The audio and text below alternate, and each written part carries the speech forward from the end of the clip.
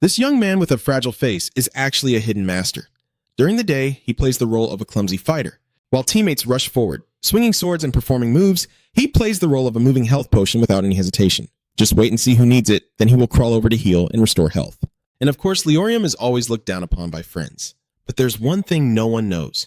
Besides this weak account, he secretly keeps a secondary account with the revenge profession 100 times more powerful than the main one. Only after his friends leave does Leorium log in to use it. Quickly, in VIP Pro Max form, he found a group of players exploring a high-level dungeon. Just as the script always goes, there's no real fight here. A few young men couldn't even draw their swords before being knocked to the ground by double kin, unable to deny it. Just as the battle reached a stalemate, Leorium, shining with the aura of the protagonist, jumped in and sliced through the boss's path, leaving everyone with puzzled looks. As usual, he tried to avoid any praise or flirtation, quickly collected his rewards, and prepared to leave. Unexpectedly, this time the system screen displayed a message indicating some points.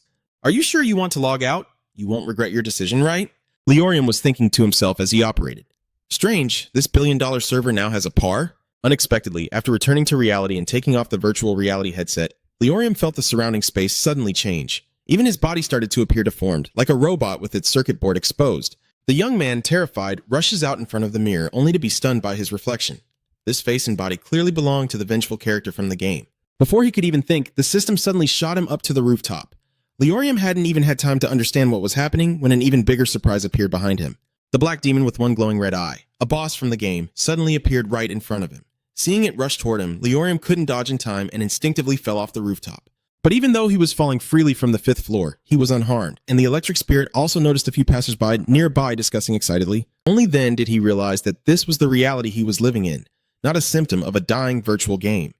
His thoughts were suddenly interrupted. The one-eyed monster chases after him again. Leorium panics, trying to warn everyone around, but strangely, no one responds no matter how loudly he screams. Looking at their expressions, Leorium suddenly realized this was indeed the real world, but no one could see him or the monster.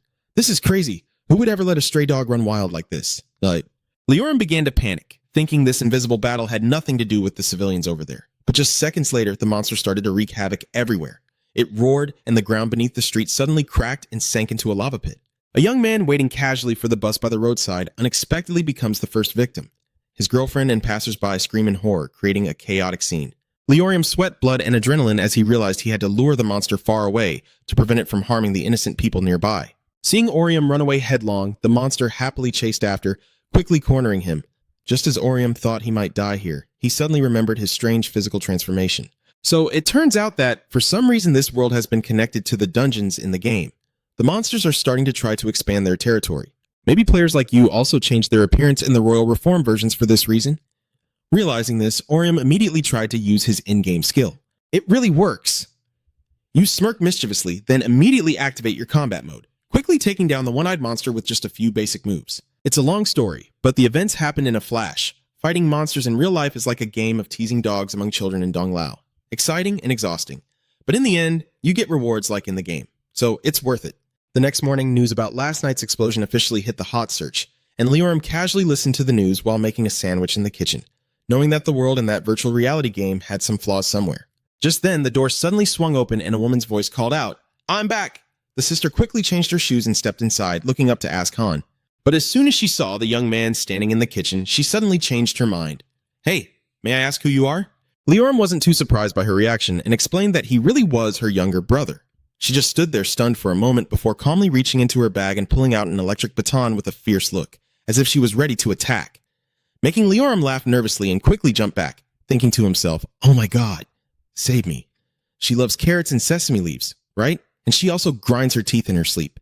Then she was taken to a matchmaking event she didn't like, went home drunk, and complained all day. "I really am Leorium, your brother." When my sister heard the young man in front of her reciting our secret stories in detail, her face turned pale as if dipped in vinegar, but she just sighed, thinking this fire starter has dug too deep. It wasn't until she heard from the person in front of her the story of her parents' death that she truly came to her senses and had to believe that the young man was indeed her brother Leorium, because that was a secret only the two of them knew. The sister quickly put down the electric baton, approached her worriedly, and asked Han. Seeing the wounds all over her brother's body, she took out her phone to call an ambulance but was stopped by Leorium. There's no doctor who would believe that playing games for over 180 minutes can turn you into your in-game avatar. It's better to just keep it a secret than try to explain it in detail. Of course, teachers and friends will also be a big problem, But seeing Orium's determined attitude, the sister, looking as uncomfortable as if she had constipation, reluctantly nodded. To help Orium blend into society quickly with this appearance, the next step is to go to school and explain everything to the teachers. The sister orders Orium to move quickly, but he just stands there blankly, thinking she's overreacting and that he can handle everything on his own. Hey, Orium, are you going to shut up and go with your sister, or do you want a shot to the nose? Seeing your sister's eyebrows furrow like they're about to stick together, Orium's spine tingled, and he quickly nodded and hurriedly followed. A few idle guys are now gathering at the scene from yesterday to livestream. The brown-haired girl stands by the roadside, watching the newsfeed and muttering to herself whether she should go check out the gossip a bit. Her name is Kim Sewell, dressed simply but with an extraordinary aura. Also a student at the school Orium is attending. The school corridor is quite empty right now, despite her friend next to her chattering away. Kim Sewell gave a slight glance and saw the Lie sisters from afar, looking at the young man in front of them as if he were a masterpiece of excellence, both students with wide eyes. Only Kim Sewell felt a strange sense of confusion as if she had met this young man before. Over here, the Lie sisters had already arrived in front of the dean's office. Although my sister kept reassuring me that everything was fine, I didn't know what to say once I got back to the room. Who would believe that I woke up and Isay was still there? Aren't you afraid of being dragged away to be a test subject? Thinking of this, Orium hesitated for a moment, suddenly decided to leave, and quickly made an excuse to run to the bathroom. He pulls out the mysterious box he just got from last night's battle from his pocket and calmly uses it to activate his skill. A notification sounds in his ear as his alluring eyes reveal that the mind control skill has been activated. Is luck better than skill? What skill? Just hearing the name already commands respect, and arriving at the perfect moment, it's absolutely unbeatable for convincing others. As Orium predicted, at first the head teacher was extremely suspicious about the drastic change in your appearance, to the point of not recognizing you. Even with his sister, the nurse, standing up for him and explaining everything, he just scratched his head and refused to understand. With no other options, the main character resorted to his last trick. The only difference is that he didn't directly influence the homeroom teacher, but decided to brainwash the vice principal holding a coffee cup nearby. Orium thought to himself, if he could turn the vice principal into an ally, it would be like killing 10 birds with one stone. As expected, with just a few blinks, the vice principal's eyes sparkled like a heart, and his whole body jolted as if struck by lightning. He instinctively walked over to the head teacher's side and began to pour out his feelings with all his might. Why don't we trust Orium just this once? Whether he's handsome or not, he's still a student. Is appearance really that important? The homeroom teacher was scolded badly and nodded blankly like a chicken pecking at grain. Everyone stood there listening to him curse more than a stepmother, while Orium silently cursed in his mind. Maybe I gave the teacher too much medicine with that dose, the vice principal explained loudly. In a time when dogs could even fly to the moon, changing a little appearance is nothing. Saying that, he boldly dragged everyone to Orium's class, planning to personally enlighten them so they wouldn't discriminate against him anymore. Standing in front of dozens of helpless faces, the vice principal spoke to himself while tears welled up, leaving everyone stunned and too afraid to object. The somewhat clumsy intervention seemed to have resolved the immediate issue. Orium casually walks to his seat. Faced with a barrage of questions from friends, he only responds vaguely out of politeness. No one really knows, maybe it's some strange syndrome like that. But everyone is still very curious, as if they have no intention of letting it go. Orium outwardly helpless, inwardly cursing, I knew it. When the vice principal talks like that, who would believe him? It wasn't until a girl sitting next to him spoke up, saying she had also heard of such a syndrome, that Orium finally felt relief. It turned out Kim Sewell, who was in the same class as him, couldn't bear to see him suffer and jumped in to help. Kim Sewell is not only beautiful, but also the daughter of a pharmaceutical company director and incredibly calm. Every word she speaks carries weight. Orium shyly thanks her and even lends her his earphones, boosting his affection for her several times over. Everything seemed to be going smoothly, but the bullies in the class didn't think so. Orium subtly glanced at the leader of the bullies sitting not far away, only to see him glance back and smile with a knowing look. Just when you think you've stepped into a new role, truly different from yesterday, and will be treated like an ordinary student, you end up face to face with the Yu Hyung gang after class. Even though you've changed your appearance, standing in front of those three bullies, Orium still trembles uncontrollably, unable to move at all. Seeing you like that, they get even more furious. Orium, did you take muscle-enhancing drugs? But then, adding a little fat to my body won't make my hand hurt anymore. Saying that, he rushed forward and immediately used a deadly move to lock Orium's neck. The curse words echoed loudly in his ears. Orium gritted his teeth, almost unable to breathe. Clearly, just a few minutes before class ended, I still felt excited about my new body and was invited by my two friends to go out and blow off some steam. But their message shattered everything. Are they just calling me out here to play this little game? The more I think about it, the angrier I get. Angrier at them and at myself, as if I see my past self standing aside, glaring at me with eyes full of resentment. Isn't it because you were too weak to fight back? You're not a tiger anymore, so why are you afraid of those little mosquitoes? Orium was scolded so harshly by that other personality that he couldn't even wipe his face. At the same time, his skill suddenly activated, making him furious, and he ruthlessly struck the bully, holding him down in front of the stunned eyes of the two old men. Surprised by the sudden resistance, the bully Seong Hwan was furious, standing up unsteadily and cursing with the most rude words. Orium, now recovered, was trembling and couldn't believe he had achieved such a feat, but out of his usual fear of trouble and not wanting to fight further, he instinctively turned and ran away. At this moment, Kim Sewell and her best friend are standing at a corner waiting for the red light. Sewell fiddles with the earphone Orium lent her, quietly pondering something, and unexpectedly, when she looks up, she sees Leorium running desperately across the street. Leorium didn't look back and ran straight into a quiet alley, feeling as if a giant mouth was waiting behind to swallow him. The bullies had caught up, and before he could even speak to explain, Seong Hwan kicked him right in the face. He glared at his prey from head to toe, then started moving his limbs before launching into a brutal attack on Orion.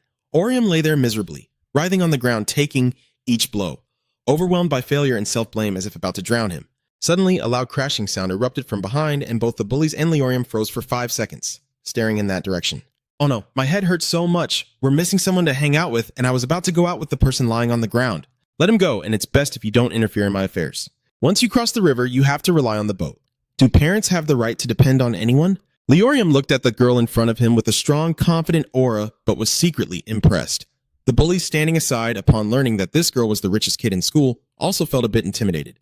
Only Seong Hwan still acts the same. He grits his teeth and yells in Kim Sho's face. You think you're untouchable just because you're rich? Want me to beat you to a pulp like that junkie over there? Kim So looked at him with disgust. Sorry, but could you step back 5 paces?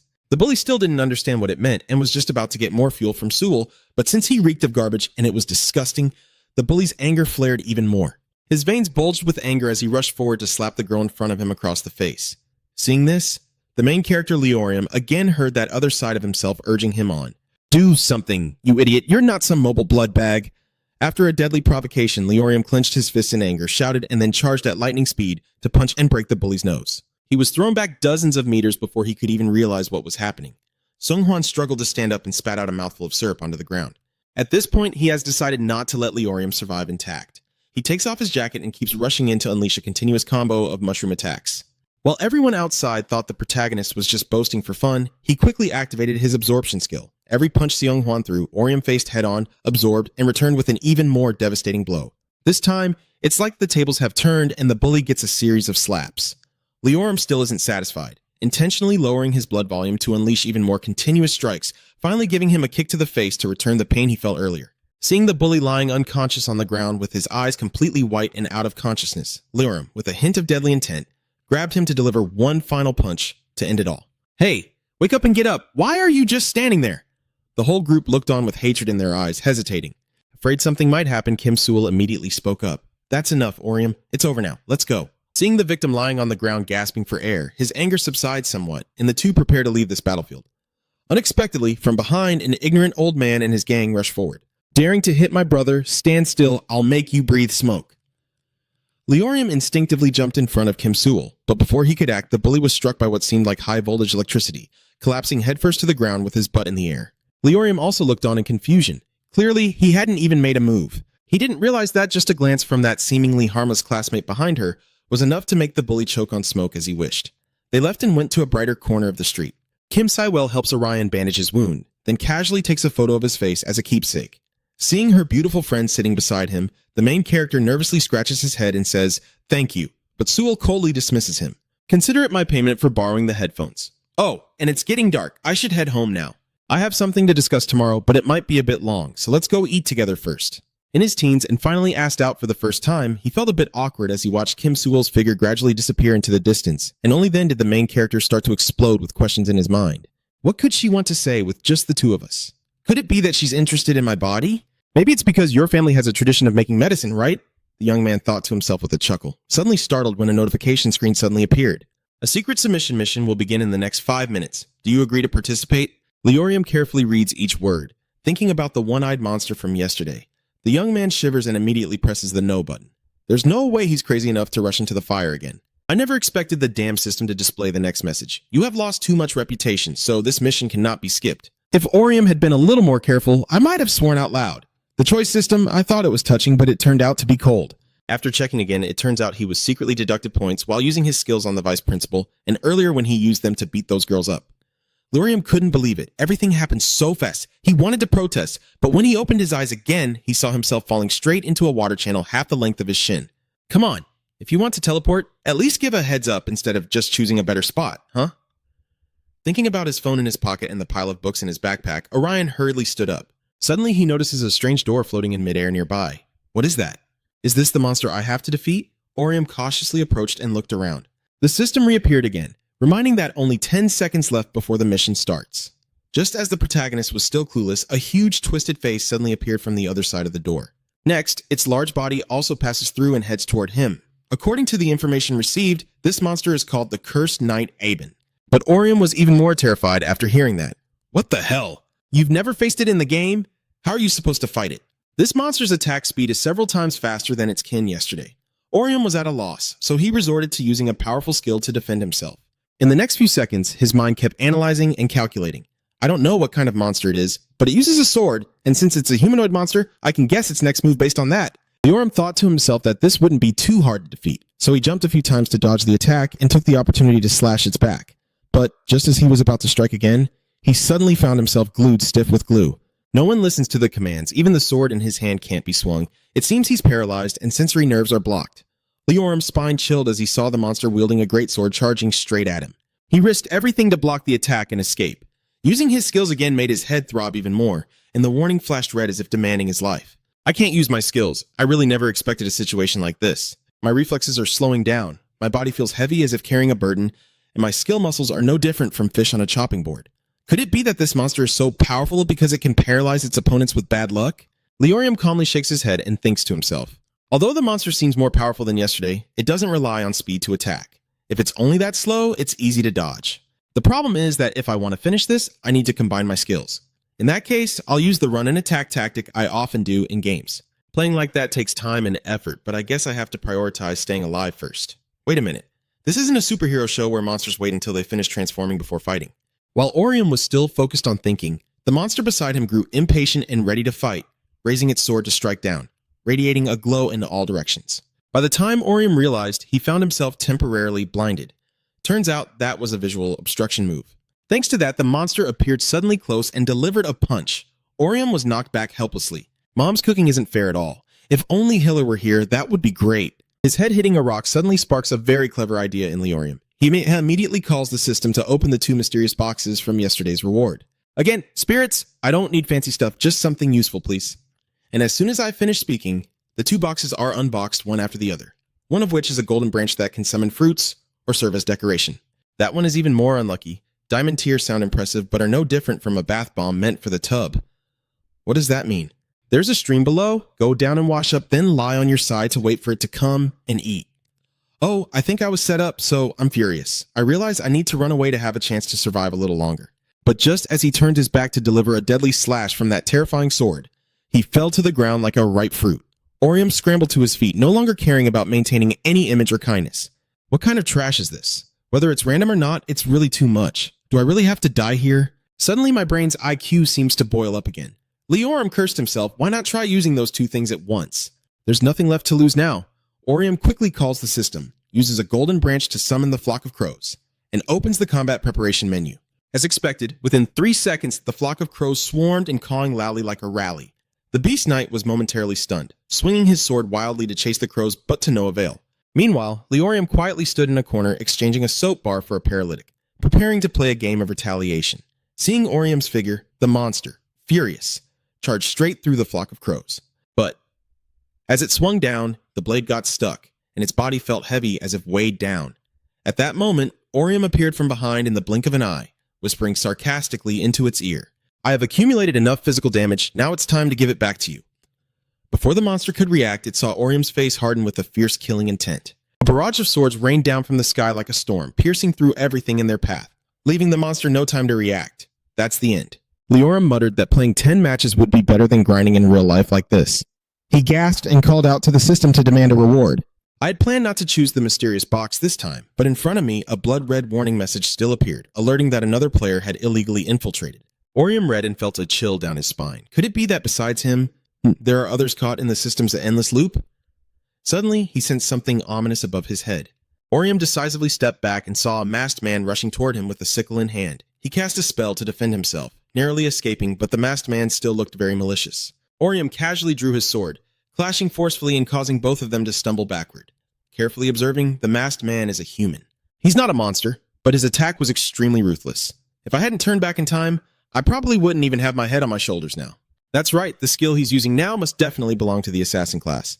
Orium, having analyzed this, saw the guy charging forward aggressively. Orium couldn't take it anymore and shouted in frustration, "What are you doing? Why are you attacking me?" Instead, I only saw a cold gaze and a voice that sounded like a call from hell. I don't know anymore. I've never thought I needed a reason to hunt in the game. You, I promise you, he's really gone crazy. His attacks are just as fierce. Orion was slashed sharply on the shoulder by the scythe.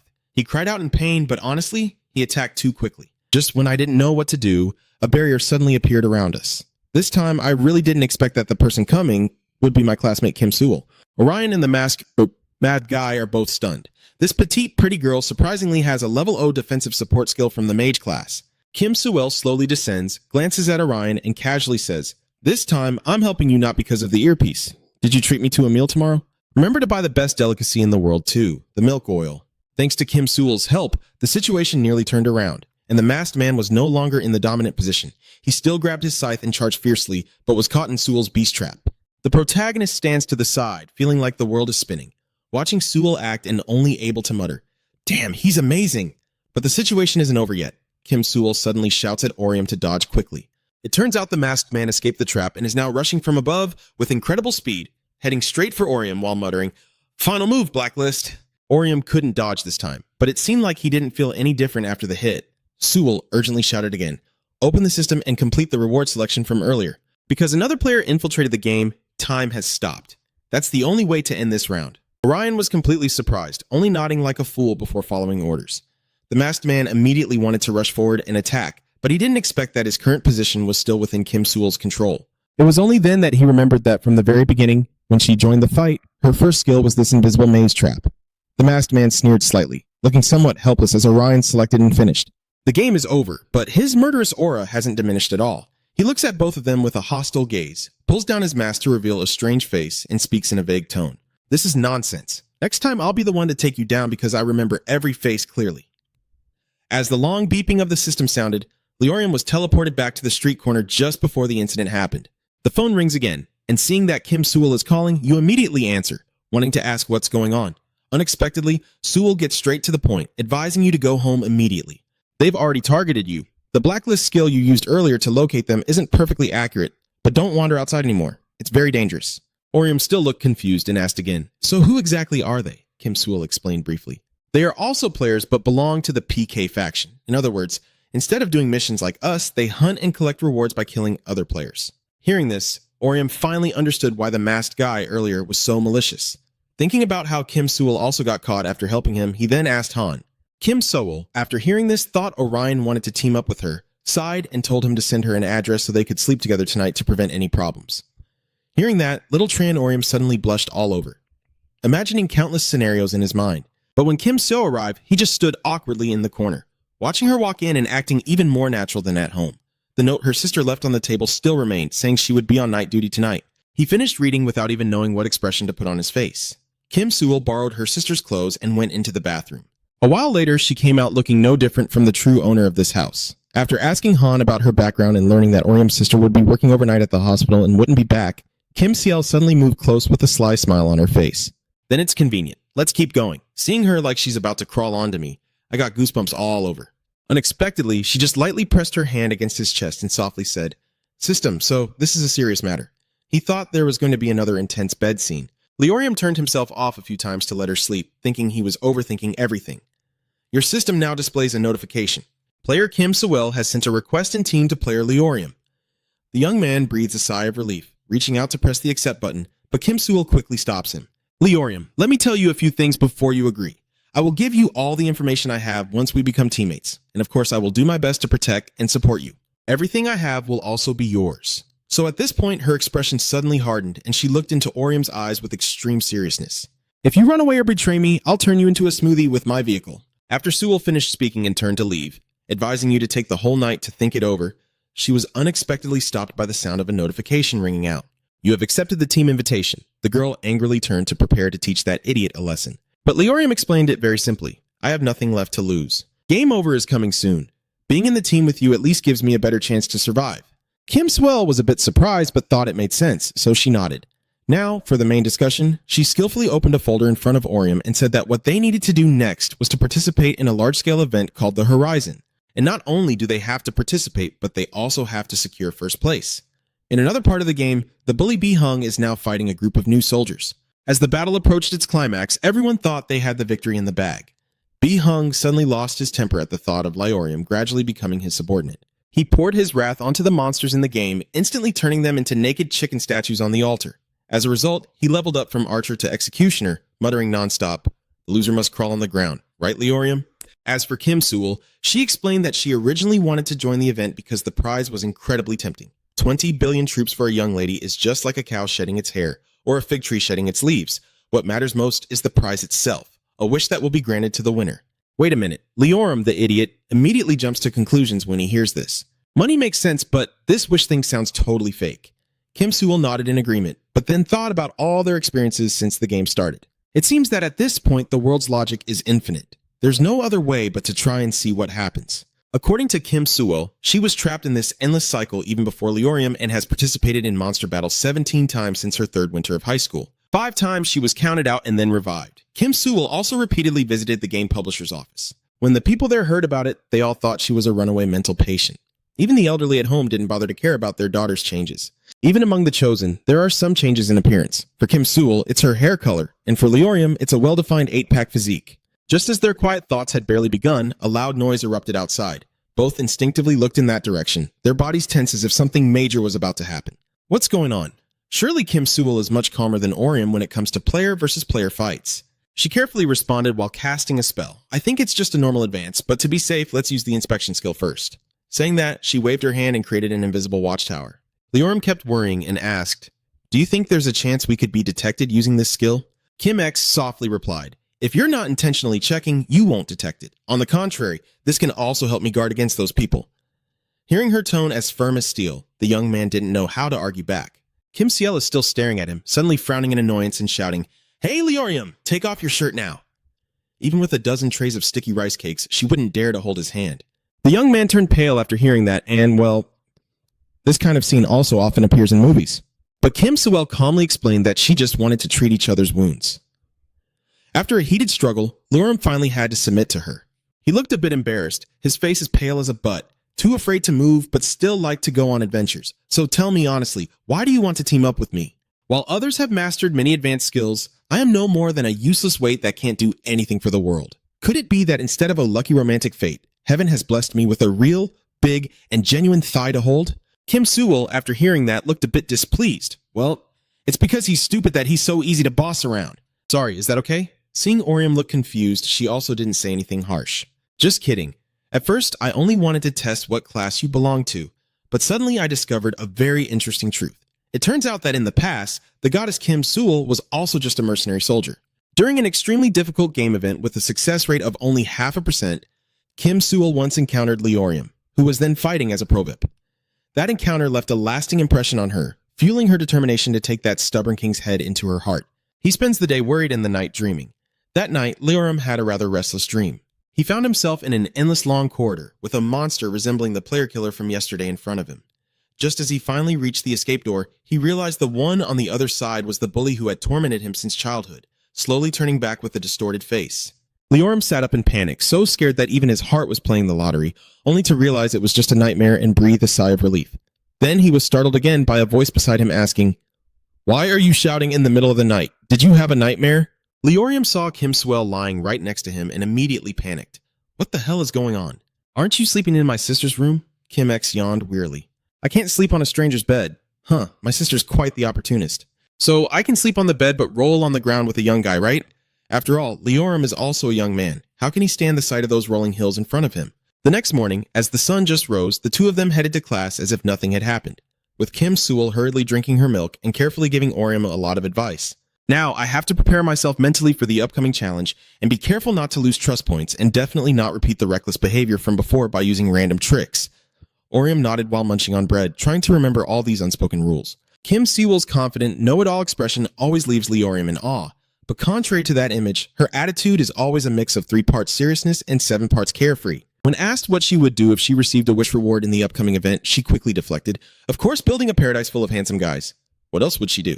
Both of them chat and laugh, unaware that they have fallen into the sights of a few eyes from afar. In a parked car on the side of the road, there is also a pair of players. Looking at the uniforms Leorium and Kim Sewell are wearing, it's obvious they're just students. The man in the driver's seat looks dismissive, but is cut off by the woman with white hair. She thinks that eliminating both of them now wouldn't bring any benefit, especially since the two of them have a profession that this side's heart doesn't possess, so she has to consider recruiting instead. Age doesn't matter, as long as the skills are good enough. Another boring day comes to an end. After school, Leorium was just strolling and thinking about what to do next when 2 strangers suddenly rushed out and blocked the way. One kid with a face full of bandages trying to look cool, along with a yellow-haired boy in gray wearing a black mask, clearly not part of the gang, both from the streets, rushed at Leorium and dragged him to an abandoned warehouse. Those guys on standby here don't look much better.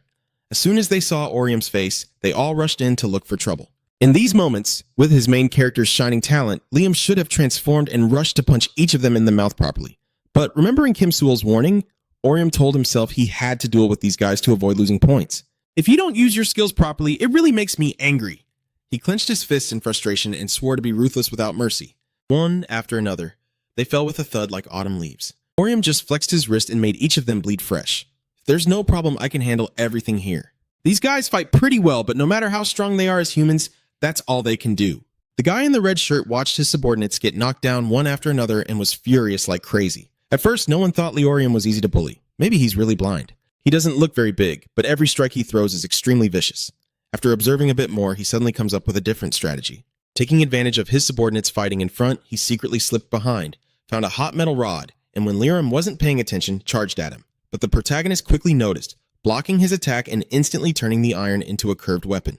His fate was to take a deadly blow to the face, then lie on the ground shouting and throwing a tantrum at Leor. After hitting him a few more times until neither of them had any strength left, Leor finally picked up his bag and left. On the way home, he suddenly saw his sister coming out of the supermarket. Seeing Orion in disheveled clothes and covered in sweat, his sister was terrified and immediately asked what had happened. "It's nothing really. A few close friends, even though you went to play football, the truth is, he didn't get tired from fooling around with those guys, but because he was afraid you'd catch him, so he tried to run home as fast as he could." To divert her sister's attention, the young man quickly rushed to help carry the bags, feeling excited about the grilled meat tonight. Seeing Leorium's expression, his sister could only smile awkwardly. Her face changed, but her childish personality remained unmistakable. In the end, my sister happily concluded with a question. "Even when you grow up, you're still my little sister. That's right, last night you brought a girl home, didn't you?" The young man almost exploded with anger when he heard that. Who would have thought that just a few strands of Kim Sewell's brown hair wouldn't escape his sharp-eyed sister when she caught sight of it? That woman really is too dangerous. Knowing I couldn't argue even with my mouth, Orium shyly nodded and promised to introduce that friend to her sister soon. After a fight with Orium, the girls were all sore and exhausted, but the guy in the red shirt was especially bitter and immediately called his ally, B. Hung, the ringleader of the Bullies, to tattle. The next day, as usual, as soon as class ended, Kim Sewell called out to Liam. The girls sitting nearby, seeing how close they were, wanted to go home together, but Kim Sewell gently declined. "We're not going out to play. We'll explain everything to you after we're done, okay?" Everyone was very surprised because, after all, Kim Sewell was considered a goddess, and now standing beside Leorium was like a flower in a trash heap. There were even rumors that the two of them were secretly dating to fool the school authorities. As expected, this is also Kim Sewell's thought. After pulling Leorium aside, she directly proposed. "Do you think we should start dating now?" The young man couldn't keep his composure and even spat out his milk. According to Kim Sewell, for everyone around them not to pay too much attention, their relationship has to be like that. Leorium, a straight guy, was the first to be approached by a girl, almost to the point of fainting. Luckily, he also managed to keep a bit of his last dignity and responded solemnly. "Let me think about it a bit more." Kim X chuckled, but as soon as he heard the announcement, he quickly regained his serious demeanor like an old lady. Tonight, they are assigned by the system to participate in a duo mission. At the scheduled time, both of them quickly found the tallest building in the area and climbed to the rooftop to observe their surroundings. "What is that? You really don't know? Isn't it true that all monsters come from there?" At this point, Leorium suddenly felt uneasy. His understanding of this game was still too limited, and it seemed he couldn't afford to be complacent. At this moment, a notification suddenly appeared on the screen, reminding them that the mission would start in just 1 minute. Orium tried to suppress his panic and saw Kim Sewell had already started preparing her gear and sent it over. Of course, those items are very expensive, and tomorrow she wants to be paid fairly with bread and strawberry milk. The countdown suddenly beeps loudly, and all they see is a giant shadow streaking past overhead at lightning speed. This time, the creature they face is a famous wolf monster known for its extremely fast movements. It is said that this species is quite gentle and won't bite unless provoked. But its speed is the most formidable thing, making this mission 100 times more difficult. Leorium squinted to observe and suddenly shouted, "Alright, let's set the trap. One person will dig the trap and another will lure the dog inside." Kim Sewell initially hesitated, but suddenly realized she was now at a disadvantage against him. He was extremely confident, and before she could say anything else, he grabbed his sword and charged after the wolf like an arrow. It must also be said that this monster was quite dull-witted, with only agility, and overall not too difficult to defeat. Just as Leorium thought everything was going smoothly, a figure suddenly flashed past from behind, changing everything. It turns out that besides their team, there are other players participating in this mission. The girl who just brushed past Orium with incredible speed seems to be trying to steal the spotlight. She quickly closed in, drawing her sword to strike 2 swift blows that left the monster deeply traumatized. Not stopping there, her teammate right in front of her skillfully jumped in to block the path, ready to deliver the final blow and end tonight's ordeal. But just then, Leorium couldn't stand it and jumped into the fight with his sword, instantly turning the tide of the battle. While they were still stunned, the young man managed to strike the monster's head with his sword. But unfortunately, his strength wasn't enough, only causing a superficial physical injury like a scratch. The players on the side finally freaked out. Sure, it's a team mission and a competition, but barging in to steal the loot like that is unacceptable. Especially the pink-shirted girl reacted very fiercely, constantly scolding the main character as if he were nothing. Leorium gave her a look that was 3 parts pity and 7 parts like a father. Well, I guess I've really been bothering everyone. But sorry about that. I'll be more considerate next time. As soon as he finished speaking, he didn't even bother to look and hurriedly rushed away. The girl in the pink dress was so angry she wanted to tear her inner shirt, while the older brother teammate beside her remained calmer. He's right. This is a competition. Defeating the monster is just one way to hinder opponents. And then he smirked eerily and cast a spell directly at Orium. The young man almost hit his head on the fence he just created to destroy, feeling really annoyed. The cat criticizing the long-tailed cat. In the end, everyone plays dirty like everyone else. This fence can only be affected from the outside, but too bad for that guy because he doesn't know I'm the author's favorite, and I quickly found the right skill to break free. But then came an even bigger surprise. Orium quickly caught up with the other team and found them in a state of panic. It turns out this monster isn't as easy to deal with as they thought. Besides moving at lightning speed, it has now been upgraded with teleportation, something that doesn't exist in the game. The first victim is the young man from the other team. The bites tore into his flesh, making him scream in pain. The girl in pink saw her teammate in trouble and rushed forward, but in the blink of an eye, he was gone. This tense situation is beyond Orium's expectations. I'm afraid that hybrid will cause more trouble. Leorium took the opportunity when the pink-shirted sister couldn't hold on and personally charged in to destroy. I thought I was about to meet my end, but unexpectedly I was saved at the last moment. The sister looks a bit confused. What's going on? Why did you save me? Weren't I supposed to promise to be more compassionate next time? Leorium finally managed to hold back the monster for a moment, just as Kim Sewell's message arrived to remind him that her trap was ready. Taking this opportunity, he proposed a condition to the other team. I will give you this potion, and in exchange, support me. Is that okay? That cheap stuff can be bought with just a little money, right? Why should we agree to do this for you? I didn't expect her to be struck down before she even finished speaking. The teammate on one side starts coughing up blood, showing signs of being ready to sell salt soon. Well, better a piece when hungry than a bag when full. At this point, I just hope my parents find a way to get me married and don't dream of any reward anymore. After the evaluation was done, according to Leorium's plan, the pink-shirted sister hid on the roof to pretend to be bait. Instead of attacking relentlessly like before, now she just feints a few times to lure it toward the corner where her teammate is waiting on the other side. The next step is to create a trap and herd it onto the chopping block. The young man who was bitten by the monster earlier is determined to fight back and blocks all escape routes. Seizing this opportunity, Leorium bravely steps forward. Obviously, the hunt won't end so easily, but to be most effective, he has no choice but to take a risk. The weakness of this monster is that although it is fast, it takes some time to recover health. Simply put, if you can withstand 2 consecutive instant teleports, you can easily defeat it. When faced with the protagonist's aura, even a wolf turns into a domestic dog. The first teleportation, it didn't suspect anything at all. But after the second one, having observed carefully and seeing Leorium standing still like a statue, the wolf suddenly threw itself in recklessly. This time, it finally achieved something. A few fang marks appeared on Orium's body. Unfortunately for it, he was only waiting for that moment. He clenched his pain and immediately unleashed a direct attack skill. The monster, struck by the blow, howled and then turned to run in pain. Just as Leorium planned, that place is the hell Kim Sewell created. While everyone else was fighting over here, she had been standing there since the afternoon. At this point, all she needed to do was wait for the fish to bite. Unexpectedly, in the middle, the pink-shirted sister turned around to chase after him, wanting to personally finish off the monster to earn some food. Leorium suddenly realized he could no longer reason with this crazy bunch, so he sighed and gathered all the resources Kim Sewell had given him before entering the fight. After a quick kick, he seemed to be possessed by Fraz. quickly crossing his legs and rushing past that girl, feeling a bit sorry but just letting it go. Anyway, compared to getting yelled at by that girl, taking the initiative to fight for it is better. When it comes to love, I lose. But in the race, I'll do my best. As expected, at the end of the path, they saw the monster caught in a trap. Kim Sewell calmly used her staff to create countless invisible chains that restrained it. See, that's how a teammate should be worth the money. With Kim Sewell's support, Leorium's sword finally landed a critical hit on the vital spot. The monster is finally dead. After everything was settled, Kim C stepped down and stood beside Leorium. She wants to ask why he had a speed-boosting item ready. Did he know something about Huyenko in advance? As it turns out, Leorium answered right on point. I'm not particularly talented or deep in thought. I just think that if I ever face danger, the only thing I can do is run as fast as I can towards you. Kim Sewell was truly moved upon hearing this. So even this blockhead can sometimes speak sweet words like that. To ease the tense atmosphere, she also didn't hesitate to praise Orium. At this moment, the system reappeared to reward them generously for their excellent performance, and the ranking leaderboard became even more surreal. What the hell? Are there still another team besides the two people earlier? Turns out the opponent had actively hidden themselves, so Orium and Kim Sewell couldn't detect them. From a tall building elsewhere, two young men are watching the match casually from the beginning.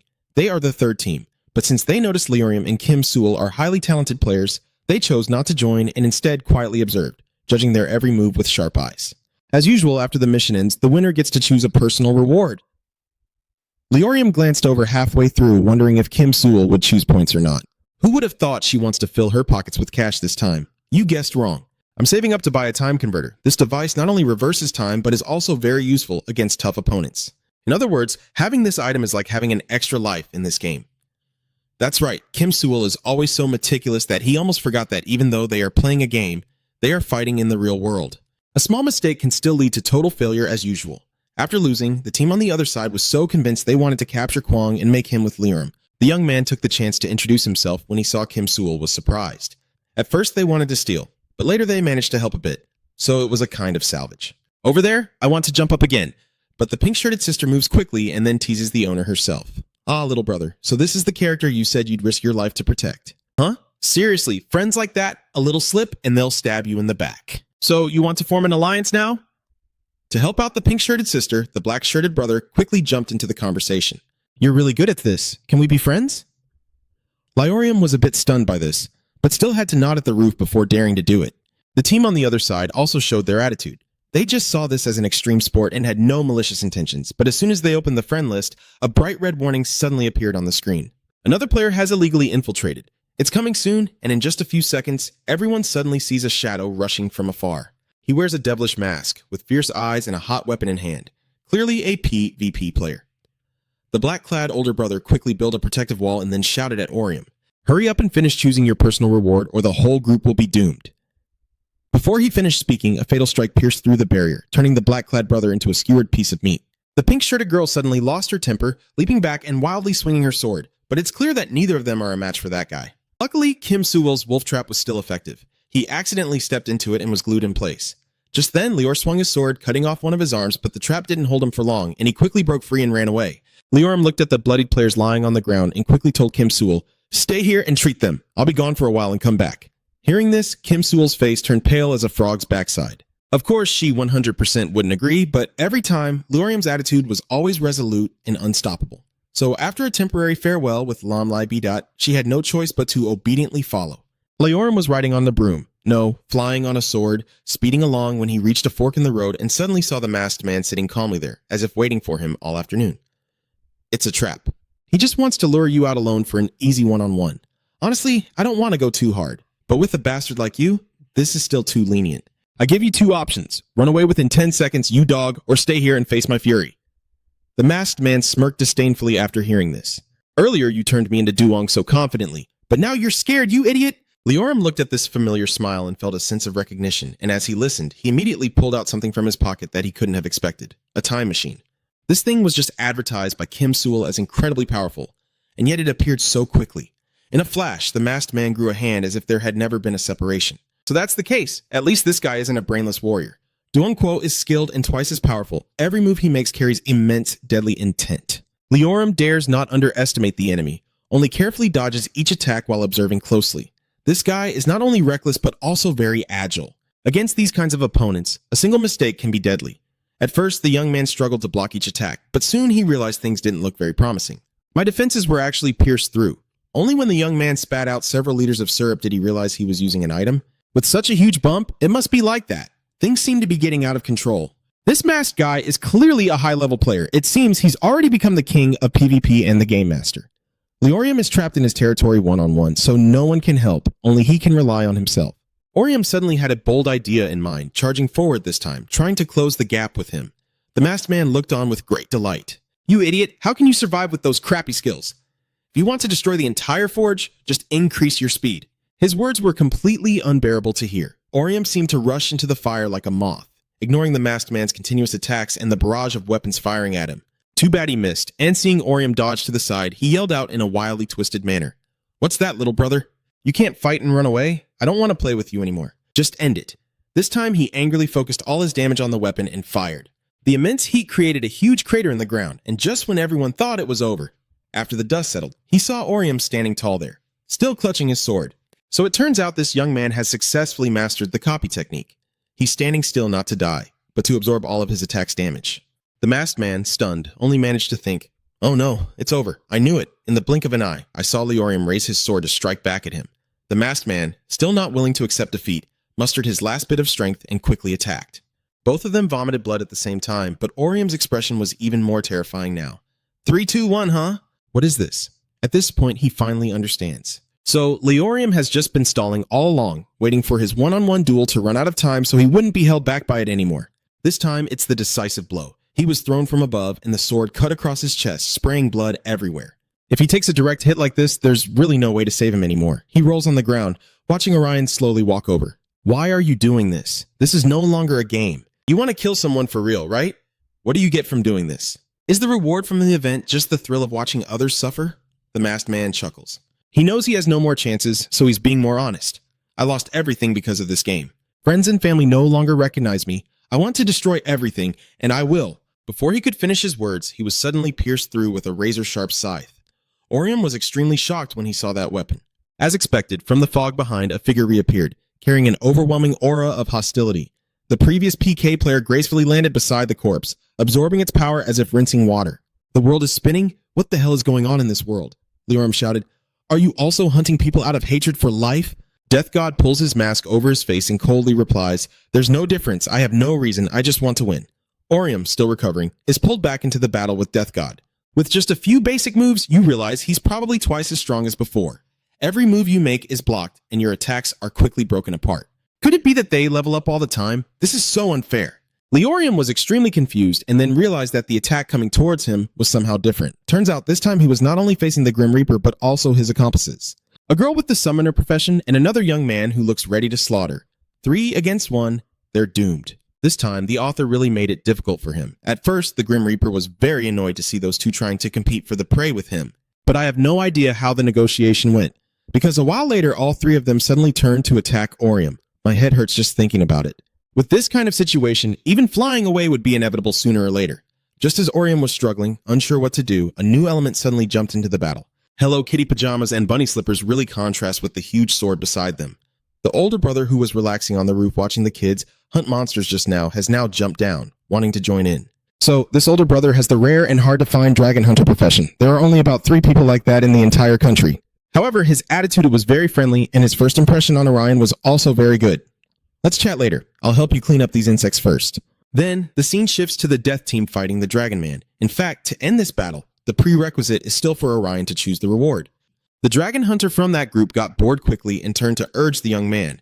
"What are you standing there for? Choose your reward quickly." Leorium was initially worried that Kim Sewell's team was still badly injured and wondered if ending the fight would affect them. Unexpectedly, a few seconds later, she also ran over. It turns out that while the dragon hunter's brother was helping Orium here, the other teammate had arrived at Kim Sewell's place to treat their wounds. They all arrived just in time to jump into the fight and land another blow on the death team. In the end, Leorium finally managed to select the reward. Before everyone logged out, Leorium hurriedly turned and asked, "Who are you guys really? Why are you helping us?" "Oh, I almost forgot. We are the GI Sun Guild. Don't worry, we'll meet again soon." The next day, based on the information they had, the GI Sun Guild was one of the top 3 guilds in the game, large with 800 members and well established for a long time. Usually the Gyai-san Society only conducts raids or battles within the game, But that doesn't mean the society Leorim encountered yesterday is the same. Horizon is facing some issues, so they might be operating differently from the game. People go crazy when they're about to lose money, just to keep everything safe. Kim Soo-el advises Leorium that it's better to keep a distance from them and observe from afar. At this moment, Bacon Hyung suddenly appeared with a fierce expression and dragged Leorium away with him. Seeing him, Kim Soo-el felt annoyed and shouted at him to stop bothering others. There's nothing to say to him about all the trouble they've caused, but Leorium just ignores the girl trying to stop her and tells her to stay put. There's nothing to fear from anyone's father. If anything happens, I'll handle it fine. So don't worry, I'll call her when I'm done. Talking endlessly until I get a sore mouth, Bi-hung suggests convincing the lawyer at his father's company to make Seung-won's family give up so everything can go smoothly until the verdict is made. To make everything disappear quietly, Leorium just needs to go to Seung-onin's place now and kneel down to apologize. With that flag, sorry about that. I thought Leorium would be scared and cower like always, but you're mistaken. Now you are a different version, a better version than Leorium was yesterday, so there's no need to apologize to any of their fathers. Tell him he can come here and sue me. I even like to apologize to Kim Seung-onin, even if it's just one word. Moreover, he not only tormented me, but also beat Kim Soo-el, who is helping me. I can overlook everything, but this I cannot. I can bear it alone, but I won't forgive anyone who harms others because of me. So tell it that if it wants to sue me, just do it. I won't come back no matter what I say to Bi-hyung. The kid breathes a sigh of relief, picks up his bag, and turns to leave. But the tree wants to stay silent, yet the wind keeps blowing, and that guy still refuses to give up. He uses Leorium's sister to threaten. If the police get involved, your sister will find out that you were bullied before. Even though she's an orphan, she always wants her brother to have a decent life. But it turns out he is the one being isolated. Facing this heartbreaking truth, even a strong person would completely break down. Leorium angrily grabbed his collar as his father asked why he knew everything about his family situation, but hadn't done anything until now. Why are you just standing there watching? He could stop anyone from bullying you. In the end, he's just like those people. After all, they used to be friends when we were both skinny dipping in the rain. Friends like you are just hiding behind each other, stabbing each other in the back. Pathetic, huh? Hung laughed eerily and replied, I never considered you a friend, even once. Think about it, how could someone like you be my friend? I have many things, but you don't even have parents. We are on different levels. Don't get the wrong idea, I only mess around with you because I'm bored. Oh, and Kim Soo-el probably thinks the same because she has everything and has had a silver spoon her whole life. Leorium is hurt. Leorium falls down. Those words from Bi-hung just now felt like a sharp stab in my heart. Is there anything worse than a close friend betraying you? The emotions are hard to describe. Leorium's eyes changed to an unusual color. You swung your fist at Bi-hung a few times and gave him a taste of your anger, cutting off this damn relationship for good. Before leaving, Leorium left a few words of warning for his best friend. Everyone take care. I will take revenge at any cost. Someday I will look down on you from a higher level. Just as I was calmly returning with my tangled thoughts, suddenly Kim Soo-el appeared out of nowhere, pointing his hand at the back of my neck like he was about to shoot, making me panic, thinking he was some crazy woman. The girl asked out of curiosity about your relationship with Bi-hung and admitted that she followed you because she was worried and saw some not-so-good scenes. Leorium said that they went to the same high school and middle school when they were young. They were almost like soulmates, hanging out together almost every day after school during high school. But everything changed when they reached the third year. After Bi-hung started hanging out with well-known friends, the cracks in their relationship began to show. First, he took you to hang out with those friends. In the end, it turned out like this. Kim Soo-el felt sympathy and comforted him, telling him not to overthink it. The shy girl fiddled with her hair and asked Leorium if he was free tonight to come over for noodles. For the first time, the girl took the initiative, and Leorium froze, unable to believe it. He shouted, I can't keep up with this conversation. To break the awkwardness, Kim Soo-el said she's helping with an investigation about the lawsuit, so why don't you come to my place? They need to sit together and resolve this, and that is their mission. At the same time, somewhere else, the guy who used to play PK characters and hunt Leorium for fun is heading with his friends to meet the leader of the Chaos Gang. Just after meeting and before even having a sip of tea, Han Huyen, the Grim Reaper, drew his weapon to threaten the leader and asked what he meant by calling him. If he didn't speak, he would end this alliance and send him back to his ancestors first. There's no need to rush. The leader still calmly enjoys his tea and then starts rambling nonsense. For his reckless attack without thinking, like a classic villain of P, the boss directly revealed his dark past, Hong Ki-ho, the murderer from Class 3, Grade 52 at Ong 52 High School. Haha, I really like you, you even have a dark past. Truly a classic villain. When your background is exposed, Hong Ki-ho angrily rushes in to deal with the opponent. But he was no match for the other guy. A single knee strike made him freeze in place, unable to move. Without wasting more words, they then proceeded with the exchange. The reward being a secret door opening, a power to surpass the system, a pretty valuable gift. Leorium and Kim Soo-el, after returning home, immediately shook hands and started cooking noodles as promised. Leorium was quite curious about her background. A girl living peacefully in such a grand house would willingly get involved in this dangerous game.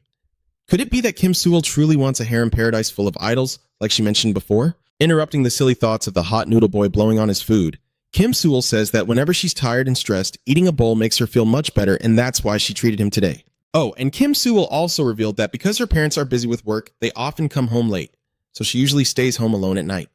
The housekeeper also comes to help, but not like in those wealthy movies where they sit and wait with their fingers ready to feed them. She said that although she was born with a silver spoon and lives more comfortably than many, she is not the type to do whatever she wants to others just because she has money and she has never seen you as a toy to play with. Leorium now understood why the strong woman suddenly treated him so well today. It turns out what Bi-hung said made him think. To comfort her, he said something sensible and ended with a joke about how he looks pretty good in an apron, which made her blush all over and gave the kid a good slap. Meanwhile, Bak Oo-hyung, after getting beaten up, calmly went back home as usual. However, waiting for him was not peace, but the boss in the oversized vest waiting at the door to see how his son would live alone. He approached and warned his son not to embarrass himself or bow his head to anyone. If you're a son of the elite, you have to live right. Since it's only the first semester of your first year, if you want to transfer schools, just tell me. He'll find a better school or go study abroad, instead of messing around in that cramped and shameful public school, for no reason after just being scolded without knowing why. Bung angrily logs into the game to vent his frustration, but gets even more furious when one of them tries to assassinate him. Even though he knew that dealing with another player would turn them into a PK and result in a penalty, Bi-hung still mercilessly eliminated him for daring to mess with him. He clenched his teeth in frustration as he thought of Leorium. Why do these bastards keep popping up? So annoying. I'm angry right now. Just finished off one guy and another shows up. Bi-hung confidently pointed his arrow at the opponent. Sam, what are you planning? Do you also want to leave like the assassin earlier? That guy wasn't afraid at all and even seemed very excited. He said that Dwangmat's words were an attempt to seduce him into becoming one with her immediately and forever. Truly perverse. Bi-hung shot directly, but the other guy disappeared immediately afterward. The teleportation magic allowed him to go wherever he wanted. Damn it, you're so hot-tempered, you shot an arrow straight at my face. After a while of meowing, he finally got to the main point, saying he's responsible for recruiting for some organization. A guild? But I'm not interested. Bi-hung outright refused without hesitation. Oh wait, that guy has no intention of giving up. He revealed an upcoming event with a prize of 20 billion and the strange phenomenon where humans transform into game characters in real life. Bi-hung suddenly remembered Leorium's unusual appearance and power and was left dumbfounded. Before leaving, he asked you to go to the Chaos Island if you're interested. If you can kill all the PKs there and reach the top of the tower, he will reveal more secrets. At least put some effort into it if you want to learn something interesting. After hearing all this, Bi-hung's mind was filled with images of Leorium, wondering if any of it could really be true. The next day, at the school gate, a new sports car appeared, making everyone passing by stop and admire. Kim Sewell was joking with Leorium, "Was that what you prepared for me?" But a poor bastard like him has no money, so of course it's not. Last night, Leorium was pretty worried about going to jail. But after hearing Kim Sewell say that he asked his cousin and just needed to prove he was harassed by some people so he wouldn't be taken away, he felt a bit more at ease. Despite acting tough, she still panics at the thought of being imprisoned. As they were joking around loudly, a purple-haired woman and a blonde man stepped out of the car, waved at them, and invited the two young men to come with them to their base. Seeing their expressions, the two young men froze for 5 seconds before turning to ask each other who they were. After a moment, they regained their composure and realized these must be members of the Gyesan Society. At that suggestion, I thought Leorium would refuse, but unexpectedly he told Kim Sewell to get in the car and go with him. She seemed a bit hesitant and asked the kid if that was okay. Leorium reassured that these people know his name in school, which means they could attack anytime they wanted, but they chose not to. That proves they just want to talk. Maybe luck will bring them more information about the horizon. Waiting for them is a member of the Gyesan Society. I thought there would be about 10 people since it's a big society, but it turns out there are only a few small fry. The purple-haired leader explained that Gyesan is indeed a big guild, but not everyone has the chance to transform, and they call the phenomenon of turning into game avatars in real life transformation, and they have learned a little about it. Although they don't fully understand how it works, they have tried to investigate by gathering opinions on the conditions that occur. What Renson knows is that you need to be a high-ranking player in the top 100 of the game. Although not all rankers in the guild are transformed, that's a common trait among those here. The purple-haired lady said there's no need for them to be surprised since they are also in the top 100. Leorium is ranked 89 and Kim Sewell is ranked 47, and the protagonist also has an impressive PO file, making him a special case who can enter the rankings solely by completing personal missions and events. Moreover, you haven't participated in any PvP conflicts, even when they are equivalent to ranked matches. After some discussion, the main goal is for Jangmo Leorium and Kim Sewell to join the guild. The guild leader offered many benefits for joining, such as sharing unknown information, covering weekly living expenses for mission activities, or healing, and especially protection from the Chaos's targeting. The place where PK players are punished and crowded together is also the nickname for those with malicious intent and actually the name of a guild of such people. Faced with this sudden invitation to join the guild, Leorim hesitated a bit. This isn't a bad thing. In fact, playing the game will become much simpler than what you've been doing so far. To get an accurate answer, Kim Suel directly asked about the rewards for the Horizon event, the 20 billion troops, and the Wish, and what would happen if they refused to join. The purple-haired lady said that the money would be split equally and the wish would be a collective desire of all members, and refusing wouldn't be a problem. But if they happen to meet during the event, it's best to stay far away, because they will win no matter what. No matter who the enemy is, Kim Suel kept pondering and couldn't decide what to do. Joining would greatly improve your chances of winning, but you would have to give up your own wish. Continuing to pursue your wish makes victory much harder. And above all, these people are all ranks within one of the top 3 guilds. They are the veterans among veterans in the game. When weighing their lives, if they want to survive, there's no other choice but to join the guild. But before she could finish thinking, Leorim confidently said he wouldn't join if the prize was shared. They need that wish. It's meaningless to give it up just to join the guild. It's better for you to participate in the event as a team with Kim Suel. Maybe they have something in common. The headmistress asked what that wish was, but when the kid finished talking, everyone burst out laughing. The wish we want is to build a dream harem empire filled with idols we love. It's an insanely awesome wish. Kim Suel angrily punches the kid repeatedly, shouting at him, "Are you crazy? How can you take what I said as a joke and believe it's real? When will you finally start to be a little smarter?" Watching the 2 kids messing around just now, Kangzan, 13 from the club, is getting so annoyed he's about to hit them. So Jai-san's job outside recruiting members is also hunting. They confront those who pose a threat to the guild and force them to quit. Unlike those chaotic killers, they only give others a beating until they lose all motivation. This will be a one-on-one match and the loser will face a penalty. The punishment is nothing more than a break from the game. If the loser refuses the penalty, it doesn't really matter. That's enough for them to gather data on that person's skills and tendencies. After all, it's just a mental break. There's no way to force them to actually rest. Therefore, Jai-san needs to completely destroy their motivation through that match. If he does so, at least in the future, those people won't act aggressively towards them. The purple-haired lady gave the 2 kids 5 seconds to decide whether to join or not, but Leorim didn't hesitate at all and refused immediately. If he loses, the kid will automatically join the guild. But if he wins, they will also face a fitting punishment, which is to join your team. It sounds adorable, and the guildmaster found this idea quite interesting. So she agreed immediately. However, this match won't be easy. She has her own plans, and since they still have the numerical advantage, they could turn hostile at any moment. So just use up your strength to fight them now. It's not too late after the battle ends. If something bad happens, the other members will immediately jump in to support. And they even have a level 1 healer right here, so there's no need to worry at all. The battle between the level 13 Spirit Master KX-Do and the Revenge Seeker level 88 Leorim has officially begun.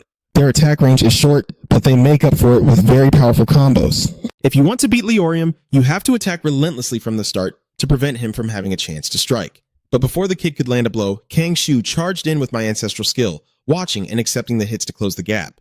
Then, Leorim kept taking hits from the opponent, being knocked back several meters. It seemed impossible to defeat a Soul Master, but the kid had also planned everything. Kang Ik-Do took a direct hit to the stomach, hearing a sharp sound. Both sides are evenly matched, neither willing to give up. Kang-Do rushes at Leorim, blocking with his hand, and they continue like that for a while until both start to tire. Leorim countered the opponent's attacks by punching him directly in the face. I never expected a revenge dummy to fight with fists.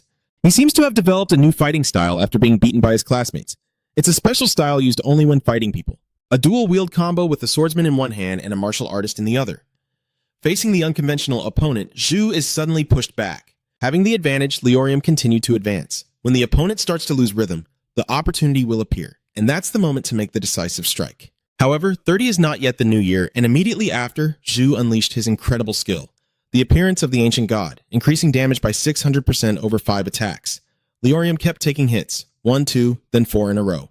Blood keeps spraying from all over his body, and only the final decisive blow will send him cold to his feet. This match will end if Leorim keeps getting beaten. You need to find a way to break the opponent's rhythm if you want to turn the tide. On the 5th strike, Shu charged straight at the opponent's face, but Leorim caught it with his own hands. You countered him with your perseverance to absorb damage. This is the ace that Leorim had prepared from the very beginning. The chance to turn X-Do's ultimate skill against him. That's why he voluntarily took the 4th hit as planned. Because at that moment, he delivered the final punch directly to your body. Now it's Leorim's turn to counter with the retaliatory move, and Shu, overwhelmed by the divine presence, was thrown straight into the wall. Finally, the battle ended with Leor emerging victorious with ease. Kim Suel happily rushed over, excitedly hugging her friend and sharing her joy. With the healing ability of the angel, everyone was immediately restored to health. Leoram then realized that his character was not broken before, but only because his teammates were useless, so he couldn't develop. Everything is settled now. It's time for the punishment. Kim Sewell, the reckless kid, suggests changing the punishment to renaming the Assasin Guild to Kim Sewell and making her and all the idiots in her team tattoo a big gothic letter G of 72 points. That weird punishment is definitely something only she could come up with. To let everyone exchange peacefully, Leoram suggested they form an alliance. Although you previously said that the loser would become the subordinate of the winner, I honestly don't want to steal anyone's gang. And since you have no intention of opposing them, forming an alliance and helping each other would be better. It's quite interesting after all, there's nothing to lose. The gang leader thought for a moment before agreeing to the handshake proposal with the kid, then exchanged contact methods to facilitate their alliance. But Kim Sewell didn't agree. It seems she's jealous now. She asked them to exchange information with her, not Leoram. The two women glared at each other with murderous intent, and it felt like their alliance was about to fall apart before it even formed. Then they scheduled a meeting for the next day to exchange the information they had learned.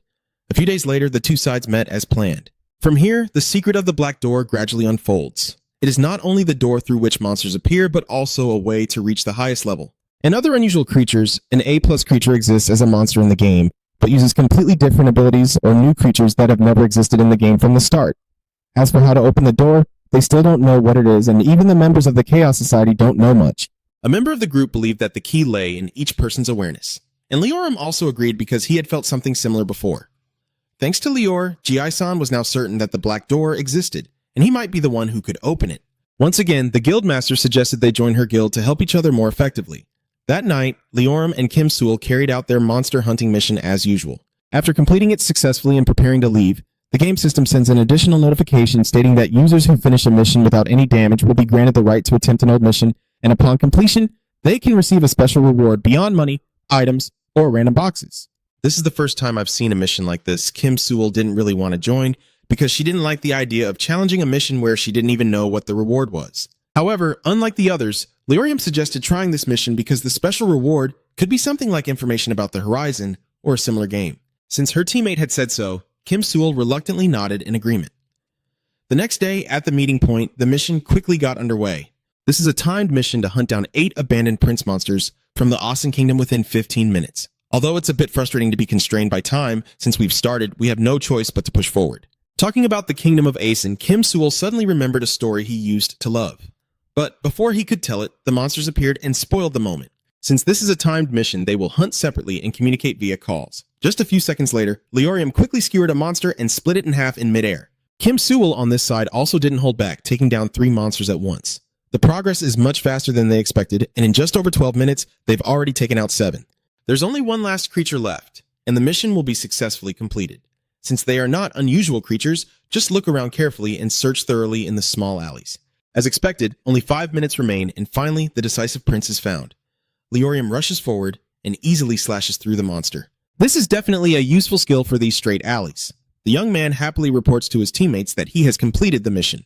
But for some reason, the timer still hasn't stopped. The system reports that the mission isn't over yet. The number of monsters they've hunted is only 7. There's still one more. Is this some kind of illusion? I clearly pierced it already. Leoram looked up and ahead, and suddenly there was a black door. The monster faced him and said that finally they had arrived. Our paradise, the Horizon, and then it all dissolved into water. Leoram suddenly realized something, so he called Kim Sewell to recount the entire story of the abandoned prince of the Assasin Kingdom.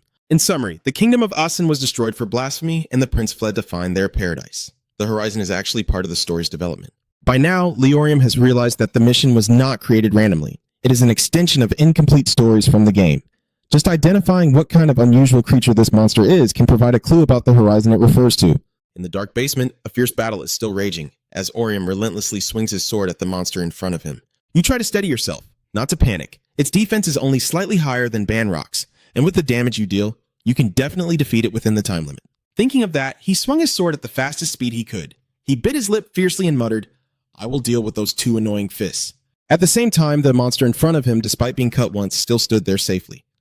Moreover, in just a moment, its arm had returned to its original state. Orium couldn't believe his eyes, but he didn't give up and swung his sword at it again. Only this time, a yellow light suddenly appeared in its mouth.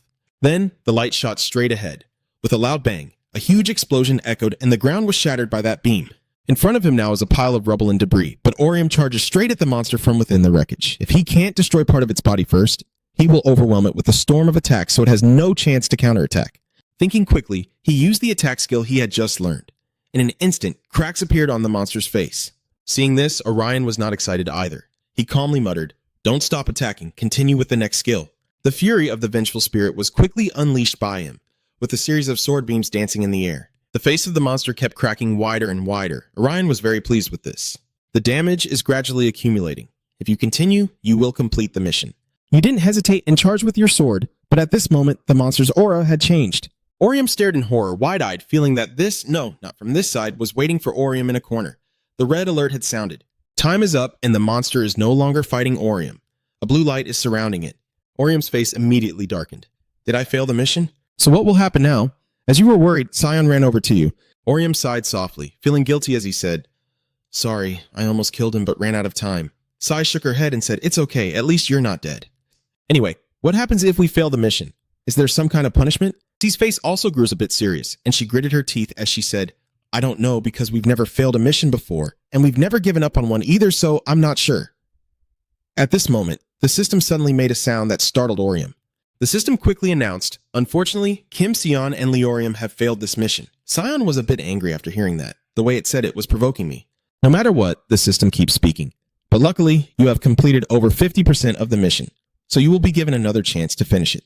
Orium glanced at Sean beside her, muttering, 3:50 in the morning? She shook her head slightly and said through clenched teeth, "It takes place in the afternoon, not the morning."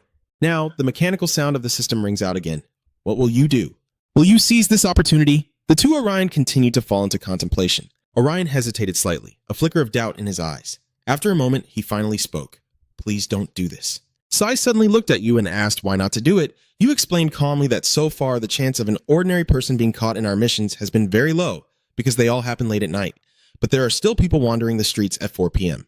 And additionally, if the mission takes place on a main street with many people, dozens or hundreds of innocent civilians could be injured or even killed. You don't think they should risk that just for the sake of a mission? Sai nervously said, "But if we only defeat the monster before that happens," she stopped herself and then gritted her teeth, saying, "No, you're right.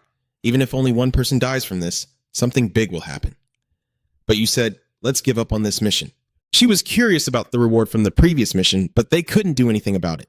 But because they failed this mission, she felt a little sad. So tomorrow she wanted him to buy her strawberry milk and spicy chicken burger. Orium nodded slightly in agreement, but at least we found a clue related to the game's story from this mission. Why don't we review the game's storyline until the next mission comes up? Sean heard it and didn't object. So I will review the storylines related to the completed quests. The next morning, after a noisy night, the dawn begins to break again. The students, carrying their backpacks in disarray, arrived at school, and the school day went on as usual. Of course, even Sion and Orion are no exception. Sai had just come out of the bathroom when someone called him back. So Dung walks over happily and asks, "What are you going to do after school? Do you have any plans yet?" Sion shook his head slightly and said, "Not yet. I just talked with Oreo for a while and then headed back." Hearing this, So Dung winked, "Perfect. I'll have a career counseling session with the homeroom teacher and skip the exam prep class today. Do you want to go shopping with me?" Sean smiled and replied, "Sure. Why don't we have something delicious to eat while we're there?" The two of them, one on the left and one on the right, kept talking and laughing happily. A little later, So Dung said goodbye to Sun. "Anyway, I'll message you after the counseling session when we meet again later." Sai watched So Dung's back as she left, feeling a bit nostalgic. She's really adorable. She will make her eat a lot today and see her chubby cheeks. After school, everyone had gone home. There are only Orium and Suan left in the classroom. Orium scrolls through his phone before speaking. "I've read about the wolf god Waham, and there's a story behind Waham's instant teleportation ability. The wolf god Waham killed a group of thugs planning to attack the wizard, breaking the taboo of murder. But the Lord sympathized with Waham's feelings and promised to grant him the ability to visit the wizard." Even without saying anything, Sevian could guess that the promised ability was probably teleportation. Orium nodded slightly. Of course, in the game, Waham couldn't resist his desire for the mage and escape from prison, and the story ends with the player having to submit to Waham. Sion calmly said, "I think this story is indeed continuing in real life because all the stories I see are connected to the real world in one way or another, so it means the main story of the game is also continuing in real life." Orium looked serious and said, "I also considered that, but not quite. The main story of the game is about heroes and monsters who are granted the power of God appearing in the world of the Lord. However, one thing caught your attention while reading many stories. When NBC was used to refer to the Lord, they all referred to the black hole in the sky." Saigon frowned slightly. "That's strange. Isn't it just part of the game?" Orium shook his head and replied, "I don't know for sure, but isn't a black hole sometimes considered a gateway to another universe? And I just thought it might hint at the event. I'm not quite sure." Sion sighed helplessly. "I have too many storylines to consider, and I don't think I can focus on that first." At this moment, her phone suddenly rings with a notification. It's a message from Sa's Dong. She told Cyan to go to the main gate. It was only because of the message that she realized it was already so dark outside. I have plans, so I'm leaving now. Are you heading home? He nodded slightly and said, of course, I should be heading home now. The two of them left the classroom together again. Orium asked as he walked away, do you plan to share this with the Jessen group? Sion immediately shook his head. We're not certain about anything yet. She will keep this information secret until the end and use it properly later because they have worked hard for it. Orium could only force a reluctant smile after hearing that. I don't think you need to be so harsh with Jason because we are allies. You just haven't finished your sentence before he snorted coldly. No exceptions. While the two were talking, a sudden system notification sound startled Orium and a notification window quickly appeared in front of him. An old mission will start at a location in 5 minutes. Will you accept it? Orium's face suddenly darkened and he exclaimed in shock, an old mission? No way! Didn't we agree yesterday not to do it anymore? C also doesn't understand. Yes, what's going on? System. The mechanical sound of the system rang out again, indicating that another user has accepted the old mission you abandoned. But since it was originally your mission, do you want to take this opportunity to redo it? If you accept, the mission will turn into a competition and they will be able to receive a reward. But if you refuse this opportunity, it will be considered an invasion of someone else's mission, Orium said with a frown. Who is the user that accepted the mission? Are they also in this school right now? The system just didn't respond immediately. After a moment, it finally spoke. I can't tell you that. Sion spoke after a long pause. Fine then. Accepting the mission, Orium hesitated for a moment before calling her, but she cut him off coldly. A pig's legs are useless. Now that the mission has started, we need to focus on completing it as quickly as possible. That is the only way to ensure that the people in the school are not affected by the mission now. Orium frowned and looked at her, at a loss for words. After a long pause, he finally spoke. I understand, but let me know when you find someone willing to accept this mission. That user could be a BK user or part of the Shicho Society. As soon as he finished speaking, he pressed to accept the mission. The system quickly responded. You have completed this mission. You will now be transported to the mission location. As soon as the words finished, a blue light enveloped the two Orium. In an instant, their figures vanished without a trace. The hallway is now empty, but in a corner of the wall, someone appeared out of nowhere, hiding inside a hoodie and smirking with a malicious grin. In another corner of the hallway, two students are leaving only now for some reason. The bespectacled boy cheerfully asks, do you want to go to the PC cafe before heading home? The other student pouted and asked, why do you go there so often when you're not good at playing? Hearing this, the boy with glasses immediately got angry and said, shut up, at least I play better than you. What was that? Is there something strange up ahead? But no one appeared in the hallway. The bespectacled student didn't seem to care much and skeptically asked, whatever, I'm just going to hang out for an hour. If my mom finds out I'm at the PC bang, she'll kill me. But as soon as he finished speaking, the other student was hit by something and was thrown far away. Even more terrifying, the boy was killed in an instant without blinking. The bespectacled student saw this scene and immediately looked panicked. He shouted in fear, unaware that a monster had approached him, and at this moment the beast charged fiercely to attack. At the very moment when the fate of all hung in the balance, Orium appeared from afar. His sword swept down, splitting the monster in two. But it quickly started to recover. Orium, on this side, looked at the boy lying on the ground, clenching his teeth in anger. Damn it, it's taken their lives! He glanced at the bespectacled boy and hurriedly urged him. Don't just stand there, run. It's very dangerous in the school right now. The bespectacled student asked in a trembling voice, why did this happen? Orium's face now looks a bit grim. He thought that only a normal person couldn't see him and the monster, so he wondered what he should do. But there was nothing that could evacuate everyone. While he was thinking, the alarm bell rang and then someone ran towards him from afar. I have set off the fire alarm. Everyone will evacuate now. Let's go find the monster quickly. Orium heard it and happily thought, I set off the fire alarm. Well done. The two quickly ran down the corridor. Sai asked while running, should we split up like last time? Orium shook his head slightly and replied, no. This time, work together. To defeat the variant we faced last time within the limited time, they need to fight together. After running for a while, they were blocked by 3 monsters. Their footsteps immediately came to a halt. Orium shouted loudly, Kim Sion, I understand now. Saigon hurriedly replies. The magic staff in his hand begins casting the labyrinth voice skill, boosting all of Orium's stats. He darted forward like lightning, his sword dancing through the air, and soon the monster was completely slain. After lowering his hand, he looked again at the bodies lying on the ground and couldn't help but startle. They have killed many students, even not long after we started the mission. Before I could finish thinking, your expression suddenly darkened. That's level 4, halfway through. But before you could act, the monster in front of you disappeared without a trace. Then he heard a scream from upstairs. Sai shouted in panic, it's on the 2nd floor. It's already upstairs. Orium hurriedly said, let's go upstairs to check there are still students on the stairs who haven't left yet. Seeing the monster in front of her, the young girl was so scared she couldn't lift her feet and muttered tremblingly, what's going on? Someone please tell me. The monster was about to strike the girl when suddenly a flash of light appeared. Orium had arrived, stepping in front of the creature. He clenched his teeth and shouted, "Now Kim Seon is clear." Sai immediately responded and her staff began to glow with magic, activating her thorn trap skill. A series of sharp spikes rose from the ground, piercing straight into the monster's body, trapping it. Taking this opportunity, Orium turned to the girl and warned her, "All right, now you're safe, you should run quickly." But the girl kept crying and calling for her mother. Seeing this, Orium's face immediately turned grim. "Not good, she's not listening to you." You bite your lip harshly and gently wave your hand. Immediately, the monster's scream echoed again, causing the girl to run in fear. Orium let out a sigh of relief, thinking that was the best option. There was no time to think, so you shouted to Sion, "Head to the main building now. I think we've taken out all the monsters there." But after you finished speaking, Sion still didn't reply. She just stood there silently, leaving you a bit confused. He took a step forward to check and was immediately startled because he saw So Dung lying in a pool of blood. Sai then spoke up, saying, "She told me she was waiting at the front gate. That's why she's here." So Dung is not dead yet. If they use poison or healing skills on her, they might be able to save her. Saigon bit his lip and asked hesitantly, "But if I do that, I will face a punishment and might end up with another penalty task, or all the rewards we've earned so far could be lost in an instant." Orium gently shook his head. "It's nothing important. Just save him. Whether it's a punishment mission or anything else, he will do it." So he told her not to worry, as long as he can save someone they can. Sion hesitated for a moment before nodding and saying, "I understand. But with only 8 minutes left, and considering the school's complex layout, I don't have time to wait for super for everyone." Thinking quickly, Orium looked at Sion and said, "I will go to the main building first. Come there after rescuing Saz Dong." Then he ran off, but was called back by Sion. "Wait, Orium, take this with you." Sai didn't answer, only saw something flying toward him, and he quickly caught it with his hand.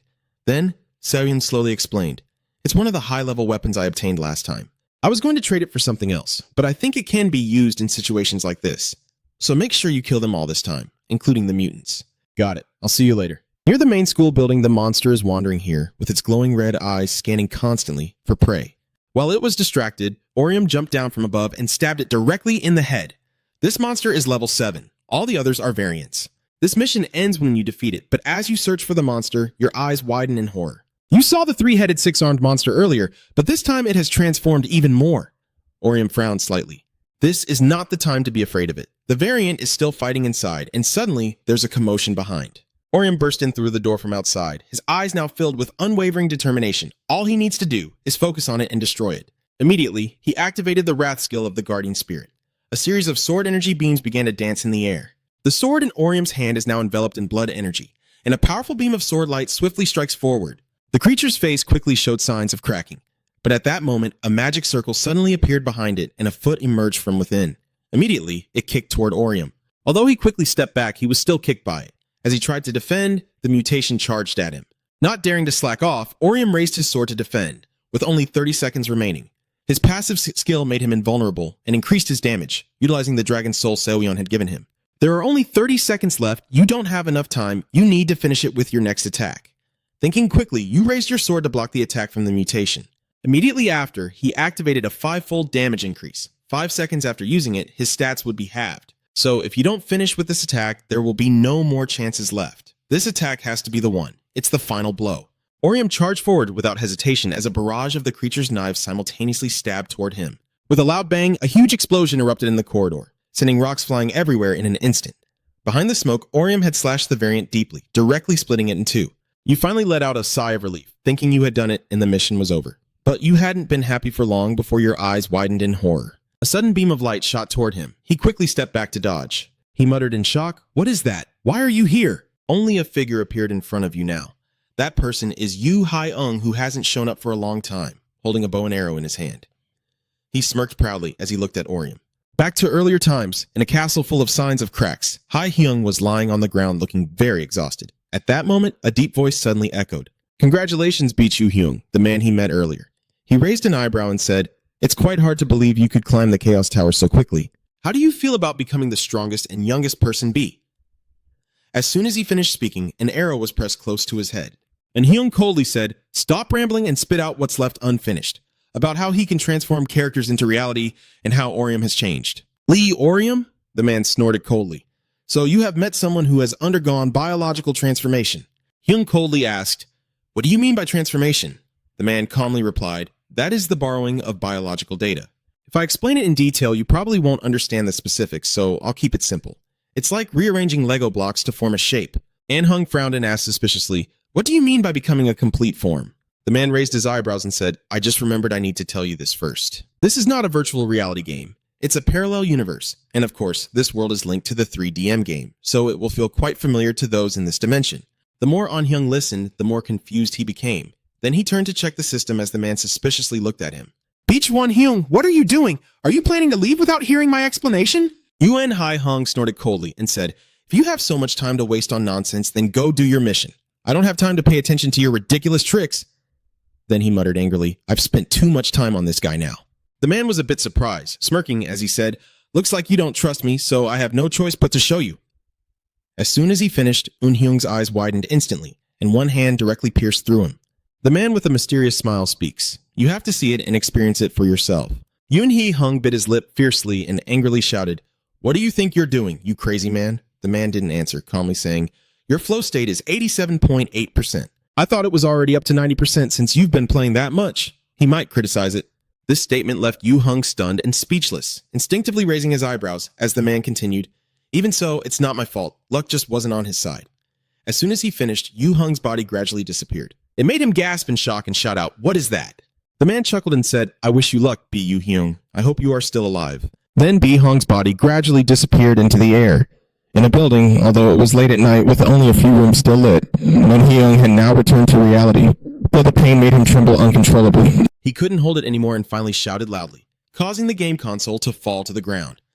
He clutched his aching chest and coughed. At this moment, a figure reappeared in front of him. The person stepped out from the shadows holding a game console in their hand. The deep voice of the other person echoes, How do you feel? Do you feel dizzy or nauseous?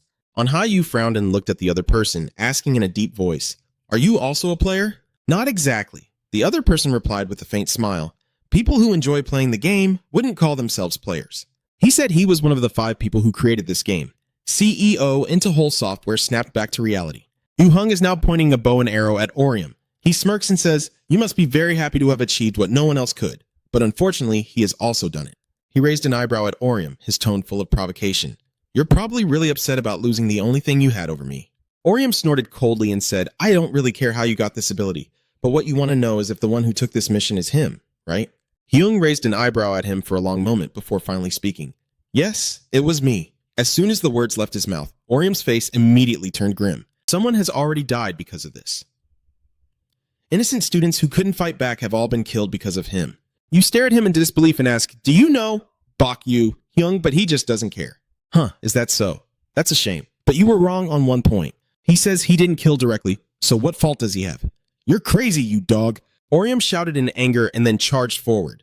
With a loud bang, a huge explosion echoed through the classroom corridor, caused by the clash between Orium and Hyung.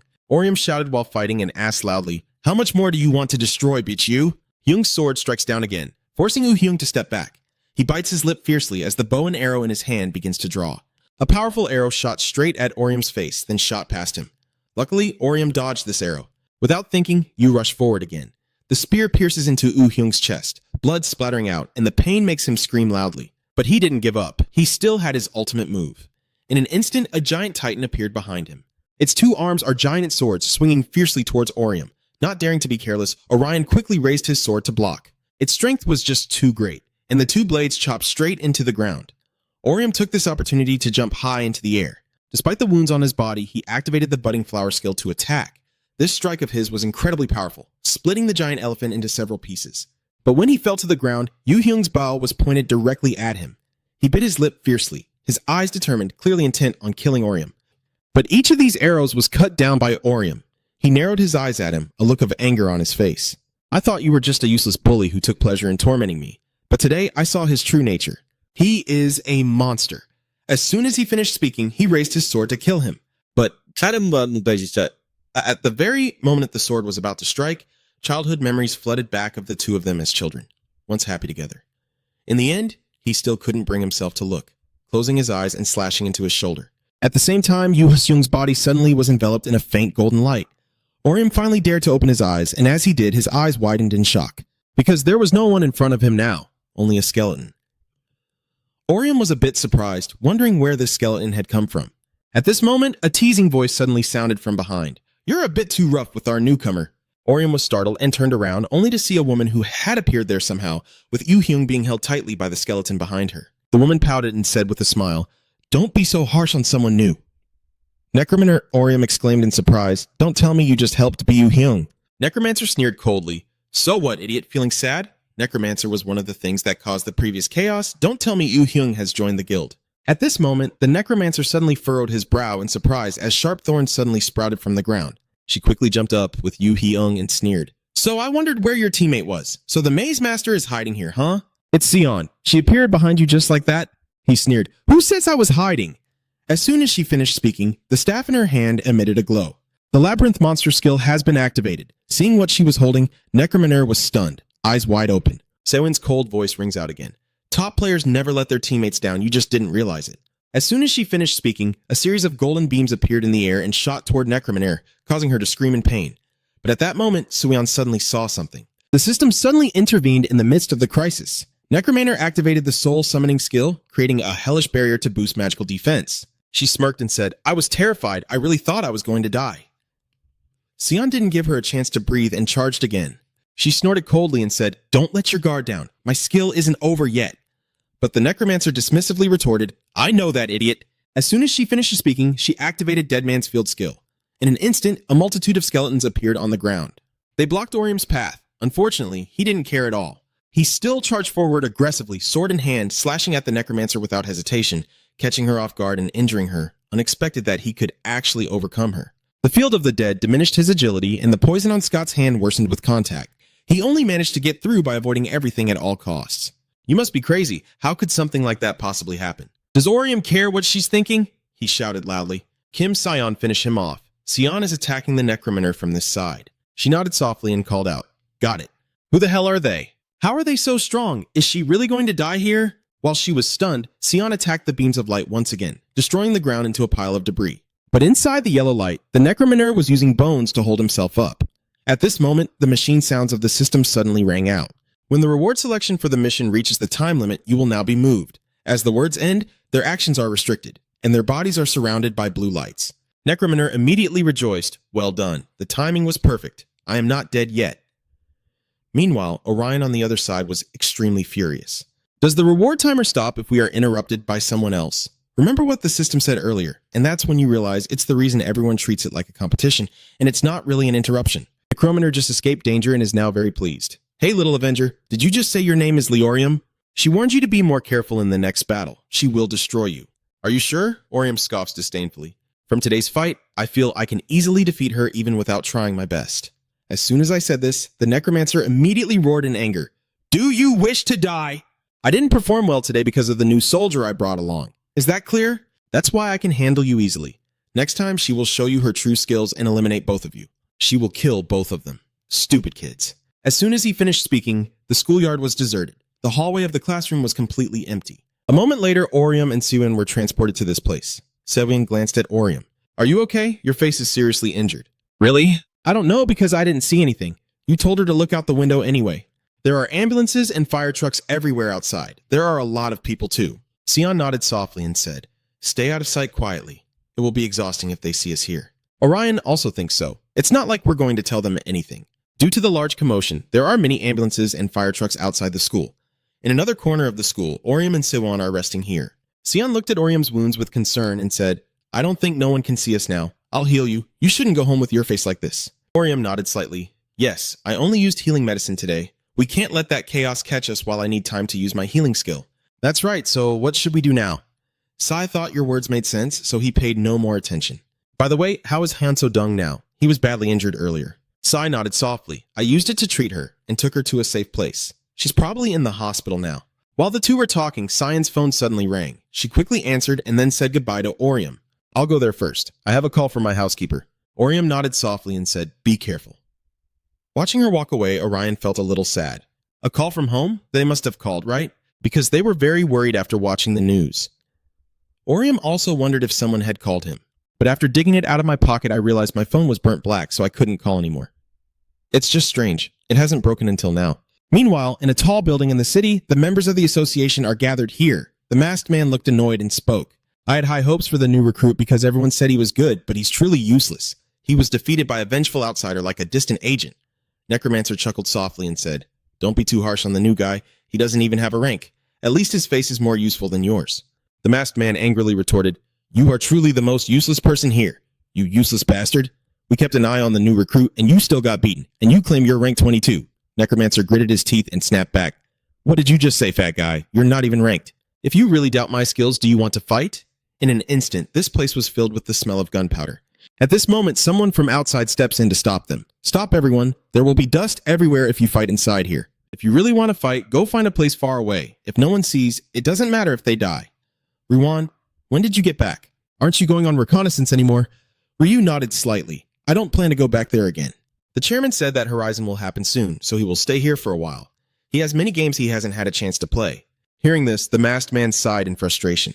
You're such a worthless slug. Ryuan declined to comment. He looked at Woo-hyung and said in a low voice, but perhaps we have other matters to attend to first. At this moment, Woo-hyung is still unconscious. The Executioner and the Avenger, even if he has a rank, the Executioner's rank is still higher in the system.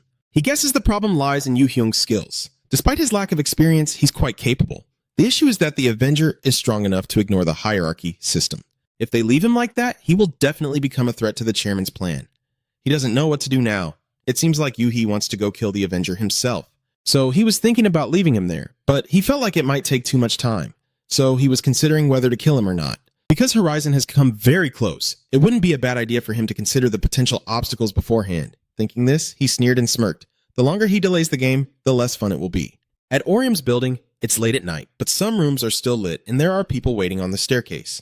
Orium's sister kept looking at her phone, as if waiting for something, her face showing a bit of worry. After a while, Orium appeared from far and called out loudly, Sister, she was startled and ran over to your place. Are you okay? Why did you come home so late? Orium shyly scratched his head. I was just chatting with some friends, but your sister couldn't help but worry. Why didn't you answer your phone? Did you know I was very worried about you after seeing the news? Orium flinched slightly. But what news is she talking about? What happened? Orium quickly explained that there were some explosions at her school. 9 people died, 12 were injured, the school collapsed, and everything turned into chaos. Orium looked at the information on his phone, his face a bit panicked. He still shouldn't tell her he was there, she would worry. Wait a moment, she just saw something on your shirt, she exclaimed in surprise. What's on your shirt? Is that not blood? And why is your shirt torn? She asked worriedly what had happened.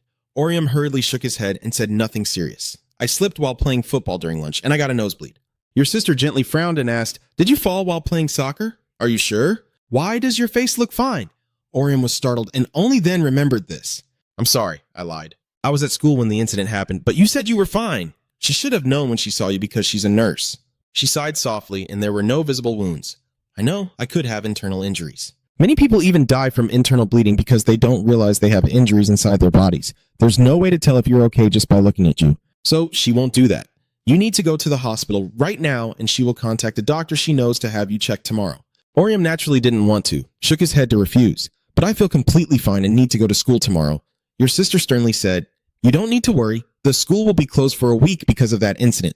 And also, don't act like nothing has happened. She truly cares about you. She was afraid you were one of the 9 people who died. As soon as she finished speaking, she hugged Orium tightly, catching him a bit off guard. This is the only time she acted like this, as if her childhood self had returned. In the end, he didn't want to disappoint his sister, so he nodded in agreement. Sai. I understand. I will go for the checkup tomorrow as you said, so don't worry too much about me. The next morning, at the city hospital, Orium actually went there for the examination. Even though you said that last night, you're worried you might get strange test results from the examination, like maybe you're not human or something, and then it's all over. As he was lost in thought, the nurse loudly called him inside. In the doctor's office, Orium pushed the door open and politely greeted. The doctor inside also nodded in response and cheerfully said, You must be Arium's younger brother, right? He believes they have met before and asks if I remember. Did we meet before? He chuckled softly and casually replied, You don't remember? We met last Christmas. Last Christmas? Orium muttered to himself, pondering why. A little later, I finally remembered that I really met him together with my sister. I cheerfully said, You must be Dr. Anna, the one who took my clumsy sister home, right? Anoa nodded slightly in acknowledgement. I was surprised to realize how much he had changed since that day. I didn't recognize him at first. You just haven't finished your sentence, Anoa interrupted.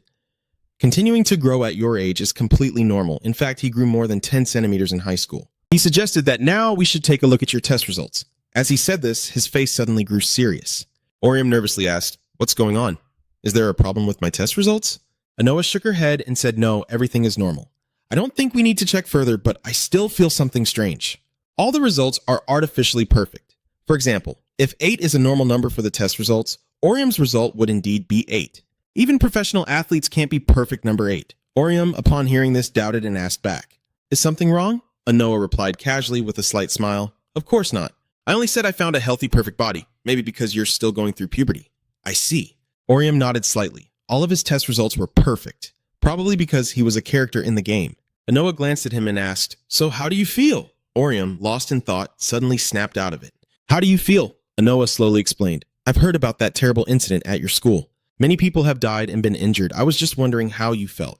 "Was there someone outside while the incident was happening?" Orium flinched slightly. "How do you feel, remembering those students who died, even the ones you didn't know?"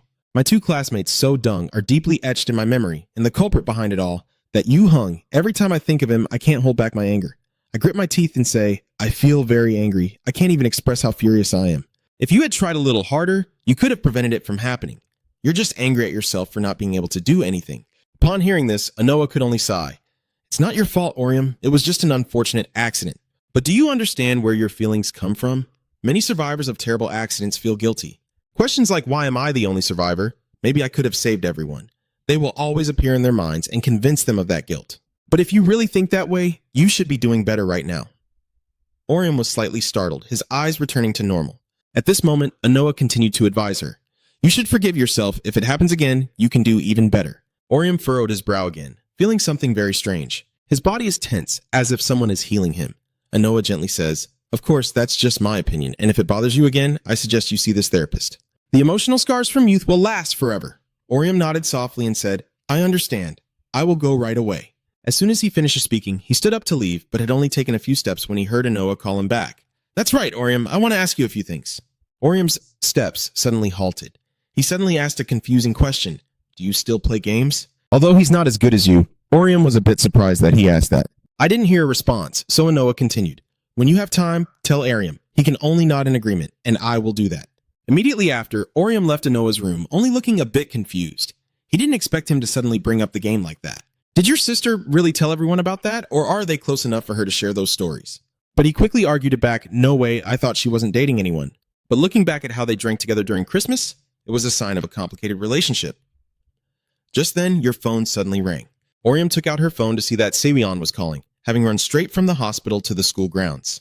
Because Sewion asked you to meet, you suspiciously asked the person waiting here what's going on, why they called you out so suddenly. "I already told you."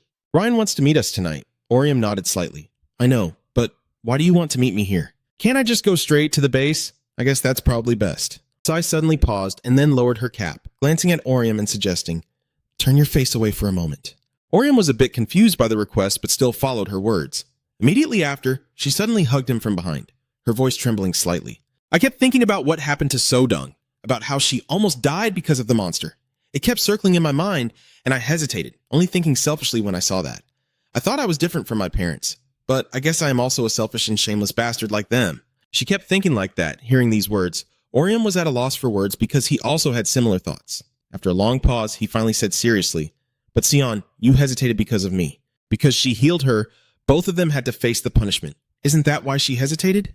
In that brief moment, Sai had to think not only for Orium but also for Saz Dung. And in the end, she saved Saz Dung, so she was not as selfish as she had claimed. Orium hugs her and gently strokes her head to comfort her, saying, "Don't blame yourself anymore." Sai snuggles into his chest, and after a moment, she finally speaks. "Thank you, Orium." I suddenly got angry and said, "Who told you to come back and hug me like that?"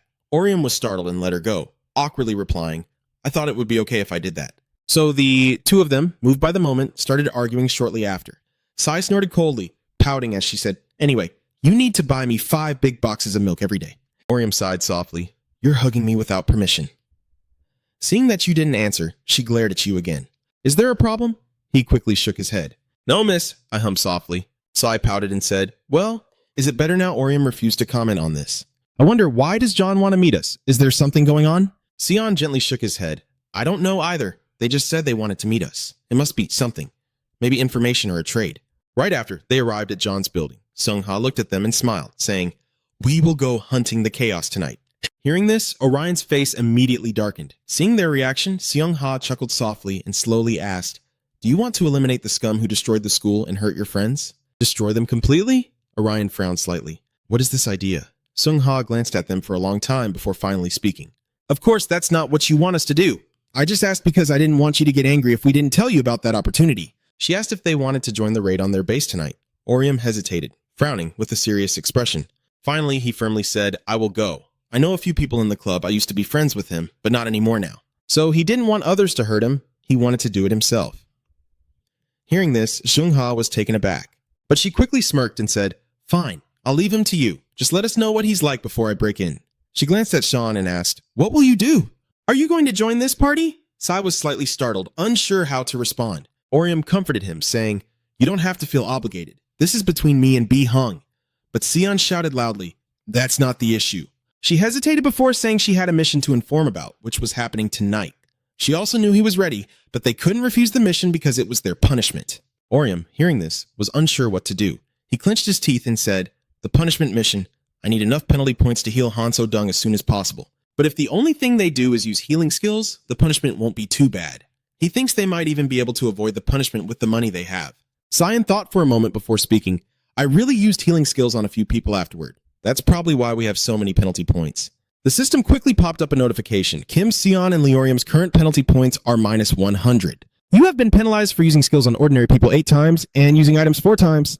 Sion frowned slightly. We will be 500 points short with our current amount. To prevent the mission, we need to give them all the points and items we have. Although they can convert rewards into real money, there's no way to turn real money into rewards, so they can't use that money. Sorry, it's my fault. Orium flinched slightly and frowned, then quickly turned to Zahn and spoke. You shouldn't apologize. You did the right thing, right? It's the game system. It punishes you for healing those injured by the game, so there's no need to worry. Zahn sighed softly. I understand now. Xung-ha beside them looked on, a bit speechless. After a moment, she finally spoke. I can lend you 500 million in fines if you want, but she hesitated slightly as she said this. After a long moment, she finally spoke. You should accept the punishment mission tonight to start the battle. She said they were thinking about the mission, but they were wrong. Although they are on the ranking list, they are still young, and I don't want them to seek revenge. They should continue with their missions, improve their skills, gather more information, and avoid getting involved in such battles in the future. They will handle this dirty work. Orium was a bit surprised to hear that. Xung-ha shook his head slightly and replied, I think we finished talking here, so why don't you go back? We need to prepare for the battle now. And don't worry too much about the 500-point penalty. I'm sure they'll understand it easily if they have the skills. Their meeting ended like that. Orium and Seoyeon headed back home. Sion glanced at Orium and spoke. The guild leader seems wiser than me, huh? I think she's the type of person willing to do anything to achieve her goals and will try to drag us into the war at any cost. Orium muttered with a frown. Maybe she thinks they are suitable for the gang war, so it could be part of her plan to eliminate us from the fight. Maybe that's it. Yes, Seoyeon, have you checked your inventory after completing the mission? Saigon frowned slightly in suspicion and asked, What's wrong with the storage? Orion explained slowly. I found some rewards from our previous missions when I checked this morning. Sion suspiciously asked, So why didn't I check my inventory yesterday? I guess I'll take a look at it for a bit. Soon after, the two began checking their storage. After a while, John finally spoke up. It's here, a few new faces I've never seen before. What she saw was the summoning bell for Disciple August. She glanced at Orium and asked, Is it the same for you? Orium shook her head and replied, No, I got this. What you received is the key to the afternoon room. Sion involuntarily widened his eyes. I've never seen items like these in the game. Could they have some special effects? Orium thought for a moment before replying. I think we won't know unless we use them. Describing them doesn't really mean anything. Sion suggested, Use your item first. Mine only has 2 uses left. Orium nodded in agreement and immediately took out the key from the item storage. He quickly activated it by inserting it into the magic circle in front of him. Suddenly, 2 flashes of blue light appeared, and the ground trembled, startling both Orium, until they realized they were in an unfamiliar room. The sound of machinery also echoes, welcoming you to the private space, the afternoon room. Here you can relax and train, and you can also use this space to store items. You can also share this space with your companions, and if needed, you can allow non-members to enter. Orium was startled to hear that. Are those some of the features of the restroom in the game? Sion also exclaimed in surprise, That's crazy! We can even drink alcohol freely in this room. Orium pouted slightly. What are you talking about? Anyway, I think it would be better if we meet here before I go on my next mission. That way, I can choose to buy more effective items. As soon as he finished speaking, he saw himself doing something with the nearby pole. He frowned suspiciously and asked, What are you doing? You hesitantly ask, What's going on? Is something strange to you? Suyeon was only then startled and shyly replied, No, I was just wondering where this place is. Everything looks real, but the scene outside isn't the alleyway before I entered. So that means they have been transported here. But exactly where is this place? Her words made Orium stunned. After a long pause, he finally spoke.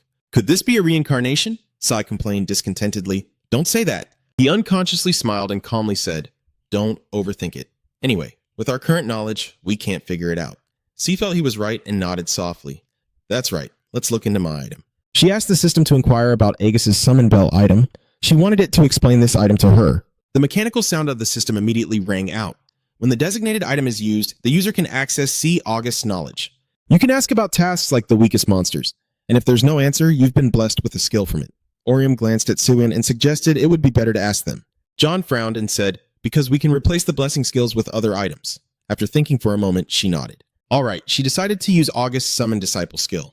Seeing this, Orium hurriedly advised, wait, Sion, are you sure you want to use it? You only have 2 uses left. It would be better to think carefully before using it. Sion shook her head slightly, saying, it doesn't matter because we already know the question I need. Orium looked at her with some suspicion and asked what we should do. As soon as she finished speaking, he saw a golden light fill the room. In an instant, a girl appeared holding a staff. The girl slowly opened her eyes and said, I am here to share with you the knowledge from the 3rd disciple of the great venerable sage for those who have not yet awakened. Orium and the other person looked at the girl in confusion, unsure how to react. After a moment, Orium suddenly sighed and said, she's so adorable. Hearing this, Sion glared at him. Her tone was a bit sour as she shouted, tell me the first question. What are Liam's secret sexual relationships? The girl reluctantly replied, I'm sorry, I can't answer that question. Sai immediately snorted coldly. You're cute, but useless. Orium was even more dissatisfied. What is that woman doing? You've already used up one question. But Sion didn't really care and pouted, saying, all right, now here's the real question. She wants to know everything about the Horizon event. The girl thought for a moment before replying, I don't know if I can say exactly, but I have heard my master's prophecies, so I will tell you.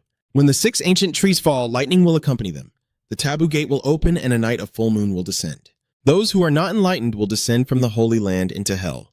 The survivors will lose their lives to the beasts. So fight and fight even more. It's the only way to fulfill the wishes of those remaining in the sacred land and the only way to end this party. Meanwhile, in a high-rise building in the city, inside an unlit apartment, a guy is sitting on a chair playing games. He's so bored he yawns and complains nothing's happening, so dull.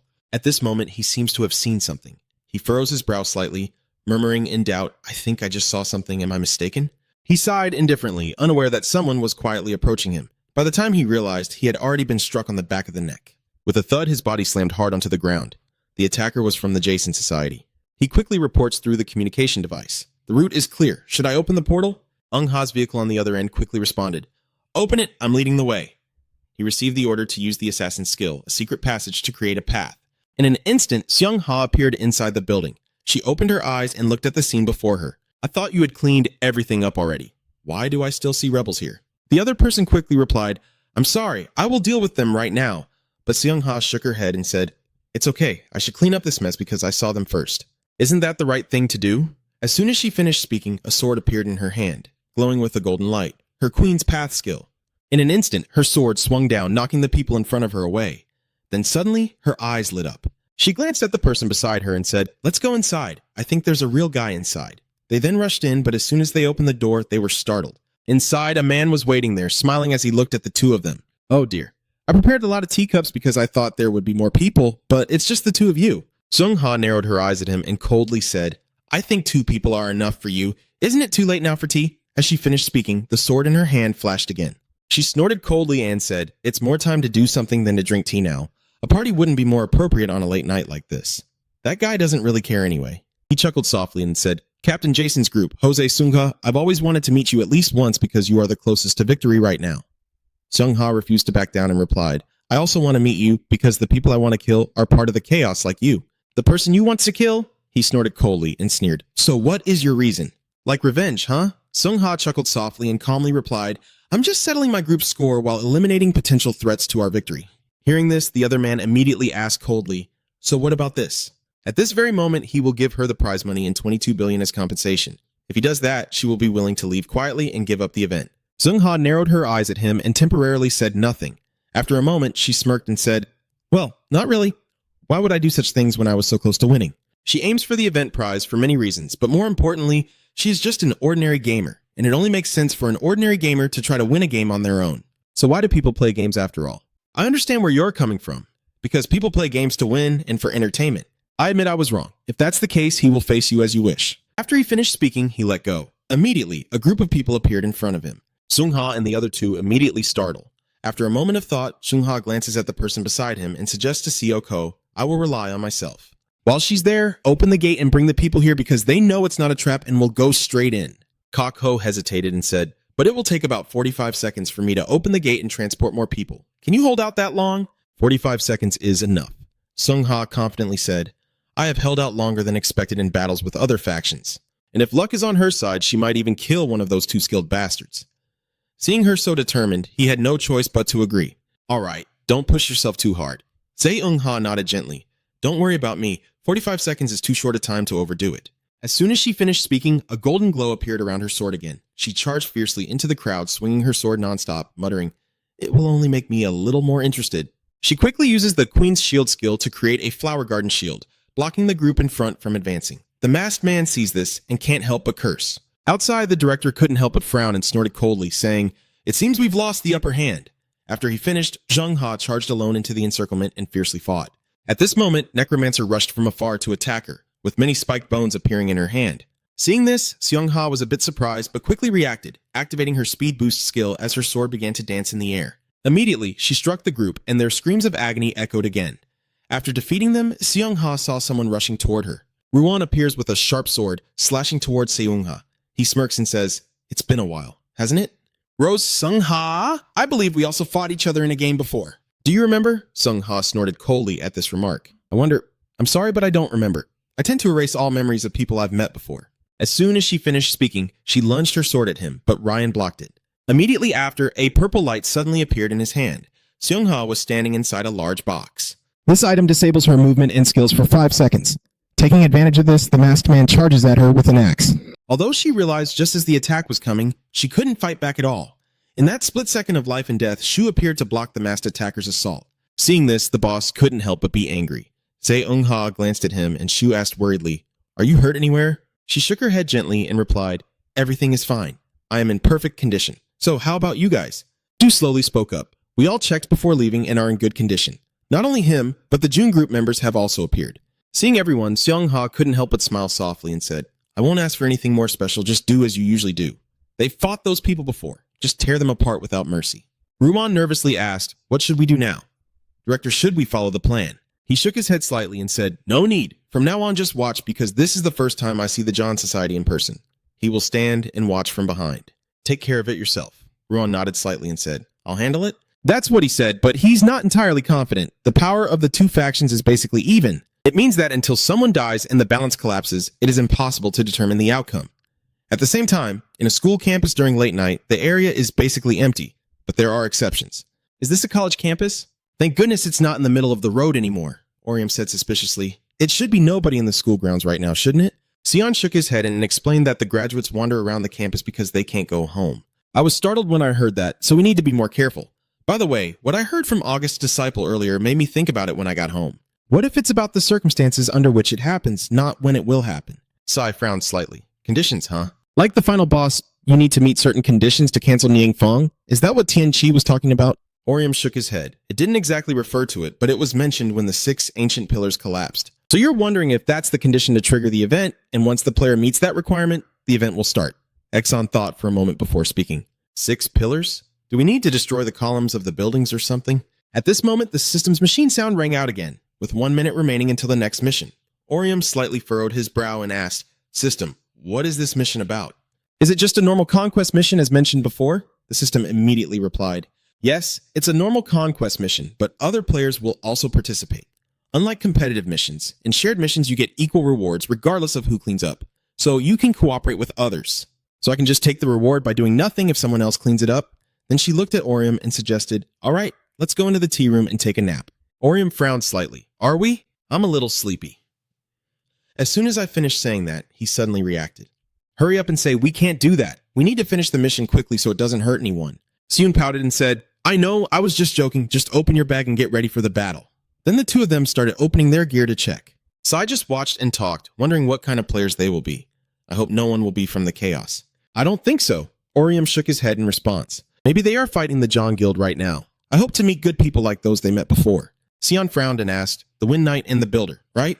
Orium nodded slightly. That's right, they work well together and have good skills. I guess having people like that will make things easier for us. Suddenly, the system sound rang out again. The preparation time for the mission is over, and then the mission begins. As soon as he finished speaking, the system disappeared without a trace. Orium and the other person quickly looked around cautiously, but nothing appeared for a long time. Silly glanced at Orium, hesitating as he asked, "Isn't it a bit too quiet?" Orium nodded in agreement. "It should be a little more stable, right?" With those booming sounds, as soon as he finished speaking, a noise echoed from behind. You raise an eyebrow and say, "Yeah, that's about right." Sai looked towards the source of the sound and asked suspiciously, "Is it coming from behind the building?" Orion immediately suggested, "Go check it out, it might be a monster." Sai pondered for a moment, then a staff appeared in her hand. She calmly said, "I don't think we need to go there ourselves because something is coming to us right now." Orium was startled by these words, and the two of them stared ahead with suspicion. After a moment, a figure slowly ran toward them. They quickly pointed their weapons, but what was running toward them was a human, and he was crying and calling for help. Orium and the others were at a loss for words upon seeing this scene. The young man ran towards them in a panic, but at this moment, he saw Orium and the other person on the other side. He hurriedly shouted, "There are people over there! I found some people over there! Please help me!" He begged the two of them for help. The two Orium looked at each other silently. But the two of them coordinated perfectly, pointing their weapons at the person in front of them. He was stunned, eyes wide open, his face full of disbelief. He frowned and asked, "Why are you doing this to me? I didn't even have a weapon." Orium coldly said, "The mission has already begun, and because you aren't holding a weapon, we suspect you might be a BK user pretending to be innocent and could attack from behind." Sion also warned, "Take out your weapon for us to see. We will talk to you after checking which class you belong to." The other person quickly nodded. "All right, I'll show you." Immediately after, a sword appeared in his hand. He hurriedly explained, "Look, this is Kiria's guiding sword. This is the Class Phi Lu's weapon." Sai skeptically asked, "How can a merchant rank player participate in ranked battles?" Ryan also thought so. He narrowed his eyes and asked him, "What level are you in this game?" "My level? I don't have any level. I'm just playing the game for fun." Orium heard and asked suspiciously, "Are you not a ranked player? What's going on? Aren't only ranked players allowed to participate?" Sai gritted his teeth and said, "No ranked players from the Jason Guild are allowed to join. Maybe there are some other conditions." While the two were talking, the other person reminded them that now was not the time to discuss these matters. "The monsters are running this way." Orium hesitated for a moment, then his eyes became resolute. "All right, let's go." He immediately drew his sword and charged forward, slashing at the monster's waist. In an instant, a red liquid flowed out from its body, and the massive monster collapsed onto the ground. Orium was a bit surprised and shouted, "You're right, the waist is definitely its weak spot." Sion didn't say a word. Now, it's her turn. Thinking quickly, she immediately activated the magical beast trap guarding the treasure.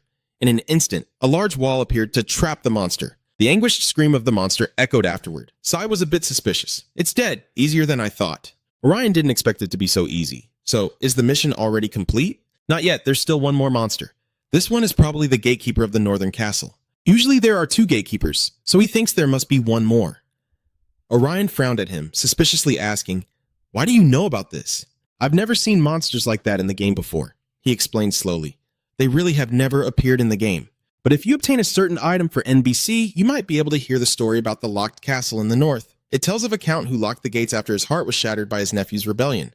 If you find the key item to the northern castle, you will be able to hear that story. It mentions the guards who protected the locked castle. According to the story, they were injured fighting the Count's sons, but they still chose to stay and protect the castle with him." Sion skeptically asked, "But how could you know that thing earlier was a monster from that story? As if you didn't see these monsters in the game." The young man continued, "You can find the story of the monster's appearance and the Count in the Dark Dungeon in the north. It has illustrations depicting that story." Sion felt a bit nostalgic and said, "I didn't even know that story existed in this game." And Orium frowned and asked, "Do you know if this story also exists in this online world?" The young man hesitated and replied, "I don't know everything, but including the story I just told, I know about 98%. Orium and the other person were stunned in an instant. Do they really know so much? He continued explaining, "It's an online gossipy RPG that's action-based, so it often overlooks other game elements. But if you really dig into it, there are many hidden small details. There are many stories about small details like items or NPCs of strangers. And if you look into them carefully, it's like living in a completely new world." Orium and the others were so annoyed by his rambling that they wanted to kill him. After a while, Sion lost patience and interrupted, "If you like this game so much, why do you run away when you see a monster? I know the adventure class is a bit weak in combat, but you can still fight." "That's because I'm afraid." The other person shyly scratched his head and said, "He can hardly defeat anything. When fighting monsters, isn't he risking his life every time? It's truly terrifying, so he refused all missions to survive a normal life." At this point, he suddenly paused for a moment, making the two Orium people somewhat hopeful, but his next words left them hopeless. "I accidentally used a discount skill when buying used items online and got penalized for it. He was outraged and protested, so I haven't done that since. So you can protect me in this mission? I've been watching you play for a while. It seems like you guys are really good at this game." Sai looked at him like an idiot and whispered into Orium's ear, "What should we do now?" He doesn't seem like a BK player. Should we help him? Orium hesitated for a long time before finally speaking. All right, we will help you survive this mission. But in exchange, he has to tell you about the Horizon event. The Horizon event? Are you talking about the sacred places and rituals of those sects? Orium and the other person were once again surprised to hear this. He spoke slowly. I'm glad to share that story with you. Some biases are woven into it. Some of it is just my guess, but I will tell you everything I know. Orium reached out his hand and spoke. Very well, now let's work together happily. But you want him to help us with all his might. He nodded slightly and said, Of course, I will do everything in my power to help you. Immediately after, in the school grounds, the three of them began their cooperation. After a while, Jian looked back at Orium and said, Once we've finished exchanging, let's go take on the mission. We've wasted too much time already. The other person hesitated a bit and said, I will try to use my skill. It's a very useful skill during adventures. The skill he mentioned is a guiding light that can reveal the location of targets, quests, monsters, or valuable items. In an instant, a light emitted from his sword. Orium looked back and muttered, the light pointing behind the building. Sai quickly suggested, Let's go, there might be monsters. A moment later, behind the building, the three of them quickly followed the light to this place. But when they saw what was in front of them, Orium and the others were filled with surprise. Because there are not just one, but as many as 2 monsters. Sai glanced at the person behind him, making him scared and trembling as he apologized. Since the story didn't mention how many monsters there are, I don't know about this. So what should they do now? One is tough enough, but here there are 2. He suggested it would be better if we dealt with them one at a time. No. But Orium immediately refused. Now that we know its weakness, there's no need to do that. The other person looked at him with some confusion, not understanding what he meant. He didn't explain, but instead looked at Cyan and suggested, I will handle both of them. You stay behind and support me. Swan nodded slightly and said, I will find a suitable place to cast the spell. Hearing this, the young man immediately exclaimed in shock, No way! Are you going to fight both of them alone? Orium coldly nodded. I've spent quite a bit of time getting used to their attack style, but now I'm fine. 2 of them aren't a big problem, and they're nothing compared to the punishment monsters. As soon as he finished, he immediately charged forward. Your sword keeps dancing in the air, but it's only worth 500 points. The young man behind watches all your moves with wide, incredulous eyes. How is that possible? He bravely fought 2 monsters and was able to adapt to new challenges. He has met many people, but only you possess such a skill. If that's all, then that's enough.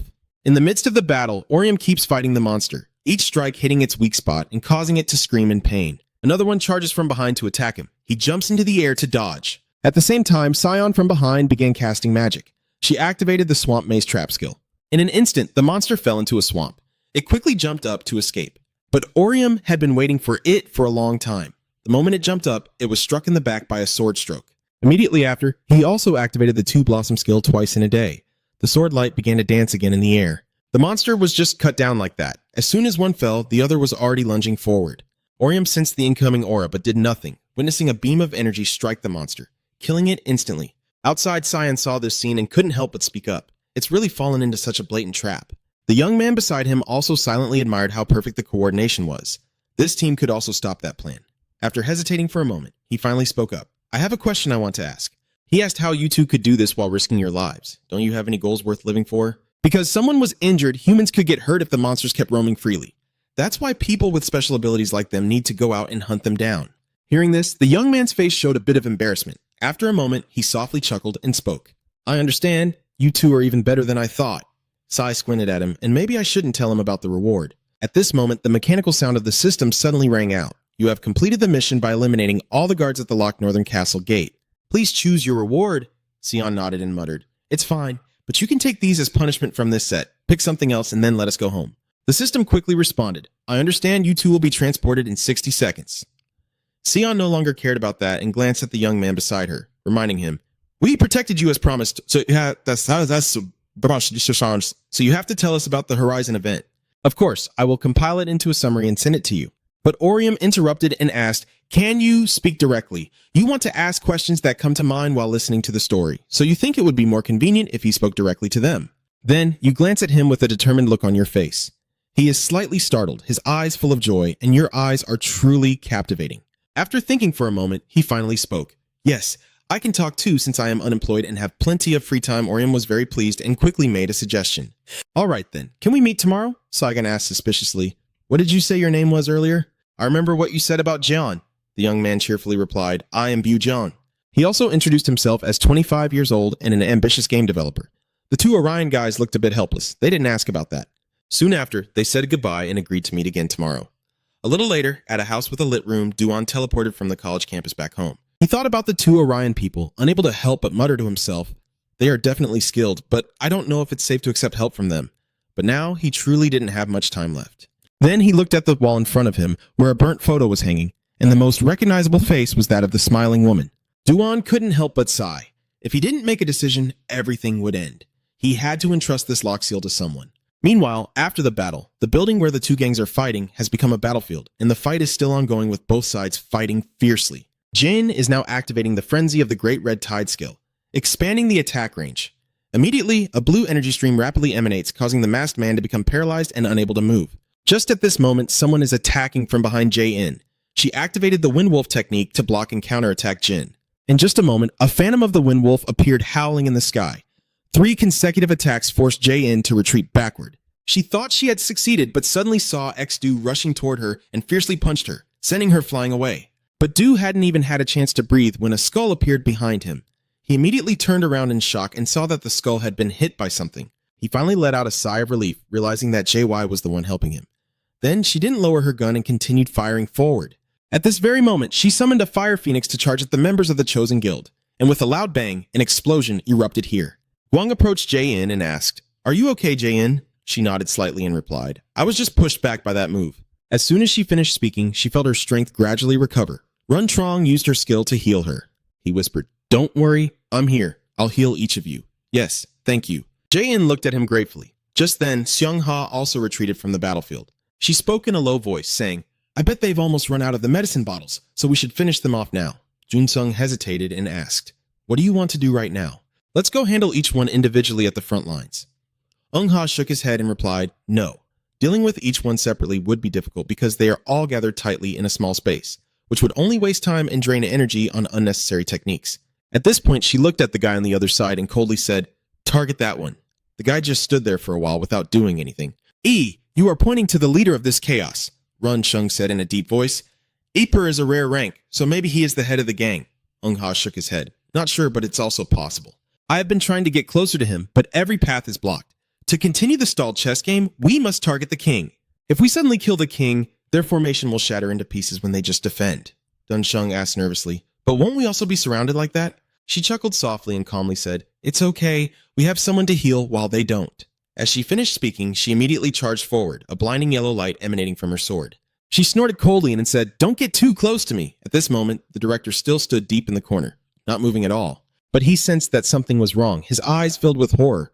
Ruan hurriedly ran to his side and called out to the director. He nodded slightly and said, "It seems they realize I am the leader." Ruan solemnly suggested, "Using the teleportation box to escape is still an option. I can't stop all of them from rushing at once." "No need to do that." He immediately shook his head in refusal. He knew this would happen, so he tamed a hunting dog just for moments like this. Ruan frowned slightly, suspicious. "Hunting dog?" He nodded slightly and replied, "A hunting dog will tear apart the enemy's broken neck. Who could possibly turn the tide of the battle so quickly?" While they were talking, another person appeared outside.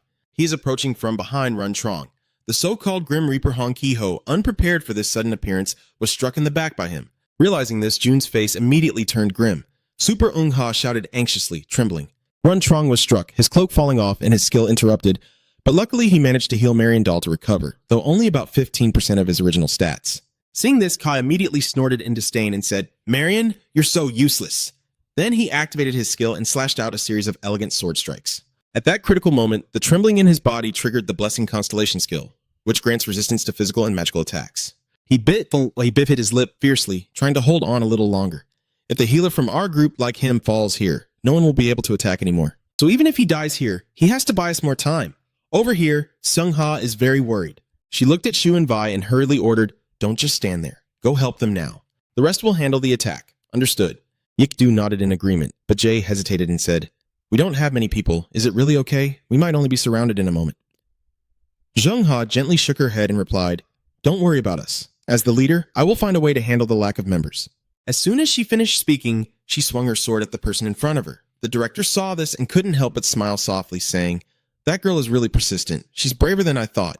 Then he looked back at Ruan and spoke, "But since they are now divided into 2 groups, you know what to do next." "That's right, Ron." "Yes, I know very well." "Let me handle it," Ruan replied immediately. He runs towards everyone in the group and shouts loudly, "Everyone attack Seung-ha now. Once I kill their leader, the rest are no more than child's play. Just go and kill her." But as he finished speaking, Guang rushed in, the small potato on his tiny brow, asking what's going on. The large sword in his hand slashed fiercely, causing Raiwon to startle and step back. He snorted coldly and said, "What if you're lucky? A living lizard in a public restroom?" Raiwon narrowed his eyes at him, feeling a sense of admiration, a rare dragon slayer. Then he sighed and spoke. Annoying. The director outside is watching everything and sneers with a cold smile. I guess they're still just kids. They're not easily defeated even when not in formation, so why doesn't he try something himself? As soon as he finished speaking, he raised his hand and a faint yellow light emanated from his palm. In an instant, everyone in Seung-ha's group froze and suddenly knelt down for no apparent reason. Ex-Eung-ha was shocked and terrified. What kind of skill is this? She couldn't move her body. Even the snail car over here was a bit suspicious. This is the skill of the snake strike. Gu Yang grits his teeth in anger. What the hell is this move? My body is now kneeling on the ground and can't move. Seizing the opportunity, Raiwon fiercely swung his sword and sneered loudly, "If I were a frog, you'd just be spoiled food for me to eat." Immediately after, he shouted to everyone, "Now is the time. Use everything to defeat Eung-ha." As soon as he finished speaking, the members of the society launched a coordinated attack on her, and in an instant, a massive explosion erupted in front of her, with energy waves spreading everywhere. Jin anxiously shouted, "Seung-ha!" But inside that energy wave, the Chuang Society people don't seem very happy. Moreover, they were so terrified they couldn't even speak because Seung-ha had blocked their attack. "Runung, that was timely." Dun Sheng replied casually, "Please never let my efforts go to waste at any moment." Yes, of course. As soon as she finished speaking, she quickly stood up, surrounded by immense energy. This is the divine salvation skill of the Lord for the Queen, which can both reduce the assassin's damage and increase speed and attack power. Seung-ha coldly said, "You fools, you should have killed me sooner." Now the game ends here. Suddenly, a series of sword flashes began to dance in the air. The members of the Cho's guild were cut down by her to the point they couldn't fight back. Continuous screams of despair echoed. Now Seung-ha doesn't need to face them one by one, she just needs to take out one target before this skill's effect ends. Her goal is the mastermind behind the chaos. But on her way to approach him, Ryan blocked her. He smirked and said, "I know what you're planning to do, I won't let you do it, I'll stop you myself." He then activated his skill again, and a mirror wall defense was restored. Seung-ha frowned slightly, raising her sword to block, but his attack didn't hold for long and she regained the offensive. She directly pierced through the mirror wall and slashed at him, sneering coldly. "That's just what you want." Ryu-eun was completely unprepared for this, and the blow made him grind his teeth in pain. But Seung-ha paid no mind. She charged straight toward the director, her voice cold as she said, "Go die." The director was trembling with fear, intending to activate his skill, but before he could do anything, Seung-ha cut off his head. Zeok-ho saw this and cheerfully exclaimed, "She did it!" Ryu-eun was sitting among the wreckage, grinding his teeth in fury, but the moment Seung-ha saw that head, she was stunned because it was just a puppet, not a real person. This is a puppet creation skill. The statue is about to gain a soul. At the same time, on the rooftop of a nearby building in the dark night, suddenly a woman's voice echoes. She exclaimed in shock, "Oh my god, it's dead!" A wooden puppet in her hand had been torn apart. He glances at the person beside him and says, "The 13th puppet of yours just died. I think it's really difficult when only 40% of your power is embedded in that one." "I see, because my senses are connected to that puppet. Now what do you plan to do?" "Unfortunately, we are at a disadvantage now," he calmly replied, telling them to withdraw, since the goal is still to collect data. Today was just a greeting. They were only bait for those guys to bite. It's also unlucky that he lost a few members, but it's deserved because they saw the full strength of John's team.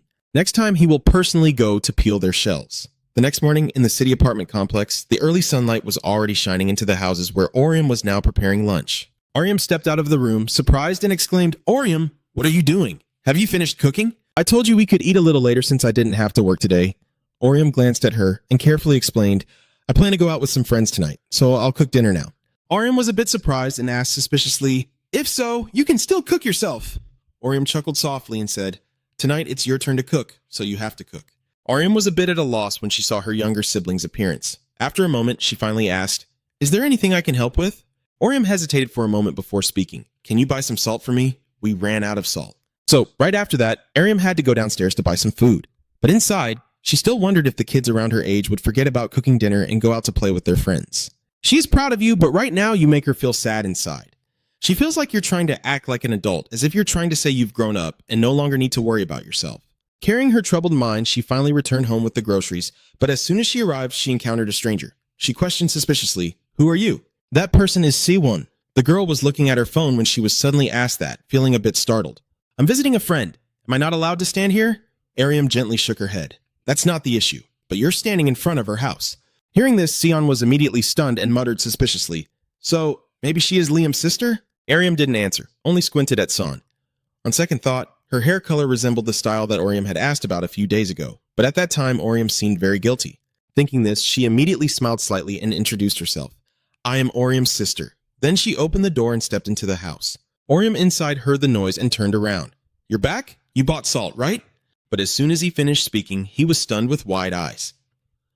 Ariam was walking in with Ion on his arm, happily smiling and saying, I already bought the salt and brought your friend along too. She asked if it was her, the brown-haired girl who came to visit when you weren't home. She raised an eyebrow smugly. Now tell me about what happened that night. So the two sisters, Oriam and Sai, started recounting what happened that day. After hearing it, Ariam asked suspiciously, So the reason Dune stayed at our house is because she ran away after arguing with her parents and had nowhere else to go, right? Sion nodded in agreement.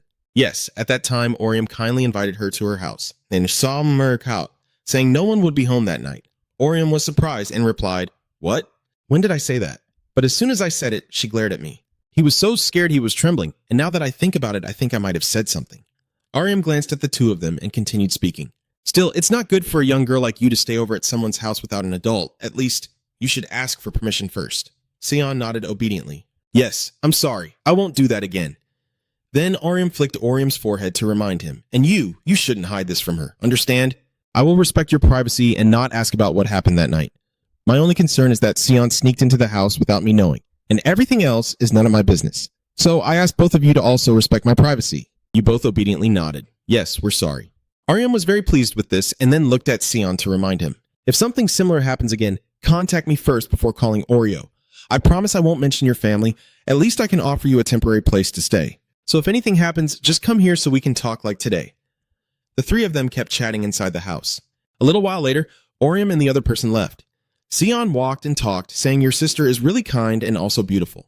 Now she understands why Oriam has sister complex. Oriam frowned in displeasure and asked, What are you talking about? Sion chuckled softly and said, I was just joking. I'm just a bit jealous that you have such an amazing sister. Oriam pouted and asked, Do you think so? Sion didn't answer and went straight to the main topic. I looked up Bujana's information yesterday, Oriam asked in surprise. Is that the user with the blonde hair we met yesterday? Sion nodded slightly and spoke softly. I thought I would find some related social media account, but there was nothing. Oriam asked suspiciously. Isn't that pretty normal? I also have a social media account, but I never use it. That's what I thought at first too. Sai nodded slightly, but his face was a bit serious. But I find it strange that someone with such strong emotions would have little presence on social media, so she suspects he might be hiding his true self behind a mask. Hearing this, Oriam furrowed his brow in thought. After a moment, he began to suspect whether he was a private person. Sai also chimed in, he could be a shy person or an adult. The two of them kept walking and talking. Until they reached a nearby coffee shop, Duan saw the two of them already chatting away. If he entered the Red Dragon prison, he would find traces of the heretical followers. If you bring them, the Holy Knights might be able to find where they are hiding. Following the trail, you'll gradually understand that event on the horizon. After saying that, he laughed triumphantly. Pretty amazing, right? Oriam and the other person listened in helplessness, perhaps even without hiding anything behind their masks. Setting that aside, Oriam suspiciously asked, So what exactly is the horizon? I understand it's related to the Tajiao, but before I could finish, Duan cut me off. To understand, you need to know about the universe from the online game that I mentioned earlier. He took out a picture and slowly explained that in this image there are 3 worlds existing within Gosphere Online, and the world where players are active is the middle world, the Ospar world. The world connecting Gosphere with Zion is the world of gods, regarded by NBC as the embodiment of deities. Oriam observed for a moment before speaking. So the black hole that the heretical sect always exists in must definitely be the gateway to the third world. Duan nodded slightly. They believe the world is about to be destroyed by a god from another realm. So their goal is the black to connect to a different world where they hope a new god will appear. Oriam skeptically asks, So what about the world beneath the world? Is the place with the question mark in that picture the divine world where we are living? I think so. Duan frowned and hesitated before replying. At first I thought it was just preparations for another major update, but based on what has happened so far, this is the conclusion I've come to. Sion finally spoke up. So the Horizon event is the appearance of the door connecting reality and the other world? The door? Oriam frowned and muttered these words. After a long pause, he finally spoke. Are monsters from the other world going to pour into reality through that door? Duan explained slowly. If the Horizon event truly signifies an irreversible change to the world, then perhaps it will happen. Sai looked at Oriam with a hint of worry. Isn't it too dangerous? It sounds like the whole world is about to be turned upside down. Orium's expression also grew a bit serious. It's all just speculation based on the story so far. There's no guarantee that it will actually happen. And if the event truly disrupts the world, it seems like the purpose of this event would no longer matter. You guess it's just a large-scale event related to the story. Sai sighed upon hearing that. You think so? Orium glanced over and asked. Do you know about the 6 pillars in the prophecy? I feel like they are the key to opening the gate to the horizon. Oh, is that so? Duan hesitated and said, I haven't found much about it yet, but he thinks it is related to the seals.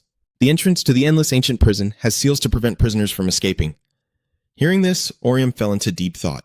The seal pillars, the six pillars representing the 5th guardian you defeated. Combining these 2 clues suggests the number of measures to prevent the horizon event and that each pillar has a guardian. At least, that's how you understand it. Then he muttered to himself, so there is only one guardian left. Sion looked at him with suspicion. What? He shook his head gently. Nothing. I'm just sorting out my thoughts. You also thank John for helping you so much today. John waved his hand with a smile and said, It's nothing. This is the least I can do to repay you for saving my life. Just let me know when I can help. Then the 3 of them returned home. But just before leaving, Orium suddenly spoke. Seweon, I need to use the bathroom. Wait for me outside. Sion nodded slightly. I'll wait in front of the train station. Orium, lost in thought, headed into the bathroom. You stand in front of the sink, washing your hands while thinking. Now you have a little understanding of the horizon, but you still don't know exactly what the event is. You only think you'll find out when it starts. Suddenly, a sound came from behind. Don't you think this event will be dangerous? He walks over to your side and speaks in a low voice. Regarding that horizon event, many people might die just like what happened at your school. Wouldn't it be better if you told us before it happens? Orium replied calmly. We still don't know exactly what that event is or how we will stop it. We are just innocent players through this game. Hearing this, Duan seemed to hesitate. After a while, he finally spoke up. There is a way. And he also knew how to do it, but it wasn't something a player like him could manage. Only high-level players have the ability to do that. I have been searching for players like that. I only saw a glimpse of your abilities yesterday, but based on what I've seen so far, you are the kind of player I've been looking for. With that, he raised an eyebrow and gave Orium a reminder. Let me know if you're interested. I'll be waiting for your reply. Orium squinted at his departing figure, speechless. Once again, you return home with a troubled mind, your face looking a bit grim. What was that just now? He looked like a completely different person. Could it be that he's hiding his true personality like Seweon said, or does he have other intentions? I understand. We also found some things. I'll message you later. After she hung up, Orium suspiciously asked, Who was that? Are they with Vaughn? Sion nodded slightly and replied, Yes, he's the leader. It seems they destroyed the Charles organization's fortress gate last night. They took care of a few of them. Hearing this, Orium exclaimed in shock, So where is their leader now? Sagan slowly recounted that they thought they had caught him, but it seemed to be a clone so they couldn't detect him with his passive skill. They only managed to defeat him using the ultimate skill, but it turned out to be one of the puppet skills, so he could only use 40% of his true power. However, one thing they discovered was the leader's skill. That person belongs to the Emperor class, a rare class with both damage and support abilities. Orium's face darkened slightly. Sai also spoke up, unsure if we will have to face him, so it's best to stay on guard. He seems to be a very skilled player. Orium nodded slightly. That's not a common class in the game. The train station wasn't crowded at this time, just a few people passing by. So, did they say Bi Hung was involved in yesterday's battle? John shook his head and said, I don't know the details, but I heard the fight was very fierce. They said no one from the combat class was seen. It was an unexpected attack. Maybe Hyung was somewhere else at that time. And then Cyan suddenly remembered something and continued. We also need to be careful of the Grim Reaper. He used to be a solo BK player, but now he has probably joined the guild for Orium. After hearing that, he frowned and asked, Are they talking about the death god we met at the river last time? But will they encounter him again? They will mainly focus on group missions from now on, while he mostly goes solo. At this moment, Orium suddenly gasped in surprise. Seeing your reaction, Sai asked anxiously, What's wrong? Did you find some hot girl?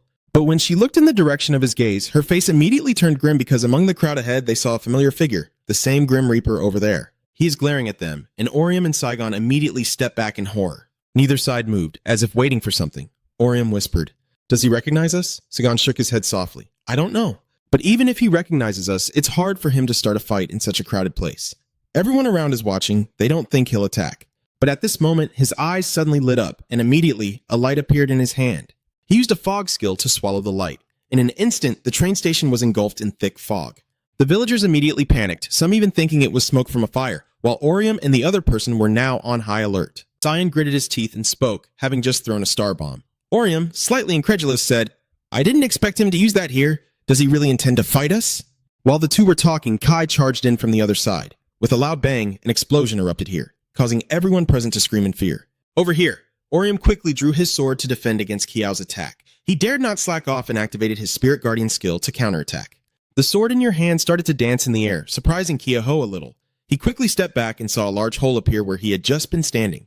But when Orium looked more closely, his figure had disappeared without a trace. He frowned suspiciously and asked, "Is that a phasing skill?" Sion now suggested we need to get out of here immediately. He looked at her in surprise as she slowly explained, "Death is targeting us. If we escape from here, ordinary people won't be involved, so let's run to a place where no one is around." Only then did Ori realize this. But before he could run, Kiaho's cold voice rang out from behind. "Where do you think you're running off to?" Orium was slightly startled and quickly dodged to avoid. Kiaho contemptuously asked, "How long do you plan to run away?" "Coward, we should settle everything here until one of us dies." "Do you think so?" Orium squinted at him. "He's a crazy guy." The boy gritted his teeth and said, "I agree, but this is not the right place." As soon as he finished speaking, he swung his sword down in a flash. The dirt and rocks flew everywhere in an instant, startling Kai-Ho. "Did you just use your earth-shattering skill? He can't buy more time." Over here, Orium quickly speaks up, taking advantage of his view being blocked by the falling rocks. "Let's go now, hurry." The two then turn around and run away. Seeing this, Kiaho grits his teeth in anger. After a moment, in a factory area, it seems deserted. Orium and the others stop here to catch their breath. Sai glances at him and asks, "Should we hide inside the crowded building?" The god of war would never come looking for us there. No. However, Orium shook his head in refusal. If he dared to use his skills in such a crowded place, he wouldn't care about the situation at all. He simply acted casually regardless of the circumstances. "So you'd better think about taking it somewhere without people to deal with." San looked at him in surprise. "You think that way?" Orium said firmly. "We don't need to risk fighting if the situation gets worse. Use the item you just gave her." She whispered softly, "I understand."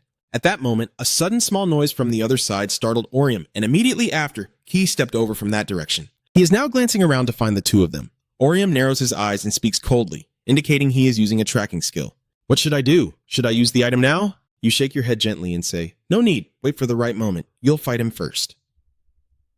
Hearing this, Sean immediately starts and nervously asks, "Why did you just say there's no need to risk your life to fight?"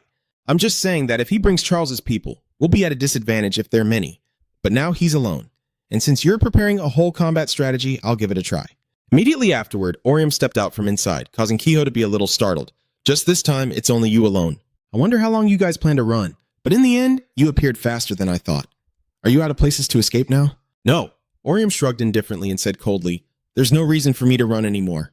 It's not a problem for me. Let's end this here." "You trash!" As soon as he finished speaking, he charged forward with his scythe. Orium didn't dare to slack off and hurriedly raised his sword to block. Kiaho had now activated his deadly scythe skill. Orium also refused to back down, activating his skill. In an instant, two powerful beams of light collided. Kiaho's body was cut by Orion's sword light in several places. Orion was also wounded, with a deep gash on his right shoulder, but he didn't want him to have a moment to breathe and unleashed another skill. The sword infused with deathly energy swiftly struck forward. Kiho stepped back to dodge, but unfortunately, his face was still slashed. He bit his lip fiercely and then charged again, having activated the skill of the Grim Reaper. Hunting in winter can reduce players' movement speed by 30% and increase ice damage with each hit. In an instant, icy energy blasts toward Orium. He narrowed his eyes at the approaching person, then suddenly closed them. When he opened them again, his eyes had turned bloodshot. You activated your skill, and the sword light carrying death energy appeared once again. The speed of both of your attacks was too fast, and the energy burst from the skill kept firing outward. Fortunately, Sion created a new protective spell that was unaffected. Ho, on the other side, kept losing ground, making him furious, and he shouted loudly, "You bastard!" Immediately after, white silk fragments appeared on the staff in his hand. This is an ultimate move, the Shadow of Death. It can accumulate damage dealt and steal 44% of the opponent's health, confusing them and gradually reducing the user's health. Orium looked at this move with some caution. Sai nervously shouted, "Does that move have a damage stacking effect? It's accumulated quite a lot of damage, so it's really dangerous." The initial damage from the stacking effect isn't much, but it increases over time.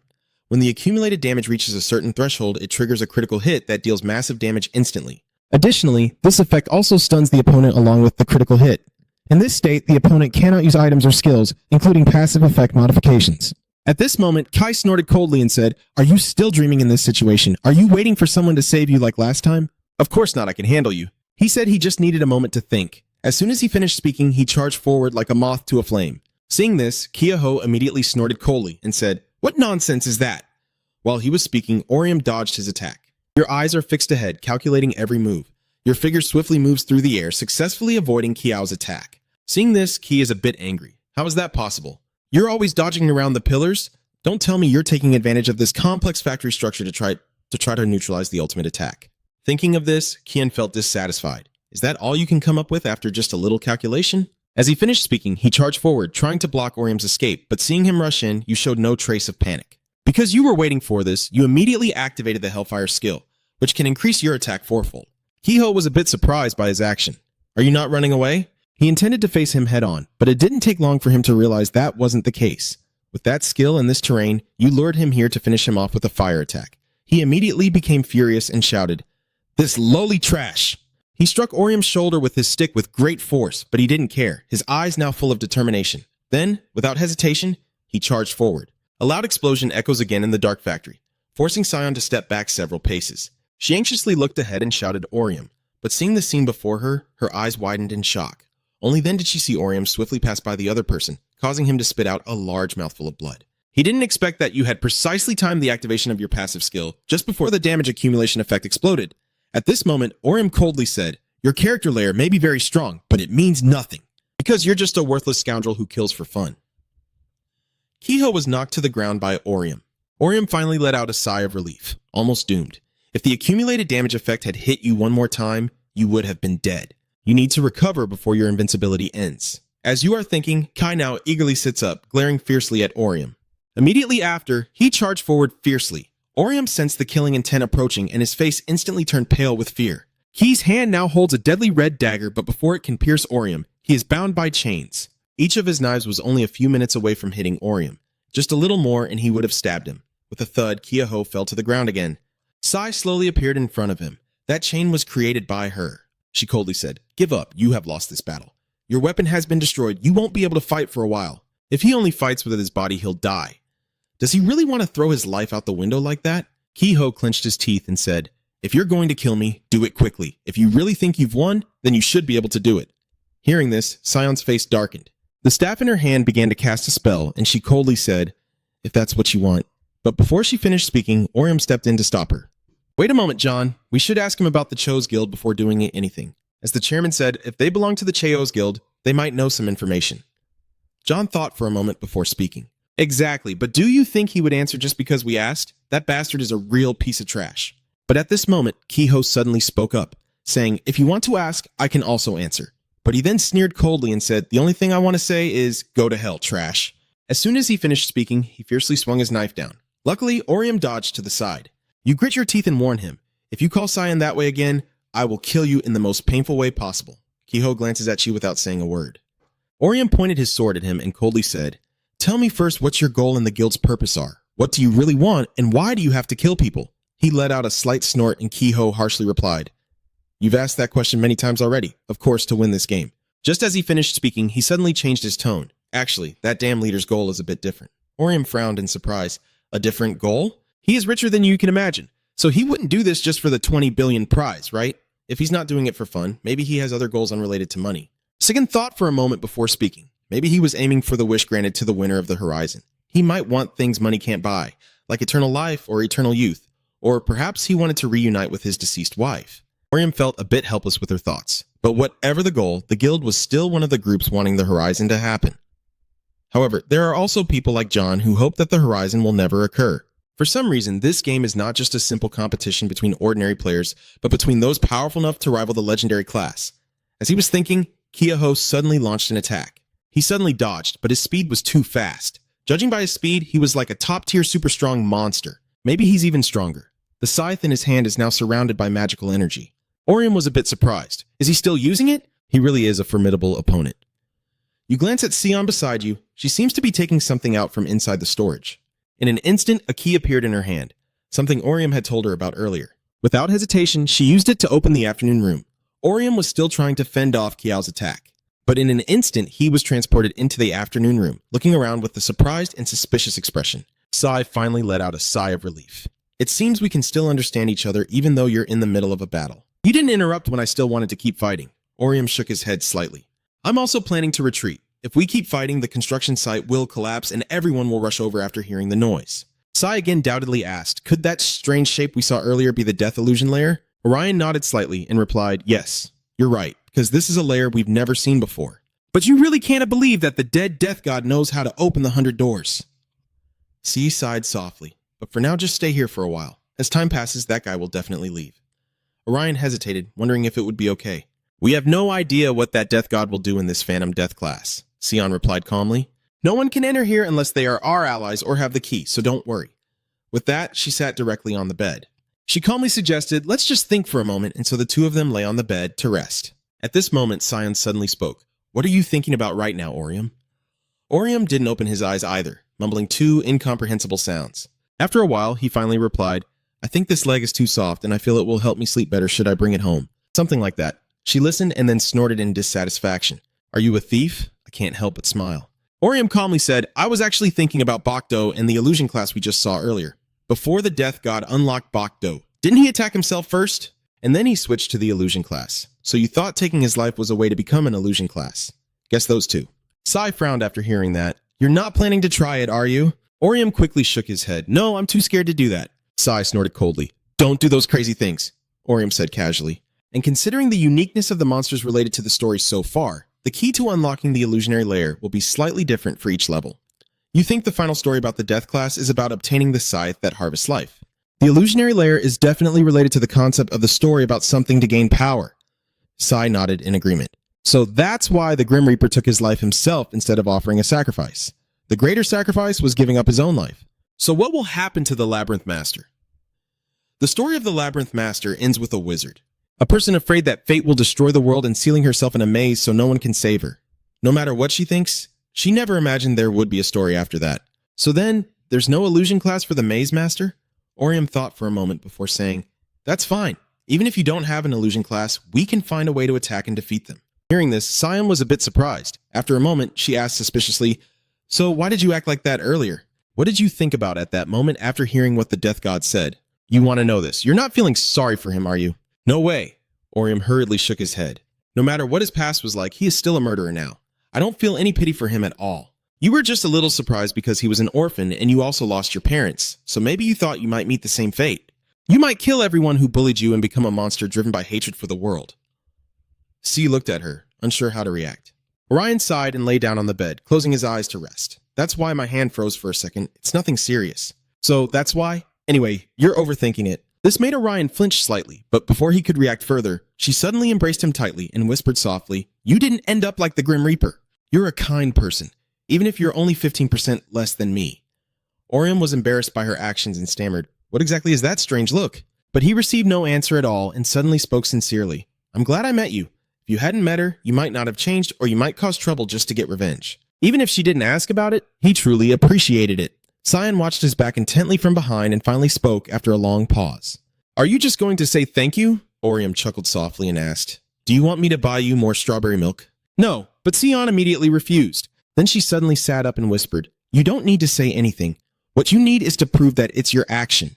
Orium flinched slightly, looking at her in confusion. What exactly was he doing? She turned around and pressed against him, raising an eyebrow as she said, Don't make me explain everything step by step. Right now, there's only one thing we can do. Orium watched her figure closely, noticing that her face was much gentler than usual. She leaned close to his ear and whispered, You have to let me win first place in this event. Got it? As soon as she said that, Orium was startled and looked at her. She just chuckled softly before stepping away from him. She whispered gently, If you agree, I will reward you fully. Even if you don't do it, winning on the horizon would be good for her anyway. Orium frowned slightly, unsure how to react. You decide to change the subject. Actually, I have a proposal, Sion asked with a slight frown. What is this proposal about?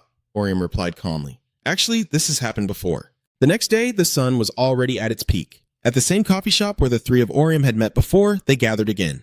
After hearing Orium's proposal, Duan immediately panicked. You want me to join your team? Compared to him, the two Orium members are much calmer. Orium casually asks, Do you think he's really that surprised? Du nodded slightly and said, Of course it was a surprise. You told me that someone who can't play games and is a coward could join a team of experts. Sai heard this and pouted, saying, Of course you're a coward and your stats are terrible. But when the swordsmanship classes joined the team, they helped a lot in completing the missions. Moreover, if they become a team of 3, they can complete missions together. So why don't you join them as an assistant? I'm not sure anymore. This isn't something I had considered before. At this point, I look at Orium and ask, Didn't I tell you this earlier? How can you make a decision after hearing that? C pondered and said, You told him before about preventing the Horizon event, right? If that's what you're referring to, I've already heard it from Orium. That's not enough to convince them. First of all, she doesn't really know what the horizon is, and she can't give up winning the event without any reason, and they still don't fully trust him. So if he wants them to stop the horizon, he has to fight both of them and trust them.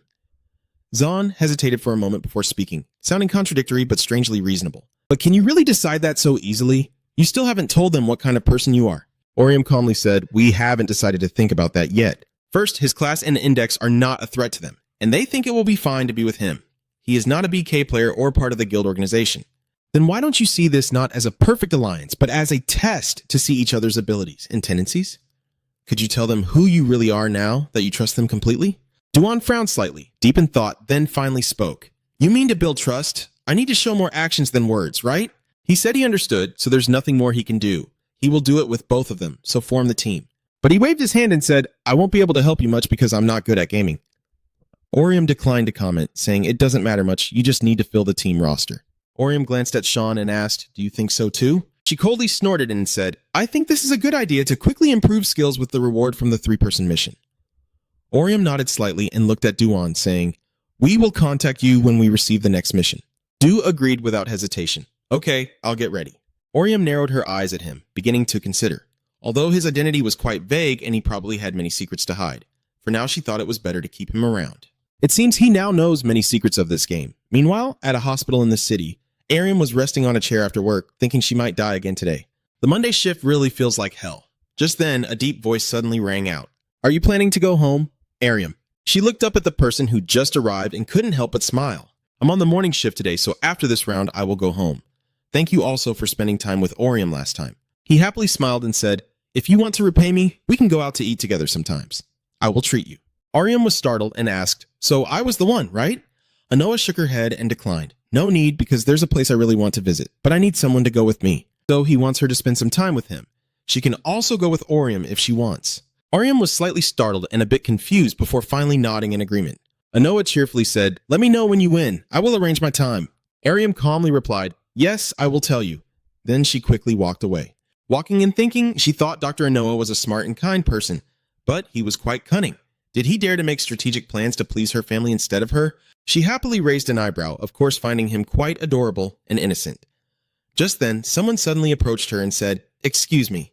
The man who just arrived cautiously asked, how do I get to the orthopedics clinic? Ariam, slightly startled, looked at the man in front of her, nodded, and said with a smile, I was about to go there. Let me take you. She told him to follow her. It wouldn't be long. While she wasn't paying attention, the man sneered coldly. That's great, thank you. Nurse, you're Ruan, right? He clearly has bad intentions. At night, in an empty park, a giant monster is aggressively threatening to attack people. Ron is holding a sword but fundamentally unable to fight back. So he was chased away and begged for his life by the monster. Sai hurriedly waved at him from afar. Here it is. Right after he escaped, she activated the swamp maze skill. In just a moment, the giant monster was trapped in the thick swamp. Without hesitation, she quickly shouted, Bujo now! He nodded slightly, then raised his sword and shouted, the blinding light is a skill that can disable monsters' passive abilities and cause confusion. In an instant, the monster caught in the light had its reactive damage passive ability disabled. You finally let out a sigh of relief. Alright, that damn skill has been taken down too. But do you really need to shout out the name of the skill when you use it? He awkwardly scratched his head. Well, it makes me feel like I'm actually using them. So just do what you need to do. Sion wasn't very concerned. She turned around and shouted loudly, Orium, finish it with one strike now! As soon as she finished speaking, a figure swiftly soared through the air. Until he saw clearly, Orium fiercely swung down from above, causing the monster's horn to be cut off. Sahai Lian exclaimed happily, well done, you broke that part. Du nodded in agreement beside her. That 1,000-year-old turtle horn is a costly upgrade item. Now the rest is to finish off this 1,000-year-old turtle with a series of attack skills. Orium immediately began to wield his sword, unleashing a series of sharp sword flashes. The agonized screams of the monster quickly echoed out. With a decisive strike, Orium cut the monster down. He glanced at it, a look of satisfaction on his face. After finishing the task, the three of them found a corner to check. Orium raised an eyebrow and said, it's quite easy for a 3-person mission, isn't it? Sai nodded slightly and said, I chose the easier one to suit our teamwork. If we hadn't fallen halfway, we could have finished without losing blood. John can only awkwardly apologize. He didn't want to either. But Sai didn't seem to mind and continued, so which reward should we choose then? An ancient turtle horn can compensate for the money lost, so I should choose the attribute points. Du suddenly raised his hand to suggest an idea, saying, I actually just thought of this. He suggested they could choose a random box. Hearing this, the two Orion were a bit surprised. After a long pause, Jiyeon finally spoke in a low voice. Do you like gambling? Orium sighed somewhat reluctantly. It will completely depend on luck to gamble on a chance after risking your life. But he shook his head and slowly explained, I don't mean that. Just listen to my explanation. There is a skill called a good day somehow among the adventurers. If you use it, your chances of getting a good item will increase. Even when he was playing games, he received many top-tier items thanks to that skill. So, if I use the skill before opening a treasure chest or entering a dungeon, the chances will increase. Hearing this, Orion asked with some doubt, so I might get a good item from a random box if I use that skill? Du nodded and smiled. Exactly. In contrast, Sion was very determined, calmly saying, no matter what you say, I won't take the risk. It's a reward for risking my life, so I have to be sure. Then she asked Orion how he felt. You think for a moment before making your decision, I will try the random box. The reward is a random box containing high-value items, so you don't think it will be too bad if you get something strange. Since it's a high-value item, you can sell it for a good price and have more options if you want to trade it for something else. C could only sigh reluctantly upon hearing this. Then just do as you want. If you're lucky, you might get a good item. She chuckled and said, if you end up drawing something useless and want to cry, remember to call her. A little while later, at Orium's apartment, after completing the mission, he teleported back home.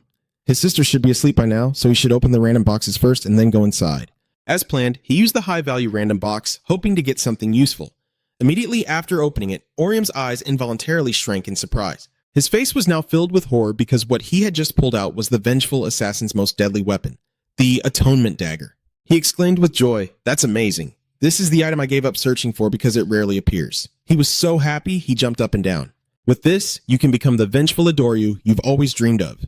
You return home with a joyful heart, so happy that words can't describe it. The sword in his hand was beyond his expectations, but predicting that Duan should join the team was the right decision, and another long day has passed. Because of yesterday's joy, Orium left in a cheerful mood like winning the lottery. Sai saw that you looked a bit uncomfortable and asked, are you happy because you got some good stuff from that random box? You happily said, of course it's not normal for an exclusive weapon to appear like that. Additionally, there are gems for trading these valuable items and items that can enhance attack skills. So you could say this was a successful move. You suggest she trust Duan's skills next time and choose the random box. A Master Maze expert's exclusive weapon can appear. John frowned in thought after hearing this. Really? Then I'll try it in the next mission. But she quickly reacted. She hit Orium's hand and complained discontentedly, don't try to lure me into that gamble. Orium chuckled softly and cheerfully said, anyway, we didn't do too badly working together yesterday, and we also got some good items, so let's take on some tougher missions. Sai pouted slightly and replied, I don't need you to remind me. I'll do it myself because I also want to try out my upgraded skills. Then she continued, Orium, do you have any plans tonight? I'm going to watch a movie with Sodung. Do you want to join us? He shook his head and replied, I don't think so because it's been a while, so I'm going to have grilled meat with my sister today. And the two quickly said goodbye and parted ways. On the way home, Orium was walking and thinking. He already had an item that enhanced his skill effects. If you do a little math, you can also use skills you normally wouldn't touch. The attack stat goes from 180 up to 504, so he can support other skills more effectively. Should he then combine all the skills he's used so far? If it's okay, I think I can do well without using my ultimate skill, or maybe I will find a way to reach the mythic level. At this moment, my stomach suddenly growled. He sighed in frustration, but he was starving. He had taken extra classes in the afternoon, but he had already eaten some noodles after lunch. He should go home early and ask for an earlier dinner. A little while later, Orion finally arrived at the foot of the apartment building and hurried home. As soon as he opened the door, he cheerfully called out, I'm home, sis. But the house was empty. Not even the lights were on. Orium is a bit suspicious. Ariam said she would come home early today, right? He went to knock on Ariam's bedroom door with suspicion, but there was no answer at all. He thought she might be asleep. But as soon as he entered the room, his face instantly changed expression because on the bed, he saw a knife. Next to it was a letter and a key. Inside the letter, there are a few words saying that if you want your sister to be safe, use this key. Orium frowned slightly in thought. There is a letter from the kidnapper and my sister's phone here, and moreover, that key is a game item. You sat there silently lost in thought for a long time, then finally clenched your teeth and muttered, only one person would definitely do this. At this moment, your face was filled with anger, and a fierce aura radiated around you. Damn you to hell! Meanwhile, in another luxurious room. Looking at the decor, it's clear this is the home of the wealthy. Ryu sits quietly on the chair, a look of satisfaction on his face. You're here already? You're later than I expected, Orium. You don't have time for small talk. Get straight to the point. Where's my sister? He chuckled softly and calmly replied, I'm sorry, but could you wait a moment? I'm a bit busy. He said that if I could complete this mission, I could level up because I'm also a gamer, so I probably understand how important this is. Unfortunately, Orion isn't as easy to talk to as he thought, so I directly kicked the phone out of his hand. The phone instantly flew 10 meters away from him, and he coldly said, you make me repeat myself again, I will kill you. Where is my sister? Ryuan raised an eyebrow at him, looking unshaken and even smug. After a moment, he chuckled softly and said, That's right. Didn't I tell you to wait a little longer? As soon as he finished, Ryu stood up, picked up the phone from the ground, and then threw it to Orium. Here, take a look. At this moment, Ryuan calmly said, Your sister is in a parking garage downstairs. I put her in my car. I used an item to make her sleep, but she'll probably wake up soon. If you leave this room, finding her will be pretty easy. And if you want to leave, you have to get past his corpse first. Orium bit his lip fiercely and gritted his teeth, asking, What are you doing this for? Arium is an ordinary person. She has nothing to do with this. He chuckled softly and calmly replied, Well, that's why I let her live. If she were a player, I would have let her meet her grandparents long ago. And if he hadn't taken her away, you would have never come to his room.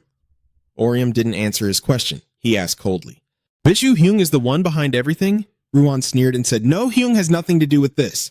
This is all me doing it myself. Of course, Yu Hyung was the one who told him about you and your sister. Orium knew this well and was not surprised. He took a deep breath, suppressing his anger, and asked through gritted teeth, What do you want from me? What the hell do you want to pick a fight with me and kidnap my sister for? Ryuan chuckled softly and calmly replied, Nothing at all. I just want you to die.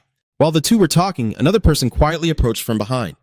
Orium glanced subtly. Then Ryuan's voice rang out again. If you let everything go smoothly, your sister will be safe at home. But if you cause trouble, he's warning you that he'll send both of you away together. Orium glanced at him coldly and asked, So this is what the guild has been doing all along? Ryuan sneered coldly and replied, Not really surprising. We're all players after all. It's just another way to eliminate rivals and climb the ranks. And that's why they had to kill you. It's not personal revenge or anything, so don't take it to heart. Hearing this, Orium fell silent. After a long pause, he finally spoke. Fine, do it your way. You will play by his rules and destroy Char, and you will rise to that number 1 spot. Ryuen smirked maliciously. Then the masked figure behind suddenly appeared and charged forward. Enough chatter. As soon as he finished speaking, he swung his axe down, turning the ground into a pile of debris. But Orion was not among them. He had dodged and escaped to the back. You quickly activate your best revenge skill, which is to strike while your enemy is still alive. In an instant, a blade of blood-red light slashes towards him, causing the masked man to roar in anger, You dog! Orium is secretly calculating that they are a team of 2.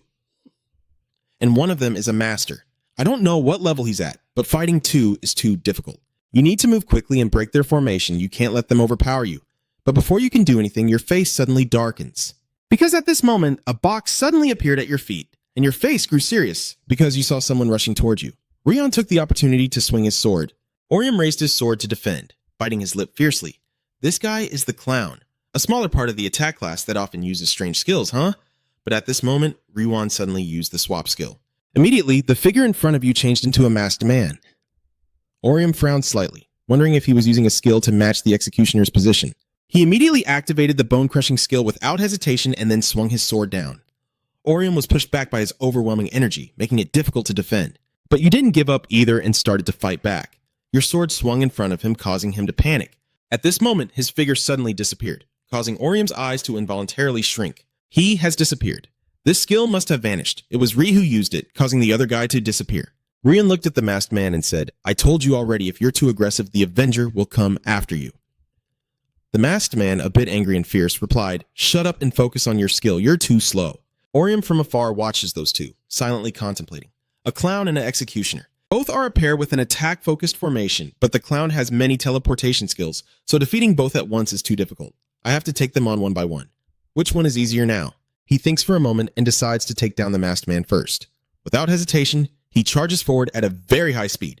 Rion saw this and said, He's aiming at you. Don't mess up this time. The masked guy angrily snapped, Shut your mouth and stay out of it. In the blink of an eye, Orium swung his blade in front of the masked man. Immediately after, the two entered their first battle. The continuous skill attacks keep coming, but at this moment, Ruin outside doesn't want to just stand and watch. He quickly activates the card rain skill, and cards fall from the sky onto Orium. The sharp cards slashed across your body, causing fresh blood to start flowing. Seizing the opportunity, the masked man rushed in front of you. With a loud crash, rocks and dust flew everywhere in the room. But within that cloud of dust, a foot suddenly appeared in front of him. Orium viciously kicked him in the face, causing him to fall backward. Seizing the opportunity, he quickly turned and rushed toward Ruan. He was immediately stunned and wide-eyed as you aimed at him. It wasn't an executioner. The one just now was a fake, just to distract him. Thinking of that, he immediately snorted coldly in disdain. Not bad, those cheap tricks won't work on him. Once again, he used the swap skill, and the masked man appeared in front of Orium, the axe in his hand ready to strike down. At this moment, he also activated the executioner's ultimate skill, the slaughter of demons causing triple damage with an 80% chance of critical hit. Immediately, the blood axe swung down in front of Orium. He didn't dare to slack off, raising his sword to defend against the attack. With a loud bang, an explosion erupted again in this place. Ruan chuckled smugly. You're clever, quite commendable, but this is the fate of fools trying to outsmart me. But as soon as he finished speaking, his eyes involuntarily narrowed. Because inside that foggy haze, Orium managed to block the attack from the masked man who had already begun absorbing the damage. He coldly said, I've been watching you from the very beginning. As soon as he finished speaking, a dagger appeared in his hand. The two guys immediately froze in shock, realizing he had another weapon. He let out a faint huff and coldly said, A debt of blood is paid with blood. In an instant, a blood-stained dagger appeared. This is the slaughter of demons. You didn't hesitate to stab the masked man without any warning. He was pierced by him and screamed in agony, his body flying far away and crashing heavily to the ground. He narrowed his eyes at him with no trace of compassion on his face as the masked man was brought down by him. You're not planning to use the enhancement skill of this weapon, Lucky Break.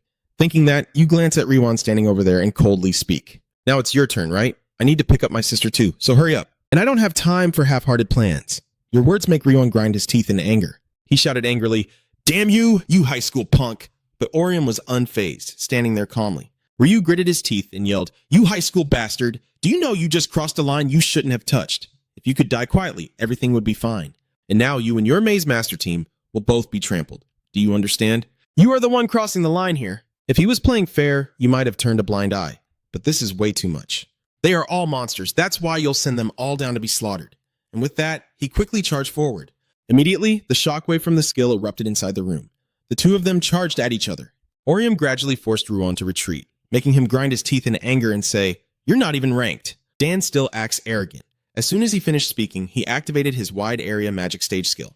Seeing the magic battle beneath his feet, Orion couldn't help but frown. Area-wide magic enhancement? Not yet. Ruan now has an item in his hand, which is a ghost ivory tusk. In an instant, he crushes the item, and a blinding purple light erupts. Orium's face grew even more serious, now enhanced with an item that boosts skill effects. By maximizing his power, he plans to finish it with a single strike. As expected, without saying a word, he began activating his skill. 3 large saw blades suddenly appeared above Orium's head. This is a type of deadly skill from Ruan. In an instant, 3 large saw blades rushed toward Orium. Not daring to slack off, he used his fastest speed to dodge. Unfortunately, their speed was too fast, and he could only fall into a defensive stance. Damn it, I can't attack while dodging these saws because the skill has been enhanced. There's no choice but to keep dodging until this skill ends. But how could Ryu give you that chance? As you kept retreating, a hand suddenly pierced through your back. Ryu suddenly appeared behind Orium through a magic door to attack.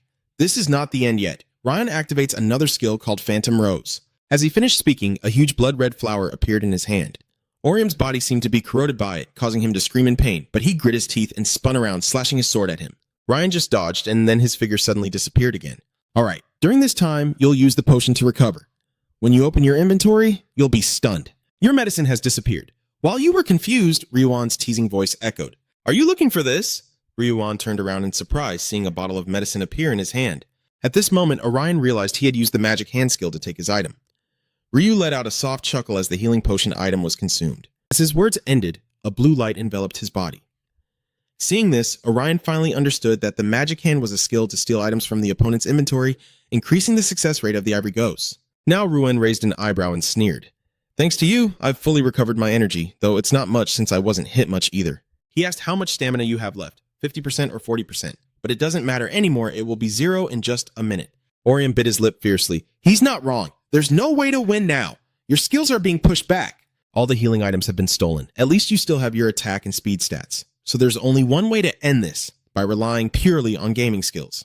Immediately after, Orium charged forward fiercely, but Ryu calmly blocked the attack. Once again, the shockwave skills keep emanating, causing the room to start falling apart, while Ryuan is being pushed back step by step by Orion. He gritted his teeth in anger as he launched a relentless attack while guarding against his skill. This is not something that can be easily achieved just by playing a lot of games. You are definitely a prodigy in offense. As he predicted, you really are a threat to his boss, so he has to kill you. Thinking quickly, he immediately activated the mirror shield skill, layers of ice blocking his view. Orium was a bit surprised and widened his eyes. Ryuan smugly said, Now, die neatly. And with that, his sword swung down. Orium's body was already wounded. Seeing this, Ryuan laughed triumphantly. Die! But at this moment, a blade of blood-red light suddenly struck in front of him. Orium coldly said, I won't go down that easily. Immediately after, many phantom swords appeared behind him. Ryu, at this moment, could no longer stay calm. His eyes widened in fear. This is the ultimate skill. This is dangerous. At this moment, Orium was like a moth flying into the flame. A series of swords also sped toward him at the fastest speed. With a bang, an explosion sounded right in front of him. The shockwaves spread through the air. When they dissipated, all that was left were the swords embedded around a magic box. Orium was a bit angry, so he used teleportation again. Immediately after, a deep voice echoed behind him. That's enough. Orium was startled and turned around to see Ruan stepping out from inside another box. A few playing cards appeared in his hand as he spoke coldly. You have to focus on the magic show until the end, or you'll miss an important part. As soon as he finished speaking, a purple magical light emitted from his hand again. Rain cards reappear in the air. Seeing this, Orium's face darkened slightly, and in an instant, another explosion rocked the room. The cards, like darts, kept chasing Orium, but he still managed to dodge. Ruan's face suddenly lit up with a look of joy. He dodged all of that without using any skills, but there's no way to turn the tide now. He suddenly realized a problem. The ultimate skill he has is still there, and those blades haven't disappeared yet. Ruan immediately bites his lip. That's right, it's a ranged attack controlled by the sword. And since he's using two blades, he can split them into two by holding both handles.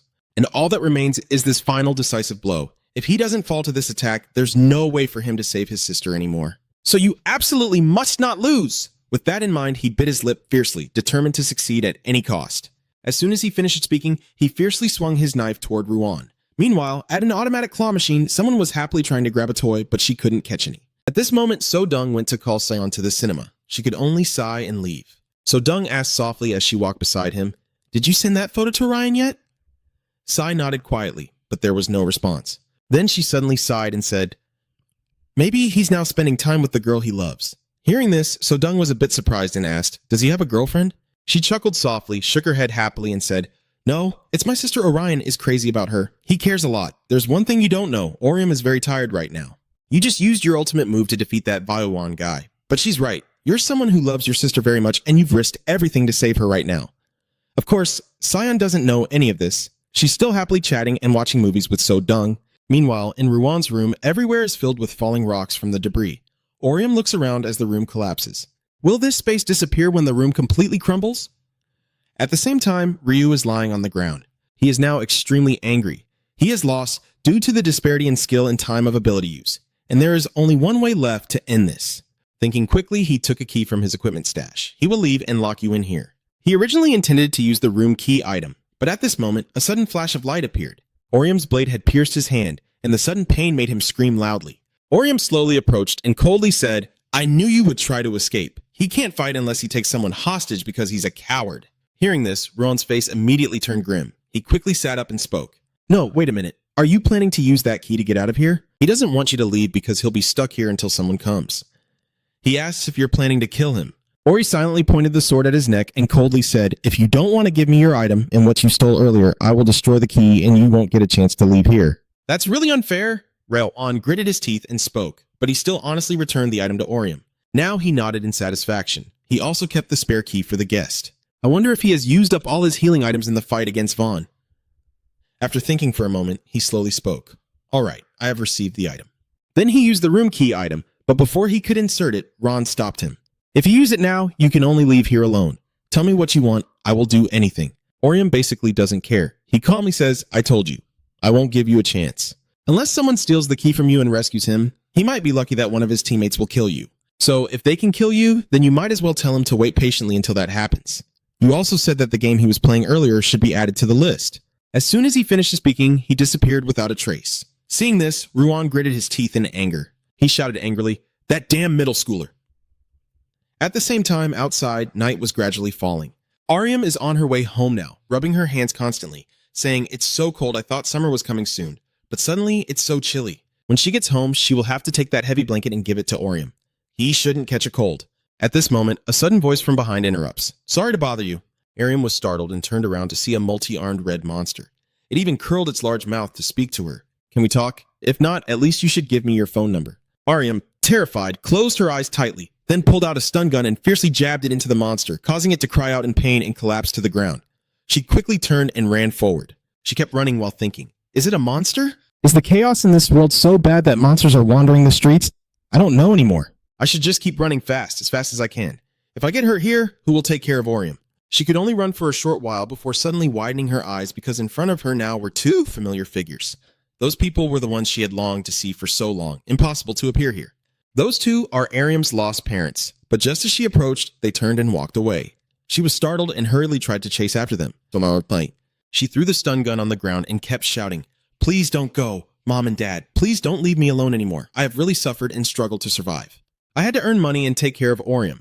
I didn't know what to do, so I begged them please not to leave." But no matter how much she begged, they still left. Suddenly, a childish voice sounded behind her. "Hey, it's Oriam when he was little," the boy asked in confusion. "What's wrong, sister? Where are you going?" Your call brought Ariam back. The childhood memories quickly faded away. She quickly wiped away the tears from her eyes before turning her head to smile and say, "What are you doing here? I didn't go anywhere." Then she reached out again to pick up little Oriam and whispered, "Let's have grilled meat today. You can sleep with your warm shoe scarf. Let's go home together." By the time she drifted back to sleep, she was already in someone's arms. It turns out it was just a dream earlier. She slowly opened her eyes to look at the person in front of her. So it was Oriam. You saved me after all. A series of questions raced through her mind. Why is Oriam bleeding? Is he carrying me? She clearly went home after finishing her work. In the end, she thought this was just a dream. Thinking of that, she immediately closed her eyes to rest. If it's real, she will protect Oriam from that pain. On the other hand, at the cinema, Sion and the others finally finished watching the movie, and So-Dung happily praised it as really good. Seon pouted and said, "It's a bit predictable, but still worth watching for the funny expression of that villain, like an octopus."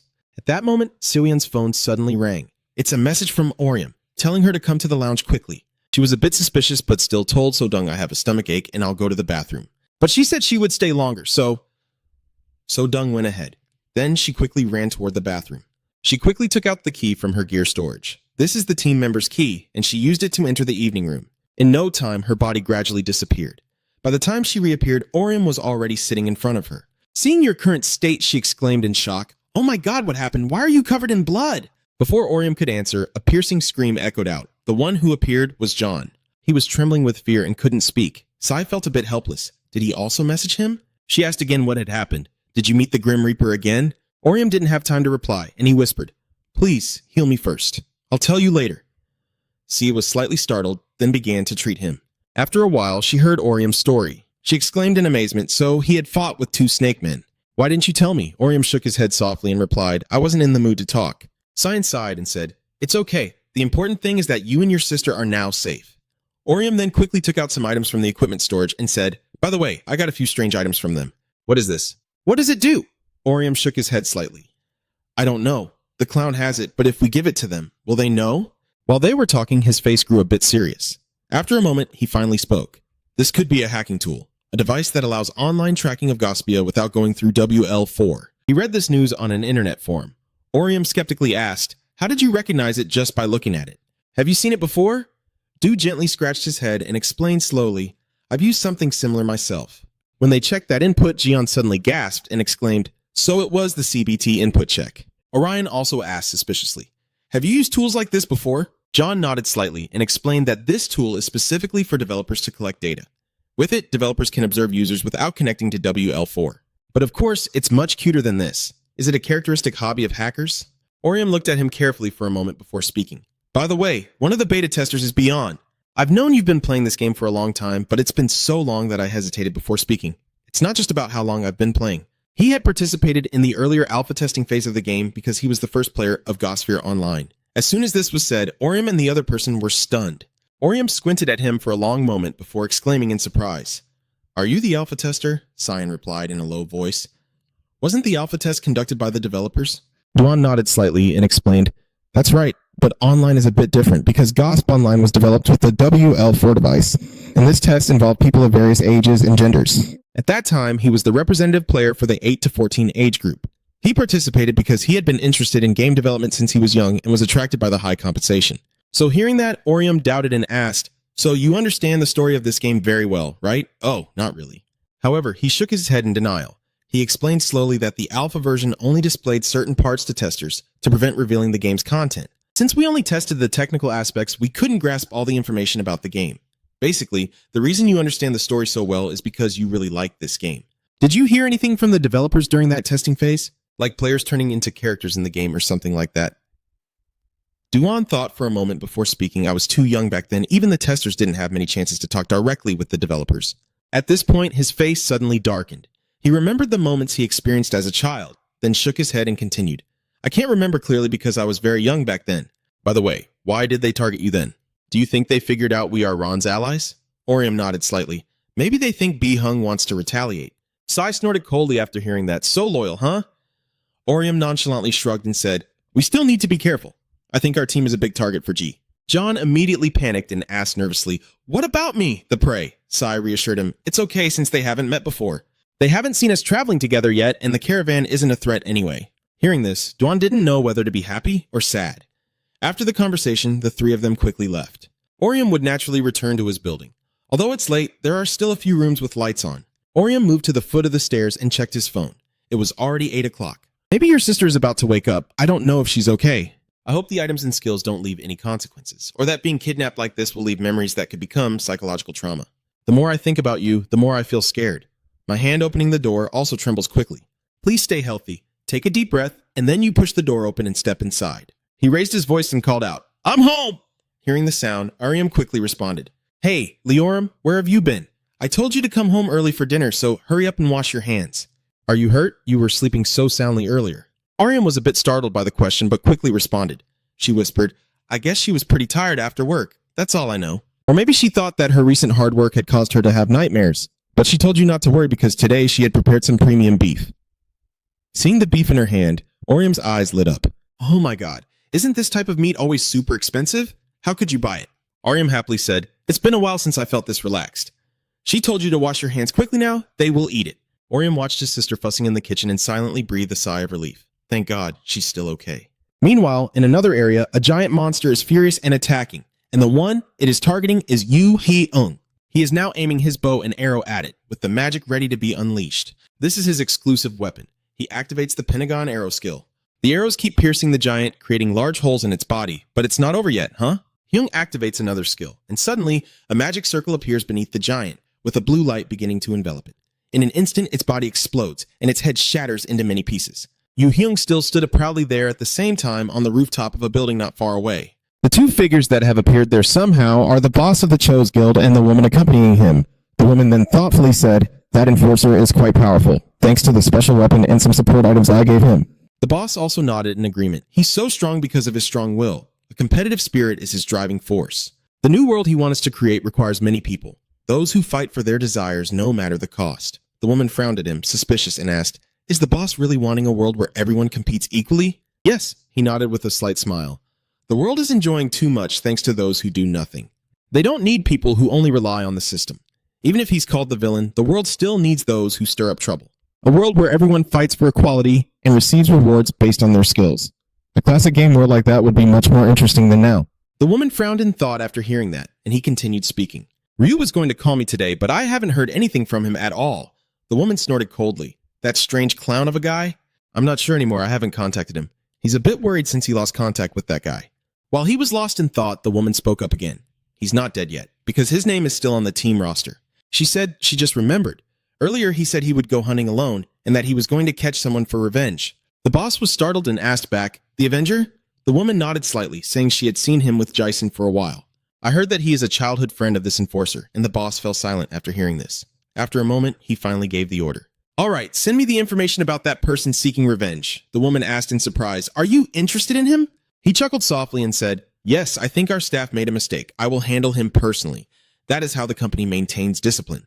The next morning at a cafe in the city, Orium and the other person are here, seemingly doing their homework. C, after a long moment of silence, speaks up. For question 14, I don't know how to solve it. Orium listened and then approached to look, then softly said, Maybe we can do it differently. He quickly finished solving the problem for her, and she exclaimed in surprise, I didn't expect you to be so good at studying. That was unexpected. She said she thought other things were silly because she was obsessed with gaming. Orium was startled after hearing, Isn't that a bit too straightforward? At that moment, Sion's phone suddenly rang. Orium suspiciously asked, Who is it? She replied in a low voice, Ron. After saying that, she picked up the phone and answered, Hello, this is Seung-ha calling. Nothing much. Can I talk to you for a moment? Seung-ha said he had a proposal for both of you. That's a good mission, she said, then frowned and asked, A good mission? Seung-ha quickly replied, A team of 6 is needed to defeat the monster. Any team with 6 members can participate, so Joy's 8 people, Orium's 2, and 1 of their support members. She thought that if Orium's team could send 1 person, they could form 2 groups. Seung-ha asked Sion what he thought. Should they give it a try?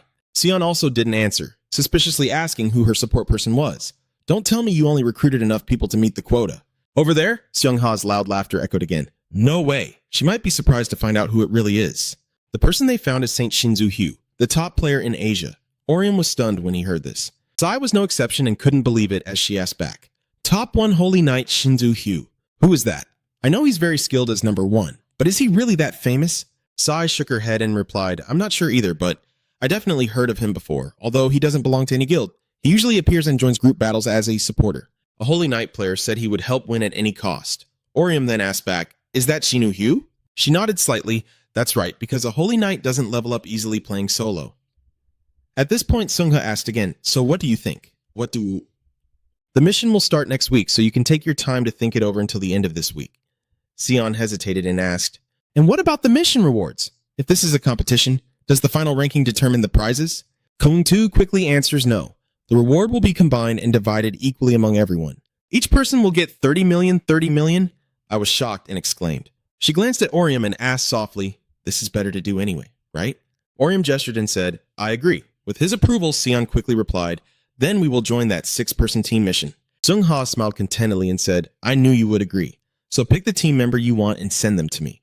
They will discuss with the guide member and make the final decision by the end of this week. After talking with Seung-ha, the two Orium stayed a little longer before heading back. Can we choose Ryan's guide member? When the mission starts, the two teams will have to compete. Yeah, that's true. But Orium frowned slightly and seriously said, if possible, I want someone suitable to join John. One of the explorer's skills is providing buffs to the entire team, so if they match well, they will become stronger. Sion thought for a moment before speaking. I found someone suitable for the explorer. Then, she took out her phone to show Orium the information. So what do you think about this combination? Orium nodded immediately. That's great. You think the same way too? Swan heard your agreement and spoke up. All right, I'll message Ryan right now. Soon after, Seo-Yin's phone rang. Is that Rian behind him? You're so quick to reply. By the way, what kind of monster will the 6-person team mission involve this time? So far, in the two team missions, they've usually faced regional boss monsters. But this time it will be event level monsters, the top tier creatures. Whatever it is, I hope it appears alone, because it's really annoying to have to plan a strategy. As he was thinking, Seo-Yin finished his conversation. She turned her head to ask, Orion, what are you planning to do this weekend? He hesitated, scratching his head, and replied, I don't know yet. Not much planned. Hearing this, Sion nodded in satisfaction. That's good. She raised an eyebrow and seriously reminded you to make sure you keep Saturday night free because you have a date with her. Orion was startled and exclaimed in disbelief, why so sudden? Sion also didn't say much, and the two of them just decided to go home together like that. Saturday night arrived quickly. Orion was standing on the sidewalk waiting, constantly scrolling through his phone with a hint of suspicion on his face. An unexpected date? What on earth is going on? She didn't even explain herself to him. They met every day, but he didn't see anything special because he thought it was just a team play. But when she said it was a date, your heart was pounding like you had just encountered a high-level monster in an unexpected place. At that moment, someone suddenly came up and punched you hard in the back. You flinched slightly and turned around. Then a female voice rang out. Are you waiting long? Immediately, Orium's eyes widened in shock. Sai is very different today. She has her hair neatly tied up. She softly says, sorry for being late. Orium stared blankly at her, silent for a long time. Sai immediately grew annoyed, hitting him with her bag and saying irritably, what are you staring at? Are you trying to die? Orium blushed awkwardly, a bit stammering. What's going on? She looks so different today. After a while, he regained his composure, scratched his head, and asked, so where do we go now? You said there's a place you want to visit. Sion coldly said, I won't reveal it, knowing in advance would ruin the fun. Just trust me and follow me. Orium had no choice but to nod, but he muttered in dissatisfaction. I really like being told things. It makes Sion angry and hit you again. Go away, just go to your appointment like that. Sion has seen the person she wants to meet, and she happily calls out, Sister? Orium was slightly startled, looking in the direction she was gazing. To his surprise, he saw Ariam and Dr. Anoa. He approached the two and quietly asked Ariam, what's going on? Ariam raised an eyebrow and smiled. I thought you wouldn't come if I didn't do this, so I planned it like last time. Dr. Anoa took the time to care for you, so she thought it would be good for us to have a meal together. Orium sighed reluctantly after hearing this. Is that why you tricked me and brought me here? Sai winked and said with a smile, That's right. Your sister asked me over the phone the other day, and as the daughter of a pharmaceutical company, if you get closer to people in the medical field, I think it will be very beneficial. Ariam looked at the two of them for a moment before speaking. Let's go, or we'll miss our reservation. A moment later, the four of them entered the restaurant they had booked. They started talking while waiting for the food, and Ariam was recounting something very happily. That's why Orium burst into loud tears while shouting, Don't go, sister, please! then shyly approached, blushing. Sister, I didn't do that. At this moment, Anoa spoke up. It seems Orium really likes Arium, doesn't she? Arium shook her head and smiled, saying it's been a long time since then and we haven't even kept in touch recently. Sagian on the opposite side looked at the two of them as if lost in thought. After a while, she suddenly asked, why do you two know each other? Even in the same hospital, it's hard to meet, let alone different specialties. And how did everything start in the beginning? Arium glanced at Noah, slightly awkward, scratching his head. I was the one who approached Arium first and started the conversation, saying I saw her working in the hallway. At that moment, she was helping a patient push a wheelchair. Seeing it, for some reason, he wanted to talk to her. Hearing that, Orium immediately frowned in suspicion. Anoa smiled and said, I approached Arium first. After hearing that, Arium could only scratch her head awkwardly. After a moment, Jian continued to ask, how is the nursing job going, sis? Is it worth introducing? Arium shook her head gently. I don't know. It depends on the person doing it. The only thing I want to say to those who want to become a nurse is to run away and find something else.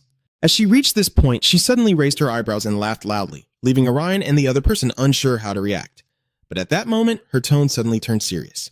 Of course it's not that hard, especially when a patient you've cared for leaves the hospital in good health, making someone smile again. It's wonderful and inspiring. Orium glanced at his sister, the first time he saw this side of her. Arium chuckled softly and said, sorry about that, I've never talked about it before. At the same time, Anoa was also watching her closely, but it seemed like he was seeing someone else through her. Sai sensed something unusual from him. At that moment, her phone rang again. She opened it to see who the message was from. She glanced at Orium and suggested, Orium, let's go outside and talk for a bit. He was a bit surprised and asked, why not just talk here? Sion shook his head and replied, no, I feel embarrassed to talk here. Let's go quickly. So the two of them hurried outside. Sai slowly spoke, let's stay outside so they can talk, and I can't keep this up all night. Orium nodded slightly without saying anything, but his eyes kept looking toward the restaurant. Suddenly smiling, Jian raised an eyebrow and asked, what's wrong? Are you worried about losing her soon? Orium was a bit startled and quickly denied it. No, it's just that I was really surprised that my sister has such a perspective. I've never seen her work before, so you're a bit surprised. You think you knew everything about her because you're family. Sean sighed and asked, so would your sister be surprised to find out you're a revenge seeker? Yes, you're right.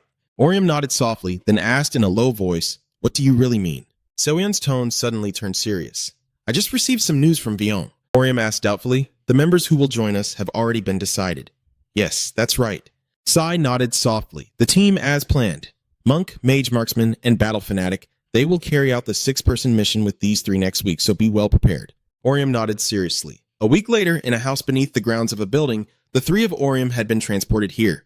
Orium looked around for a long time before speaking, where are we? Sai checked his phone briefly before replying. According to the map, we are in the new town on the outskirts of the city. Probably not many people here at this hour. As they hesitated, a voice suddenly rang out from afar. Orium startled and turned around, only to see JY leading 2 people toward them. Long time no see. How have you both been lately? The guest politely nodded and said, nice to meet you again. Remy looked at John with suspicion and asked, is that the new helper you recruited?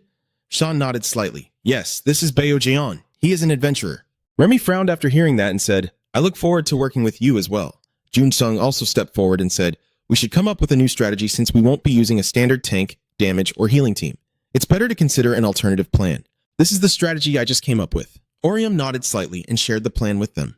To maximize the advantage of the 3 support members in the team, they can provide effective ranged assistance, allowing melee DPS to attack and retreat in sync with support skill timings. JY frowned and asked, isn't this strategy too risky for us? How can close-range DPS avoid direct attacks when we don't have a tank in the team?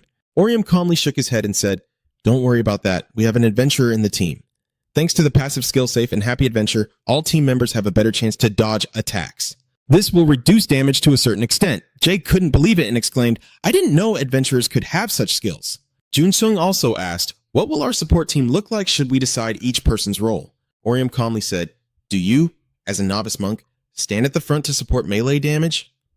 The adventurers lack attack skills, so they will need to chant a buff spell for the team from behind. As a labyrinth master, Sion will support the team with various skills depending on the situation. Sion nodded and said, let me handle it. So that's the strategy we came up with. Does anyone have any other suggestions? Junsung shook his head slightly. Jin also spoke up. I agree as well, Remy said softly. I agree with you. It seems that's the best choice for our current team composition. Hailong nodded and Orium calmly said, well then, since everyone is experienced players, I think we should handle things as the situation demands. At this moment, the mechanical sound of the system suddenly rang out. The mission will start in 1 minute and 30 seconds. Before leaving, Orium reminded them again, make sure everyone has enough healing items since we don't have a healer. After finalizing their plans, they waited for the mission timer to start. Orium is now thinking about the mission. The current strategy isn't bad, but that's only when facing a single monster. I should come up with a backup plan. I really hope there are no more than 3 monsters. If there are more, it will be a headache to figure out how to adjust the team formation. At this moment, the system suddenly announced that there were only 10 seconds left before the mission started. Remy glanced at Jun Sung and whispered, "That kid seeking revenge doesn't have much team experience, but he's quite good at devising strategies." Jun Sung nodded slightly in agreement and said, "Yes, he understands the game mechanics very well, and his combat skills are quite impressive. If he gains more experience and continues to hone his team management skills, I believe he will become an excellent guild leader." The preparation time for the final mission is over. The main task has officially begun. As soon as the system announcement ended, a giant monster appeared. Everyone was immediately terrified. "It's here," Sion squinted at the monster, at a loss for words. Orium's face grew serious. He recognized it. It was the giant priest Nephilim. Suddenly, it lifted its leg without hesitation and stomped down, causing the ground to collapse into a huge hole. Duan shouted in fear, "What is that? Are we really going to face a giant monster like that? I never thought something like this would appear. Not even Orion expected it to show up." Run Sung here, reassuring us, said, "Even if we didn't expect this since the event has started, we have to fight to the death even if it kills us." Then he hurriedly shouted, "Jay," she immediately responded. "I know." As soon as she finished speaking, she quickly charged forward. At the same time, the trembling behind her used a skill to light the way, raising all her stats by 22%. The shockwave from the skill kept emanating. She swung her sword at the monster as fast as she could, but it was completely unharmed. Diane cursed bitterly. How could that be? It was unharmed, and then it swung its hand to attack her, causing her to be thrown far away and crash hard onto the ground. The pain made her cry out, and over here, Orium charged forward with his sword, activating his furious scream skill. A sharp sword beam, carrying blood energy, immediately cut across the monster's head, but the result was the same. The monster still stood proudly there. Orium's eyes involuntarily narrowed, but he was unharmed. Could this giant monster possibly be? As he was thinking, the monster turned its head to look at him, and in an instant, the ice wrapping its head began to fall off, revealing a red eye that shocked Orium. But even more surprisingly, behind it, that eye shot out a beam of blood-red energy. With a loud bang, it caused the ground to explode directly. But before it hit Orium, Sion appeared just in time, using his magic to create a protective shield. Sai clenched his teeth and said, "Looks like we've been fooling around a bit too much. Just one hit to take down that giant monster is enough." Orion hesitated slightly and said, "I can't. That monster is just you haven't finished speaking." Duan interrupted. "We can't defeat that giant," he explained slowly. "Like using a mirror to defeat Medusa. We need a special tactic to beat it, which is the gimmick boss." As soon as these words left his mouth, Swion's face immediately darkened, and Raimi chimed in to support him. "Yes, I saw it in the game before. They need to target it with an item called Independence." She remembers because she was assigned that mission during a raid. Si Ngung Trong asks, "So what should we do now? Normal attacks don't cause any trauma at all. What else can we do now? We have to fight it directly." Unity is the best way to handle this, right? Is the person coming Sung Ha? She quickly drew her sword. She confidently said, "If I can't kill it in 1 or 2 hits, then keep attacking until it dies. Do you agree?" "Do Hugh!" As soon as she finished speaking, Du Hugh swiftly passed by Orium and charged forward. He confidently replied, "Of course," as a large hammer appeared in his hand, and without hesitation, he swung it forward. The faint yellow lights began to surround the monster, and in an instant, its body wavered and it immediately collapsed to the ground. Seeing this, Sion couldn't believe it and shouted out as he delivered a direct blow with his stun skill. So this is what the top player in Asia looks like. Du happily laughs and pushes Seung Ha aside. "Not bad. Now it's my turn in front of the helper. I can't afford to lose myself, right? Let me show you what I can do." Then she grabbed her sword and charged forward like a moth to a flame, the blade dancing in the air. Duan was seeing these scenes for the first time and was so stunned he couldn't speak. Damn it, are they high-level players? At this moment, June walked over and patted Orium on the shoulder, softly saying, "We can't just stand here and watch. Show them what kind of person you are. I will support you as much as I can. I understand." Orium nodded slightly in response. Run Shung had just activated the Enlightenment skill to support him. On this side, Sung Ha is charging forward fiercely, attacking alongside Du Hee-uk from opposite sides. The monster was continuously attacked and slashed by the two, but unfortunately it remained unharmed and swung its fist to attack them both. Sung Ha's eyes involuntarily narrowed. She quickly jumped up high, avoiding its fist. She ran along its hand like that. At the same time, Du Hu also activated the Divine Wheel skill. Ex-Young Ha was not idle either. She also activated the Queen's Pathway skill. In an instant, a series of shockwaves appeared in the air, but the monster still stood there unmoving. Du Hai-Yuk looked at this scene with some dissatisfaction, attacking repeatedly, but it still showed no reaction. Seung Ha also chimed in, fighting an emotionless foe like this is really boring. But at this moment, the monster started to move, its mountain-sized foot stomping toward the two of them. Sung Ha saw this and was startled. It was too fast, she had no time to dodge. At the very moment when everything hung by a thread, Orium appeared just in time, blocking the monster's foot with his sword as he used the unyielding skill to resist the damage. He wants to endure all the damage first and then strike back. Immediately after, he pushed its foot away and swung his sword to attack. A sharp sword slash cut across the monster's belly, causing it to freeze for a few seconds. Seeing this, Do-Hee-Huk couldn't help but praise. Impressive, a powerful strike that must have boosted his stats with skill buff. He glanced at Seung-Ha and asked, "Is that Avenger the high school student you mentioned?" Seung-Ha nodded slightly in acknowledgement, saying, "Yes, his skills are truly extraordinary." Orium paid no attention to what they were thinking, still fiercely attacking the monster. At the same time, 3 more IQ members appeared from Seung-Ha's side, and without saying a word, they all charged at the giant monster. Seung-Ha looked at them in silence for a moment before Runzin quickly appeared. He apologized, saying, "I took a different route," thinking it was a shortcut, but ended up falling behind. Seung-Ha didn't care much, shook his head and said, "It's okay, the real fun is just beginning." Right now, a series of players are continuously attacking and slashing the giant monster in front of them. Remy below, firing her gun and laughing enthusiastically, said, "It's so big, I don't even need to aim." Then she used her ultimate skill, Each Phoenix. A fire phoenix shot from her gun, piercing straight through the monster's body. At the same time, X-Do and Uzon kept attacking without pause. Uzon activates the Longbone Slash skill, while X-Do quickly summons a series of consecutive attacks. Immediately, the two strike the monster from left and right. Its body was battered by successive shockwaves, causing it to stagger and fall to the ground.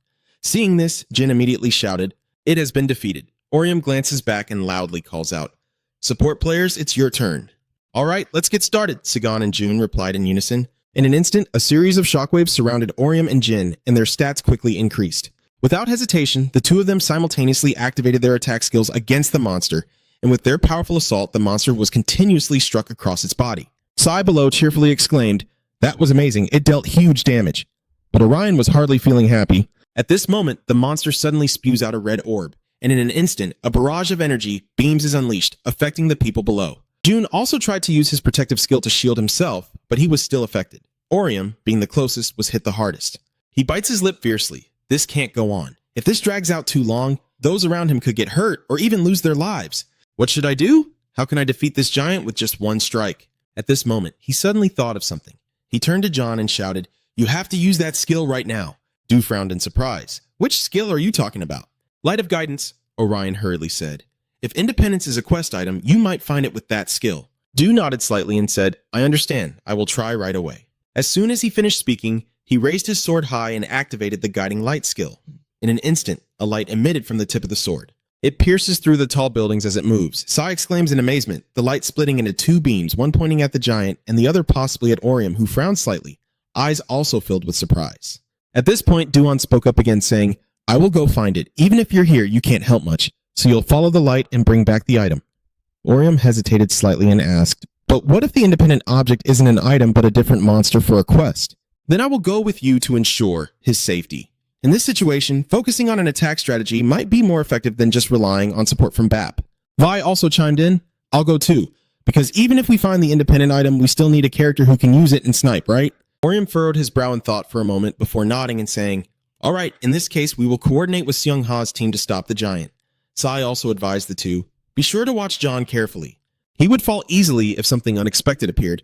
Duan immediately protested, "Hey, I'm not like that anymore." It seems that their group has come up with a plan. "What should we do now?" Seung-Ha calmly replied, "Once we've formed an alliance, competition no longer benefits us. But still, we can't just stand by and watch them act. They will try to launch a devastating blow before they can act and take down that giant first." Doohoo also agrees.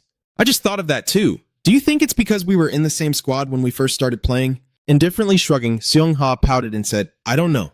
Sorry, I really can't be sure." As soon as she finished speaking, the shockwave from her skill erupted again, and she charged forward, still speaking non-stop. "I really don't remember anything about the people I met a long time ago." Do-Hee-Huk chuckled softly and said casually, "Oh, how thoughtless of me. But I still cherish the memories of that time." Meanwhile, the light from John's skill stopped at a corner. On the deserted street of the suburb, John led the way forward. He can only hope that true independence lies here. After everything that happened, it's the only way he can help everyone. Please, just appear. At that moment, a sudden light appeared ahead. Remy hurriedly shouted, "Look, there's something up ahead, right in front of that bench." Yes, this is the statue of the hero who defeated the out-of-control giant. The independent mission weapon has been sealed inside it. Jun-Sung also let out a sigh of relief. "All right, so we just need to break it open, right?" Du nodded in agreement. "Exactly, then a item called the Hero's Will drop, and we can use that item to..." But before he could finish his sentence, his expression suddenly turned grim. Because the system triggered a red alert, someone else is approaching them. The three of them immediately became alert. Where are they now? Who exactly is the person that arrived? While they were hesitating, a figure slowly appeared, and their trembling face immediately turned grim. It was someone they could not afford to underestimate. The other person merely smirked maliciously before raising their hand slightly to activate the Emperor's needle technique, and in an instant, the three trembling individuals were kneeling on the ground. Duan exclaimed in disbelief. What is this? Why do I feel so powerless? Junsheng realizes this skill. This must be the Emperor's skill. So does that mean he is the true Emperor? You guessed right, the one here is Jaws' boss. He raised an eyebrow and smiled, saying, I came here to find my revenge target, but instead met someone from Vaughn. Anyway, it's not a waste of effort because he's been planning to kill them for a long time. Du felt a bit scared when he heard this. At this moment, he raised his sword to kill Duan, but before he could strike, a magic beam shot from afar. In an instant, it hit in front of him, and a barrier appeared to block his path, naturally created by Jay. He smirked and said, A magic marksman? Rai fiercely bit her lip and glared at him, then fired her gun at him, but she couldn't do anything to him at all. He calmly smiled and said, Perhaps the most effective way to face many enemies alone is to take out the ranged attackers first. As soon as he finished speaking, he raised his hand to attack, activating the Royal Path skill. Remy was suddenly knocked back by the shot. At this moment, Run suddenly appeared from behind. He used his skill to reduce damage and cancel all other abilities upon activation. He was able to move normally again and struck the Joss boss with a palm strike.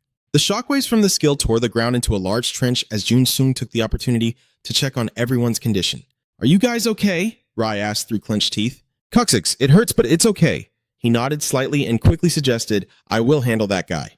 You two go get the poison alone. Everyone is waiting for you. Rai asked nervously. Can you handle him alone? He calmly replied, I won't take too many risks because the mission ends once the giant is defeated. You just need to buy time, so don't worry about me. Just go quickly. All right. Rai hesitated for a moment, but finally nodded in agreement. She glanced at John beside her, who understood her meaning and spoke up. Yes, I will go get it myself. Remy told Run Sung before leaving. We're heading out now. Be careful and see you later. Before she left, June called her back. Remy, wait a moment. Immediately after, he activated the Buddha Protector skill on her. He explained slowly, this skill will boost your defense and movement speed, helping you get there a bit faster. Don't get killed. Remy sighed helplessly at this remark. You're truly a natural supporter. Then she suggested, Bujon, try to keep up. I'm leaving now. Duan nodded softly and said, all right, don't worry. Remy turned to leave, but still called out softly. I'm really leaving now. Take your medicine.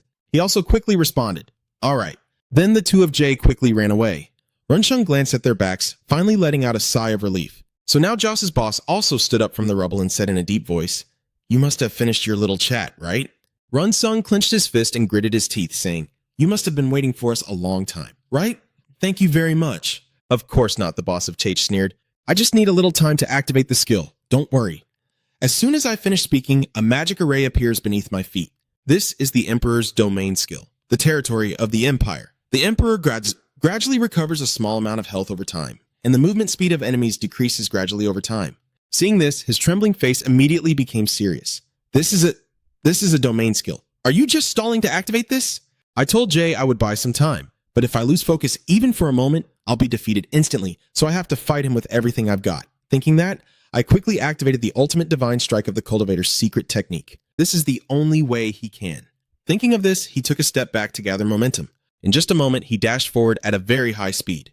He will buy a little more time now. Meanwhile, on the battlefield, the giant monster is holding its ground against the relentless attack from everyone. Orium is still persistently trying to defeat it. Sion is also not resting. She activated the trap arrow skill, and immediately, a rain of arrows shot down, piercing into the monster's body. This made it furious enough to grind its teeth, but at that moment, Sion had already driven his staff into its hand. But it still remains unharmed. Sion angrily shouted, what the hell is going on? How is this giant still not dead? How much blood does he really have? Jin looked worried and asked Orium, so the companions of the adventurers will definitely bring back the artifact, right? Probably so, Orium whispered in response. But still, that's concerning because while you were attacking, you received a warning about a player infiltration, which is even more frightening. Hopefully, amidst this chaos, another chaos won't erupt. At that moment, Sikon suddenly shouted in horror. Something was approaching. Everyone was startled and looked up, only to see the monster's orb reappear. What the hell? That's his ultimate skill. Uzan also shouted in fear. It's over for us. That skill will wipe us all out. Seung-ha urgently ordered everyone prepare to defend. This time we must stop it properly. Sion also spoke up, suggesting, Orium Jin, fall back behind me. I will activate a defensive skill. But before Orion could do anything, a figure had already rushed past him. When I looked more closely, it turned out to be John. His face was now covered in sweat, clearly rushing back. He raised his sword high and shouted loudly, a radiant glow. At that moment, a blue light appeared to face off against the fireball. The monster froze instantly, the scar on its face closing up. Seeing this, Orium whispered. The knockback effect succeeded and his ultimate skill was disabled. Duan then shouted loudly, Rai! At this moment, his scream echoes throughout the building, reaching Juai, who is standing on the rooftop nearby. She is drawing her bow with the item she just obtained, activating her magic marksman skill. She is staring directly into its pores. Then, she immediately releases her grip and the arrow cuts through the air with a gust. It directly pierced through the monster's body, causing it to scream in pain. Seeing this, Cyan happily fires an independent shot. J. In also pouts in size. That was a good shot. It went right through him. So, has the mission been completed or not? Although the monster can no longer move, Doohoo says the mission is not yet finished. Orium also thought so, he quickly shouted. He still has some blood left, and in an instant, the shockwave of the skill was unleashed again. Doohoo and Orium both charge forward together. This time, it really is the last chance. Immediately, the two of them struck fiercely, causing the giant monster to roar in pain from their powerful attack. Its challenge echoed across the sky, and the boss of Chachir also heard it. He snorted coldly, sounding like they're about to finish their journey. Maybe it's time for him to end this game too. The Chuan's sect monk trembles with excitement. He is now pinned under his foot, crying out in pain. Meanwhile, the giant monster was already being corroded by a wave of skills and soon collapsed. Cyan excitedly said, That's great, it's fallen. Their mission is finally accomplished. Orium only now let out a relieved breath as suddenly an arm reached out in front of him. It's Doohoo! He happily raised his eyebrows in praise. Nice move. Orium nodded slightly and responded enthusiastically. Thanks, well done. Then the two quickly high-fived. Over here, Dawn, after activating his skill, was exhausted and panting. Cyan approached him and praised him, saying, You coordinated really well today. Thanks to you, we finished the mission faster. But at this moment, Doo gritted his teeth and said, That's not the issue. He shouted loudly to everyone that the leader of the guild was here. Is that true? Are you sure you haven't mistaken him for someone else here? Rai also appeared and said, He's not mistaken about anyone. The worst part is that this time it's not a copy of him but him himself. She tells everyone that Run is fighting him, but he alone cannot defeat him. We need to hurry and save him, Orium asks with concern. Hey, John, where's June right now? John thought for a moment before replying, I don't usually go to this place, so I'm not sure. Let me try using a skill to see if I can find them. Then, the magic light shot straight up into the sky again. Orium looked in that direction, frowning as he spoke. Over there, Sai gritted his teeth and said, We will get there in less than a minute if they don't get lost. Doohoo had already dashed off in the blink of an eye. Orium hesitated for a moment. Then, understanding his thoughts, Sai quickly spoke up. Don't worry about me. Go after them quickly. I can't keep up with your speed anyway. Orium thought for a moment before nodding. All right, I'll go ahead. And with that, he immediately rushed off. The snail shell here also speaks up. Everyone, please choose the reward for your mission before continuing. We might have to retreat immediately if the situation worsens. Uzan quickly nodded. All right. At the same time, the battle between June and Chate's boss is taking place. After the battle, this place was reduced to a pile of debris. The boss aggressively pressed his foot down on Jun Sung, causing him to grind his teeth in pain. He snorted coldly and said, Don't move. You don't have much blood left. Do you want to die that badly? Run. Jung narrowed his eyes at him as if contemplating something. His hand quietly raised, ready to activate the Buddha Palm skill.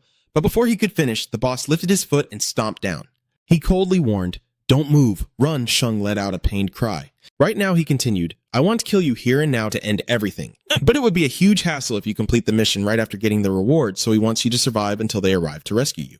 Run Sung realizes his intention and grits his teeth, shouting, Just kill me already. Anyway, they won't come to save me. Don't talk nonsense.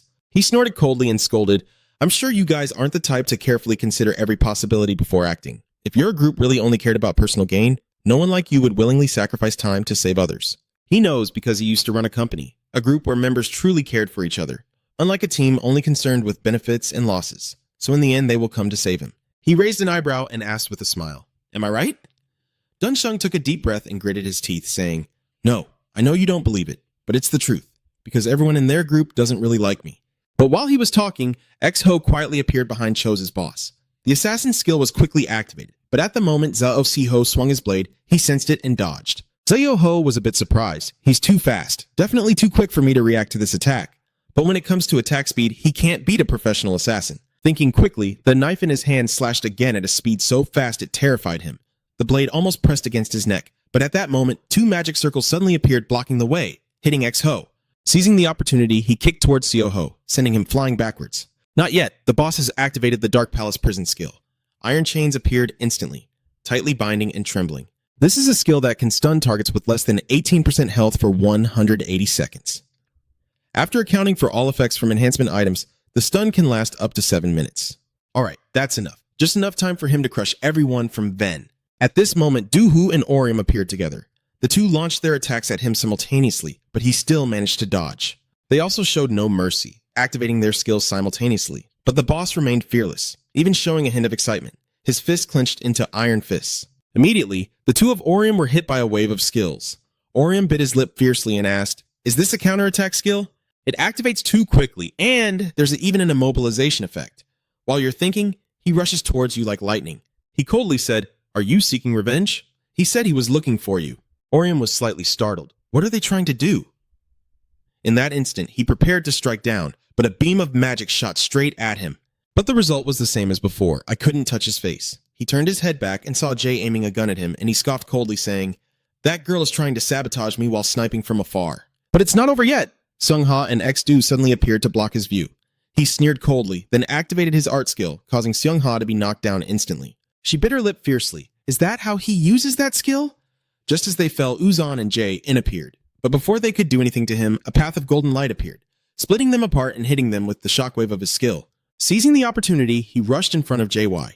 He snorted coldly in disdain. Those who cause long-range damage are really troublesome. Jay's face instantly changed color. In a life-and-death situation, purple iron chains suddenly appeared, wrapping around his limbs. He turned around in surprise, only to see someone rushing from afar, holding a magic staff. Once again, he was blocked. Joss's boss was furious, and he angrily said, "The mage archers aren't the only troublemakers here." A sinister glint appeared in his eyes, and immediately after, he activated his leadership skill. Cyan's body suddenly froze for a moment, and a sharp flash of sword light immediately swept past. Sai was knocked back and away, and he slowly approached her, making her afraid. He coldly said, "I will deal with you first." She bit her lip fiercely and gritted her teeth as she said, "All right." Suddenly, a loud explosion rang out. But it seems that Chage's boss was defeated by something, and he was a bit surprised.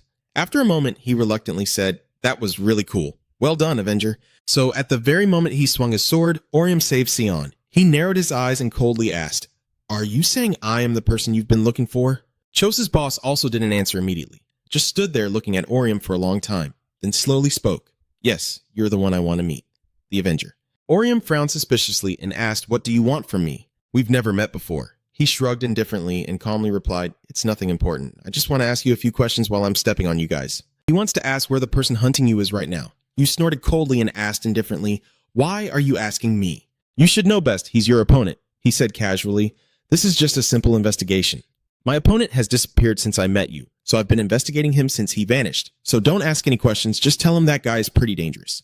He narrowed his eyes at him for a moment before pouting and saying, "I don't know where he is right now, and I have nothing to do with him." As soon as those words left his mouth, his face darkened and his body emanated a strong killing intent. He coldly said, "All right, my subordinate is in the Han room." In an instant, Orium's face immediately changed. You didn't expect him to figure it out. He chuckled faintly and calmly said, "I anticipated this. The sunset room we shared has been locked tight, so I guess someone took the key." All he needed was certainty, and everything became clear from Orium's calm reaction. "That's good news. If he's being held somewhere else, I'll have trouble finding him. But since you have the key to the Han room and just need to kill you to take it, it's that simple." As soon as he finished speaking, his figure vanished without a trace. Orium was slightly startled, his eyes filled with suspicion. By the time he reappeared, he was already in front of you. The two of you quickly engaged in battle. Orium is now in a difficult position, overwhelmed by him and forced into a defensive stance. He dares not slack off and activates the Dark Crimson Bloodthorn skill. Immediately, the Bloodthorns burst out and pierced him. He frowned slightly. A distraction skill, perhaps? He was not fooled and simultaneously activated the Royal Holy Sword skill. Immediately, he swung down, causing the ground in front of him to explode. He smirked confidently, thinking he had won. But before he could celebrate, his eyes suddenly widened in shock, because what he just slashed was only an illusion. Only now does he realize that Cyan is a labyrinth master. She is using her skill to support Orium, but suddenly he appears behind her with two twin swords, fiercely slashing at him. He was a bit surprised when you slashed his hand. You're more impressive than he thought, but your skills are too slow. As soon as he finished speaking, he punched you in the face, knocking you back and causing your body to crash hard onto the ground, making you cry out in pain. This is the Emperor's skill, which can increase damage by 130% and boost attack speed. He raised an eyebrow smugly. "You should have used a stronger skill when I was caught off guard." As he finished speaking, Seung-ha and Do-hyuk rushed from afar. Waves of shockwaves from the skill erupted, but the boss of the bed did not show any fear. He calmly snorted. "Do Seong-ha, you really annoy me." Seong-ha also didn't back down and responded. "Sorry, but my hobby is driving others crazy." As she finished speaking, the ground was covered in a golden light. This is the secret technique of the Queen's Prayer. Hitch's boss was also not idle as he swung his sword. With a bang, two shockwaves of their skills clashed against each other. They are locked in a struggle, and Joss's boss is extremely excited right now. Beating each one like this is truly fun, but time is running out for him. The Dark Palace prison skill he is using to hold him will soon expire, causing him to wake up and finish the mission by choosing his reward. With no other options left, he probably will focus on this today. Thinking of that, he raised his hand and pushed Seong-ha away. She stepped back 2 paces, watching him closely, but just a second later, her face turned grim as she saw that he had activated the Emperor's ultimate skill, leading the Imperial Army's campaign. Immediately after, a group of soldiers in golden armor appeared. Seeing this, Sion's face instantly turned pale with fear. Orium is no exception. His army is very difficult to deal with. At this moment, he coldly orders to wipe them out completely, leaving no trace. As soon as he finished speaking, the group of soldiers in golden armor charged forward. An aggressive one swung his sword at Seong-ha. She stared at them blankly, not reacting at all. Luckily, X-Do appeared just in time to stop her. The snail boss shouted loudly, "Everyone charge in! We will focus our attack and eliminate them all." Seeing this, Joss's boss couldn't help but feel emotional. But based on the experienced group, they were completely unshaken by this surprise attack. But that's enough for now. He activates the Royal Path skill, knocking Orium back as he rushes forward. Before he could catch his breath, his view was obscured as he saw him appear right in front of him. He smirked and said, "That's enough time for me to have a private chat with you." Orium quickly got up, eyes full of suspicion. "I don't know what he's planning to do, but I don't want to waste time talking to him." A sudden flash of light, and your figure rushed toward him. He responded calmly, with a cold smile, saying, "You really understand an arm and gan to this game, and your courage is not lacking. It's no surprise that Ryan was defeated by you." At this point, his hand clenched into a fist again. Without saying a word, he directly threw a punch. His speed was so fast that Orion couldn't dodge in time, forcing him to retreat backward, and his body once again slammed hard onto the ground. At this moment, he spoke coldly, saying, "However, there is always a bigger fish in the ocean and places you cannot reach. No matter how hard you try, learn to bow first. The next time you are reborn." As soon as he finished speaking, he swung his sword to strike down.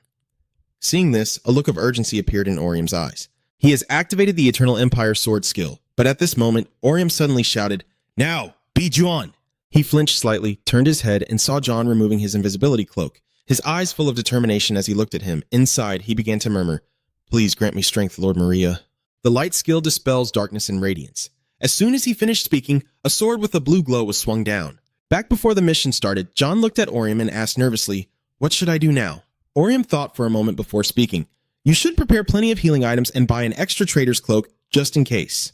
Duan was slightly startled and asked suspiciously, "The traitor's cloak? Do you mean a disguise item?" Orium nodded slightly and replied, "We can protect you from most monsters, but if you encounter faster ones, things will get very difficult, like the Swift Wolf Waham or the Soul Hunter Bu. So, if he encounters monsters like that, he will use the cloak to hide and activate strength-reducing skills when they need his support." Du still hesitated after hearing this. "I'm really feeling a bit worried. I don't know if I'm doing well enough. I'm afraid I might mess everything up." Orion softly reassured him, "Don't worry too much. Everyone here is a master and capable of handling things themselves. If anything happens, you and Sion will step up to protect him." That's why Duan was able to escape safely from Cheche's boss until now. Taking this opportunity, Duan attacked him. Seeing him, he was immediately stunned. "An explorer? So you've been hiding all along, just waiting for this moment." He was caught off guard by Duan's attack and became stunned. The confusion effect was activated. On this side, Orium saw the perfect opportunity and immediately activated his Revenge Fury skill. He rushed from behind, intending to strike him, but at that moment he seemed to be in a trance. However, just as Orion's sword was about to cut him, a strange change occurred. He suddenly opened his eyes, coldly saying, "You think I haven't prepared?" Orium was immediately startled and panicked, only to see the ground once again covered in golden light that pushed Orium and Juan away. Orium furrowed his brows fiercely, wondering if the trance effect was useless against him, but he quickly realized it wasn't. He had used an item just before the trance effect activated, so it didn't work on him. At this moment, C's boss snorted coldly and said, "This plan isn't bad either." As he finished speaking, he activated the Royal Summon skill. Immediately, Orium was forced to kneel on the ground. He slowly approached in front of you, sneering contemptuously, but it was all too predictable. With that, his sword tip was aimed at John's face. Seeing this, Orium quickly shouted, "Don't lay a hand on him. The person he needs to negotiate with is you, the one who defeated his subordinate. He has nothing to do with this." But he coldly says, "I will kill him according to the rules of the game. Your skills that reduce your strength. Do you understand?" "You want to argue?" Orium stammers, but the words get swallowed back. "What should you do now?" "Is there any way to stop this skill or to buy more time?" Maybe Sai and the others, but they are fighting the army. They don't know what's happening here. What should I do now? I need to think quickly and figure out a way to resolve this situation. Wait, you quickly grab the sunset room key from the supply closet to make the exchange. I'll give you what you want. This is what you desire, right? So please don't kill him. He said, if you had done that from the beginning, none of these people would have suffered. He said, if you had done that from the beginning, none of these people would have suffered. Losers share one trait: they always make decisions too late, even those who ruin their own lives. Orium was furious at his words, but he didn't protest.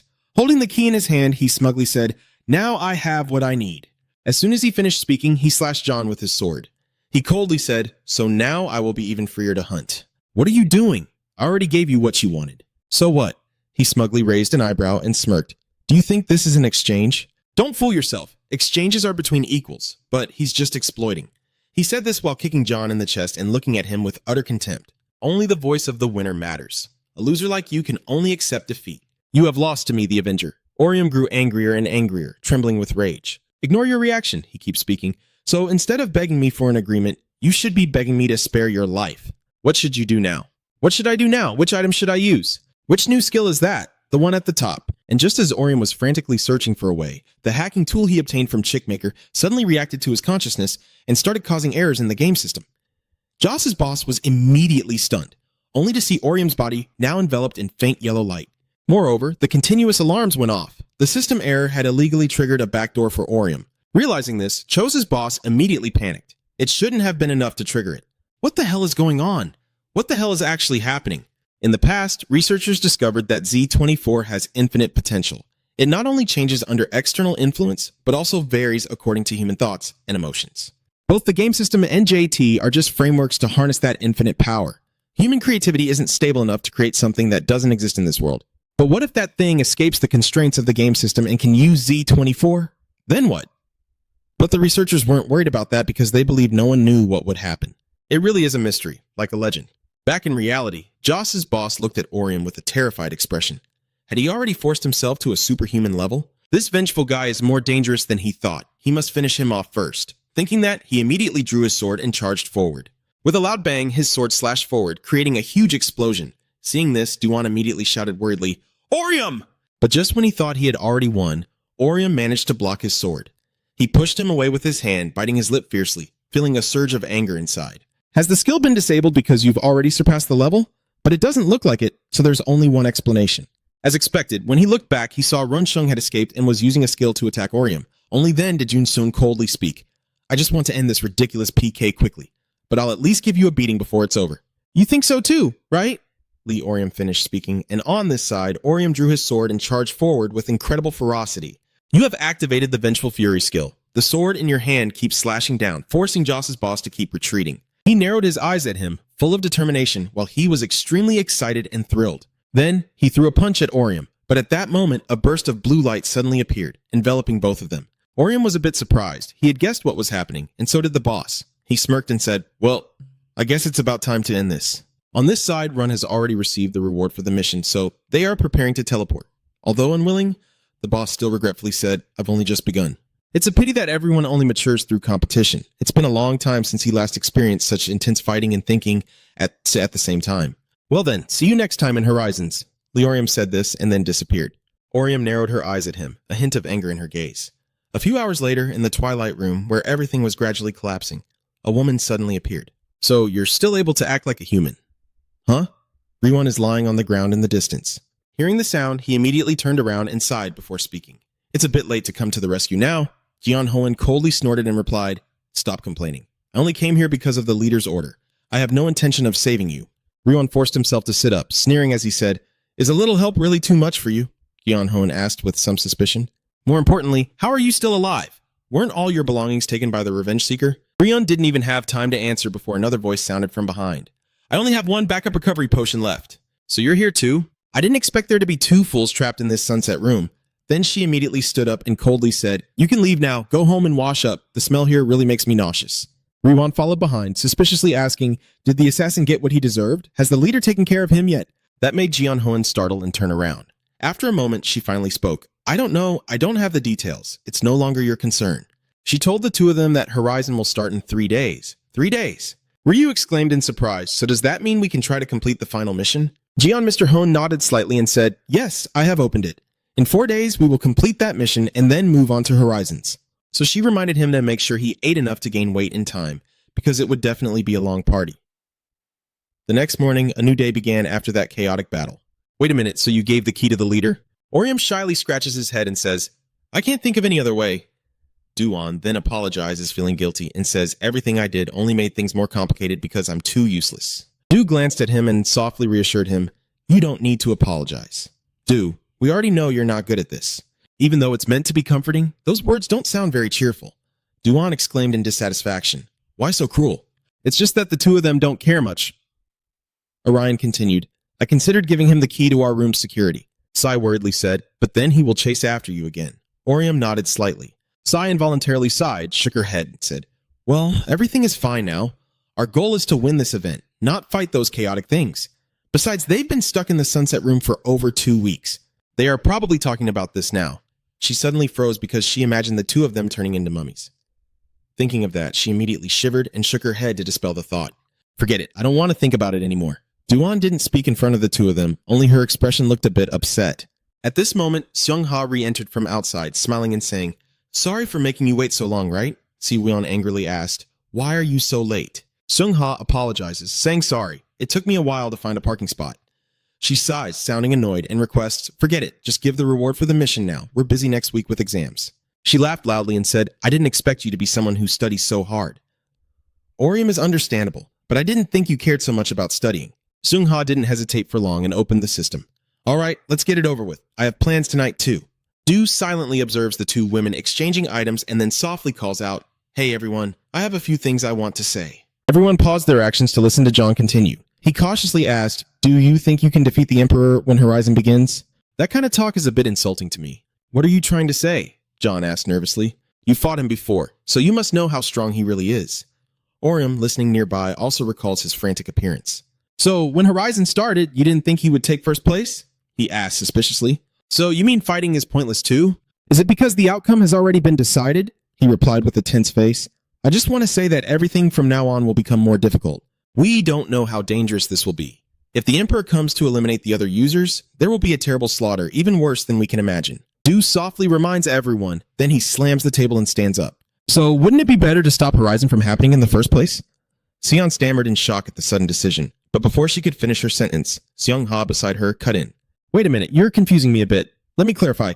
You're saying there's a way to prevent Horizon from happening?" John lowered his eyes, acknowledging with a complicated heart. "That's exactly right. One of the game developers told me there is a code to stop Horizon." He recounted seriously. So at this point, Sai asked curiously, "What is the stop code?" Duan explained, "It's the code that disables the game's operational elements. They said it's like a bomb. As long as we destroy the Horizon activation button, the event will never start. There is a button to activate Horizon." That means Seung-ha is also seriously considering this issue, so she asked about it. Suddenly, Orium unexpectedly spoke up. "There are 6 guardians. According to the prophecy, when the 6 pillars fall, it will begin. We believe that the 6 pillars are actually the 6 guards that appeared in the special mission. You boldly made a prediction." She was surprised to have unraveled the mystery of the special mission. "We completed that mission several times without understanding its meaning. So that's what triggered the event." At this point, Seung-ha asked John again, "So you think we should do what? You're saying we should go into the special mission to find a way to protect the guards?" He also nervously agreed, "Yes, if we do that, Horizon won't happen and we can delay the event forever." Seung closed his eyes, thoughtfully rubbed his chin, and then reached a conclusion. "So that was your plan." "In this case, I oppose it." Her outright refusal surprised John. Seung-ha responds and analyzes seriously. "It's true that the Emperor is very powerful and Horizon could be very dangerous, but we can't ignore the lucrative reward for the current leader. We fought too hard and lost too many members to give it up. As a member of the guard team, she couldn't choose for herself." Seung-ha calmly added, "I have long chosen this path. Think of it as traveling on the highway. We are moving as fast as we can. All that's left is to find the way out to our target." Her eyes showed clear determination. "If you tell us to give up and go home, it's like you're telling us to drive into a pit and die." Orium was frightened into silence before her confession. After exchanging points, Seung-ha also stood up, ready to leave. "If that's how you see it, I won't stop Duan from carrying out his plan. Anyway, it will end our alliance. We will fight on our own without interfering with each other," she said casually, as if it was nothing. He looked confused and said, "Our battle." Before leaving, Seung-ha said, "I had nothing more to say and everything was settled." "Then I'll be going now. Good luck with your final exam." Sai muttered irritably, "It's just the final exam." The scene shifts. After they all part ways, Orium goes home with Sai. She suddenly asked Orium what he thought of John's idea, still feeling a bit uncertain and doubtful about it.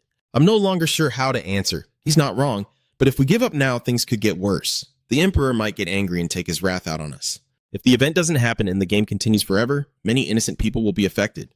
Overall, he still doesn't think it's an effective way. Orium firmly continued, the best outcome is to fight and win.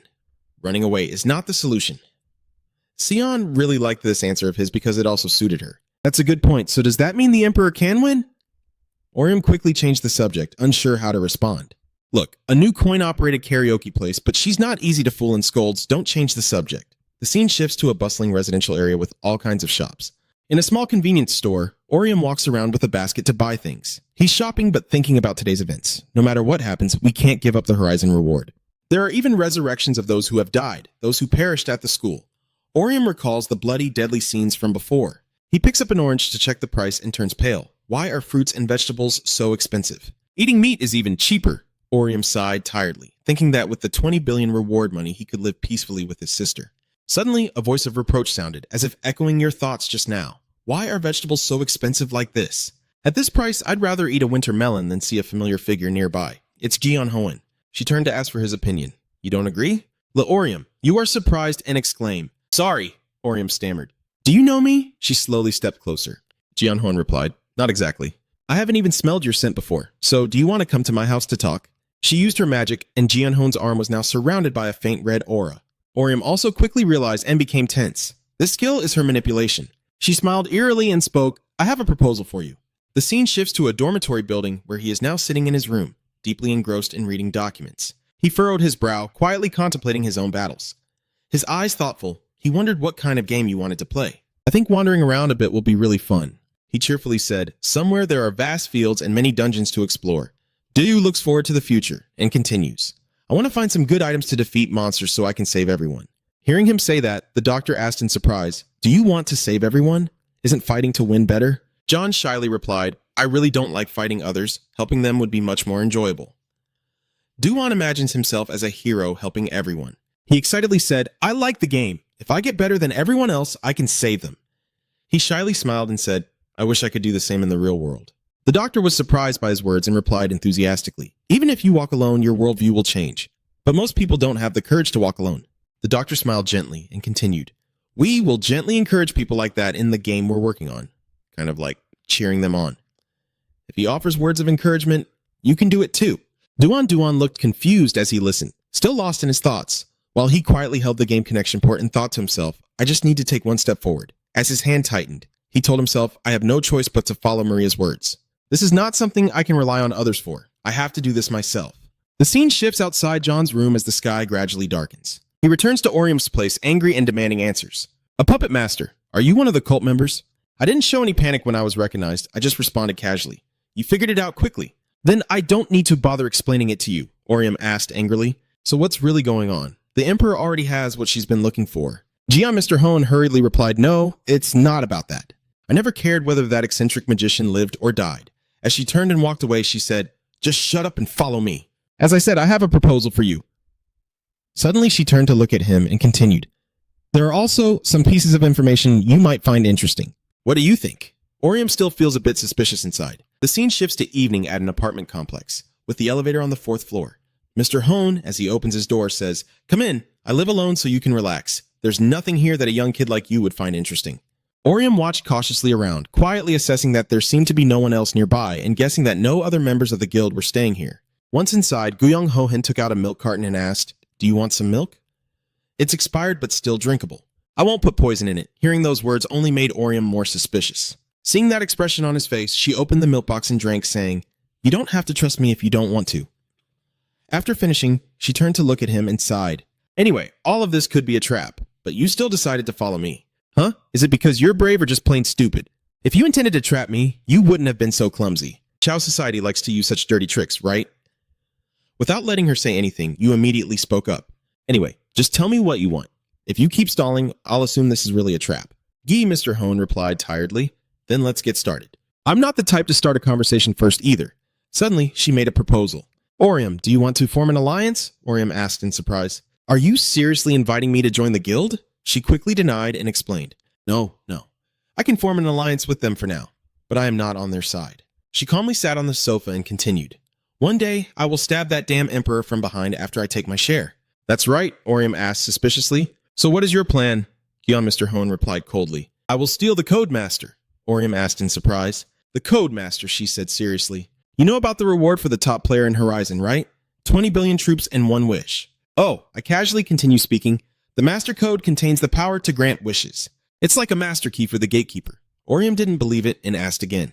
So how do you plan to steal it? Do you have a plan? Munching gum, Guy Hen coldly replies, I am a hacker. I have spent a lot of time trying to infiltrate GOSP's online system. Jaeon Hen has gotten very close to the key. She continued, I have analyzed about 66% of the data, but I cannot obtain the most important thing, which is the master code. She shrugged and said, the master code is programmed to be created for the user, the one who ranks first in Horizon. Mr. Ho looked directly at you and then said, as a hacker, it's shameful to admit that I have to resort to such a crude strategy as stealing. I excitedly think about the moment I steal someone else's achievement and say, I will seize the opportunity and take the master code when someone becomes number 1 in the event. Orion, confused, asks, so what are you going to do with it? Sell it and make a fortune? Jeon Hoen casually said, I will become a god or an all-powerful being. She continued with a loud laugh. Everything is possible with the master code. I can also grant your wish if you want. I stare at you intently and suggest that since you're so skilled at this game, you can take me to the location of the Codemaster and I will snatch it from there. Orium irritably replied, why not cooperate with the Emperor instead of doing this? Or could you use your hacking skills? Hohen replied helplessly. Hacking is not useful right now, it's too late to use it. Even though she really wanted to, she couldn't do it and sadly spoke again. If I accidentally damage the data, everything will collapse like an exploding bomb. I want to avoid unnecessary dangers if possible. She criticizes, saying I cannot work with the Emperor. His way of thinking is completely outdated. She exclaimed that if the Emperor took the top spot, the whole world would become his arena.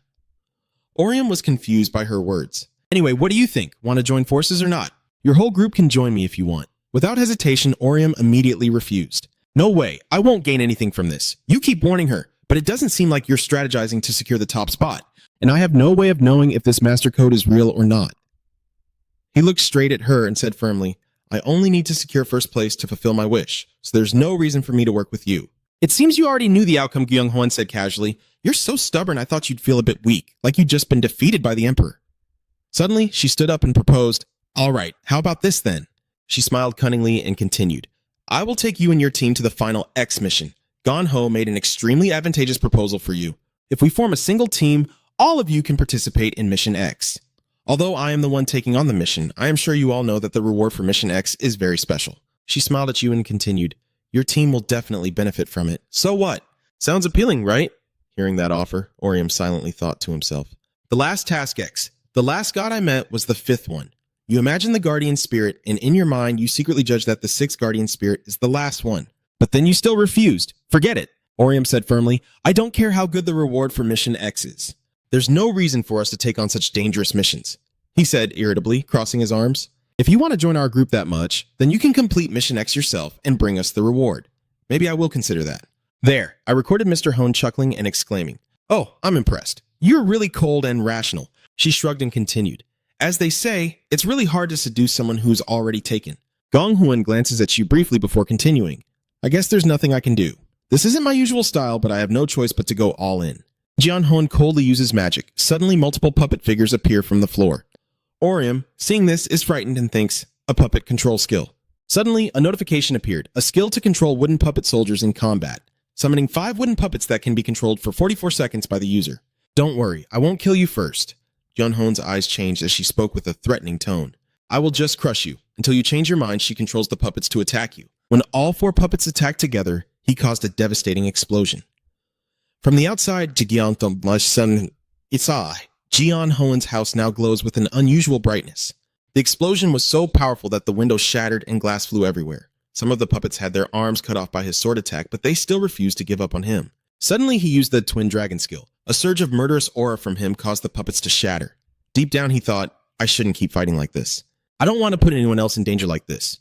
You jump out of Jian Hoen's house thinking to yourself, today I will retreat. You can't just jump out of the window like that. I know you're in a hurry, but where is your courtesy? Not hearing a response, the puppet continued. Anyway, the mission is in 4 days, so think carefully once more before making your decision. Orium was stunned into silence as the puppet continued. You know, opportunities don't last forever before they disappear, right? You'll miss your chance if you go too late alone. The puppet stared at you and continued. I've already sent the group message. Give me your answer within 4 days. It laughed loudly and said, I'll be waiting for you. The scene shifts to a training hall where Seong-ha is practicing. As soon as Do-hyuk attacks, she quickly dodges. He stepped back while unleashing his overwhelming judgment skill, then pushed off the ground and charged forward to attack her. Do-hyuk strikes with a powerful hammer, forcing her to struggle to block it. The attack shakes the training hall. Seong-ha muttered in admiration. That must have hurt a bit. She secretly thought that Seong-ha was using the Rose Thorn Sword technique to attack him. Do-hyuk quickly stepped back and summoned his sword. Both of them charged at each other, launching powerful attacks. Do-hoo praised. You've improved a lot, Seong-ha asked with a smile. You're not holding back on me, are you? As he puts away his weapon, he replies, I would never... We might be training, but I didn't land a single punch. Do descends from above and says, I will heal both of you. As soon as she saw him, Do-hyuk smiled and said thank you. The three of them stood there while he treated them. Suddenly, Seong-ha asked, so what's your next move? Are you going to stay in hiding? Her eyes flickered with a hint of sadness as she continued, if not, join our club. There's still a place for you if you want it. Do-hyuk pondered silently. Well, he exclaims in admiration, that's not a bad idea. If you don't want to join us, what do you plan to do with this horizon? So you're planning to fight alone and take all the rewards? Do-hyuk smiled thoughtfully and replied, well, that's not exactly a bad idea. Seong-ha glanced at him and said, you don't seem very excited. If you're just tired, tell me your idea. He closed his eyes thoughtfully and replied, I don't have any specific plan. I enjoy playing with you and being alone is pretty fun too, but if someone wants to team up with me, I want to completely wash my hands of it. Hearing those words from him, Seong-ha smiled and replied, so you mean if I want to get closer to you, I should be stronger? He coldly said, you know I have my pride too. She could only sigh and say, all right, if that's what you want today. Suddenly, Do-hyuk shouted loudly and stopped the car. As soon as they got out of the car, it was gradually getting dark outside. They both ran quickly along the road. As they ran, Seong-ha asked, what's going on? Did you see someone you know or something? Do-hyuk quickly denied, it's not those things. Suddenly he shouted, I found it. Right in front of us is a giant pillar standing in the middle of the road. Seeing that scene, she could only stammer and say, this tower. Do-hyuk then explained, it's a game energy boosting tower. I guess it disappeared after the mission because of some game glitch or something. As she looked at her phone, she said, no, it's not that simple to explain. She raised her phone and said, look, this energy pillar can be captured. Do-hyuk asked in surprise, so ordinary people can see it too, not just us? Yes, this has never appeared before. What's going on Earth? At this moment, not far from there is a bridge, and the scene shifts to the high-rise buildings. Inside his house, Cyan quickly asks, what? No way. Orium tiredly replied, I'm serious. The puppet master has been sent by the guild to follow me and asked if I wanted to join her team. She suddenly shouted back, you seem pretty famous with the guild, huh? You shyly scratch your head and reply, well, I guess so. I don't want to either, Cyan asked hurriedly. So what did you say after all? You rejected them, right? Sai suggests, wait a moment, instead go to the room from earlier. Orium hesitated and replied, what now? But I want to go to sleep. She immediately angrily said, just 5 minutes and I'll call it. He responded in fear. All right, the scene shifts to another room. At this moment, the three of them are standing and talking. Orium speaks saying, if we team up with her, we can complete the old mission. Duan asked if the old mission was the barrier before the horizon. He nodded and replied, yes, if we analyze the game's story and the prophecy we received are correct. Hearing that, Duan silently thought to himself that the old mission was our last chance to fight against the horizon when it arrives. What do you think? Are you going to team up with the Puppet Master and try to complete the old mission? Orion pondered quietly before replying, no, I don't think we need to do that, he said carefully. The reward for the old mission is a bit different, but no item changes the game. Du asked in surprise, but isn't it the old mission and the reward wouldn't be special? He continued regretfully. It could be an item with superpowers like infinite independence or the blood sword. Orium suspiciously looked at him and asked, do you have anything to support it? Something only you know in the story? Duan shook his head and replied, it's not just intuition. It's at least a chance. I would feel worse if we missed it. Hearing John's words, Orium suddenly sensed something unusual and thought to himself, wait a minute. Not long ago, he wanted to prevent it from happening, so why does he want to play with it now? Cyan suddenly said, it could be a trap. She secretly considers the worst that could happen to all three of them. We could start the old mission, but if there's chaos there, they might be ready to ambush us. She raised her hand to her neck as a signal and continued, if that happens, we're definitely dead. Hearing those words, Duan fell into a fearful silence, thinking. Suddenly he proposed, why don't we go with Vaughn so that even if it's a trap, we can still fight back? Orium nodded in agreement, but hesitated over something else. That's a good idea, but the Puppet Master might escape. You expressed your doubts. If we want to do the mission with Vaughn, we have to join the Puppet Master's side. But if everyone's name along with Vaughn appears on the Puppet Master's side list, she will definitely see it as a trap and leave that side. Orium said thoughtfully, so we can't go back to the old mission either. All three of them fell into a deadlock. Sagan raised his hand to his chin, pondering. Suddenly, she raised her hand with an idea and confidently continued. I just came up with an idea. It might involve some betting, but I think we can still do the same mission. Sion's eyes lit up, and his voice became even more confident. I'm not very good at planning. My mind was working at full capacity while studying for the exam, so this is the best plan I have right now. Suddenly, she asked if you wanted a drink. Making Duan and Orion freeze in place, she saw their expressions and immediately explained. Well, let's hear it first. The scene shifts to another location. At this moment outside the building, it is pouring rain heavily, and the rain is getting heavier. The scene shifts to the old mission location, the day of the previous mission. Yi Hoen used the teleportation gate to arrive at the old mission site. As soon as she arrived, she started observing her surroundings. Oh, I just saw Orium and called out excitedly, over here. Orium coldly stepped forward. As he approached, she immediately taunted him. I don't think you're going alone. I assumed the Maze Master and the Explorers would be coming too. Yi Hoen smiled brightly and teased. So now you're on my side? Are you often abandoned by your girlfriend? Hearing those words makes Orium angry and shout loudly. None of them. Suddenly, a strange fog appeared, making Gonung-han extremely amazed. She just glanced and nervously thought of an assassin. But I don't see anyone on the list except for Orium. The shell car silently activated its Chaos Path skill, summoning unlimited allies or friends with increased summon time, disabling actions against the user as Orium Jeon-hoen's teammates appeared behind. And Gai-hon coldly declared, I still don't believe you and I haven't been abandoned by allies, while Sion, annoyed, said, you've fallen into my perfect trap. She irritably continued, behave properly, you bastard who stole someone else's boyfriend.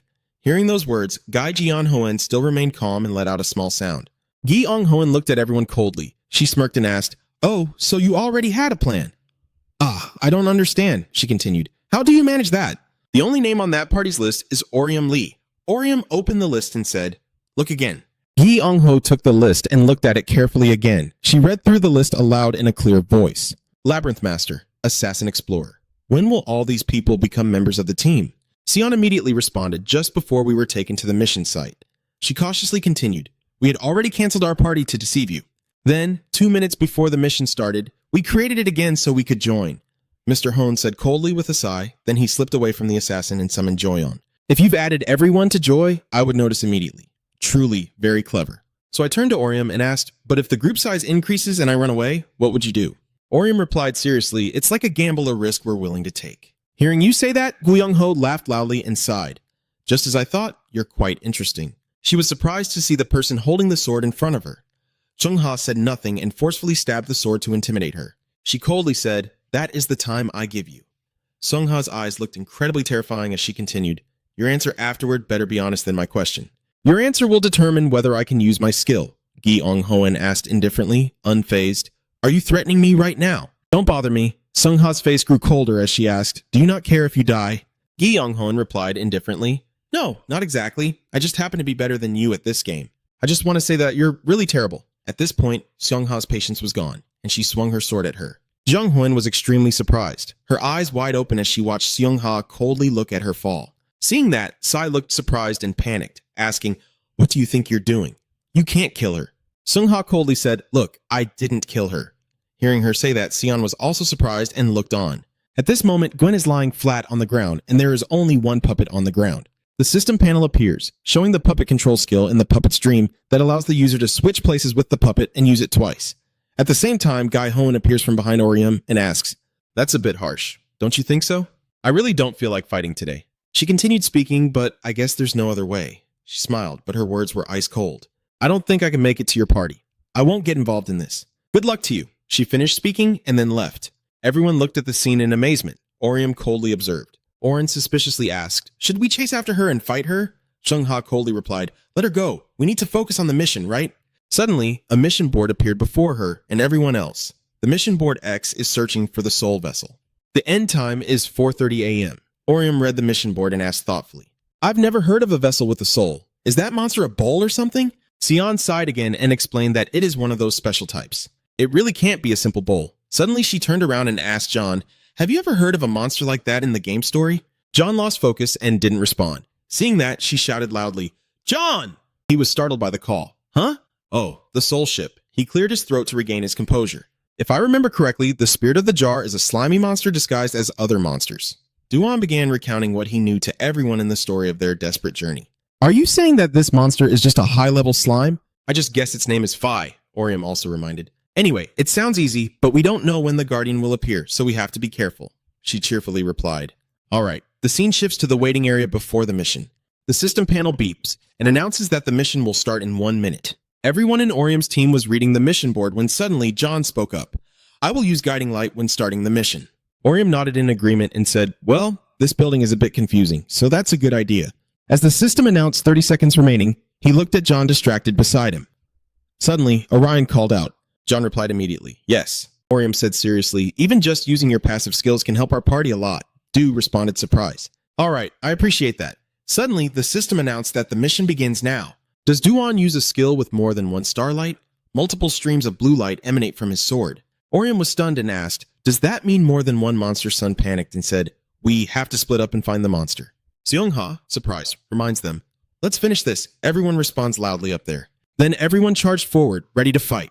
Orium shouted loudly, let's stay united. We don't know what kind of monster we're facing. Alright, the scene shifts to a large central area, with Orium leading 2 teammates as they run forward. Suddenly, she shouted Orium, as a horse-headed humanoid monster with an aura of deadly intent appeared behind them. Orium cautiously asked, is this the soul of that creature? Du immediately replied, based on its appearance, it's imitating a knight on a horse. Orium thought to himself that its main feature was its speed, so his best move was to suddenly turn and attack before it could react, already raising his sword as he considered that it was time to eliminate it before it could strike. The monster also quickly attacked him with its skills. Orium used the Revenge Soul's Fang skill to strike back. Before he could understand what was happening, it was defeated, and its entire body exploded. Sai, shocked, exclaimed, what? What? It died after just 1 hit? The half-deity knight shouldn't be so weak. Inside, Orium wondered silently, what just happened? I thought it would be stronger, but I guess this monster is just good at copying. Don't think anymore. Go get the others. Maybe this isn't a soul container after all. I still have other thoughts in my mind. That's right. The old mission couldn't have been that easy, since it lasted until 4:30 in the morning. There must be something else here. Suddenly, John exclaimed in surprise. Orium looked back. Behind him, the monster was slowly shaping itself and standing up. Orium, surprised, turned to look at the monster, which now looked terrifying. Suddenly, it mimicked to form your shape, Sai asked in shock. What? No way. She looked at the 2 people in front of her with suspicion. Oriumly, at this moment the monster looked just like him, only its eyes appeared extremely terrifying. Suddenly, a beam of light appeared, attacking him with great force, making it hard to defend. Orium silently judged that this monster was not just a simple clone. At the same time, he warned that this monster was reborn. While the monsters that had turned into humans had already killed it, Orium still warned that it was a human who had done so. Struggling to hold on, he exclaimed loudly that it was invincible. Orium grimaced because it was too powerful. In an apartment building outside the glass window, the sky was dark, and inside the sounds of fighting, skill clashes, and the noise of consuming evil spirits echoed loudly. The skills and moves of this monster are like mine, but his strength stats are much lower. The 2 young men are evenly matched, both fierce, exchanging challenging words. I can take him down in a few hits, even when he's impossible to beat. Leorium, frustrated, was determined and used the twin dragon swordsmanship skill. However, Beach Yu-hung was just as fierce, arrogant until the very end. The battle was intense, with the sound of swords clashing echoing loudly, as if piercing deep into the opponent's chest. Suddenly, Sion ran over and shouted, Orium, wait! He jerked himself back and turned to see who it was. It was Sion's friend. He feels a bit more relieved inside and gains extra motivation to win. Yu-hung Onion has the skill of a thorn trap. That power must be incredibly terrifying. It flung him far away, and I lost control of my hips, unable to command my body. And so his body dissolved into water, and Sai was overjoyed to have caught him. She seems pleased and a bit surprised. He was defeated so easily. At that moment, Orium was still stunned, confused, shocked, and feeling a slight pain. He asked, with a sense of regret, why did you help at the last moment when I could have finished him alone? She responded with a serious look. Oh, I just wanted to help you fight so you wouldn't feel guilty. I'm sorry. She raised her hand in question. What? That's really interesting. All that excitement, without any responsibility. Suddenly, the limp body of the cruel Hyung slowly rose up. Its shape is very strange and frightening. Even more surprisingly, it transforms into a terrified shadow figure. Oh, it only turned into me. Instead of being scared, Orion was excited and happy. Great, I guess it's my turn now, the girl angrily shouted in his face. It can't be you, idiot. I have to be the one to kill it. The 2 of them kept arguing loudly. Duan runs over to intervene. Hey, I don't think this is the right time to argue instead of doing something like this. Duan ponders, since we can't complete this while the monster keeps regenerating, what should we do? Is there another way we can try? He continued to ponder and strategize in his mind about a unique tactic to help Orium and Sion. Is there a fixed number of times it can resurrect? Maybe we should kill another monster at the same time. Or maybe not. He sighed, thinking so hard he broke into a sweat. Duan loudly calls out to them, I'll check somewhere else. It seems the main body of the monster isn't here. Orium also replied, let's go together. After all, Sai is useless, so we only need to leave one monster behind. Sai, angry at being called useless, refused to be called that and used a trap skill before leaving. Ten Hyung got up, his face and heart now no different from a wild beast. The girl exclaimed, "It worked! That will buy us some time." Orium hurriedly says, "All right, find its main body." Inside the Dark 3 building, there are many paths to move through. They try to run quickly to find a way to defeat the demon. Orium stopped, realizing something. Wait, is there a reason its body is elsewhere? Is it something from the story or another strategy? Duan replied with a tense expression. Oh, I'm not sure, but it reminds me of the story about the Black Dragon Witch Society. You recounted in detail how at that time the Black Dragon Witch Society studied dark magic, and in part of the story, they tried to form an army using the magical weapons they created. So, the Black Monster was born. They also experimented to see if the monster's soul could be transplanted to different places. I also know that story. I treated it as a quest to gather armor. They discuss among themselves. Oh, it's also related to the main story of the caster class. Anyway, this story doesn't quite match up, but I just had a feeling that its body containing the soul is out here. Orium, deeply worried, softly whispers about the body containing the soul. Suddenly, a figure appears in front, startling and bewildering them. Is that Seong Ha? Actually, that's Yu Hyung's name. It's not really Seong Ha. He disguised himself as their friend, and everyone was extremely panicked, unable to believe their eyes at how fast it could be. The battle continues. He charged like a wild beast, using a thorny rose sword skill, focusing intently with concern. Although only mimicking her, he was still powerful, but the fake was just a fake. Orium kept attacking, rushing to help the two of them work together, using the final trap skill, and he was finally trapped, his soul soaring away. Oh my god, I can't believe I defeated it with such a slow skill. I thought even Ska's clone was a terrible warrior. Orium guessed that Ska's clone was wandering around without her, meaning she also knew where her main body was and whether she was searching for it or not. Like Wise Eyes, Queen Sigard's passive skill allows the player to read the opponent's data. He shouted orders to his team. Seong Ha must have thought of something similar to us. Everyone agreed in unison. Fine then. They continued along the building's path, running tirelessly with the desire to defeat him. After walking for a while, he encounters an acquaintance again and asks, "Maybe now you don't believe what you're seeing, even if it's a family member or teammate. Seong Ha, is that really your true self?" Eung Ha turned around. "What are you talking about? We met your clone before coming here. She's so adorable." "Do you think so?" Is the answer no? "So is that the true body of the monster?" "That's exactly what you think it is. This is its true form. It's its true soul container, a large object that looks like an egg surrounded by feathers." Sion approached and asked why she was waiting for him to close it. "You could have taken it out already." "The monster's level isn't higher than ours, right?" Seong Ha replied. "These numbers aren't that high. We can kill it with just a few skills." But something doesn't feel right. Orium boosts everyone's spirits. Try to push through. We only have a limited amount of time." She replied, "All right."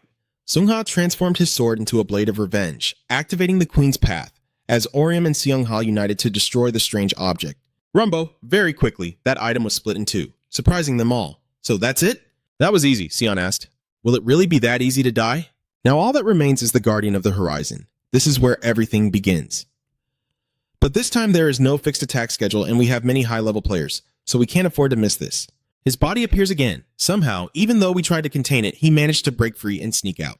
Everyone gathers close, shoulder to shoulder, ready to fight. Seong Ha says, "I knew it, this game wouldn't end so easily." "Is this really the final boss?" Both sides charged into a fierce brawl. His power is too overwhelming. The swirling vortex outside knocks everyone away. No one could do anything because of his blinding light, and then John was struck by that terrifying power. He cried out in pain, and his teammate asked, "John, are you okay?" He replied, "I'm fine. It caught me off guard." Du steps forward and says, "Wait a moment, that thing."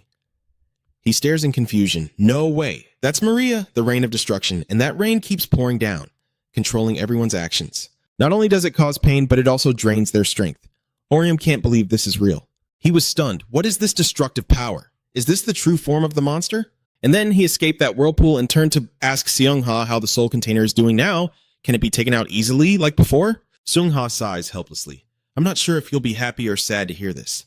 This monster has the highest stats I've ever seen. It's as powerful as a gimmick bug. Just by looking into his eyes, you can feel the fear and recognize the overwhelming inner strength. It's like a tidal wave sweeping away everything." The monster, Jo Seong Ha and Lee Orium stand frozen, staring at each other. Orium clearly showed his concern and hurriedly said, "If this monster is strong because of a special mechanism, then it means we can't defeat it with normal attacks, right?" But Seonga didn't think so. Not all of its strategies are that powerful. Its magical attack and defense abilities are both very formidable, but its speed and physical defense are relatively low. That means we should be able to overpower it with firepower. After saying that, Seong Ha dashed like lightning, charging straight at the monster doctor. Seong Ha was extremely confident, secretly unleashing a flurry of sword rain attacks. The quick attack barely escaped the monster, but this doctor monster is not to be underestimated. He calmly glanced with a bullet-like gaze before launching a counterattack with immense damage that sent Seong-ha flying hundreds of meters away. Seong-ha is extremely amazed, unable to believe he is so powerful. Now it's Orium's turn to strike, charging forward fiercely, feeling confident and confused at the same time. If its physical defense is low, we should keep pressing it and launch continuous attacks. So he did. Orium risked it all and unleashed a flurry of strikes, swinging his twin blades with lightning-fast slashes.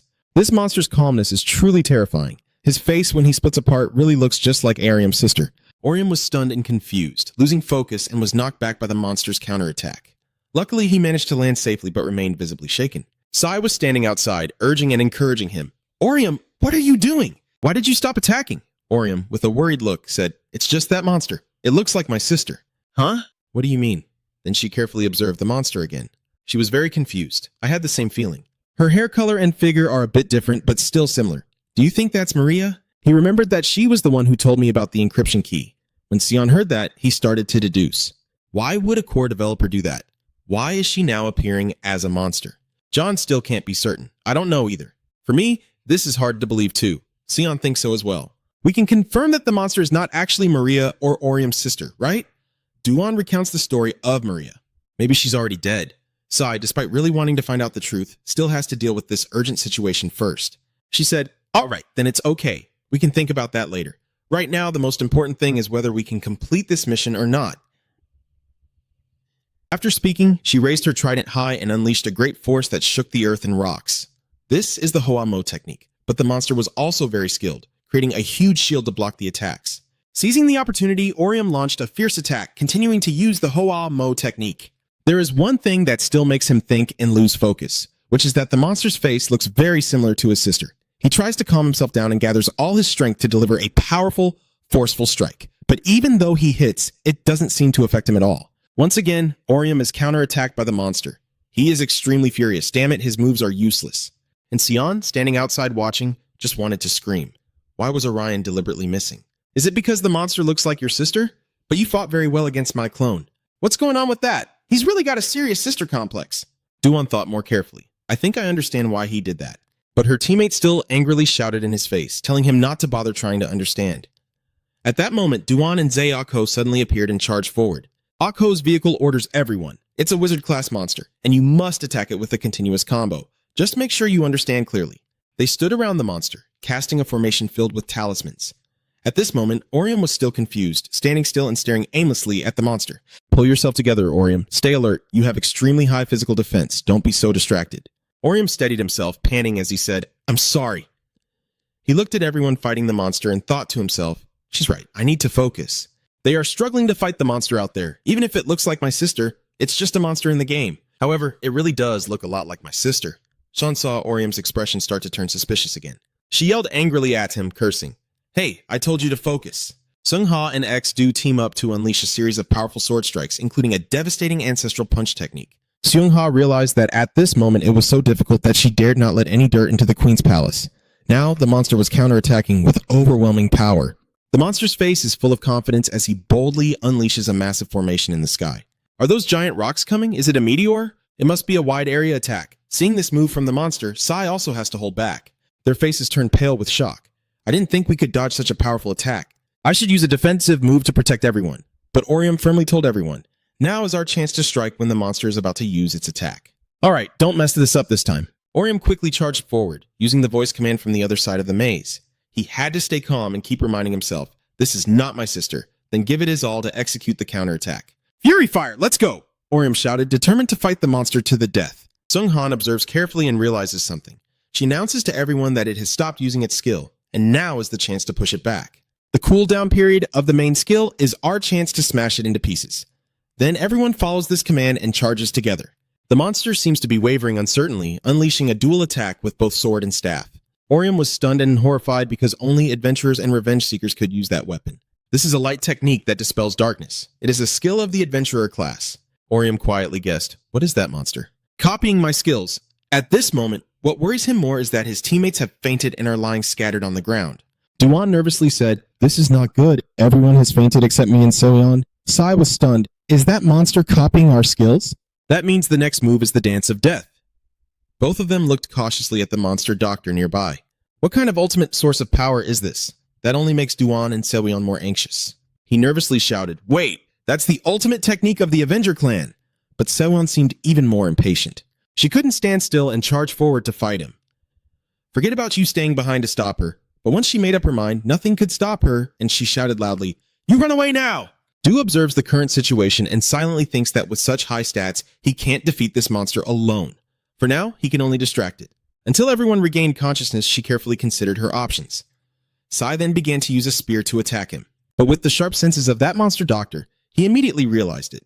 He summoned a giant hand that appeared in front to block Sion's attack. The small monster whispered, "The hand of Karma's fate." Their powers collided, causing a massive explosion. Sai nearby was also affected. Duan watched from afar, worried, thinking he's doomed. This stun effect doesn't last long, but Sion was still hit. That guy won't let him sit still anymore. Duan's hand trembles. What should I do right now? Duan closed his eyes tightly, trying to think and feeling guilty about himself. Damn it, why am I so cowardly? In a critical situation like this, he remembered the childhood memories Maria once told him that just one small step could change the whole world. But most people are too afraid to do that. In the game, when we do, it's like we're giving them more motivation. She smiled warmly at the boy to encourage him. You can do it too. Even though, John, you must believe in yourself more. He returned to reality with greater determination. Just one step, but he also had to pause and think for a moment, as if he saw himself when he was young. Young Duan also paused to look at him in his grown-up version. The boy smiled brightly, his eyes showing trust as he held out his sword to John. He looked at the child in confusion. Duan also reconsidered his own decision at this moment. Among all the systems I could choose, I picked the adventure system because I could. Suddenly, something rushed at him, making the monster doctor stare in shock. He used his staff to create a massive explosion, and the sudden attack caused John to fall backward. Even he couldn't have expected that. Damn it, that monster is using a tracking skill. It looks like I can't use the betrayer cloak anymore. But still, I can get quite close to it. Duan refused to give up and slowly stood up, looking at him. He rushed forward while thinking about his decision. If he thought carefully, among all the classes a player can choose, he picked the adventurer class because he wanted to join adventures without any fear. Duan's eyes show a clear determination. This time, he is definitely resolved not to step back in fear anymore. Strike with light. The light class skill temporarily limits the opponent's vision for 2.5 seconds. The monster doctor was stunned by this unexpected attack, keeping his eyes fixed without blinking, not expecting that light would be his weakness after his eyes had been obstructed. Duan, confident in the power of this attack, shouted successfully, "I've blinded him!" Thanks to that, Seweon also has a chance to recover and continue fighting. Thank you for your support. She stored the snowstorm liquid item, which triples the effects of any attack, reduces magic defense by 10%, and is cold enough to conveniently preserve food. The combined skill with Minotaur, the light prison. At this moment, two horns appeared on Sion's head, pointing weapons at the blindfolded monster doctor.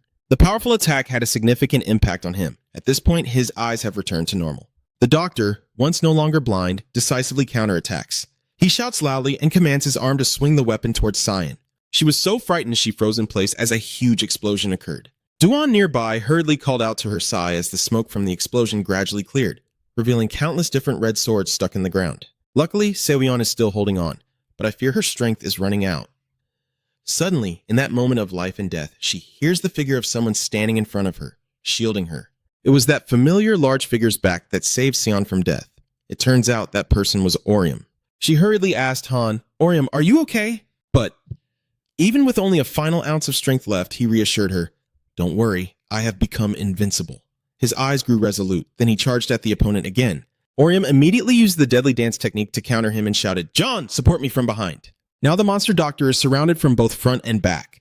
John had already planned this attack in his mind, using the newly acquired skill of the Blessing of Courage. He raised his sword with a fantasy adventure skill, the Blessing of Courage, making the user a target for enemy attacks, increasing team strength by 17%. Duan could only truly be grateful. He silently thought to himself, thanking Maria because of the game you created. In the end, the doctor saw a shadow blocking his view and looked up. I can also become the person I have always wanted to be. On the other side, Orium attacked while the doctor was distracted, with countless swords heading towards him. Your gaze is deadly, and when those swords struck the ground, they caused a great shockwave. Dust and smoke still fill the battlefield. As the smoke clears, it's clear that the doctor was pierced through the abdomen by a sword. He has now given up, and Fumo accepts his fate. The doctor then smiled peacefully as his soul gradually dissipated. Orium watched as his body slowly vanished into the air, and the entire team began to gather. The snail asked anxiously, "Is he dead?" Zheng Ha replied, "I think so too. Otherwise he would probably come back to life after hearing you say that." Yuan leans on his sword and sighs, complaining. Today's mission was really tough. Vi awkwardly forced a smile and said, "Yes, I really didn't think we all fainted there." Suddenly, a slender hand appeared from behind and gently tapped her back, startling Orium. "You did a great job. That person is Sion." "You too." She looked towards Duan and said, "You did a good job today too." "Du, if it weren't for you, we would all be dead by now." Duan awkwardly forced a polite smile. "Don't bring it up again. All I did was distract him for a while, but I can't deny your strength." Sion insists it helps us a lot, just like at the entertainment party. Earlier, he fell into contemplation after her words, gazing at the sword in his hand, silently reflecting on how it helped him recall the past of this weapon. According to legend, a fairy named Kier gave this sword to a brave explorer who led everyone through the dark forests, and although Xion is a bit hesitant, even though it's just a story in the game, it feels somehow real. It seems like a message from Maria, as if she's cheering me on. He fell into his own thoughts. Suddenly, a huge demon lord appeared behind John, causing everyone to panic. Sai shouted loudly, "John, run now!" feeling confused and not understanding what was happening. John didn't have time to turn and look at it before being attacked. Everyone was stunned as everything happened in the blink of an eye. The monster grins with satisfaction, while everyone keeps calling out, but now he has fainted on the ground. That monster is the 6th guardian demon at the border. After attacking Duan, the monster was extremely pleased. He was now badly injured, constantly coughing. Over there, Runtrong's figure can be seen, both confused and amazed by what is happening. Without hesitation, Runtrong immediately activates his angel wings and soars up to attack. The guardian demon seemed prepared, as it didn't wait and swung its sharp arm directly. He struggles to dodge the wild attacks of the monster. Its strikes are quite powerful, making Run-In struggle and drain a lot of his energy. Suddenly, the monster launched a decisive attack directly at him, causing Run to feel like abandoning his own fate. It didn't hesitate long and decisively struck there, but a small shock occurred, and Run thought he had been killed by that blow. But, luckily, Yuan rushed over just in time to block with his sword, shouting in panic, "Dong, what are you doing? Do you want to die?" Suddenly, Zhang mentioned 90 seconds and shouted, "We can use the resurrection skill to save him within 90 seconds before he dies. We have to get there as quickly as possible." Remy nearby immediately interjected, "I understand how you feel, but you can't just go like that. If Uzan doesn't help, you'll die." He stammered as he explained, but said, "But if we don't hurry." At that moment, Hun Seung interrupted with a warning, "Don't hold the lantern in front of the car. If you're not careful, you might drag everyone else to their death. If you keep trying to save him like that, I advise you to wait until we clear the way for you." Besides Hun Seung, Uzan and Seoho are fighting actively. The scene shifts to the rain pouring down as Orium and Seoyeon rush to Ron's body. You're scared and trying to shout to wake him up. John, you have to stay really alert. But he still hasn't opened his eyes, and Orium curses the damn thing. I need to find a first aid kit to heal him quickly. If I change the time-bending device, then suddenly he shouts loudly to stop me. "Orium, don't waste your effort. My blood level is almost 0, and I'm also being attacked with a skill that blocks the use of other items. That means we have no other choice." Du thinks that right now there's nothing he can do. If the angel arrives in time, maybe he can survive. But if I keep relying on that and act carelessly, my time will run out and I'll be doomed. Right now, he's already ready to face death. In that case, maybe it's best to give it to someone trustworthy. Duan secretly feels regretful. "John Van Nye, please help me with this." I left the encrypted code key in my pocket, not far from his dropped bag. This shocking news leaves Orion stunned. An encrypted code key? You've been holding on to it all along? John also realizes his mistake and avoids your gaze. "I'm sorry, I didn't realize I didn't have much time left." Sai quickly grabbed his bag and asked, "You mean the red bag?" Duan immediately confirms. "Yes, that red crossbody bag. Keep the key away from the guards. That's what I ask of you," he whispered, recounting the fateful rainy day when Maria handed it to him. It is Maria's request and also her final wish. Use it to stop Horizon early on. He now places his trust in Orium. "Please, I beg you." Suddenly Sion shouted. Orium thought this was it. Her eyes grew tense as the encrypted code was now broken in two. Orium couldn't help but be amazed. Duan then smiled and said, "You're going to do that for me, right? As a way of repaying the favor, I will do it without hesitation. I promise." Before leaving, Duan said that before his body completely disappeared, he still had the apartment key in his pocket. "If you go there, you'll find my pet turtle. He also told you to take care of it for me." After saying his final goodbye, Duan disappeared into the air. Orium Banghuan still couldn't believe this truth. At that moment, she hurriedly called out to Toon, while the others continued fighting fiercely. Hui Seong also felt Duan's departure and became angry. Are we too late? The monster then charged forward to attack. Seizing the opportunity, it struck with its claw, smashing down hard, but was still blocked by Uzan's sword. He shouted, "What's wrong with you? Don't lose focus!" Raimi beside him also remained silent. Moreover, the others received a warning that a team member had fallen. Returning, Orion was still stunned by John's death. He didn't expect everything to happen like this. "No more hesitation," Cyan urged forward. "It's not safe here, Orium. We have to focus on finding a way out. We need to regroup before fighting the guards." But Orium's spirit is gradually turning hopeless. "Even though I knew this would happen, I sat down and listened seriously, but I couldn't do anything. I really am a fool. Orium blames herself. He suddenly shouts, I should have protected him. At that moment, a portal appeared right behind Orium's sorrowful back, causing her to gasp in surprise and say, Isn't that a back door? Suddenly, he slowly stood up and said that only by becoming stronger. This time, Orium, full of determination, suddenly froze as she sensed something strange. Sai shouted in panic, Orium, switch to a darker place. Gyeonhon stands there waiting in the rain. She feels truly satisfied and exclaims, That's amazing. I never expected that. I just wanted to see what would happen if they tried to bring out the guards. But I ended up witnessing a hero break through to a superlative level. Gleaming eyes reveal her delight as she watches Orium from afar, just as she hoped. You're really interesting. Orium's eyes light up with excitement, eager to see you sweep through this world. Meanwhile, the players are still fighting with all their might, trying to defeat the giant monster. Jin fights and curses at the same time. Damn it. Why is this thing so stubborn? Is it because of me or because it hasn't even used all its moves yet? At this moment, Shungha's eyes glowed with a fierce yellow light, and she spoke. Not just because she didn't want to. She immediately explained that its overall stats are slightly lower than the soul container, but its physical damage capability is truly terrifying. Moreover, its combat technique is also very complex.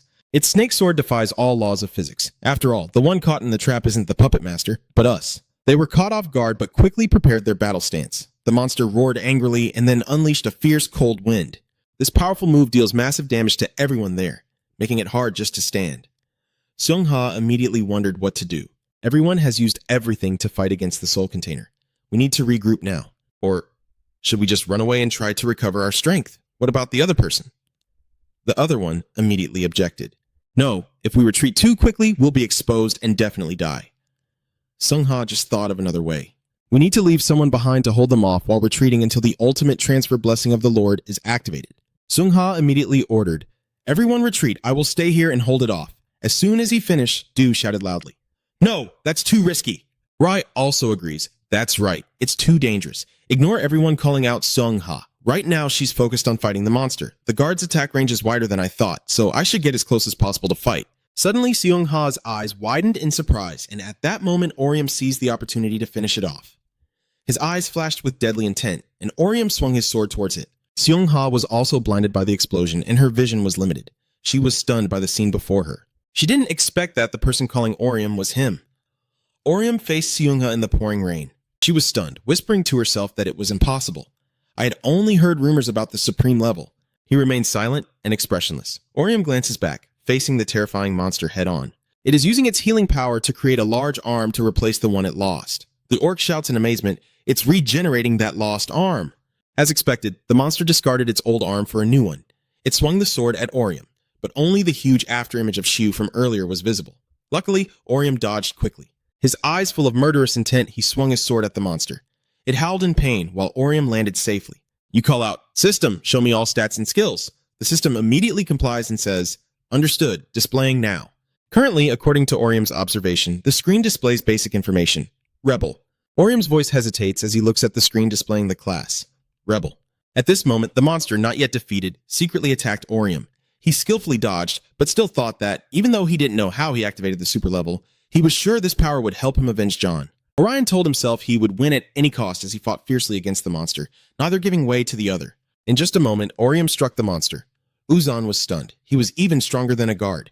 Jizn was also surprised. Truly astonishing. He seemed like a different person, and Hoon Sung was reminding these two. Don't just stand there like that. Can you really just watch a high school kid fight alone? If you've already reunited, then go out and help the kid, he shouted urgently.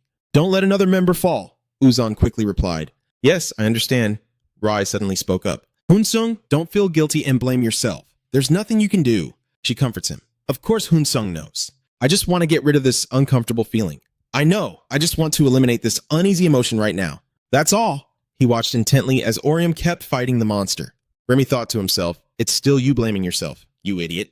Suddenly, a huge explosion occurs while Orium is still fighting fiercely. She wandered around cluelessly with her weapon, wondering what was going on. How is Orium able to break through to a superior level? Gyeonhen appears suddenly, from nowhere to explain. It's just a matter of timing, geography, and harmony. It caught Sion off guard because someone appeared behind him. She immediately turned back and pointed her staff at Gyeonhoen. She asked, What does that mean? What do you mean by that? Explain it to me quickly. She nonchalantly explained that you need some kind of catalyst to reach that level. These things often happen in games, right? Like needing to complete a quest to unlock the main story, or defeating final bosses to move on to the next stage. Gyeonhen calmly said, Xian was stunned as he remembered Orium's appearance. Just that means Jianhen immediately continued. There are probably many factors that make up the rank and stats, but the key element has already appeared. That factor could also be the death of a team member, right? Exactly. Jianhuan continued and said, I don't remember the details exactly, but it was probably the prerequisite for heroes to reach a superlative level. The two words revenge mean that. It happens thanks to someone's sacrifice, she said indifferently. Sion listened silently without saying a word. Jianhuan suddenly spoke and said, I'll give you this tip. Don't expect too much from the super level. Sion is hard to understand. What are you talking about? Actually, when I skimmed through the data area, it seems like the superpower level isn't fully developed yet. It's like a project still in the middle of being processed, a bunch of useless data. Jianho really advises that if you use it, the system will disappear for a while. But no one knows what will happen afterward. Which types of bombs will penetrate, as she herself has witnessed and explained. In other words, Goyong Hoen said simply that there would be some unwanted side effects, like taking too many medicines is not good. So hearing that, I wonder when he will return to normal. Is there any way? Jian Hoen straightforwardly replied, Who knows if this information isn't cheap, young lady? I can't say no to you. She impatiently asked, So what do you want? I will do everything to bring him back safely. Gi Ong Hoe sneeringly said, Really? Then let me borrow him for a night. I want to have some fun with him. Jian Hoen reassured him, Don't worry, I won't hurt him. I will return him safely and quietly the next morning. In exchange, I will turn him into a more interesting person. Now her words are starting to make others more suspicious. Sai could no longer hear and immediately summoned the trap skill. Jian Hoen dodged and asked, What is that?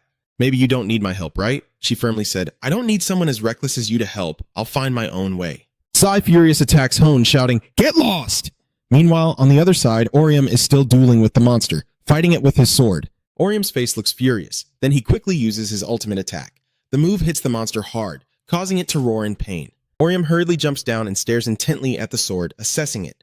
This level is different from the hero rank, so it's a bit harder to control at first, but I think I'm getting used to it, and I've mastered many skills, so this won't be a problem for me. What Orion cares about right now is defeating it with his next skill.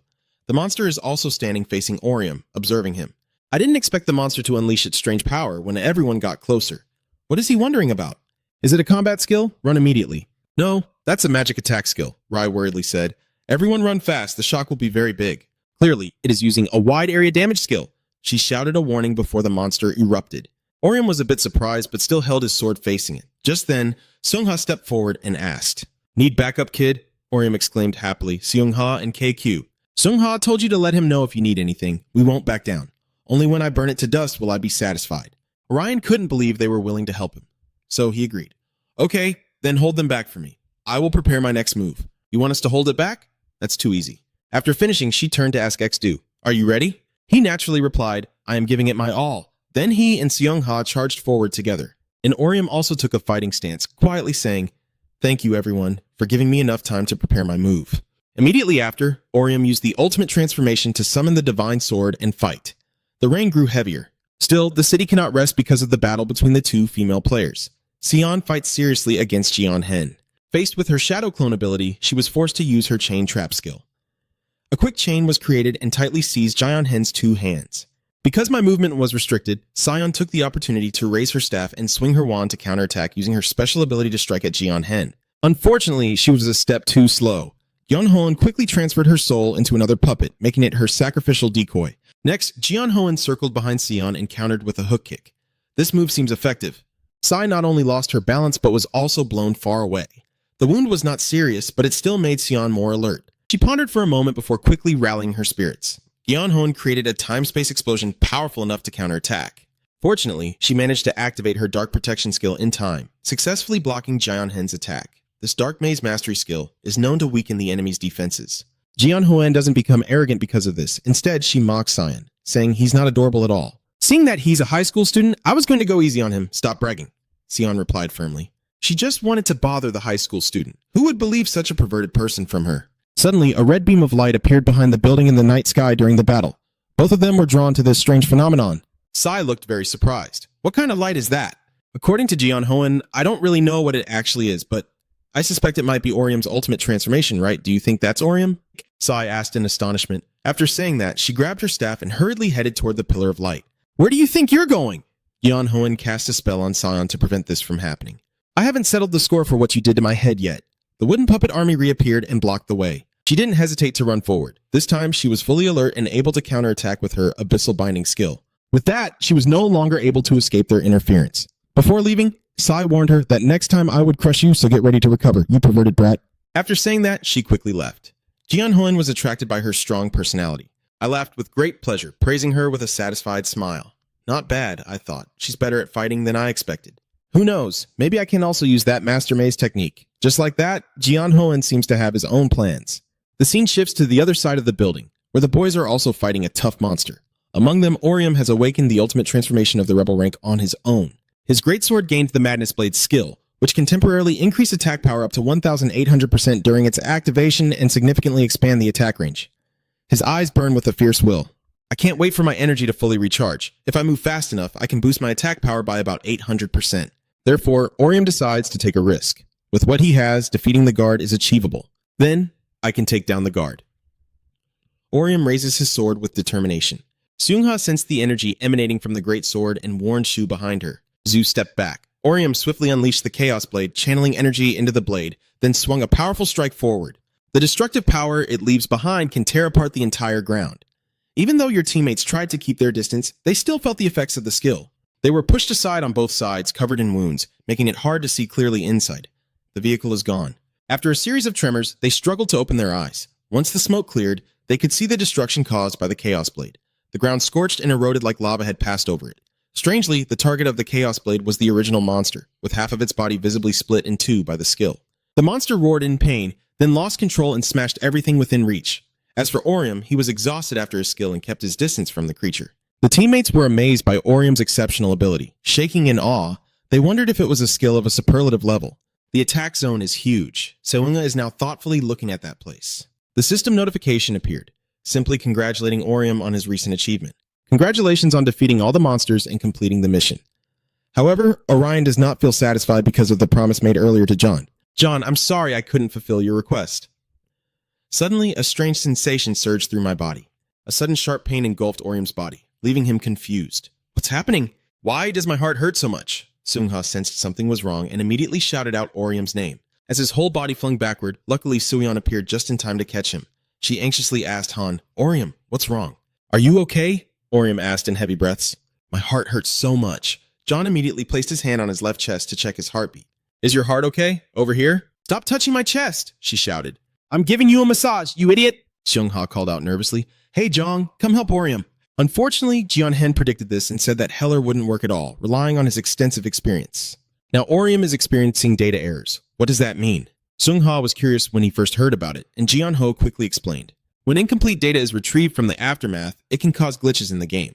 You'll be blocked if you try to open a closed door, right? However, this error isn't too serious because the flow rate of Orium is quite high, so it should be fine, she calmly assessed. But if your stats drop too much, you might temporarily disappear, kid. Gi Eung-han sincerely warned her, and Se Eung-ha grabbed her by the collar. She ordered to reveal everything she knew. Then she smirked. I really want to, but unfortunately I have no reason to do that. In the face of danger, all the players simultaneously received an urgent notification from the system. Seung-ha immediately knew something was about to appear. She was stunned and couldn't believe it. Gyeon-hoen replied, just as I expected, Horizon is coming. She laughs happily. Sion listens intently to their conversation. Orium is still not recovered enough to continue fighting. Hoon-sung was the first to open that urgent notification. A rather lengthy letter welcoming Gosphere Online players. Are you all doing well? I'm here to announce the event everyone has been waiting for. The official beginning of Horizon. The screen now shows a playful blinking icon. It continues, any user who has completed the tutorial is eligible to participate in this event. Even Hoo-Hugh at home received the same notification. And you can freely use any items or skills you want. Details about Horizon, including its expiration time, will be announced on the day of the event. Then you can choose whether to participate or not. Hung-ong is listening seriously. Even if you don't complete any quests, you can still browse the shop on the homepage until the event starts. Users can buy, sell, and trade in the shop without any restrictions. Hopefully, players will prepare carefully before the event. The system screen still playfully winks. Joss's boss from the other side also sneered after hearing that. Then the system, which seemed to have finished, suddenly spoke again. It seems I haven't addressed the main point yet. The event will start in 2 days, and this announcement appears. On July 13th, Orion, despite being affected by the explosion, still tries to read that letter. Players will be briefed on the rules and have a 15-minute break before the event starts. Alright. At the end of the letter, the mysterious sender wished the players good luck and told them to survive, and wait for Horizon to begin. Goodbye. Sion beside Orion was stunned. Horizon will start in 2 days? It's too sudden. Jong-hoon still maintains a confident attitude. Do you understand now? I told you I don't need to explain myself. Whether you like it or not, once Horizon begins, you'll understand. You'll see for yourselves how cruel this shitty game really is. She's being vague and unclear. Gihon smirks mischievously and continues. We are no different from puppets, forced to fight against it. Orium was breathing harder and harder, probably partly because of Jian Hen's recent words.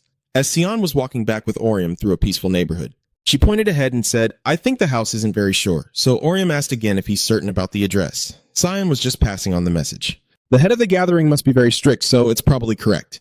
But one thing Sion is wondering is, how does she have his personal information? She also knows all about me. Even Orion doesn't know the reason. She said it's a secret, so it's probably an illegal source. Sion blurted out, I knew it. She's as evil as a demon.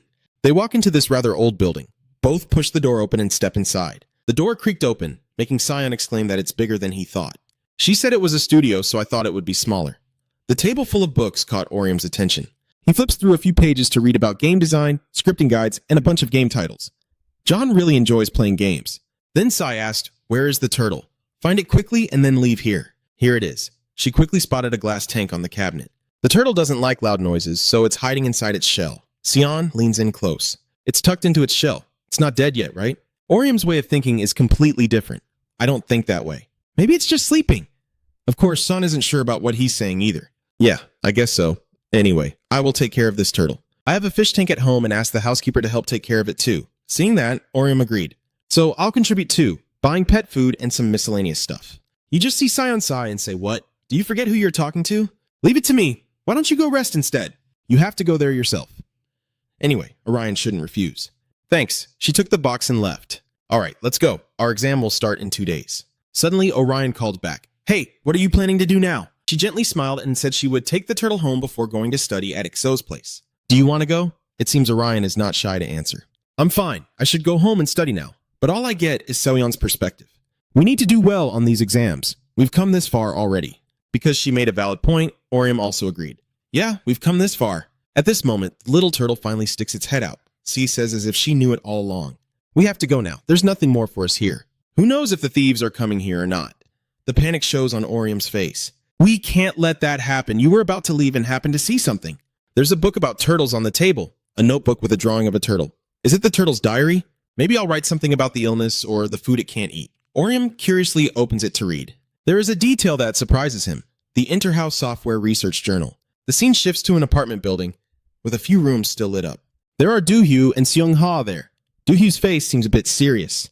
Is that what really happened? I can't believe the explorer's dead. And what about the other 2 members of the gang? They must be in shock, he asked, and Seong-ha took a sip of water before replying. Because Sion isn't someone who shows much emotion, I'm not entirely sure, but Orium probably has some emotional scars. It's not surprising for a high school student to face this. It's quite normal for someone experienced like Do Hai-huk. Yeah, of course it's the same for adults. Oh, and what about the super rank thing? You must have a clear view of the stats, right? He asked curiously. Seong-ha shook his head and sighed. It's beyond my imagination now. When the kid breaks through, his stats must increase by 20 levels all at once. Few can beat him in a one-on-one fight. She responded calmly. Do-hyu's attitude changed quickly. That's dangerous. Even Chaich or our king might be able to break through to that super legendary level. Seong-ha's face looks a bit sad. That's probably the case. Do Hai-huk naturally understands. Quite strict, isn't it? Just dealing with the chaos wandering around causing trouble all day is enough to give me a headache, let alone the superior rank. That's why during the event. Suddenly, Seong-ha calls Do-hyu. He is still waiting for her words. Seeing Seong-ha looking quite helpless, she said, We don't have time for nonsense like that. I need you, Do Hai-huk, to come to my place. A bit surprised, Do Hyuk asked if she could lead the event. That's her decision. Only then can I protect the members of the guild. Do Hai-huk calmly stared at the opponent. It seems everything is difficult for you, huh? I've never seen you so vulnerable before. The person I know only focuses on their own goals. Actually, Seong-ha has had quite a lot on her mind. You're the only one who sees me acting like a spoiled kid. Seeing the leader become timid and unstable, of course everyone would worry. So no matter what anyone says, I will keep moving forward, she sadly confesses. Whether right or wrong, a leader's duty is to build everyone's trust that what they do is good and right. So when you say I am weak, it means I truly need your help. That's something Do Hai-huk has never seen before. Eung-ha's car is very unusual today, so don't act so reluctant. I also have my pride. At this point, Do-hyu had nothing more to say. You think I'm reluctant? Dream on. Honestly, I always give in to you. I'll help you until the event is over. That way, she will reach the top and be able to protect everyone. It seems like Seong-ha is feeling better. Thanks. It's always like that. You really are the best helper. Let's switch to a different scene. At the place where Orium is, he is lying down reading something from Dr. Maria's book, the game developer working on terminal illnesses and soul transplant experiments. I don't understand much near this area, but I guess Duan is researching the Interho software created by the company for Ophir Online. That's why he looked suspicious the first time we met. Turns out it was just the caution he was showing while conducting his research. Orium's phone kept ringing. Who could be texting at this hour? It's none other than Sion. Hey, are you asleep yet? Orium chuckled. Oh, Sewin, I guess he's still awake. Why aren't you sleeping yet? Sewon said over the phone. I'm just reviewing FanCam. In Orium's mind, thoughts immediately arose before the exam. You've studied, so why are you so confident? Sai's explanation was a bit brief. I just can't sleep. How could these things slip past Orium? He types a bit and then laughs. Don't tell me he's worried too much. A short message from Sewin. Just dreaming. I'm a little scared. The person Orium knows might not be like that because of the event. I thought she didn't know what fear was. Self-doubt. Sion keeps talking nonsense. Thinking what thinking? I'm really afraid you'll die. And I also fear dying for nothing. How can she say such things so casually? It made Orium think a lot. Don't worry. I will use my life to protect you. Mom, don't listen to that man. Delete it quickly. Delete it quickly. Then Sai sent again. I was thinking of sleeping in the room this afternoon. That way, chaos won't find me. Wait, after the exam, I plan to secretly have a few more drinks. Orium chuckled and took a sip, and Sewon asked him if he wanted to come, saying he thought it would be fun with him, and that he also had something to tell him, asking what he thought. It's been a while, hasn't it, since the last time we slept together? The flickering fire still burning in the fireplace, making the whole room warm. Sewon was sitting curled up, scrolling on her phone when she suddenly noticed someone entering. As soon as she saw Orium, she exclaimed in surprise, "Oh, you're here! You said your brother was home, so I thought you wouldn't come." Orium replied with a serious look. You said you had something to talk about, so I slipped away. John forced an awkward smile and said, "Oh, I just wanted someone to talk to." What? Sai also revealed her true feelings. I don't have anything to talk to you about. I just needed an excuse to get you to come. Oh, what are you carrying in your bag? Orium looked at the bag in his hand and asked, This one, huh? Soa is hot. You said you couldn't sleep, so I bought this at the convenience store. Sai was also quite surprised. I thought that was alcohol. Orium said in a tone full of authority, I told you not to drink alcohol. Sion asked curiously if you also planned to sleep here tonight. Just dreaming? I only plan to go out for a bit. Oh, Riam works the night shift, so I have to wake up early. I have to stay home before she gets back. Orium could already imagine her shouting loudly when she found out he had suddenly disappeared. Oh, where is the boy? Hearing that, Sion also didn't want to force him to stay. Okay, after drinking the hot chocolate, you can go wherever you want. Orium sat silently and replied, A silence enveloped both of them. After a while, Sion took the initiative to start a conversation with you. Hey, Orium, what would you do with 200 million worlds if you won? Have you figured out what you want yet? Orium replied immediately without hesitation. First I plan to buy a new phone and a house to have my own room, and the rest will probably go into savings. Hearing Orium's simple dreams, Sion could only exclaim, What is this? Are you a Buddha? Dream bigger, you guy. What ambition are you talking about? Celie immediately suggested a few ideas, like throwing a lingerie party with some tall, leggy girls. Orium, hearing this, immediately refused outright. A moment of silence fell. He quietly confided that if he had that much money, he wouldn't want his sister to live in poverty anymore. John was asked further, so what if the wish wins first place? What do you wish for? Orion scratched his head and answered, Well, I did think about it a bit. What should I wish for? It's too hard to choose. Sil glances at him and patiently helps list a few options within reach. So what do you choose? Orium hesitated for a long time before finally speaking uncertainly. If possible, memories of your parents in the past suddenly flood into your mind, along with the scene of you standing still, watching everything collapse completely right before your eyes without being able to do anything. Seeing your loved ones wounded and writhing in pain, and John B's eyes filled with meaning looking at Orium. You hold up 2 fingers and tell Sean you want 2 more wishes. She frowns and dismissively says, Oh well. Orium then turned to ask Sewon, All right, what about you? What will you spend the bonus on? Sean looked genuinely tense, pondering. I think I'll buy an apartment building. I'll turn the top floor into a penthouse for myself and rent out the rest. Investing in stocks too, Orium would be surprised by her deep thinking. Wow, that's really impressive. Sion angrily reacts to Orium's naive yet honest attitude. If you have money and don't invest, it all just drifts away with the wind. He chuckled as if he was about to faint at Sewon's maturity. Dads also often talk like this. She didn't hesitate to tell Orium to go away straight to his face, and he quickly explained himself. You said you're ambitious, so I thought you were planning to spend money on parties, or something like that. Sion closed his eyes and said it's also part of the desire, but not the ultimate goal. Orium just forced a polite smile after hearing that, while Sewon sat lost in thought, enjoying a cup of hot chocolate. After a while, she asked again, Aren't you going to ask about my wish? Orium startledly asked again, The atmosphere grew strangely sad. Sion sat curled up and told Orium, "You wanted to know what my wish was." Orium stared intently at the milk bottle as if pondering something, then replied with a hint of sarcasm, "I think I've guessed it. You're going to use it for your parents, right?" Sai was very surprised. "How did you know I accidentally said it out loud?" It turns out Orion is also an understanding man. I think there must be a reason why he avoids telling me about his wish. Then I remembered that you also didn't talk about your parents in front of me, so I hesitated because I lost my parents in an accident.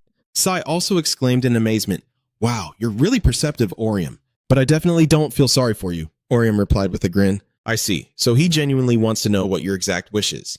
Can you tell me?" Sai decided to confide in you without much hesitation. "Oh, it's nothing serious. Actually, there's no need to hide it. The story I was going to tell isn't that important." In Sion's eyes, a deep sadness is clearly visible whenever this topic is brought up. In middle school, I witnessed my father having an affair. I thought I had seen wrongly, so I hid and watched, but that was definitely my father, and the woman hugging him was not my mother. Witnessing that scene, Sionon was left speechless. I didn't know what to do. I wasn't sure whether I should tell my mother. When I could no longer pretend nothing had happened, I told my mother, but she responded with a completely expressionless face. Then she suddenly smiled calmly and said, "I know I also have a boyfriend. Sion is still young and doesn't understand, but this is marriage. We support each other in certain ways. As for other things, there's no need to know. It's like a partnership. As long as we don't break the agreement, the rest doesn't matter." As she grows up, she'll realize that things like love and friendship are just acts created to deceive others. After sharing her past filled with shocks with Orion, Sion bowed her head onto her knees in despair. Suddenly she asked herself, why was I even born? I am just a thing created from their fake deal. Orion silently wondered if that was really how it all was. No wonder Sai always says things like that. Yeah, even if I disappear or turn to dust, they wouldn't care. Sai glared with bitterness. I want to forget all those memories, even if it was just fake family love. It's okay. I think I can't trust anyone anymore. Orium sat silently, listening to Seon's heartfelt confessions. She smiled and asked Orium, "What do you think? You're so stupid, huh?" To make the waiting atmosphere more cheerful, Orium let out some teasing words, worthy of the singers he likes. Still, he continues to fight despite life's hardships. That means this is important to you. I hope your wish comes true. No matter what happens, I will help. Sion looked surprised and asked, "Huh? Why? Because of my promise?" Orium turned to look at her with a tender gaze, then shyly turned his face away and finally revealed what he had kept hidden for so long. "Because I like you, you've saved my life 1,000,000,000 times. That's the truth. That's why I want to make your wish come true even if you don't trust me much." Hearing those heartfelt words for the first time, Sean bowed his head to the pillow, as if trying to hide his own feelings. After regaining her composure, she finally sat up straight. The flame still burned endlessly, as if warming the budding love between the two of them. What was destined to happen finally occurred as Orium and Seoyeon took their first steps together, sharing a passionate kiss. But after a few seconds, she shyly said, "Wait, not today. Wrong timing." She covered her face and told Orium, "You can go home now. I'm about to sleep." Orium didn't know what to do either, so he just followed Seoyeon's words. Just as you were about to leave, you suddenly called out to Orium, "Thank you for the hot chocolate. Good night." As soon as she finished speaking, her face flushed with embarrassment. Orium still didn't forget to reply, "Sleep well." As soon as he finished speaking, he immediately returned home through the teleportation gate, while Seoyeon sat alone in the spacious room. After finding out that Orium really left, she took a deep breath, almost losing control, unable to believe it, and so she sat there in shock, uttering words in disbelief. Damn it! Orium has finally returned home safely. His face shows a terrifyingly dark expression. Then suddenly, Orium grabs his head and screams wildly in madness. Why did I do that? Did I lose my mind because I got caught up in that atmosphere? It's not the right time. How am I supposed to face Sion tomorrow? The bustling city begins a new day. The next day, at the teacher waiting area during the exam, Orium enters the classroom with a forced smile on his face. Sion glanced at him with sharp eyes and greeted him like any other day. Orium watched Seoyeon's back and thought to himself, he looks so calm. Maybe he doesn't care much. I shouldn't think about it anymore. I have a lot of homework this week, so I should focus on studying. Sai is also seriously reciting the spell, focusing to use mind control techniques to memorize. The crucial moment has arrived. Teacher Jang entered and asked, "All right, put away your books and sit still. After the bell rings, we will start the listening test." He even grins mischievously and gives advice to the students. No matter how much you cram, the words still won't stick in your head. The test reflects your learning progress. Suddenly, Teacher Jang noticed a student staring out the window with a panicked expression. "Undi, what are you doing?" "Sit down." "Teacher, outside." Hearing that, the teacher personally went down to check on Un. "Is there something outside? Is there some kind of pervert out there or what?" "Forget it. I'll call security." As soon as he looked up at the sky, Mr. Jeong's face suddenly changed color. He shouted loudly, "What the hell is that?" Orium and Sion immediately looked towards the window with bewildered expressions. A strange rectangular object suddenly appeared in front of Orium's eyes. No, it was a strange rectangular object floating in the sky. Orium Orium quietly wonders if it's a star system. Outside, waiting for the bus, everyone there is also surprised to see the object appear right above their heads. What is that? Everyone was startled and scared as if they had seen a ghost. What are you playing at? A sudden scream of shock echoes out. Ghostosphere Online? One guy is standing there, laughing cluelessly, clearly enjoying himself. Is this an ad? Hurry up, it's so fast. The phone in the guy's hand suddenly broadcasts a short stream. The mysterious channel owner waves and greets everyone watching the live broadcast. I hope my followers are still breathing in the fresh air. No one has tried to pick a fight yet. Welcome back to my Dota channel and the mysterious orange box. Today, I woke up early. Right here, you're probably wondering where I'm standing, huh? Open your eyes and see where this is. You probably want to know why I'm here instead of those weird places like last time. But there will be a lot of people later, so I came early. There are a few sarcastic comments about what he's saying, so he doesn't hesitate to respond. What the hell do these bastards want me to do? How can they know if they just scream inside their houses? Here, let me show you. Do you see anything behind me? Do Americans still not understand what I'm saying? Anyway, they're all the same. Stupid and clueless. He kept talking nonstop. As I told you, these kinds of things are signs of the end of the world. You guys should go outside and see what's happening. The mysterious orange box with its sinister face suddenly appeared, causing a stir across the online community. After those cryptic words, the broadcast ended. Outside an apartment, Do-Hyu and Seung-ha were walking and talking along the hallway. She turned to ask him anxiously, "What is the QT system doing here?" It's causing a stir online. There are many news articles about it, and it seems even ordinary people can see it. In just a few hours, they climbed to the top trending in Korea, Ghostosphere Online. Seung-ha's eyes widened at what was happening in this world. She looked at the floating system and asked, "Is this Horizon?" The scene shifts to the school area, where students gather around eagerly to hear the news. Everyone kept discussing excitedly about the recent phenomena. Is that Gosp Online? Are they advertising or something? Or is there some kind of competition today? As for Orium and San, they still stand silently watching that QT system when suddenly a mysterious voice emanates from it. Hello, welcome to all Gospline users and those who are not using it. In about 15 minutes from now, the Horizon event will begin. It will last for 72 hours and take place right here. A giant gemstone suddenly appears in midair, and the QT system continues to notify everyone that the operational range will expand by 8 kilometers from this gemstone. People outside this range will be moved inside the stone once the event starts. So Dung, standing nearby, turned to ask Teacher Jang, "Is the 8-kilometer radius correct?" "How wide is that exactly?" The teacher hesitated and roughly estimated about half the city. After hearing that, So-Dung was also stunned with her mouth open. "That's way too big. So we can't get out, right?" Orion and Sion are outside eavesdropping on the conversation between Teacher Jang and So-Dung. The QT system is pleased to introduce this event called the Survival Hunt, which will start by explaining the rules. Players will hunt monsters created throughout the event. The one with the most hunting points will be in first place. Hunting points will automatically be added upon successful hunt or can be used as stats points or money to buy items in the shop. Additionally, certain locations will have random missions issued. Complete the mission to earn hunting points. Attacking other players will result in penalties, commonly known as PKS. Other penalties are also not applied during the event, meaning stealing points from others is impossible even if they die in PK. However, remember that players can exchange points with each other. The top player will receive a sum of money and a wish. The reward can go up to 29.9 billion. Even ordinary players can join the event. Everyone was amazed at the system's spending power of 29 billion stars. The QT system continues to become more popular. Those people will start from level 1, and keep in mind there is no tutorial at all. For professional players, this is a high level. And finally, anyone who wants to join the game can do so without any conditions. Just say, "I want to participate" whenever you wish. For those who don't want to play this game, find your way to the deep pit within the game area. Someone there will take you to a safe place. Remember that once you leave here, you can never come back, so think carefully. After hearing these warnings, everyone's face turned pale. Before the event started, the system still took the time to send good luck wishes to all players. Good luck to everyone. The event will start in 5 minutes. A series of red cylindrical tubes start falling from the sky. The people on the street are not scared. Instead, they take out their phones to record these surreal moments. What is that? Is it in some scene? The students also started to get interested. The prize is up to 29.9 million, right? That's too many. Should I give it a try? Sion stands with arms crossed, focusing on analyzing. There are a total of 6 pillars.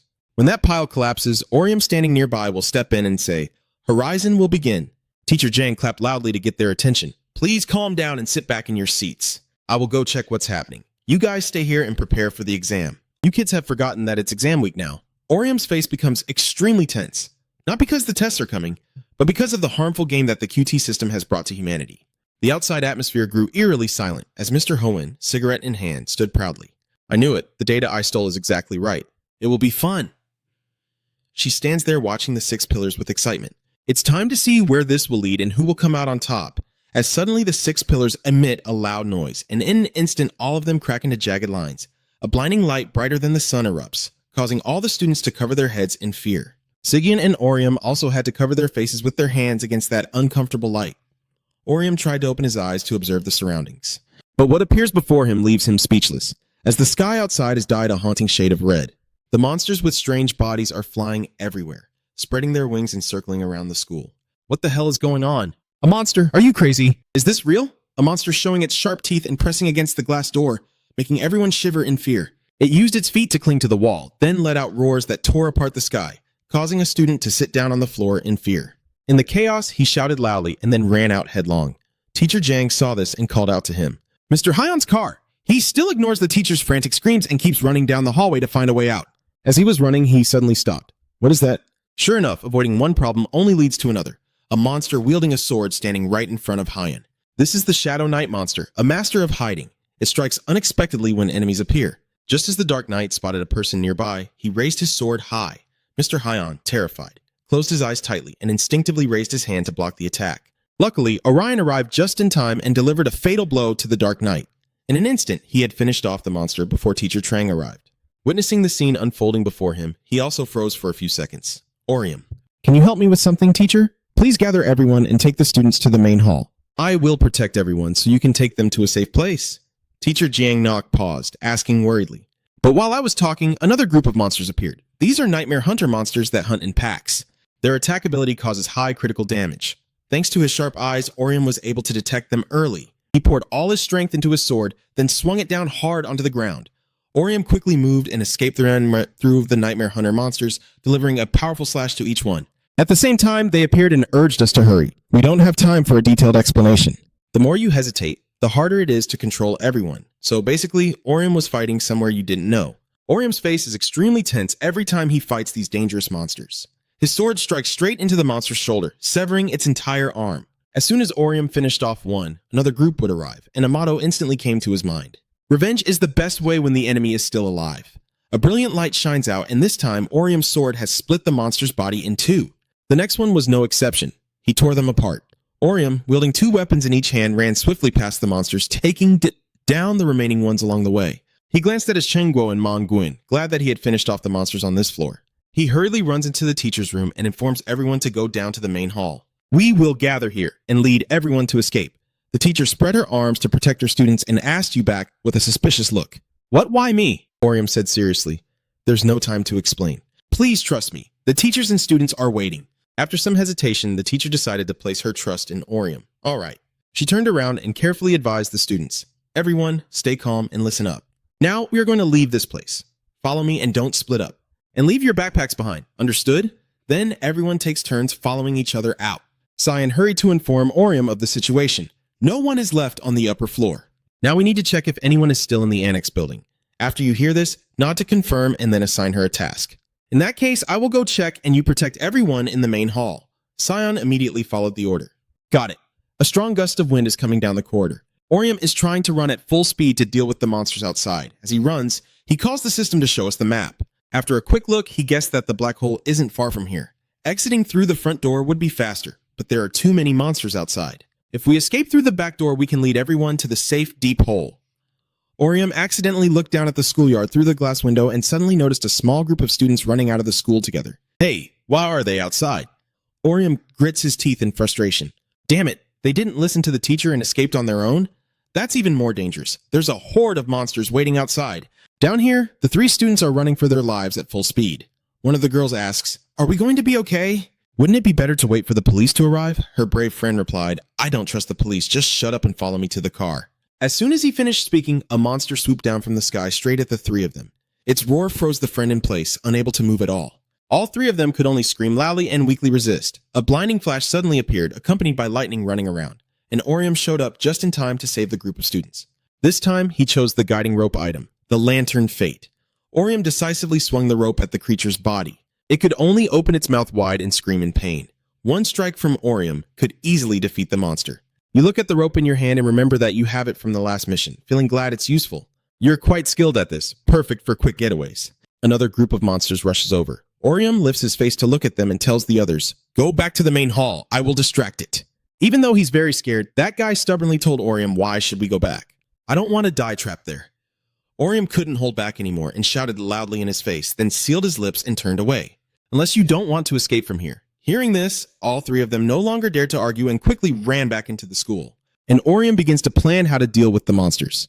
There are 5 large monsters in the gym now. I don't have time to handle them one by one. He throws the rope toward the monster. The rope moves through the air faster than light. At the same time, Orium combined the rhythmic movements of his body to attack the monsters, so I decided to take them all out at once. At first, they were eager and flew towards Orium, but when the right moment came, he used the vengeful Ghostface Fury skill to confront them. Orium weaved through the monsters and used a rope to strike them, causing all of them to be electrocuted and paralyzed. The monsters howled in pain together.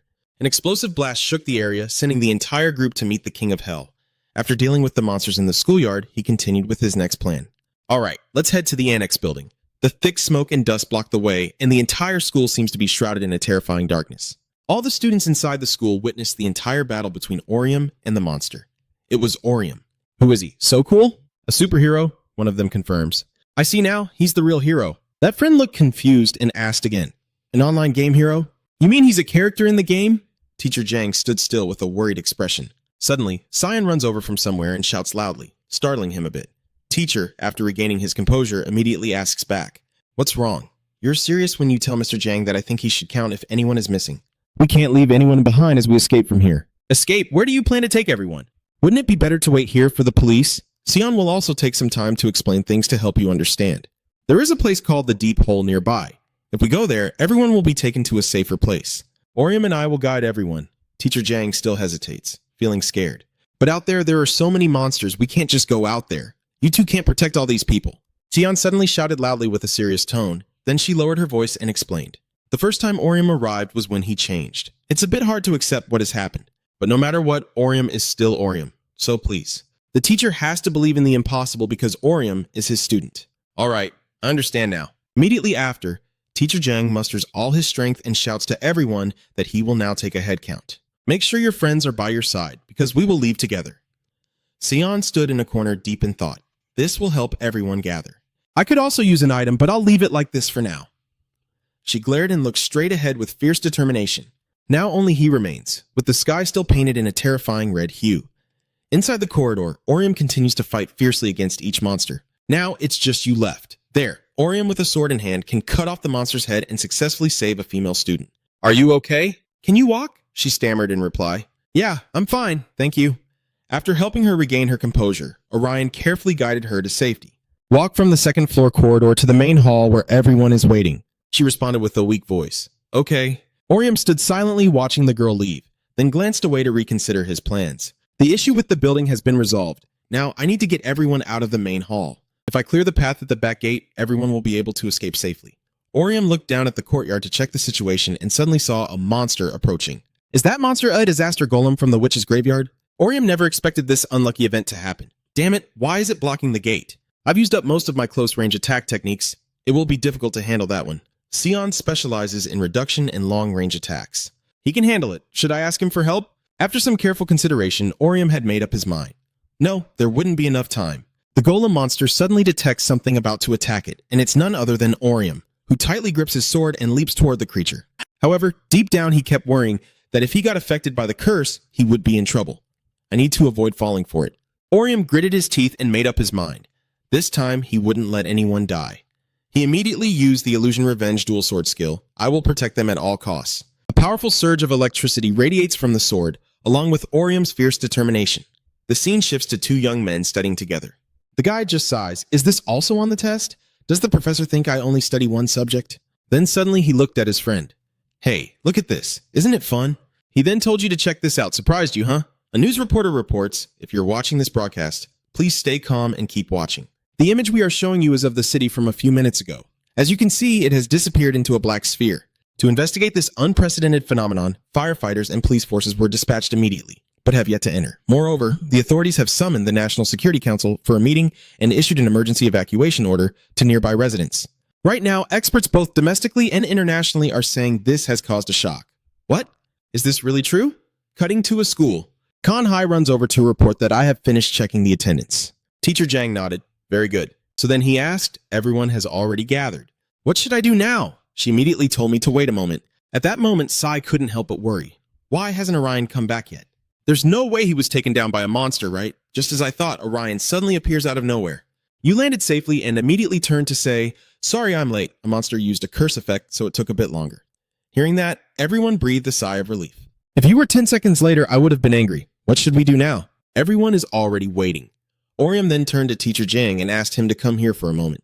The teacher immediately agreed. Yeah, okay. Then Orion explained the situation. According to the map, after passing through this alley, everyone will reach the deep pit. That is where everyone will go. During the trip, I will protect everyone in front.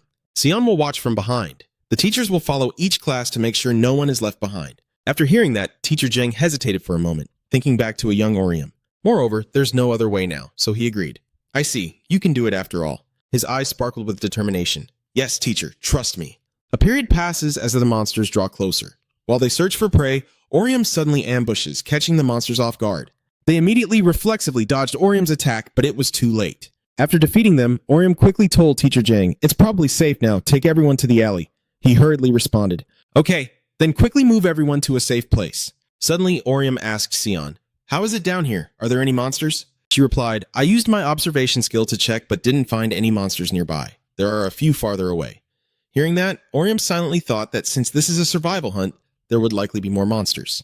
Maybe it's because the event just started. Or perhaps while thinking, he suddenly asked, "Do you think this event is mimicking the ecosystem in the game? Are you suggesting that the monsters in the game each have their own ecosystem? What if these dark monsters are active at night and the weaker ones mainly move in groups?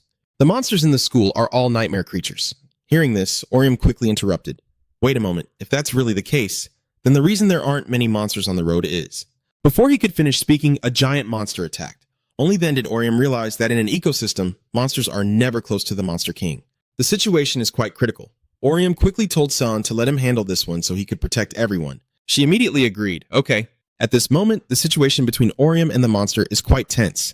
He observes it and realizes it is a mutated grass, Tarragon. It looks like a normal grass paragon with a light transformation effect. So the best choice is that just as the monster concentrates its energy and prepares to attack directly at Orium. However, he managed to escape the danger thanks to a glowing cloak that neutralizes two types of electricity or light-based attacks, which are ineffective against static electricity, along with an anti-electricity helmet. The advantage gave Orion the opportunity to attack the monster. He used the Bitter Flower skill to deal massive damage to it, causing the creature to writhe in pain. And then everything exploded. Orium landed softly. You also couldn't help but be amazed. Although Tarragon is a mutated type, it's quite easy to defeat. At this moment, the system reports Leorium with a score of 2,230 points. Currently ranked 5th as the scene shifts to the hideout. Everyone had gathered together, but what they saw in front of them left them confused. Teacher Zhang then asked John, "Is this some kind of deep hole?" She immediately replied, "Yes, this is the deep hole area. Once entered, everyone will be transported to a safe place." Hearing that, Mr. Jiang felt reassured. "All right, as a teacher, I will go first to check if it's safe."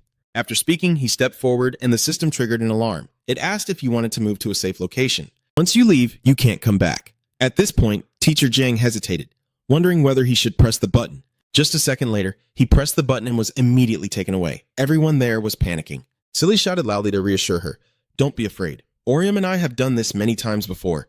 It's safe, so wait for your turn to leave." "Wait, Sion, hold on. What's wrong?" So Dung, sweating anxiously, said, "I called my mom, but she didn't answer.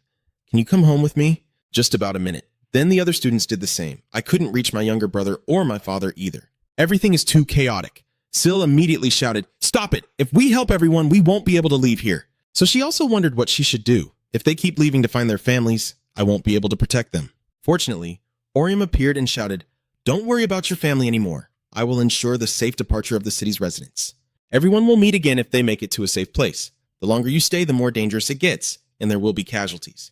So just don't worry and go through the wormhole." Sion also comforts her. "Don't worry too much, Dung. I think the telecom companies are just overwhelmed with calls." Hearing that, she thought maybe you're right. "When did you get superpowers?" "Like Sailor Moon." At that moment, she shyly replied, Superpower? It comes from a video game called Gosphere Online, so Dung couldn't help but wonder. There are also superheroes in the game, which makes Sion confused, but maybe not entirely. Actually, it's also okay to call them that. All the students have now been taken away, and now Orium says it's okay, finally the teachers. He immediately said thank you, Bao Trong. After everyone has been successfully taken away, Orium breathes a sigh of relief. That's everyone, right? Sai quickly said, "Let's start the hunting trip." Now I have one thing I'm curious about. By the way, did you know where your parents are? Of course, Sai knows his parents very well. Today they are releasing a new type of medicine, so they are probably at the Siren Hotel. Orion didn't expect our locations to be so far apart. You secretly think it's even farther from Ari's hospital. Putting that aside, Orion thinks we should save everyone in this area first and then move to the Siren Hotel. And someone also agrees with that idea. That sounds good. Suddenly, she remembers that Min just found something useful that piqued Orion's curiosity. What is it? And that thing amazed you. A motorcycle? Sai laughed and said, the key was left at the fire scene. I think its owner has fallen into a deep hole, so I can use it legally as long as I return it when the tank is full. You drive, and I'll sit behind Kwang Chu. Hearing that, Orion pouted, but I don't know how to ride a motorcycle. Sai laughed. It's just like a regular bike. You'll see when you try. Orion also got fired up after hearing that. Why not? No matter how difficult, they can't stop me. Hearing that, Sion was impressed. Truly amazing. She excitedly told Orion to go at the speed of light, which made him a bit worried. I'm not sure about that. Switching to another location, the officer is urgently evacuating people to safety. He shouts loudly to warn, it's very dangerous outside. Everyone go inside the building. We are the police, and we are here to help you. But suddenly, his subordinate reports, sir, our radios and phones are not working. What should we do now? The police officer immediately ordered everyone to stay safe. I will ensure help arrives as quickly as possible. Upon hearing that, the subordinate obeyed. Yes, sir. At that moment, the monster appeared blocking the path with a savage smile. It is a dark butcher monster, which uses toxins even in normal attacks. Magic and ranged attacks will be weakened. The situation is extremely tense right now. The police officer quickly pulls out his gun and shoots to kill the monster. Even after using a lot of bullets, it still left the officer stunned. What? Why isn't it dead? His subordinate shouted in fear. Is it a zombie? Taking the opportunity, the monster strikes. The two police officers couldn't keep up and panicked as they fought it. Just then, one of the officers noticed something strange. Was that mud? Surprisingly, Orium suddenly appeared and ambushed it, slashing the monster fiercely until it was in pain and collapsed. Orium landed safely. You didn't forget to send my regards to Sion. Thanks for helping me out. She smiled and replied, so that's why I'm here? At that moment, a police officer's voice asked, who are you two? He pointed the gun directly at Orium, but he looked quite panicked. You two are monsters too, aren't you? That's why you can use that strange power. Hey, sir, just look at our uniforms. Anyone can tell we're just normal high school students surviving on cafeteria food. Even after explaining, the officer still didn't believe. What if those monsters disguised as students? Hearing that, Sion was extremely furious, but luckily his boss stepped in calmly and put down the stun gun. What do you think you're doing to these innocent kids? Hearing that, he was stunned. Then the police officer asked Orium, are you two players of Gosp Online? He replied, yes. Do you know about that game? He just said, a little. After all, it's quite popular. There was a voice in the sky and some other things about it.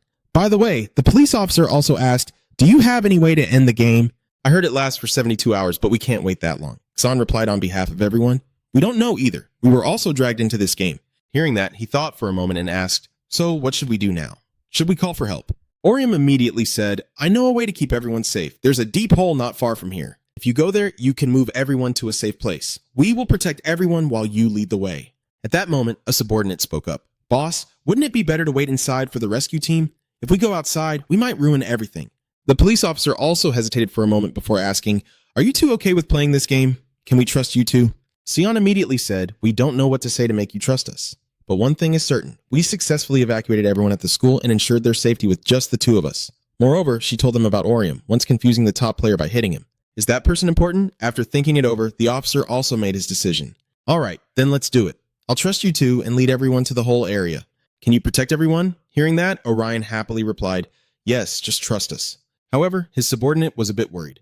Sarge, are you really sure about this? How can you trust these two kids?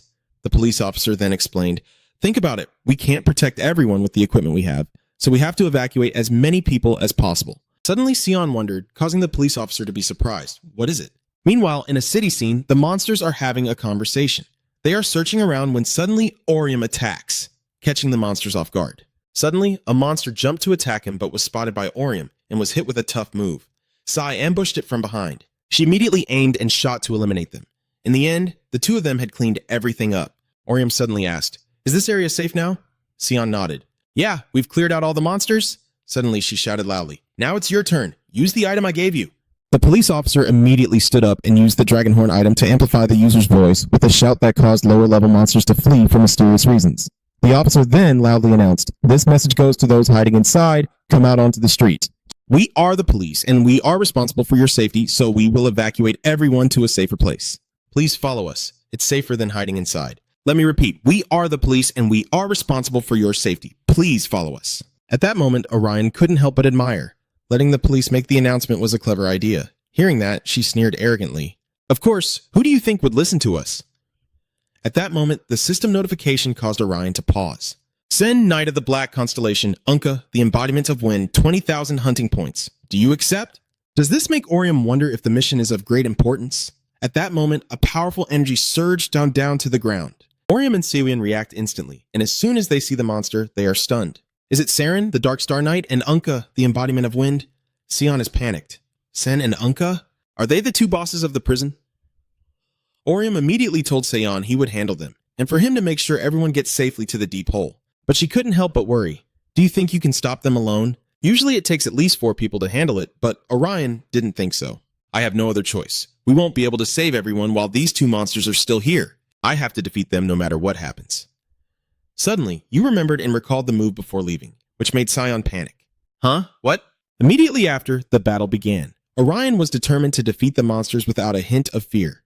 You stepped forward to fight them, earning Sion's respect. You're truly reckless. You think you're still alone? Before leaving, she even shouted loudly, "Don't be stupid, got it? After I get everyone out of here, I'll come back right away." Meanwhile, Orion is struggling to hold off Saren. You unleash attack after attack. Suddenly, Unka strikes. It blocks Orion's attack, and I think to myself, if I hadn't stopped it, I would have taken more hits. Facing 2 dungeon bosses at once is harder than I thought, but I've defeated both of them in the game. They are not in a special form, so I know how to take them down. It just takes a little time to win. The scene shifts to Unka raising his sword to activate a special skill. Saren, the Dark Star Knight, the Fallen Star, responds with his own. This ultimate skill can shoot out a spark with power exceeding the attack stat in a specific direction. The aftershock lasts for 1.5 seconds and deals damage to the target. Unka immediately charged at Orium, moving with lightning speed.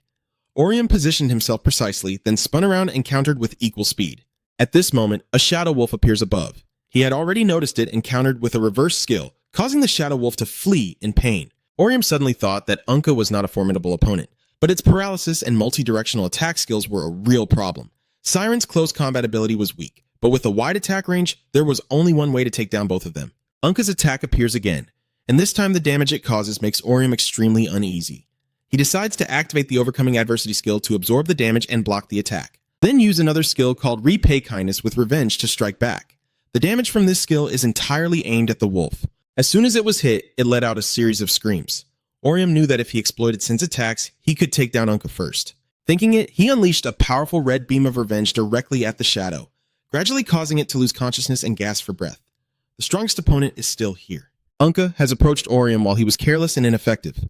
Now, they can no longer fight together, so he can take them down one by one. So he once again unleashes his wrathful fury, but this time with a slight difference. The Hellfire was aimed at Orion. After slashing Unka once, he stabbed it again with a powerful strike, creating a large hole in its body. Orium watched as Unka gradually collapsed. If Unka had been as fast as Waham, it would have been over. This means Orium has completed his mission. The system immediately updates his achievement and awards 20,000 points. His total points are now 26.80, putting him in first place. Orium quickly leaves the battlefield. He didn't notice a camera following him from behind, the watcher being a girl with glasses and pink hair. She has a pretty high opinion of Orium after the recent battle, so she keeps looking for information about this player. Is he in first place, a hero? His rank seems a bit low. Maybe I should watch a little longer, or just go out there and tell them. We have to be very careful. Judging by his outfit, he seems to be a high school student, but age doesn't really matter. I think I'll observe a bit longer before deciding whether to rely on him or not. Somewhere in the city, police officers are actively evacuating residents from the danger zone. Everyone, please keep your distance and don't push forward. We have plenty of time. Excuse me, officer, how long will it take to gather everyone? In about 15 minutes, there are still people inside the building, so we have to wait a bit longer. Sion is a bit worried about Orium because he hasn't come back yet. I don't know if Orium is okay. I hope he gets here soon. Next, she asked the police officer if the Sirad Hotel was far from here. Sirad Hotel? Probably not. About 5 minutes by car. 5 minutes by car? Luckily, it's not too far away. From a distance, Sion heard the sound of a motorcycle approaching them. It turns out it was Orium. He came back after the recent battle. Sorry for being late, I had to go get my motorcycle. Sion was a bit surprised that he hadn't expected him to handle Unka and Saren himself. Then, Orium told the police officer that the two of them should also go into the hole, and we will take care of the rest. They also want to leave this place, but since there are still many people outside who haven't been evacuated, the police officer doesn't want to leave behind those still inside the building and decides to stay. Then he tells his colleague to go ahead because they need someone to protect the civilians after entering the hole. Yes, sir, Sai quietly asked. Are you planning to go alone? The police officer looked tired and said, if aid doesn't arrive, it might have to be like this. According to the law, officers are supposed to patrol in pairs, but now there's no other choice. She interrupted, saying, I'm not talking about the law. Orium opened the system's storage and handed the police officer a cloak. Use this. It's a cloak that helps you disguise yourself from monster attacks. With it, you can avoid the monsters and move around more easily. He also took a first aid kit for the police officer. You can use it to heal wounds when attacked by monsters. Thank you. But don't you need these things? Is it okay to give them to me like this? It's okay, officer. Go save as many people as you can. The policeman understood Orium's intentions and replied, okay, you should go now. Go rescue your family. I almost forgot. Orium reminded the police officer about the monster's detection ability. But maybe it's because he's too worried. The police officer knew exactly what that meant and happily recounted how he was addicted to video games when he was a kid. When he was in school, they used to call him Thunderbolt. Saigon and Orion didn't seem eager to hear about it, so they just laughed it off. Then we rely on you and Uncle. Be careful. The police officer immediately returned to work mode, while Orium's group sped off on motorcycles to another location. On the way, Sion told Orium to jump off at the city hall, and he would take over from there. He suddenly felt strange because he knew Sion needed to go to the Siren Hotel. Turns out she already knew Orium had to go rescue Orium. Let's split up to save the family and regroup later. Orium agreed immediately. Okay, we will meet again at the designated spot. At the hospital, Arium keeps completing her duties as a nurse assistant. After finishing, she hurriedly left the room. Monday mornings are so exhausting, this must be hell on earth. Suddenly, Arium saw someone rush past, looking very hurried, which made her curious, and she followed. Arium immediately asked Jisoo, the female staff member, what's going on? Why is everyone so noisy? Arium, did you hear the voice from the sky just now? That's why the hospital is in chaos. The sky also looks strange. Arium froze in surprise. The sky? Yeah, I did hear that strange voice earlier. I thought it was an advertisement or something, so I ignored it. Suddenly, a loud explosion from afar made Arium panic. I think the noise came from the first floor entrance. Let me go check. You wait here. Got it. She quickly ran toward the source of the sound. A few people also gathered by the railing out of curiosity, until she realized that what was underneath was a monster. A monster? It is the workshop of the puppet maker. The third doll is a girl. Arium trembled as she backed away. No way, is this really happening? Are they filming or something? In the chaos, that monster was right behind Arium. By the time she realized, it was already aiming with its sharp spear. Luckily, someone saved her life. Dr. Noah. He was cut behind the back while saving Arium. As danger looms closer, Arium quickly helps Noah. Dr. Noah, are you okay? Are you still functioning normally? He replied, the danger is still there. The monster attacks both of them again with its sharp spear. Although they managed to avoid it this time, if it continues, both of them will definitely die. Noah said to escape through the corridor in Hall E because he didn't think we could get out through the main door. What about the patient? We can't just leave them behind. The patients? While Noah hesitated, another monster appeared. This time, neither of them had enough time to help the patient. What should we do now, Arium? Noah immediately grabbed her hand. Follow me. I have an idea. What is it? Noah said that we will hide in the testing room. If we escape with the patients who have mobility issues, these monsters will deal with us. So let's stay inside the hospital and endure until help arrives. What do you think you can do? Arium shows her determination. Of course, we can't just leave the patients behind and escape. However, reality hit them hard as a monster appeared at the entrance of the inspection room. Arium noticed that there were still patients in the next room and told Noah. So, the two of them decided to go inside to avoid the danger. There, Arium met Ju, who was also wandering around. Jisoo, gather all the patients in the corridor and bring them here. Okay, I understand. The hospital is becoming more and more dangerous. The monster keeps searching for living creatures in its path, but luckily it has passed by the room where everyone is hiding. Inside, Noah sighed in relief that he no longer heard any sounds outside. He looked exhausted, ready in case it detected that we had blocked the door with enough stuff to keep it out. Then, Noah went to Arium and asked her if she had been able to contact the police or the fire department. Unfortunately, the answer was no. The communication had been cut off, and the Wi-Fi was not working either. Noah glanced toward the window and saw that things outside weren't much better. Arium reacted, what's going on? What are those monsters from the movie doing here? Noah emphasized to her that this isn't a movie but a video game.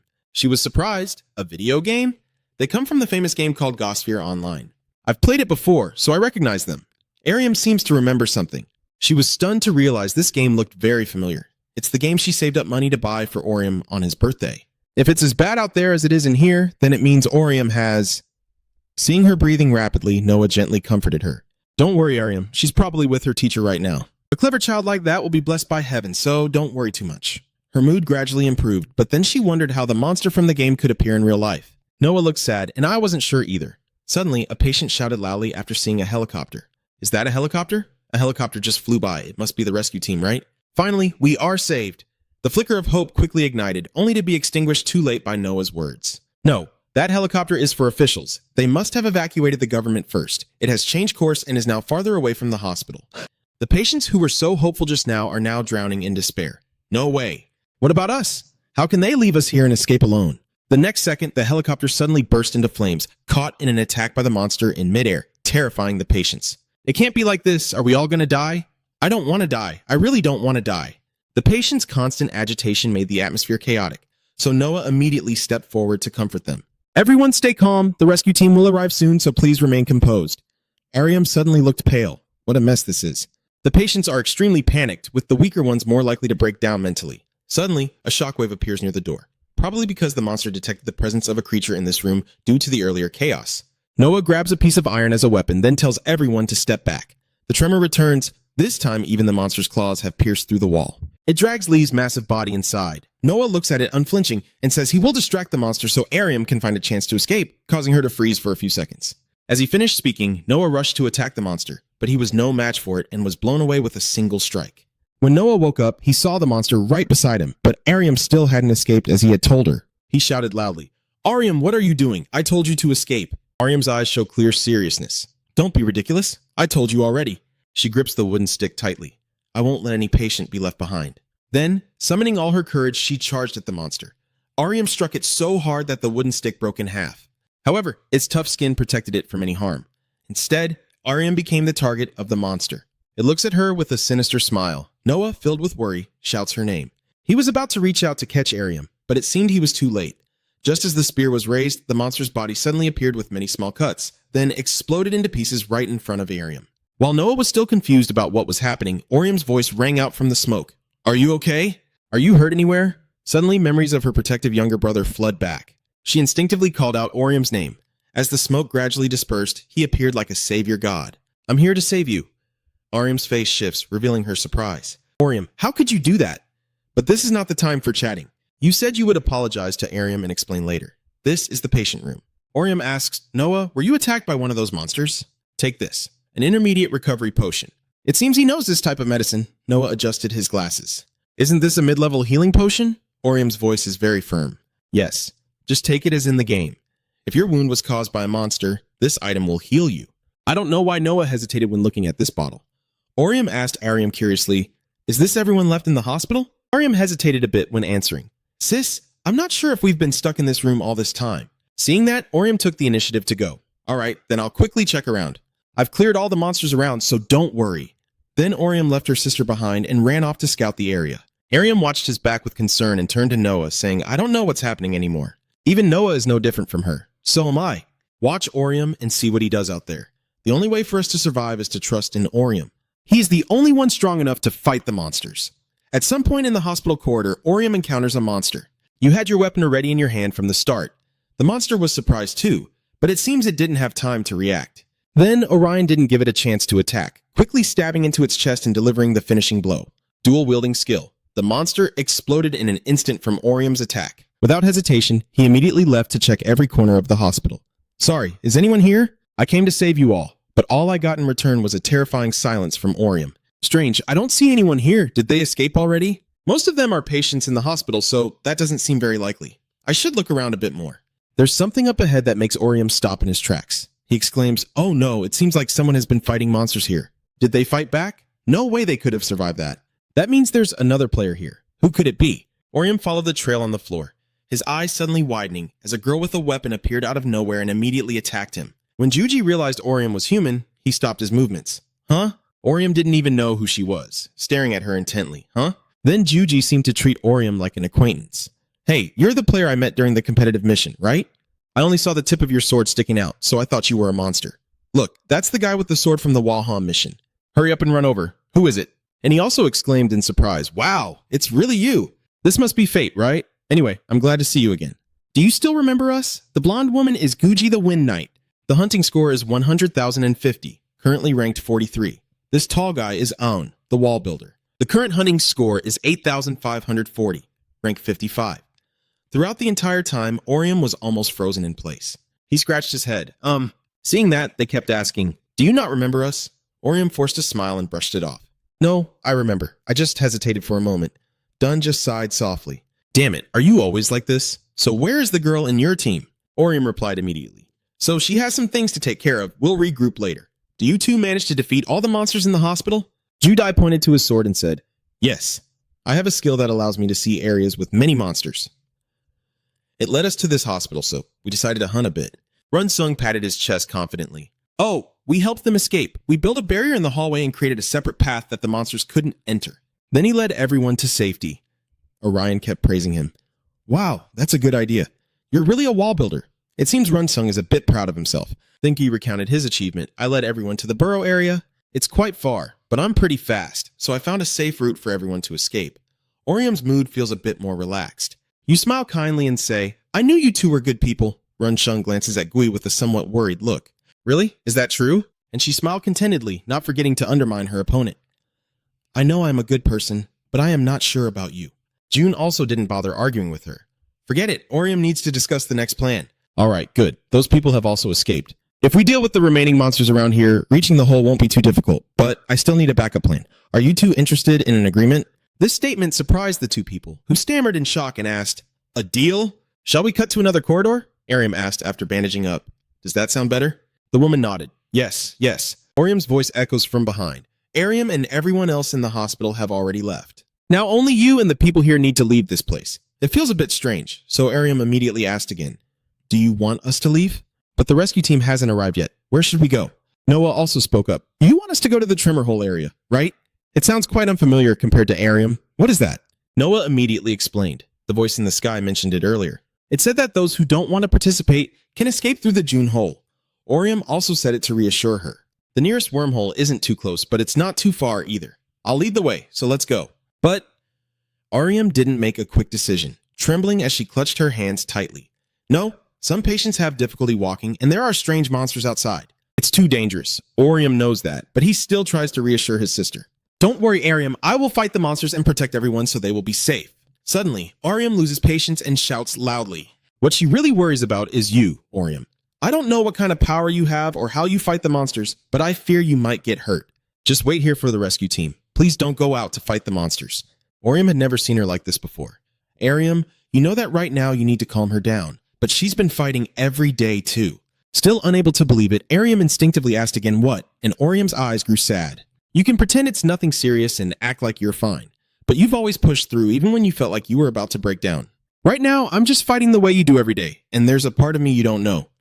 I'm also afraid of getting hurt and we might face difficulties if we leave. But when I get home, I will act as if it's nothing serious.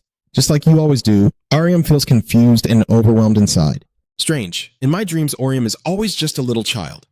Alright, if we leave, we will always go together until we're safe. Understood? Orium smiled and said, Yes, I promise that will also reassure Arium a bit. Alright, let's get out of here. Orium opens the device to check the location on the map. Noah, can you check the exit?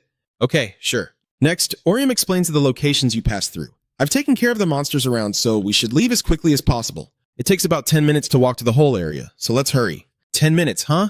These patients might need to stop and rest along the way. Orium's gaze shifts to Noah. I have been thinking about this. Suddenly, the device displayed a warning signal. Orium's eyes widen as he looks at the screen. The message on the screen says the monsters will respawn in 10 minutes. Stronger monsters will appear. Those words are clearly displayed on the screen. It keeps flashing in Orion's eyes. The monsters will respawn in 10 minutes. Stronger monsters will appear and respawn. The monsters that have been killed will be revived, also known as healing. All three focus on the screen as they hear Orium shout. They are about to transition scenes, all focused on the screen in silence, but Orium's mood is very uneasy. Are they going to be revived in 10 minutes? What should we do now? It's impossible to reach the hole with these patients in 10 minutes. Then Arium also spoke up. What's wrong with you two? What does it mean to be revived? So Noah explained to her that the monsters we just defeated will come back. Simply put, the path to the whole area has been blocked. These things have always been a concern for Arium. No, at this point, Arium's plan has completely backfired. What should we do now? Maybe all the patients could share the traitor's cloak. No, things could go badly if they are detected by the monsters using their tracking skills. What if I eliminate all the monsters before we leave? No, it would take too much time. Damn it, what are we supposed to do now? There's no situation like this in the game, so I don't have a battle plan. Noah gently pats Orium's shoulder. There are a total of 7 patients. The 7 patients, 4 of whom cannot walk, and 3 medical staff, including myself. We have enough wheelchairs. I can prepare everything. Think carefully. There must be a way. Orium nodded. Got it. All right, think it over again. Who knows, there might be a useful item there that I haven't used in a long time. Anyway, I usually only use single-player items. Call everyone together and let them know about this. Can everyone help me with something? Noah is waiting for your request. A request? Then Orium said, I want everyone to join this game. Everyone was a bit surprised after hearing that, except Noah, who didn't feel too shocked. Outside the hospital, a gloomy atmosphere was hanging over. Juji and June were waiting outside, and Juji was already getting annoyed. We agreed to meet at the midpoint. Why hasn't he arrived yet? It looks like he has betrayed our agreement, hasn't he? Run Shung looks at his watch, only 1 minute left before the monsters revive. I don't think he can reach the whole area, even if he leaves now. Juji keeps scolding Orium. Is that right? So what is he doing? There was something else on the other side that made Juju stop. Huh? What is that light? Her voice trembled and stammered. No way! Did that vengeful person use the speed boost to send those people here? Orium raises the torch in his hand. The leader of Red's torch can control the movement speed of nearby players for 25 seconds and can be used twice in a row. Juji has never seen anything like this before. Huh? Wait, how can a speed boost affect an ordinary person? Jun Sung shook his head. No, I think those people are already players now. Even level 1 players can temporarily run fast like a vengeful spirit if they use Red's torch. Maybe they chose an adaptable character class like Merchant since the quest is just wandering around. Juji sneers with a smile. Anyway, this reminds me of when he fought Waham. Jun also agreed. He is truly very smart, for sure. Next, Orium called Juji Wind Raider to take this item and run towards the deep hole area right away. Gu was so excited to do this. Ah, you're passing the baton to me? Got it. We just need to run at full speed, right? Orium drops the torch in his hand. That's right. Now Jujui has begun his task. Follow me and don't get distracted. I am much faster than before. The skill of swift wind movement. Jisoo closed her eyes and shouted, Oh no, this is happening too fast. Orium tried to calm down and stay composed. Jun is really at his wit's end with her. Juji is getting way too excited again. She keeps getting fired up whenever she has a chance to show off her skills. It seems like the 10 minutes are up, and suddenly something shoots up from behind Run Sung. The Swamp Master monster creates mudslides wherever it goes. So according to the plan, we need to stop this monster from behind. Run Dung laughs fiercely. The undefeated seed item. Unstoppable seed item. Doubles the duration of the next skill. Come at me. I won't let you pass. Juji's side is still very enthusiastic. She has led everyone quite a distance forward. We're almost there. Don't give up. Ori's eyes widened as he looked ahead. Wind Raider, there's the monster over there. Juji turned back and asked, What? This is troublesome. It wasn't here before. In front of them was a creature resembling a polar bear. The blue crystal monster required 36 hits to defeat, regardless of critical damage. Juji seems very confident. With the two of us, this probably won't be a problem, right? Orium nodded. That's right. It will only take about 10 seconds. Orium, wait with everyone for a moment. Orium was surprised, but agreed. Huh? All right then. First, Orium strikes first. He uses the skill of Resentment Chi Flower and then displays it as diagonal lines crossing back and forth. Orium just stood there watching everything unfold, her dark eyes widening as she watched them fight. Ji and Orium were both fully focused. Especially Orium. He never lets his guard down, not even for a second. Arium remembers how bravely he saved her and how there was not a trace of fear on his face. That is what Arium saw from her younger sibling. Next, Gyuji launched his attack. The full moon flying dagger technique. The screams of monsters echo everywhere. Juji smirked confidently. This time I have the finishing move. Orium is also quite skilled. I landed more hits, but that's enough. Jujui snapped angrily. Are you counting? Then only the sound of Orium's laughter is heard. He informs the others on the other side. All right, everyone. We're safe now. Let's keep moving. This park is a trap zone. Noah watched and I am very impressed. I am glad to see you fight today.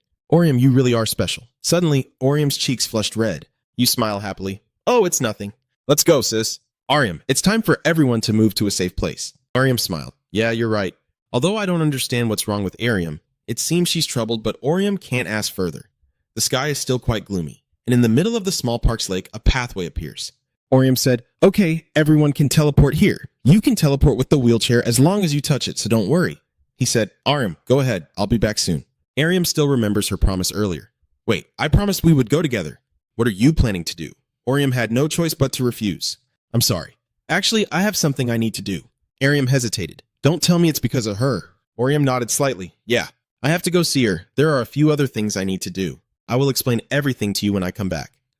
Although Arium was very worried, she couldn't stop her. You always show up at the strangest times. Like when you told me to take the bedroom but then refused. So what happens next? I don't think you can stop me anyway. But to punish you for lying to me, you will have to wash the dishes for the next month. Understood?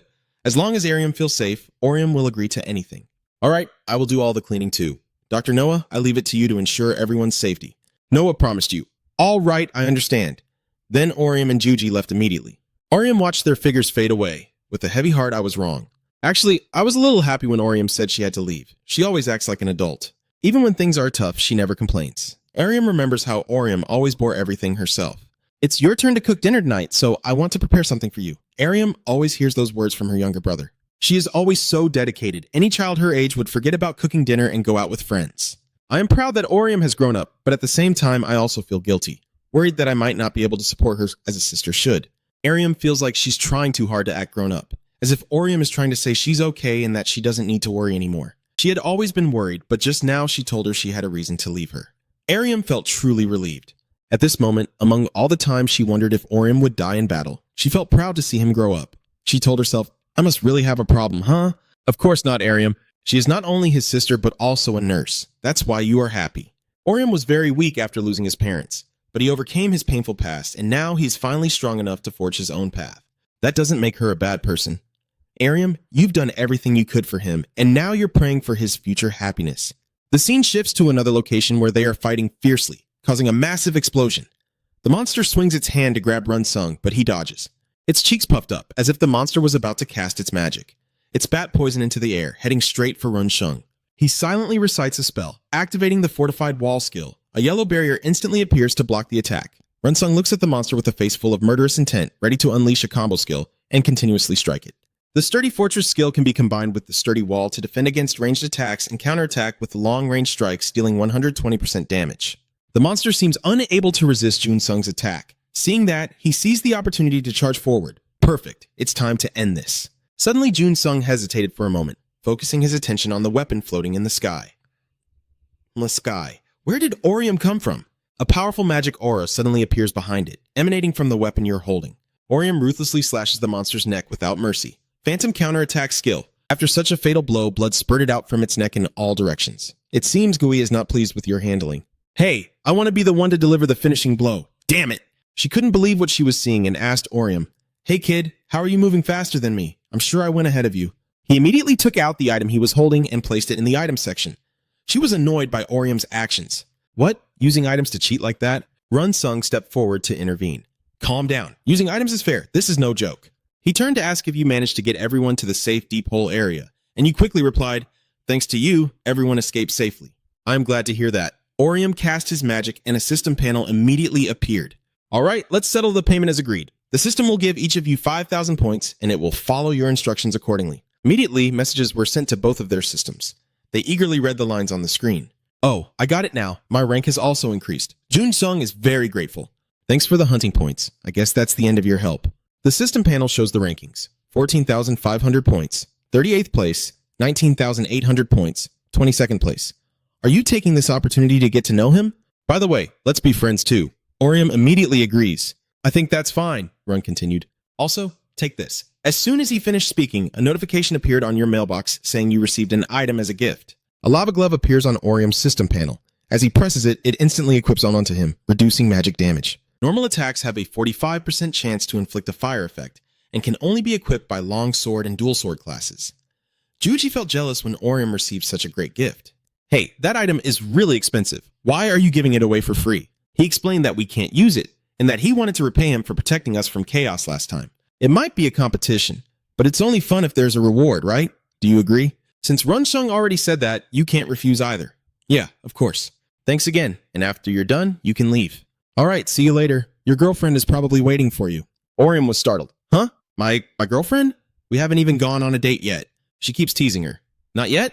So I guess something happened between you two. You pervert, you hit the nail on the head. You're blushing. Nothing happened at all. Oreo shyly recalls that day. Actually, I can't say nothing happened, but I was trembling and nervous. You probably already know, but be careful of the chaos. It seems they are ignoring monsters and instead attacking other players. Hearing that, his face immediately changed. In that case, their goal is probably to eliminate the top players to dominate the leaderboard. The sky around is dyed a bright red with black smoke rising, and Sion rushes forward as fast as he can. Finally, she found the place she was looking for. There it is. Siren Hotel. Si Huyon thinks it's almost there and really hopes she won't arrive too late. Suddenly, a dragon appeared out of nowhere, flying past her head. It turned out to be the ancient creature Qilong Chi Kas. Sai was extremely surprised by its appearance. She guessed that the monster could only be found in the Qilong sacred land. So does that mean this entire area is a high-level dragon hunting zone? Suddenly, a huge explosion occurs from afar. Sai grits her teeth. Damn it, I need to move quickly before the whole area is destroyed.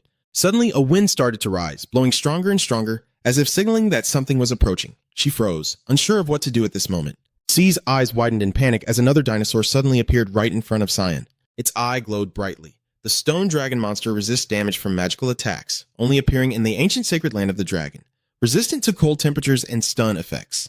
Sai shouted in anger, "Why is this magic-resistant monster blocking my way?"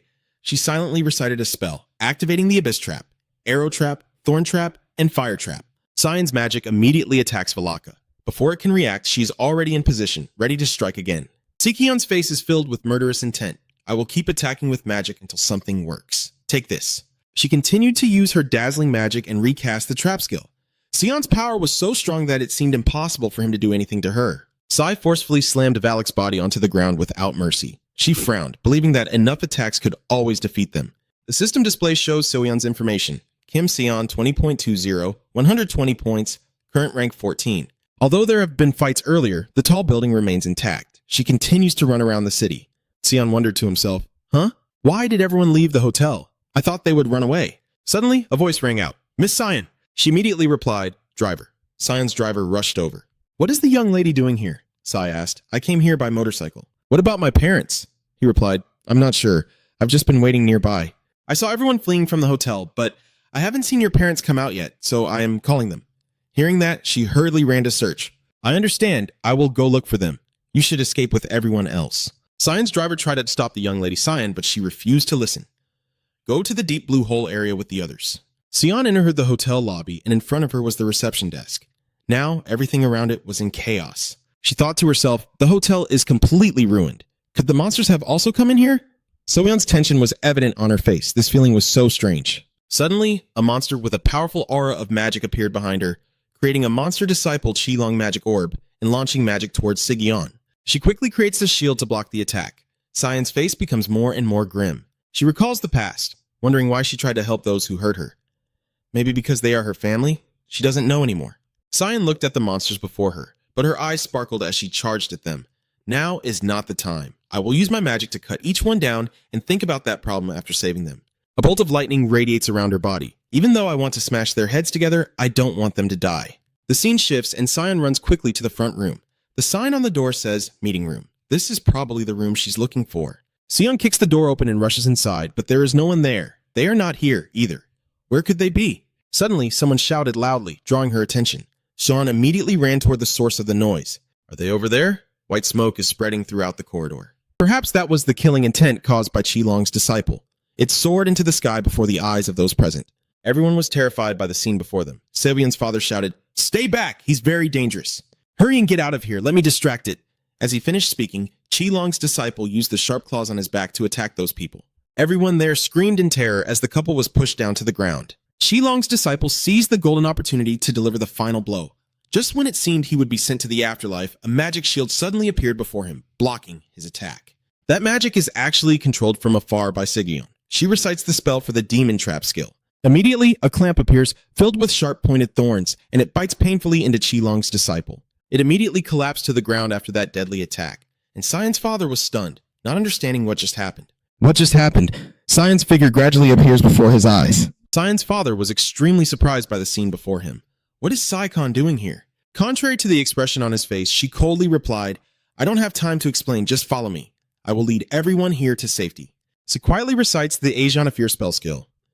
The superior Ajanafir maze skill reveals the path you have taken through a dungeon or exit route.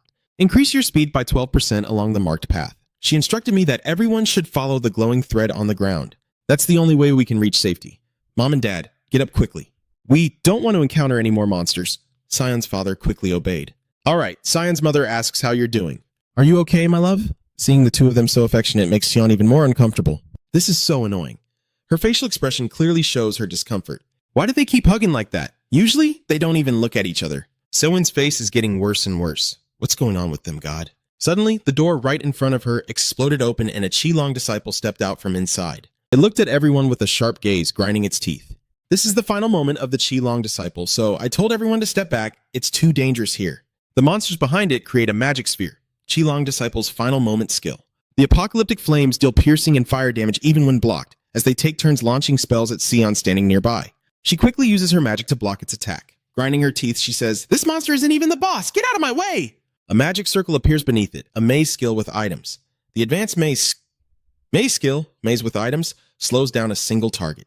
Physical and magical attacks deal 20% extra damage compared to normal attacks. The disciple Qilong quickly notices something unusual, but it might already be too late.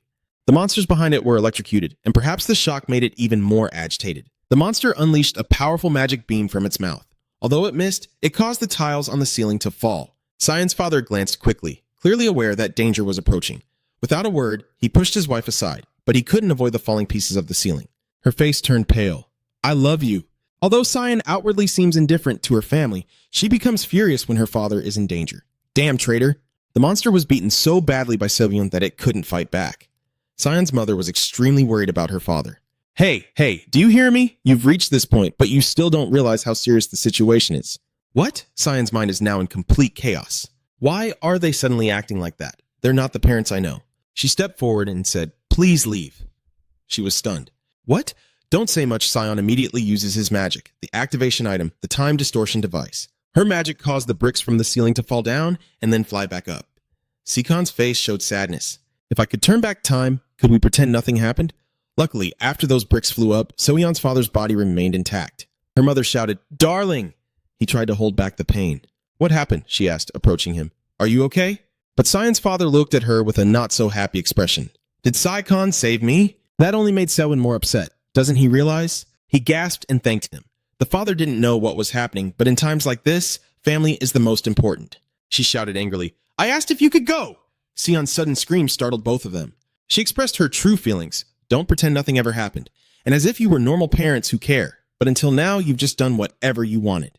You never cared about where I was or whether I was eating properly. I don't even know why I'm reacting like this. But now, in this situation, are we suddenly a real family? Do you think everything is that simple? Acting like this also can't change their true nature. Sion lowered his head. "I don't even feel relieved that you survived. In fact, it only makes me feel more miserable. I feel uncomfortable because I have no choice but to act this way." She said loudly, "Mom too. Mom only pretended to love me when it was beneficial for her. Maybe because she hit a nerve, the two of them could only stay silent and endure her harsh words." After speaking for a long time, Sion finally calms down. She closes her eyes tightly and begins to recall the past. She no longer knew what she should wish for. She once thought she could live happily in their small fake family if she could forget all these painful memories. But that's just a child's dream. Siwon thought, knowing that even if she forgets those painful memories, these people will still be here, unchanged, and she will remain trapped in this twisted family forever. And even if she can't escape this fake facade someday, she will still be alone. In this moment, she couldn't hold back her tears. Sai suddenly used her magic, destroying the glass beside her. Shards of glass flew everywhere. "Maybe this is what I've been wishing for all along." Then she turned and said, "The two of you must stay together always." Sion's mother couldn't understand what she was thinking. What? Sion thought to herself that they would feel ashamed and miserable because I would become important enough. Then she said, "We are leaving now." System notification. The Labyrinth skill and Icarus Wings pair increase the total time spent falling or jumping in the air. Sion's heart now seems lost, aiming to hurt their feelings. She frowned and said, "I don't have time to explain everything to you, so hold on tight." The scene shifts now to a tall building where Sion is using her skills to help her parents down from the hotel. As they descend, her mother feels scared and softly cries out. After some time in the air, they finally landed safely. Sai looked at the information board and said, "Now that we're out of the hotel, I need to find the nearest deep hole area." Looking at the map, she exclaimed, "Good, it's just around the corner." Suddenly, she turned and asked, "Are you ready to go, Mom and Dad?" Mom is still scared, but responds to her child. "Yes, let me catch my breath first." She whispered, "I thought I was about to have a heart attack." Sai stepped closer to her father and asked, "Do you think you can do it?" "It seems my shoulder was injured earlier." It's not that serious. I probably can't run, but I think I can walk." She listened to her father and responded calmly. "All right, let's go." She immediately used her maze lantern skill. In another place, a beam of light shone straight down. As the light faded, a monster appeared, its eyes flashing with a terrifying glow. "What? There are too many monsters around the hole?" "A monster is flying in the sky while I'm thinking aloud, and they might also notice us, so we can't use the traitor's cloak." Sai is deep in thought about how to deal with this. What should I do now? Should I look for something else? There's no guarantee that another deep hole area would be safer. She forces herself to find a way and quietly tells herself, "Think." After careful consideration, Sion said, "I see. It's simple." She then turned around and said, Mom and Dad, listen, I know how to keep you safe. This is the plan, Soyeon's mother asked in surprise. The plan. The scene shifts to a building against a blood-red sky. There are many monsters flying in the sky, and one of them stops to observe the situation. Suddenly it spots something, its eyes lighting up. Down on the ground, Soyeon is riding his bike and still ringing the bell to attract attention. She pedals as fast as she can, thinking to herself, I've attracted its attention with the first one, but that's still not enough. As the monster lunged to attack, she also used her summon spear skill. Sai cast the arrow trap skill, and many arrows appeared to attack the monsters. Her eyes are determined as she thinks and then looks at the gem in her hand, which is an item that simulates a skill allowing you to use a different class's skill once at 60% effectiveness. Sai silently thought to herself, I will also use one of John's skills. After calculating everything, she confidently used the adventure class skill, Blessing of Courage. The light source from her skill attracted the monsters, gathering them around her. Seeing this, Sion secretly rejoiced. I did it. I lured all the monsters near the deep hole to my location. When I saw the monsters focusing on me, I shouted loudly, Mom, Dad, go quickly! Looking at the road ahead, she spoke even louder, telling them to leave immediately. Hearing her words, her parents quickly left. Both of them remembered a few minutes earlier when Sion was explaining the plan to her parents. She said seriously, do you understand? I will lure them out of the deep hole area and you two will escape. It's too dangerous. If you defeat the monsters, wouldn't it be better to beat them and leave together? Sai replied seriously, no other monsters can appear while you're fighting. This way is safer for both of you. Her father cautiously asked, if you defeat them, will we come too? Sai frowned and replied firmly, not yet, at least not right now. Don't let your parents keep talking. Just be serious and say, don't wait for me and move immediately when you reach the deep hole. Seeing your worried expressions, I will reassure you. I have someone I promised to meet, so I can't leave right away. Sai turned around coldly and walked away, leaving only one sentence, which was all she wanted to say. Sion's father, trembling, reached out to her and asked nervously, I don't know what to say to you, but can I promise you'll come back safely so we can apologize properly? Sion listened to those words in silence for a long time, then coldly replied, I don't really want to make such a stupid promise, but I will say this anyway. Her eyes welled up with tears. Sion turned around and said loudly, I will survive no matter what happens, and when I come back, you two better start eating together again. Returning to the present, Sion immediately used the Labyrinth Beast skill. Lightning struck, she used her spear to unleash a lightning attack on the monsters. The lightning from the spear wounded them badly, and they screamed in despair. She furrowed her brow slightly, worried that she needed to finish quickly so they wouldn't have a chance to look around. After thinking it through, she immediately activated the chained prison trap. Many lightning bolts from the sky strike the monsters. Sai clenched her teeth in worry, silently wondering if her mother and father had reached the safe deep hole area yet. Thinking that, she opened the map to observe while the monster also widened its eyes to watch. Sai quietly rejoiced to herself, thinking they had teleported away. That's good. After seeing her parents are safe, Sion returns to the battle, silently telling herself she has done what she needed to do and has nothing left to worry about. Sion's eyes turned cold as she looked at the monsters. Suddenly, a loud explosion sounded, and she silently thought to herself to use her spear to attack the monsters fiercely. She secretly thought to herself that she was afraid they would abandon her, which was why she didn't try to do anything. Her eyes turned icy as she attacked the monsters. She silently told herself that she was afraid things would get worse, but now she understood that as Sion fought back against the monster, her gaze became incredibly determined, and she silently vowed she would not be abandoned. I have the strength, so Sion quickly jumps back to dodge the attack and strikes the monster. Sion silently tells herself to keep moving forward. She shouted loudly and attacked the monster's tail. Sai forcefully pierced the creature with her spear, causing it pain, and it roared in fury. She gently lands on the ground, and behind her the monster falls with a loud crash. As a support class player who's a bit tense, the system immediately displays a message. Kim Seon. Score 39,900 points, currently ranked 6th. Seon scratched her head, sighed, and muttered to herself that she should go to the place where she arranged to meet Orium. She had only taken a few steps when she saw a convenience store with its lights on. Suspicion spoke, but first she entered the store where there were many food items. She quickly ate a sausage. As she ate, she thought about how she skipped breakfast this morning and was starving. At that age, you're always hungry. Technically, she could survive with healing items, but when you're hungry, you're still hungry. At this moment, somewhere else, there is a fight, and Orium fiercely strikes the monsters with his sword. 2 monsters scream loudly in pain. After defeating many monsters, Orium coldly turned and walked away. He opened the map to observe, noticing more and more monsters appearing. He silently marveled that monsters seemed to spawn more frequently after resurrection. I have to go meet Sewon now, Orium asked. What time is it now? The system responds immediately. It's 1:19 p.m. now. Hearing that, his face showed surprise as he thought to himself, has it already been an hour? I didn't realize I was already late. He quietly told himself, I need to hurry. After a while, he drove his car quickly down the road. Orium was driving and telling himself to ignore the monsters he saw on the way. This meeting is more important than ever right now. Suddenly, he sensed something strange. Looking in the rearview mirror, he saw a light chasing after him. Orium said, "Something is following me." When he looked again, he suddenly saw a young man chasing after him. His name was Tiun. He then asked, "What kind of guy are you?" "That will decide whether I let you go or not. Speak quickly." Hearing those arrogant words, Orium remained silent, choosing not to respond and sped up to leave. Not hearing any reply made him angry, and he grumbled, "So you're just going to ignore me? You rude dog." Tiun sped up, chasing after him and saying, "You leave me no choice." Orium still ignored him and kept running away quickly. Suddenly, he sensed danger and turned around just in time to see Tiun swinging his sword to attack him. He arrogantly declared, "I've been ordered to punish you. Do you have a problem, you little dog?" Orium also drew his sword, wondering to himself, "Is this player a member of the Stars?" Cut 2. Dust and noise throughout the tall buildings, using the blonde hair, a destructive guiding skill. That skill involves a magic spear chasing and attacking the designated target repeatedly within 3 seconds. He drives using magic while chasing after Orium. He turns around to observe, his brow furrowed in annoyance. He was driving while defending against attacks when suddenly Orium realized something unusual and thought to himself, "Wait a minute, that skill and weapon? Is he a swordsman mage?" A group of characters capable of using magic and swords at the same time. Orium tries to extend the distance, secretly calculating that it will be very difficult to fight and ride a motorcycle at the same time. After all, the superhero team doesn't have many long-range skills. The blonde sneered and mockingly asked, "How much longer do you plan to run away, you coward?" Keeping Orium from catching his breath, he immediately used a destructive earth monster spell. Orium tried to speed up to avoid the attack. His hand clenched tightly as he quickly stepped on the gas. Just as the blonde-haired guy ran up, Orion prepared to launch his attack. He looked annoyed and asked in shock, "Did he use the brakes to avoid that?" "I think he's running away." Orion frowned in annoyance and asked, "Who said I was running away?" Suddenly, you unleash a powerful attack skill.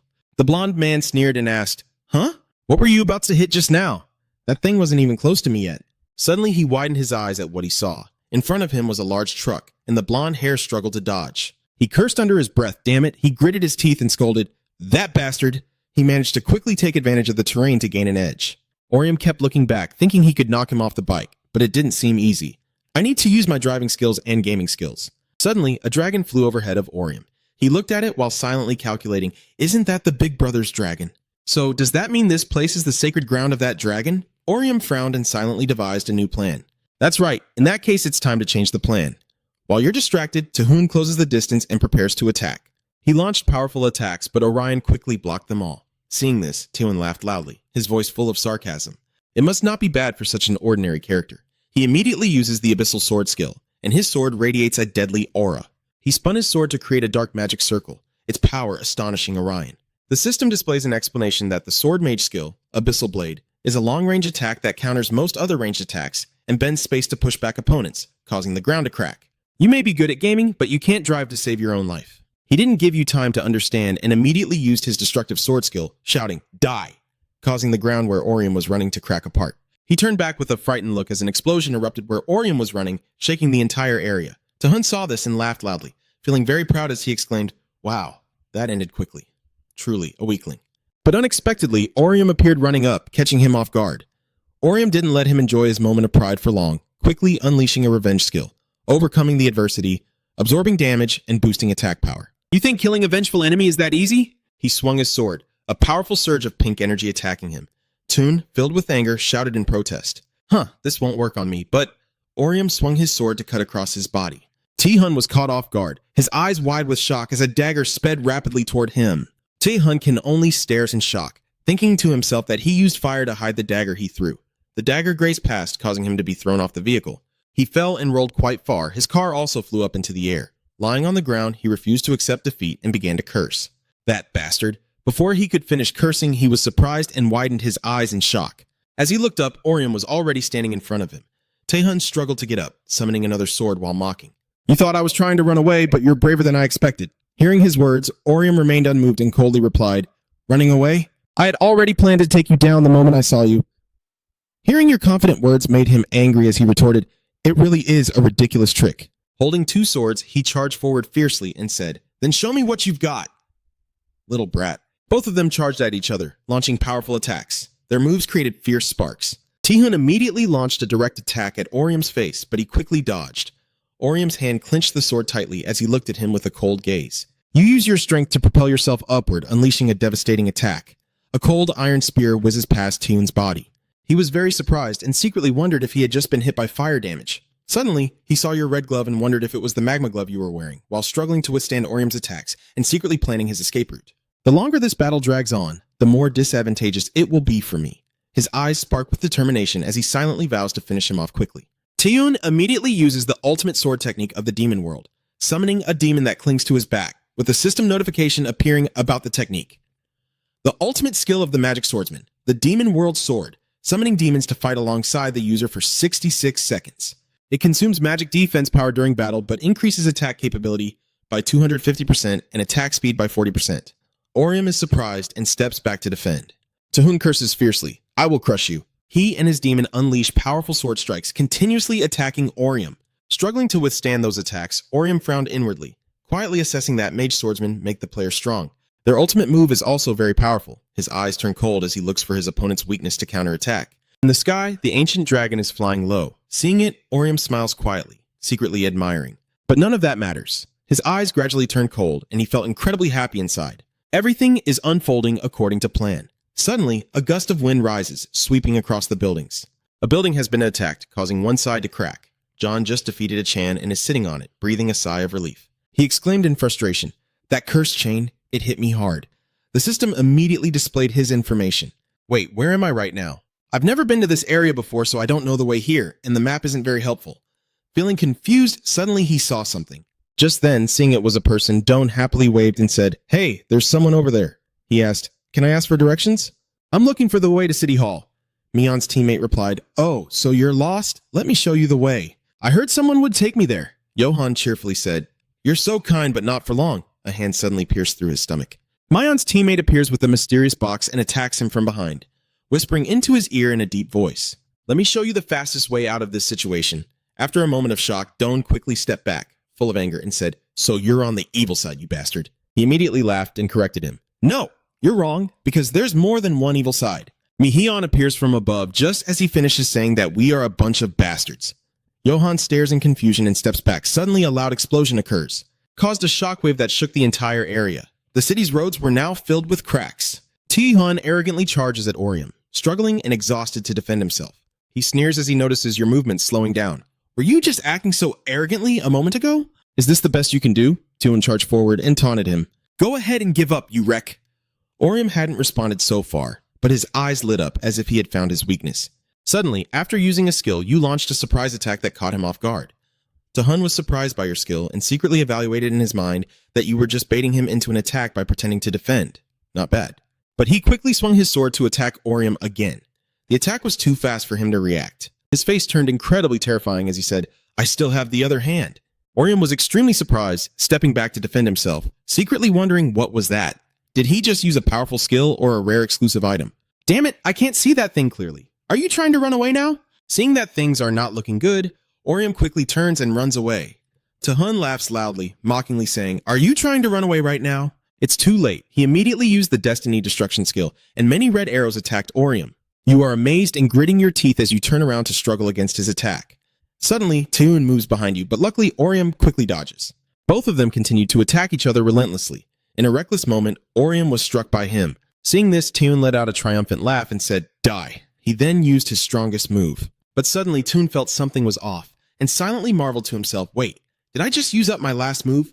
This battle is taking longer than I expected. He looks at Orion, full of wounds, and wonders to himself, is he dodging to buy time? But then Taehyun just ignored it. He remained confident and thought to himself, maybe he's not very skillful, but he's quite sharp. But that doesn't mean I won't take the lead. He then swung his sword powerfully, using the AB sword skill. Orium struggled to dodge every attack, but finally fought back using the skill, the Furious Steel. Yet his strike missed Taehyun, making him suspicious as he watched the attack. Seeing the attack go too far, he laughed loudly and mockingly asked, "Hey, idiot, where are you aiming?" "It's over." Taehyun swung his sword to attack you again. He attacked you while gloating, and said with great pride that it was over. Just as he was about to swing his sword at Orion, he suddenly froze.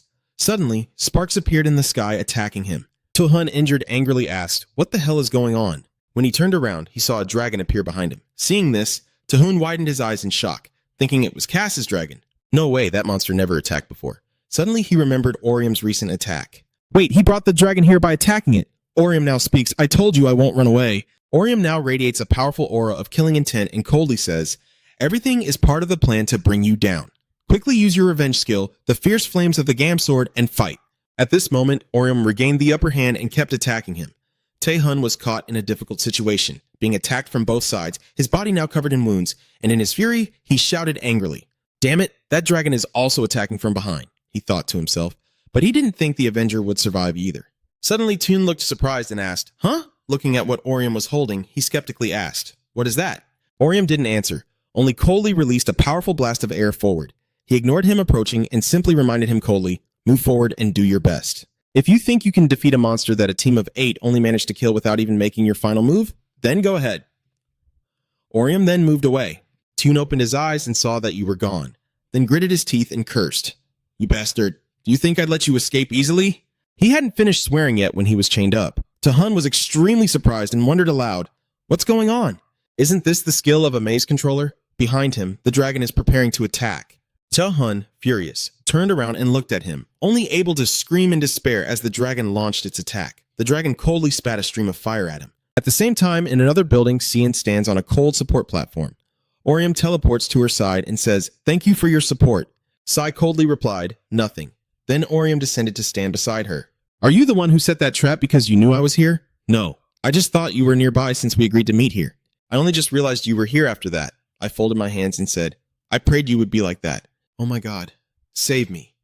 Sai looked at him indifferently and asked, Are you pretending to be a devout person? What if I disrupt the plan and escape with my parents?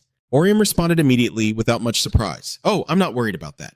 Siwon, I know you will never abandon me. Hearing your response made Sai feel embarrassed, so she turned away and said, Whatever, you fool. But suddenly remembering something, she turned back and asked, Did you decide to teleport Arium to a safe place? Orium nodded immediately and replied, Yes, I did. And what about you? Have you helped your parents escape? She replied with great confidence, Of course you know who I am. Orium forced a smile and exclaimed, That's really daring. She immediately suggested, Anyway, let's try to win this one. He agreed right away. Yeah, most of the people not playing right now have already quit. Orium stood in shock, reading the mission details. The system appears with a notification, Monster Suppression Mission. In 80 minutes, some monsters will appear in the designated area on the map. If you defeat 45 monsters within an hour, your hunting points will be doubled. After reading the information, Sai fell silent and said, Monster Suppression Mission. It seems the designated location on the map is a shopping area not far away. Orium remained silent. I'll go down and try a little. What do you think? Orium smiled and said, I'll do the same. This is our last chance to earn some more hunting points. I only have one thing to worry about. We're not the only ones thinking that. Cease also worriedly asked, Do you think the guild will also go there? Orium shrugged and replied, Yes, and the rules of the mission will also create fierce competition. You mentioned defeating 45 monsters in an hour, right? Some players will do everything they can to prevent others from killing their prey. Orium worries that someone might take advantage of that to do something bad. You keep talking, saying this is the perfect chance for them to cheat, at least in this mission. Sai, not too worried, calmly asks, What should we do? Should we abandon this mission and eliminate the other monsters? He heard the question, frowned, and silently considered before replying. No, we can't miss this opportunity. We can't give up. This time, Orium loudly proposed, You will be the key player. So that's how we win. Hearing Sai's doubtful words and staring intently at him, it took her a while to understand. Then she asked hesitantly, Do you want me to be the key player? Even when you are the main damage dealer. At the same time, in an abandoned construction site, Ki Hwan was coldly dealing with a player. Snailho Waterdrop said with a full back, You don't need to do this. I will give you all my hunting points. He didn't finish his sentence before he was erased. Kiho coldly watched the scene. Suddenly, he remembered a terrifying scene. Kiho coldly watched him disappear completely. After confirming he had completely disappeared, he coldly walked away and muttered, What a fool. Weaklings must die. If I don't kill him, someone else will. Suddenly, the system's mission board appeared. Ki read the message and, with a shocked voice, said, A monster suppression mission. His eyes were extremely cold as he spoke indifferently. I guess a bunch of fools will come running. Ki rushes forward excitedly, declaring that he will kill them all. The entire city remains shrouded in dull gray darkness. Sion changed into something more comfortable. I've changed as well. Wearing a dress makes moving really inconvenient. Not just for her, but Orion too. And he doesn't look comfortable at all. Are you really okay with just taking these outfits? Seeing the main character in this outfit, I secretly judge. Oh, he looks pretty good in it. They are wearing matching outfits that attract attention when worn together. 259,000 worlds per set. About 200 outfits. Sion reassures Orium with a very confident look. It's okay. We just need to wash it and return it after using. That's legal. Oh. I see. Orium naively gets tricked by Seoyeon into doing something wrong. Actually, this is completely illegal. Sewyeon suggests a second option, or we can pay later with a credit card. Don't worry. This way works too. Orion feels a bit more at ease. That's true. You can't just keep fighting in uniform all the time. While the two of them were talking, there was a loud noise outside. So it turns out there are a few others who also received the mission. The protagonist and Sai crouch against the wall, quietly observing. Sai became alert. Are they other players? They probably came to do the mission. Maybe they don't like chaos, right? With Orion's experience, it's not certain. Better not let your guard down. An ordinary player could also deliberately sabotage our plan. At that moment, the system notification appeared. The mission will start in 5 minutes. Before joining the fight, Sion still has some questions. Hey, earlier you said I was the key player in this mission. Do you mean I will have to take out all the monsters? Oh, that. So, the main character clearly explained the implication behind those words to Sion. She hesitated at that, saying I don't usually use that skill, so I'm not sure if it will be effective. Other maze masters rarely use that lazy skill either. Orium reassures Sion. It will be effective if the monsters keep appearing within a limited area. The hallways in this shopping mall are quite narrow, so the monsters will be pushed together. Seeing Orium's extensive experience, Sion also felt somewhat reassured and chose to follow his advice. Alright, I trust you. We'll split up when we start hunting monsters, right? Orium replied, yeah, if we go together, we might end up killing each other's monsters. If anything happens, use that item to call me. I will come for you. After resolving everything, the system appears right on time. System, the mission will start in 5 seconds. System, the mission has begun. As soon as the announcement finished, monsters gathered from somewhere. Their appearance very familiar. Orium immediately recognized these monsters from the Hellgate event. They are Hell Beasts. What?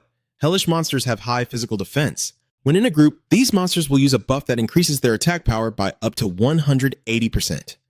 One of the monsters has already spotted the main character's position. It uses its huge red eye to shoot deadly red beams, creating a barrier that traps Orium inside. A bright explosion lit up the sky, but Orium was unharmed because he managed to jump high and deliver a critical strike. Orium used the Master Skill Maze, where the depth of the maze increases magic power by 50% of the user's attack stat, for 15 seconds. Seizing the opportunity, Orium kept slashing at the monsters. They couldn't match his speed. In just a split second, the monster's body was cut in half. Sion, who had been watching all along, realized that magic was effective against these monsters. We can use a one-time item to guarantee the kill, Orium agreed after hearing that. Alright, only one has died so far, and many others are coming. Sai runs to another spot to fight the monsters. Hand over this territory to Orium. Let's meet again later. Good luck hunting monsters. Okay, see you later. Orium stares intently at these monsters, heightening his vigilance. I've memorized the layout of this shopping mall. You slice through each enemy like lightning, some even getting cut from head to toe. After taking down a few more, Orium calculated that if he took the fastest route, he could claim all the monsters here for himself. Meanwhile, somewhere else in the mall, Sion was also fighting fiercely. That's 12 monsters now. Good. Sion placed a star-shaped trap in front, which is the Anthill Trap skill. Labyrinth Master skill. The Anthill Trap can teleport monsters within its range to the user's position. It can be activated after placement, with a maximum of 7 traps set at the same time. Sai remains alert, having set the trap as Orium advised, but unsure if it will work. She recalls the embarrassing incident from before, when she used this and accidentally attracted a bunch of unwanted monsters. Thinking back, it's really embarrassing. This skill is useless, but Orium said it would be effective. Then, I'll just try it out. As I was walking down the corridor, I suddenly spotted a monster flying ahead. Good, this is the chance to take down all 3. Sijion throws giant axes or uses her trap skill to pin the 3 flying monsters. The remaining ones hesitated a bit at Sion's fierce aura, but she was still feeling excited. Where are you looking? Sijion continues to showcase her skills. The blue fire maze skill burns them. The Labyrinth Master skill attacks with magical fire in the blue fire maze. Fire's attack power decreases by 5% at long range. The monsters are burned in the blue flames. I'm excited. Alright, I've defeated 15 monsters already. She happily kicks the pile of their debris. Has my star level increased or something? It feels like I'm playing on easy mode. With this speed, I'll reach the top rank without much effort. While Sai was happily enjoying herself, a weapon was flying toward her from behind at high speed. Sion couldn't dodge in time and was hit by it. The weapon slammed into the pole behind, causing the entire section to crack and shatter. Sion quickly steadied himself and focused, alert to that weapon. At this moment, a figure emerged from the fog. Sai recognized him immediately. Kiho speaks first. Oh, a familiar face. That pitiful Avenger is also here. Sai aimed her weapon at him, clearly seeing that the figure representing Ki was a Grim Reaper. Sai is so tense he swears to the sky. Damn it, do I have to face this annoying guy again? I haven't finished setting up the illusion trap yet. The shopping mall is still shrouded in darkness. Orium is still carrying out the mission steadily. He's already taken down 14 enemies so far. Orium pulls out a snail essence item that can turn normal attacks into magic spells for 30 seconds and also has moisturizing effects. Seeing no movement around, Orium feels a bit optimistic. Everything is going very smoothly. monsters keep appearing non-stop. With this team, I'll take first place without needing any strategy. As you keep moving forward, you see other players also defeating monsters. Orium hides in a nearby corner to observe. It seems they have already hunted ahead. I was planning to lure the monster into this wide area, but the good spot was taken, so Orion didn't hesitate and kept moving forward. Whatever, it's not worth wasting time fighting over. I'll go somewhere else. But his gaze suddenly changed, looking stunned and bewildered as a mysterious box appeared above a player's head. The door gradually opens, revealing another player inside with cards in hand, throwing them at the players below using a card-throwing skill. The young men below couldn't dodge in time, and were hit. Everyone was stunned. What is that? Is Mi-Hyun also helping her friend right now? Isn't it obvious? This is a massacre! Her words are gentle, yet spine-chilling. She is targeting the young man with the red hat. Gorse Thorn slash skill, wild cavalry skill. Lenzer cavalryman with the spear. The Thorn skill can shoot out a spike with 60% of the user's attack stat. If the spines hit the opponent, the next attack will deal 150% damage. Its shock level is so intense that players can't react in time. Mion takes this opportunity to jump high. Now, finish you all off. She looked incredibly fierce and shouted out, "Goodbye, you bunch of trash." But life isn't a dream. Orium has been here for a while, using a shield to block Megion's attack. Is she bitter about ruining her plans? Who's this? Looks pretty cute. Orium paid no attention to her words, focusing instead on countering her skills. A double slash attack. Mion didn't anticipate Orium's skills, so he was a bit exhausted. At this moment, her teammate has taken Megion's place. He recognizes Orium. "I thought the boss had already killed you. I didn't expect you to survive." Orium, you chuckle dismissively. "That guy is really funny. I could say the same about you." As soon as he finished speaking, the two weapons clashed with a loud clang. He also shows no sign of fear, still standing tall and responding to Orium. "Oh, are those magma gloves? It seems you've upgraded your gear a bit, huh?" Looking at the person in front of him, Orium assesses the situation. If he takes too long to deal with him, he might lose his lead. Think, what's the fastest way to crush them? As both of them focus solely on Orium, a loud explosion erupts in the shopping mall. The dirt and rocks are flying into the sky as the intense battle between Orium and the two players continues. Mion jumps like a frog and uses the Wind Wolf baptism skill. A blue wolf spirit appears around her like a tornado, pushing Orium away. At this moment, Mion's teammate takes the opportunity to use a magic exchange skill while Orium dodges and fights back against the knives. You're quite tense, a trickster and a wild lenser. They are a deadly duo. They work perfectly in sync. Weller uses crowd control skills to block enemy attacks at close range, limiting their movement by knocking them down or pushing them away. While Chickmaker uses long-range attacks and mobility skills to confuse opponents and land critical hits, this combo doesn't deal massive damage, but is a very effective tiki-taka. Tiki-taka is a football strategy where players take turns attacking the opponent. They coordinate perfectly. Mion's teammates are laughing happily. What's happening to you now? You have better equipment, but you keep taking hit after hit. He uses another skill, a third-stage magic attack aimed directly at Orium. You carefully observe and then decide to turn the tables. You use a red silk ribbon to slip away and jump behind him. My teammate suddenly gasped in shock. How did he get behind me? I didn't think the Avenger could use skills like that. I've tolerated enough for now. Now it's Orion's turn. He tells the enemy, I am not just taking hit after hit, I am waiting for the perfect moment. Orium immediately uses the skill of a furious roar. One attack hits two enemies, and they feel frustrated to be attacked at the same time. He wondered if that was a piercing skill. Is he waiting for us to line up in a row? So it turns out everything was under Orium's control from the start. They are very skilled at exchanging skills with each other. But isn't their weakness just an overly staged sequence? Orium has been observing their actions from the very beginning. You jump to face him, you're really easy to read. Then comes a flurry of strikes from Orium. The teammate who gets betrayed can't hold out and swears. Damn it. Once again, his position is changed by his teammate Mayan, who responds with the savage power of nature. This is Lenzer's wild skill called the Violence of Nature, increasing the attack range threefold and boosting attack power by 130%. You have to wait 2.5 seconds before and after using the skill. After causing a big explosion, he then happily laughs like a madman. Are you dead yet? It's a shame to have such a pretty face. But Mion's face changed when she saw that Orium's shadow was not on the ground. What the hell is going on? Has he disappeared already? When did Orium jump out behind his teammate?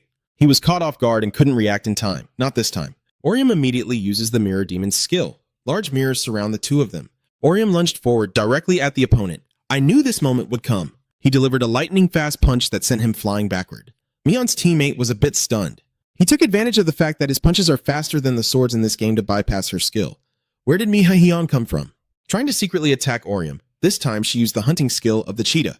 Her speed skyrocketed, surrounding Orium in the middle. The savage hunting skill of the jaguar doubles its attack and movement speed when attacking a single opponent for 5 seconds and prevents the user from attacking others for 3 seconds after activation. Orium also felt that she was almost as fast as the wind. With that speed, she managed to land a hit on Orium. When you lose your balance, your teammate uses his cards to attack. Orium notices this, his eyes burning red. Now is my chance. They are in my sights. As both of them blindly rushed at Orium, he created a vortex with his sword. The revenge skill is a raging fire tornado. The Avenger.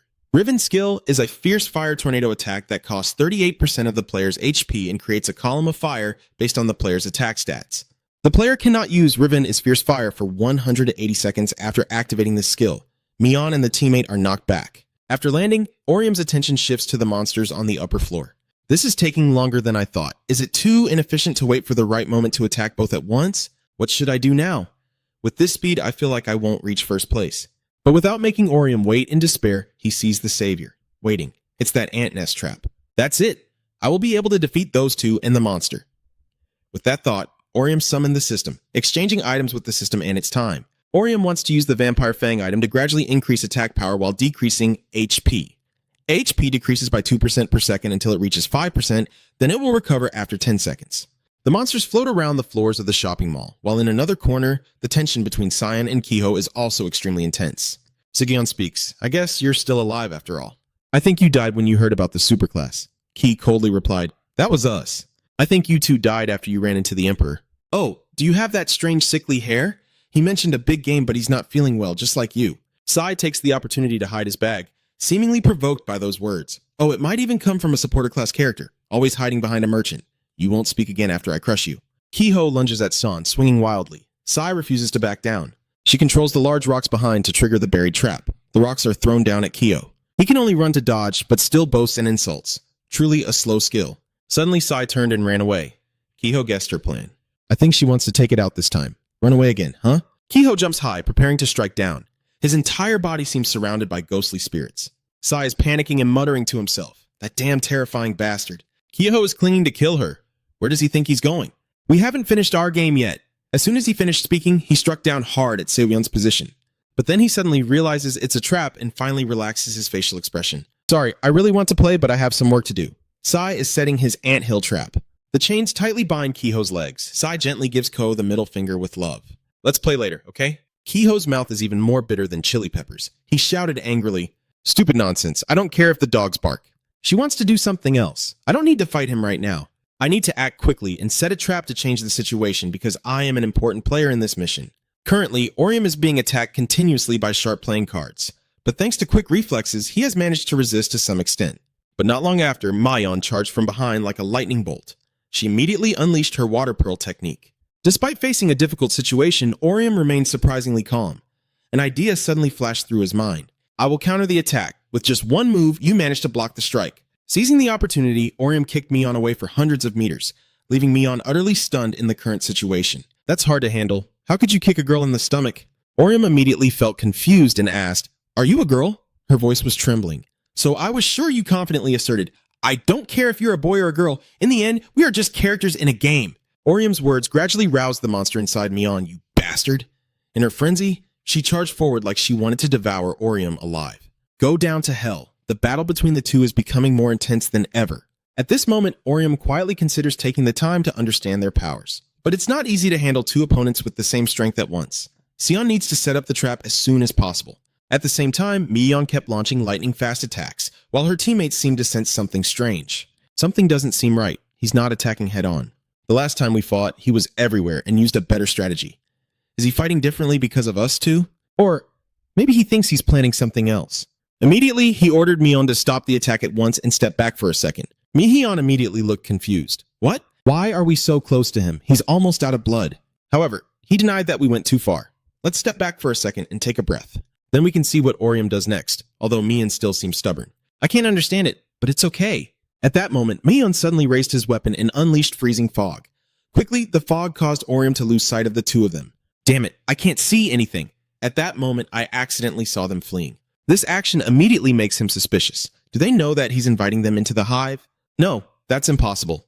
In the end, they also figured out my fighting style. Alright, I'll let them go.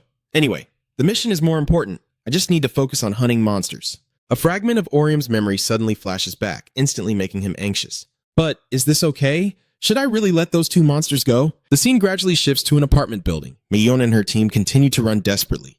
Mion sighs and complains. How much longer do we have to run? At this pace, we'll run out of time for the mission. He starts to think it seems the enemy is no longer chasing us. I guess he has no tricks up his sleeve. We only defeated him in the fight. Suddenly, he sensed something was wrong. Orium suddenly appeared, catching both of them off guard. He quickly seized the opportunity to unleash a deadly sword and spear attack towards them. Orium's return excites him greatly. Is this your way of fighting back? I know you won't give up on Orium, but he's so calm it's frightening. If I abandon you, you'll chase after weaker players and it will ruin my plans. He was like a madman then, using the ultimate spell skill. He only asked me on, I'll use my strongest magic, you quickly deliver the final blow. However, she snapped back, I know already, idiot. Her soul vortex skill was quickly cast. In that moment, Mion dashed like lightning towards Orium when suddenly a singing voice rang out. Let's be happy. The current situation immediately weakened them. He gritted his teeth, thinking to himself what the hell that sound was. Ori secretly rejoiced. It worked. The timing was perfect. At the same time, Sion completed her duty. She successfully set the ant trap and returned before the battle broke out. Orium made a plan with her. You understand the plan I mentioned, right? But she wondered, how can I let you know that I've set the ant trap? Isn't our phone working? That's when Orium suggested using a dragon horn instead of a phone. I can hear from anywhere in the shopping mall, yet Sion still seems worried. But if I do that, others could hear it too. If they figure out our plan, will they fall into the same trap? Hearing this, Orium silently thought that in that case, we should use a code only we know. Why not sing a song? That way I'll recognize your voice immediately. And she could be anywhere she is now? Back in the present, Orium was overjoyed to hear Sion's singing voice. Although she completed the trap just in time, her singing voice wasn't very good. I recognized the song, but the melody was something different. On the contrary, Mayon is now stunned by that voice. It's so noisy, my ears are muffled. Damn it, what is that noise? Is this a new skill? Seizing the opportunity, Orium rushes forward to counterattack with a deadly and sinister sword technique. Very quickly, the two of them were injured by you. Mockingly, this is the second time you've lost. Losing to the same person twice, does it matter? Maybe this game isn't for you after all. Your insult instantly drives him crazy. You're so insignificant, you're just a damn high school kid. I will end you here. As expected, everything is still part of Orium's plan. Now all I have to do is lure him into the trap. Orium keeps dodging them. He saw this and ordered Mion to follow him. As soon as they charged, Orium immediately asked Sion to carry out the rest. Activate the ant trap. Sai silently thinks, with the two of them following him, I guess it doesn't matter. The final spell has been cast, summoning thousands of monsters, and now they realize they've been deceived. Meanwhile, Sion was overjoyed that it had worked. The ant trap was successful. Orium silently decided that now it was his turn. He would use the item he had beforehand to defeat Charles and those monsters at the same time. This item will burn out the rest of my stamina and activate my passive skill. Terrifying. I will defeat them with my best skill. The dance of death that you use charged straight at them, causing a massive explosion that shook the heavens and the earth. The current scene at the shopping mall has become desolate, filled with the marks of Orium's attack. Orium quickly turned to ask Sion, "Are you okay?" She immediately replied, "I'm fine. It's just the dust in my throat that's bothering me." Suddenly, Orium was startled as he saw Sion cough violently, walking while feeling suspicious. Anyway, what is really happening to them? Have I defeated them with my own skills yet? Suddenly, you notice something. It's just a floating box. Orium secretly felt angry inside for letting them escape once again. Suddenly, Mion charged from behind, attempting a sneaky attack on him. She shouted to die. Luckily, she was on Orium's side again. Just in time, he managed to block, and Orium realized it was the baptism skill of the Wolf's Frenzy.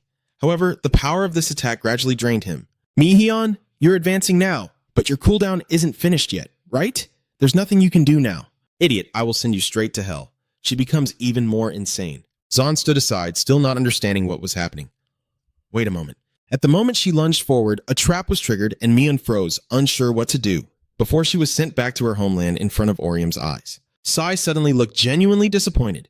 That's where I set the trap to take down the monsters. The recent situation caused her weapon to fall to the ground with a loud noise, and it emitted strange beams of light. That situation left Sion stunned. I accidentally killed another player just now, and suddenly I feel really strange. Seeing her so worried, Orion spoke to reassure her. Don't worry too much about that. After all, I was the one who lured them here. Hearing this, Sion gradually regained her composure. Kim Seung quickly understood the situation. You're right, it's not exactly my mistake, is it? So how many more monsters do you need to hunt anyway? Orion's sudden question caught him off guard. Soon after Orion calculated, he said, I think there's only one left. Sion looked at the system panel in amazement. I think so too. Let's go find the last monster. Oh, mission accomplished. Just as I finished speaking, there was a monster not far away. Even the monster was surprised to see them. Although they were very close, they immediately revealed their true nature because of the mission. This is the last one. Orium immediately rushes forward like a lightning bolt and confidently says, I will be the one to defeat it first. I can move faster than you. Your actions make Sion furious and shout that it's so unfair, but she won't give up that easily. At that moment, Seoyeon poured all his magic into his staff. Did he think I would just stand and watch? In the end, Sai was the one who defeated it by using the arrow trap skill on the monster. Therefore, it's not that the monster also died but gradually disappeared. Orium, feeling resentful, turned around and said, "You really are mean." She burst out laughing in satisfaction. If you're that concerned, then become a mage. The system also sent a notification at this moment. Congratulations, player Sion. You have achieved first place in the monster clearing mission with a total of 45 monsters defeated. Your hunting points will be doubled as part of this reward. You have received 49.50 points, bringing your total to 97.580 points. This score will make you the top in the event. This reward makes her extremely happy. Wow, you're always number one. Orium sighed helplessly. So jealous. I can't even make it into the top 10 anymore. Suddenly, Siwon leaned in and asked softly, "Do you want some points?" However, he outright refused. "No problem, I can achieve first place on my own." To thank him, I offered, "If you need any items, just tell me and I will buy them for you," but Orium demanded too much. "All right, then give me 20 time distortion machines and 50 elixirs," Sion replied irritably. "Come on, that's too much already." Just when I was starting to enjoy myself, another enemy shows up. Both of them grew tense as they looked in that direction. Ki has arrived for the chase. Both of them shouted in unison, "Death!" Only then did Sion realize his forgetfulness. "Oh right, I totally forgot about him." Orium asked suspiciously, "Did you happen to run into him by chance? You just admitted to him that you've encountered him recently." And then Kai coldly said, "So this is the third time I've met you? Is this the fourth time? I'm tired of looking at your ugly face." This is the end of this story. His tone gradually made Sion feel tired of it. When Orium didn't say anything, she sneered. "I'm also tired of that cheesy line." Seeing him distracted, Sai worriedly called Orium. He also gradually realized that he was hunting innocent people. "That proves he's a murderer. I can't forgive him for this." Orium carefully watched Ki, who had also drawn his weapon ready to fight. He was also thinking carefully, but he was a manifestation of the mixed, twisted emotions inside himself. That's why I have to do whatever it takes to stop him from running wild. Right now, Orium firmly demands to end the fight. Kiho sighed and asked, "What are you doing?" Orium firmly advised him, "You gain nothing from killing other players. You won't get any hunting points, items, or titles for doing this. That's also true if you kill other players just to raise your rank. It would be faster to kill monsters for points instead of chasing high-ranked players." Orion tries to explain to persuade him, his face also becoming serious as he continues. "Your random way of killing players one by one is not only inefficient, but also gradually consumes your humanity." "But your words can't change what's in his mind." Kiho asked back, "What do you ultimately want from me? You want to stop fighting and play family together?" Orion immediately admits, "I want you to play fair. You are capable of doing this." His eyes turn cold with many complicated thoughts inside, but this time Kai seems to agree with your proposal. "I guess so. I know you're not a coward. You just have a different way of thinking about everything." He suddenly became berserk. That's why our confrontation is unavoidable. A part of Kian's personality emerges. Orion also tenses up and stays alert. A scene appears in Kiho's mind. The person he is strangling keeps saying, "I just need to eliminate them all, everyone." The person above had tears welling in their eyes, making it impossible for anyone to underestimate UN anymore. But Kiho's alternative approach was triumphant, returning to reality. And despite Orion's warnings, he still acted cruelly. "You're just suppressing your feelings. Kiho thought your words were nonsense and mocked you. Are you always so talkative?" He immediately unleashes the Path of the Fallen to attack directly at him. The battlefield skill of the Deadly Path increases the attack power and movement speed of the Grim Reaper in the arena by 1.5 times. He can launch a piercing attack along the path of the skill, making it easy for Kia to use it to penetrate Orium. When he managed to escape to a safe distance, Kiho stopped, realizing he had fallen into a trap, and at that moment a chain trap appeared wrapping around his legs. Kiho shouted and questioned, "Do you really think I will fall into this trap again?" As expected, his strength is overwhelming, and in an instant, Kai easily escaped using the Phantom Shadow Step. His current speed leaves Orium in awe. He is too fast. The path of the departed has accelerated to run for him. At this moment, Kai also raises his weapon to threaten. "Don't hold back anything about my fighting style. You don't know a damn thing about me, you bastard." As soon as he shouted, he aimed his weapon precisely at your position, and Orium had to be extremely cautious of its power. Even Sion outside warns him, but Orium doesn't listen to what you're saying. Now there's only one last way to make him understand. Do you know what it is? She immediately explained. You know, that's the most classic and common way to solve the problem. Orium gradually became surprised by this suggestion and also regained his composure. He also declared with full determination and resolve, "Keep hitting him until he listens." Sai enthusiastically raises her staff to cheer. That's right, Orion's gaze also became more determined. A big collision happened, we might be orphans, but that doesn't matter. Which is why I can't be sure that my judgment is correct. You didn't hesitate to attack proactively, you just wanted to tell him one thing. He doesn't need to hate others. Orium fights while thinking. and he doesn't need to hide behind tricks and cowardice. He's also starting to use magic on his weapon. Orium decisively attacked without hesitation to prove it. You must be the strongest. Orium fought with all his might and managed to get closer to Kiho than before. That night, Uzan and his great sword activated their Thorny Slash skill to attack the monster. This strike not only left it with a serious wound but also made it writhe and fall down. Uzan celebrated his victory over the monster. However, the 720 points really shocked him. What is that supposed to be? Why did that move only score 720 points? Hun Seong behind him said, I'm not too surprised. It's very easy to take down. Although it looks quite big, it only makes Yuan more disappointed. He gazed absent-mindedly at his teammate and said, Don't be like that. You're no different from a monk. What do you mean? Nothing. The atmosphere quickly became frantic as an explosion occurred near them. Huh? What was that sound? There was a monster over there earlier. Yeah, that one? Didn't we agree to ignore it because it's too hard to deal with? Hun Seong sensed something was wrong, his instincts telling him something had happened. In another corner, Orium is facing Kai wielding a scythe as they fight fiercely, making it hard to determine the winner. That guy suddenly used the Winter Hunt skill and dealt a fatal blow to Orium. Luckily, he easily dodged it and countered with piercing arrows toward him. Kiho also easily dodged, then provoked Orium. Hey, Maze Master, give up and take your punishment. At this moment, Orium even enhances himself using his secret technique. Rest assured, Kiho's resolve will not waver. He realized the problem and continued fighting you with the Flower of Resentment skill. This time, the situation had changed, and Kai was pushed back by Orium's incredible power. He stepped back a few paces to keep a safe distance, but a small dagger suddenly appeared right in front of Kiho. He had to use all his strength to dodge the fatal point, but the knife still pierced through his shoulder. Kiho clenched his teeth in pain. However, the fun is still ongoing. The master skill Maze the Compression Chap, both below and above him, summoned 2 giant cubes. In less than a second, the 2 cubes pressed together to crush the enemy inside. Kiho escaped in the blink of an eye and became even more bloodthirsty. You bastard! This time, Kai decided to fight with all his might, so his ultimate move called Fatality was unleashed.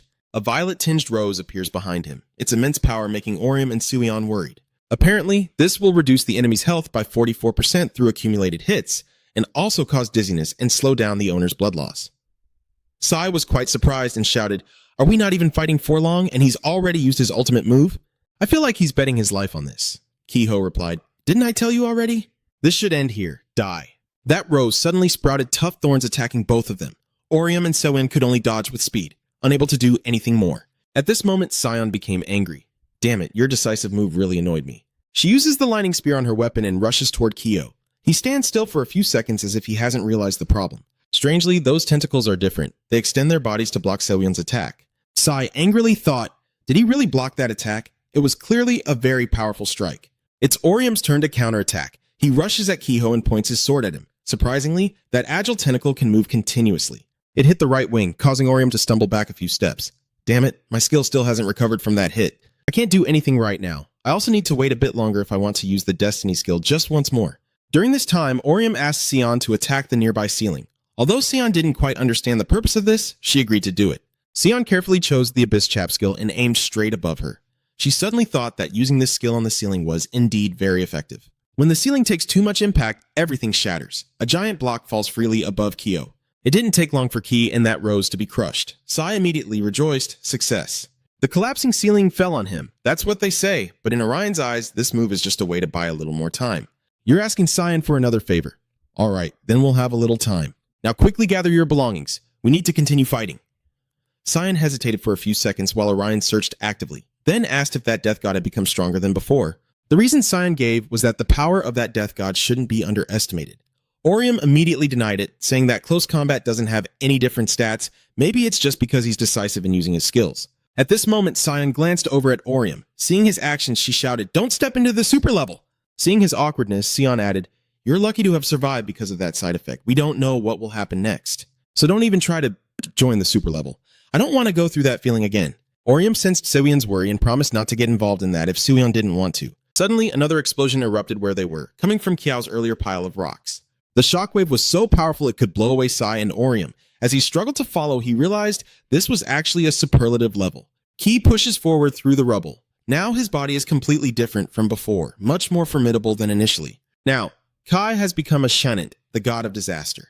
Sai realizes this is truly insane. She wondered what Ko was really trying to do, and the side effects of the super virus also worried her. Ki raised his spear high and shouted at both of them, nothing was more important than not killing you. Ki swings the scythe towards Orium, causing both of them to bear the immense pressure. Sai is surprised because she didn't expect the once weak opponent to now be capable of such a long-range attack. She knows that if she doesn't act now, those attacks will hit both of them. Sylvian's top choice is to retreat and set up an ambush for Ki. But when he looked at Orium, he saw that he was fighting with all his might, and Orium thought it was too dangerous to dodge those attacks, thinking of the final boss battle. Unless they are far apart, the more they retreat, the harder it is to reach, and the enemy will seize the opportunity to attack relentlessly. That's why Orion chose to face them head-on instead of retreating. You want both of them to get closer to find an opportunity. Rampank of the Vengeful Ghost has been used. This time, their powers are evenly matched, even giving Orion the edge, leaving Ko momentarily confused. Why won't he give up? Why? Why aren't you afraid of me? Kiho forcefully swings his scythe, sending Orium flying thousands of miles away. Before delivering the final blow, Orium's body suddenly began to glow, creating shockwaves that caused Sion to stagger. At Orium, Kiho was left speechless because of his intense gaze. I will not accept defeat. I won't let that happen again. I won't lose to someone like you. After releasing his anger, Orion unleashes the Overcome Adverse City skill and then combines it with I for Ani. Kiho was overwhelmed by a strange feeling. It not only left Ko motionless. On the other hand, when Orion executed the slash, he took all the damage. At that moment, he also kept comforting himself. I was just angry. I was furious because he yelled at me and belittled me, so I killed him. I had no intention of doing that again. But after that, I was branded with a bad reputation I couldn't escape from, and everyone started avoiding me. No one wants to come near me, but I am not lonely. Anyway, I've always been an orphan. I'm used to it. In fact, life became easier. The more people feared me, the safer I felt. My territory continues to expand. Nothing has really changed. Ever since I was a child, I had to fight for a place to sleep at night. That was when I made my decision. I can use others' fear and my own hatred to protect my territory and myself, but why am I not afraid? While fighting alongside Ki and being momentarily overwhelmed, Orium still looked at him with a face full of rage, unafraid. He launched a decisive attack aimed to end the fight immediately, with enough force to blow Orium hundreds of meters away. However, you still maintain a strong will and look straight at Kiao. My favorite revenge skill is when your enemy is still alive. Orium continued to fight, thinking to himself, I can't let him push me back. As soon as there's more distance between us, he'll launch a spear range attack. I can defend against close combat attacks myself, but I can't withstand those long-range shockwave assaults. I need to stay close to him. Feeling Orion's aura suddenly surge, Kiho's mind kept racing. That damn Avenger really relies on that passive skill to fight in close combat? In that case, the Demon's Plague skill is immediately activated. A powerful energy descends upon Orion's body, causing him to cry out in pain. Then he opens his eyes wide in shock as he receives a warning. You can't use skills for 45 seconds. Did this make him quickly realize a paralysis-inducing skill? He also confidently asserts that even your passive skills won't be able to protect you now. Now die. The disaster. God's skill, Sudden Death, is activated. It can randomly unleash ranged tentacle attacks for 4 seconds. The wide-range tentacles continuously deal damage to Orium, and trying to keep your distance is useless. Orium was almost immobilized, but his intention was to approach the miracle. Quickly, the distance between them narrowed, giving Orion a glimmer of hope. Now is my chance to activate the Destiny Ring item. I just need a few seconds to get ready. What the hell is that? But deep down, Orium had already realized it. The cooldown of the item just finished at the last second. This time, he won't escape. He left a long slash on Kien's body, and his weapon unexpectedly fell to the ground, causing Kai to become furious and shout loudly. You bastard. He still refuses to give up and launches a shocking attack, but Orium effortlessly dodges and leans back. He quickly spun around and threw a dagger fiercely at Kyo. As he dodged that deadly strike, he sneered. Do you really think I will fall into your trap again? Orium immediately changed his approach. Both of them engaged in a fierce weapon fight. Orium silently resolved that he wouldn't let him go. He couldn't give him enough time to use his skills. I have 30 seconds before the paralysis effect wears off. I can only use the Destiny Ring one more time. This might be my last chance. He will swallow his punch as soon as I retreat. Just as I was about to act, Orium reached his limit. His body froze, causing his organs to enter a state of false death, which allowed Vet Kyo to deliver a cut directly to Orium's left eye. Even though he could no longer see his opponent clearly, he continued fighting instinctively with unwavering determination, refusing to stop now and determined to crush him. Sai had come to witness Orion's battle firsthand and remembered the words he once said about Kiao. I'm just a little surprised, that's all. That's all. He's an orphan and I lost my parents too. So I guess I was just thinking I might end up walking the same path. Maybe I have killed everyone who bullied me and become a monster filled with nothing but hatred for this world. Sion unconsciously shouted, Don't give up, Orium. You can do it. You have to defeat him. Orium seems to sense his power returning. He activates his voice skill from outside the maze, responding to Kyo, causing him to fight while silently cursing. Damn bugs! Ki powered up his giant scythe. This is the final move of the God of Destruction, combined with devastating abilities like Annihilation, increased attack power, lethal poison and paralysis, even wide area attack. Ki declared boldly, Go to hell. A huge explosion erupts, causing Orium to vanish quickly into the fog, along with his weapons disappearing gradually. Kia is still patiently waiting, his eyes filled with shock as he witnesses Orium's return, rushing towards Kia with a powerful fist. No need. The punch was delivered with perfect accuracy, causing Kia-ho to quickly endure an extremely intense pain. Even while tumbling through the air, he still felt resentful. Damn it, I took too much fire damage, and a normal punch was enough to take me down. His heart begins to tighten, causing him to vomit in the middle of the battle. Kia then quietly wonders if this is one of the side effects of entering the super class. Wait, does that mean I've already lost? Orium approached him calmly and spoke. If you had waited until I activated my final skill, I wouldn't have been able to dodge it.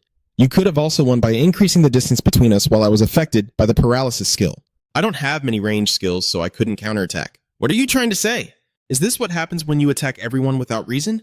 Facing Kiao's question, what are you trying to say? Orium tried to emphasize again. I also have no parents, but I didn't grow up in an orphanage, so I can't say our circumstances are completely the same.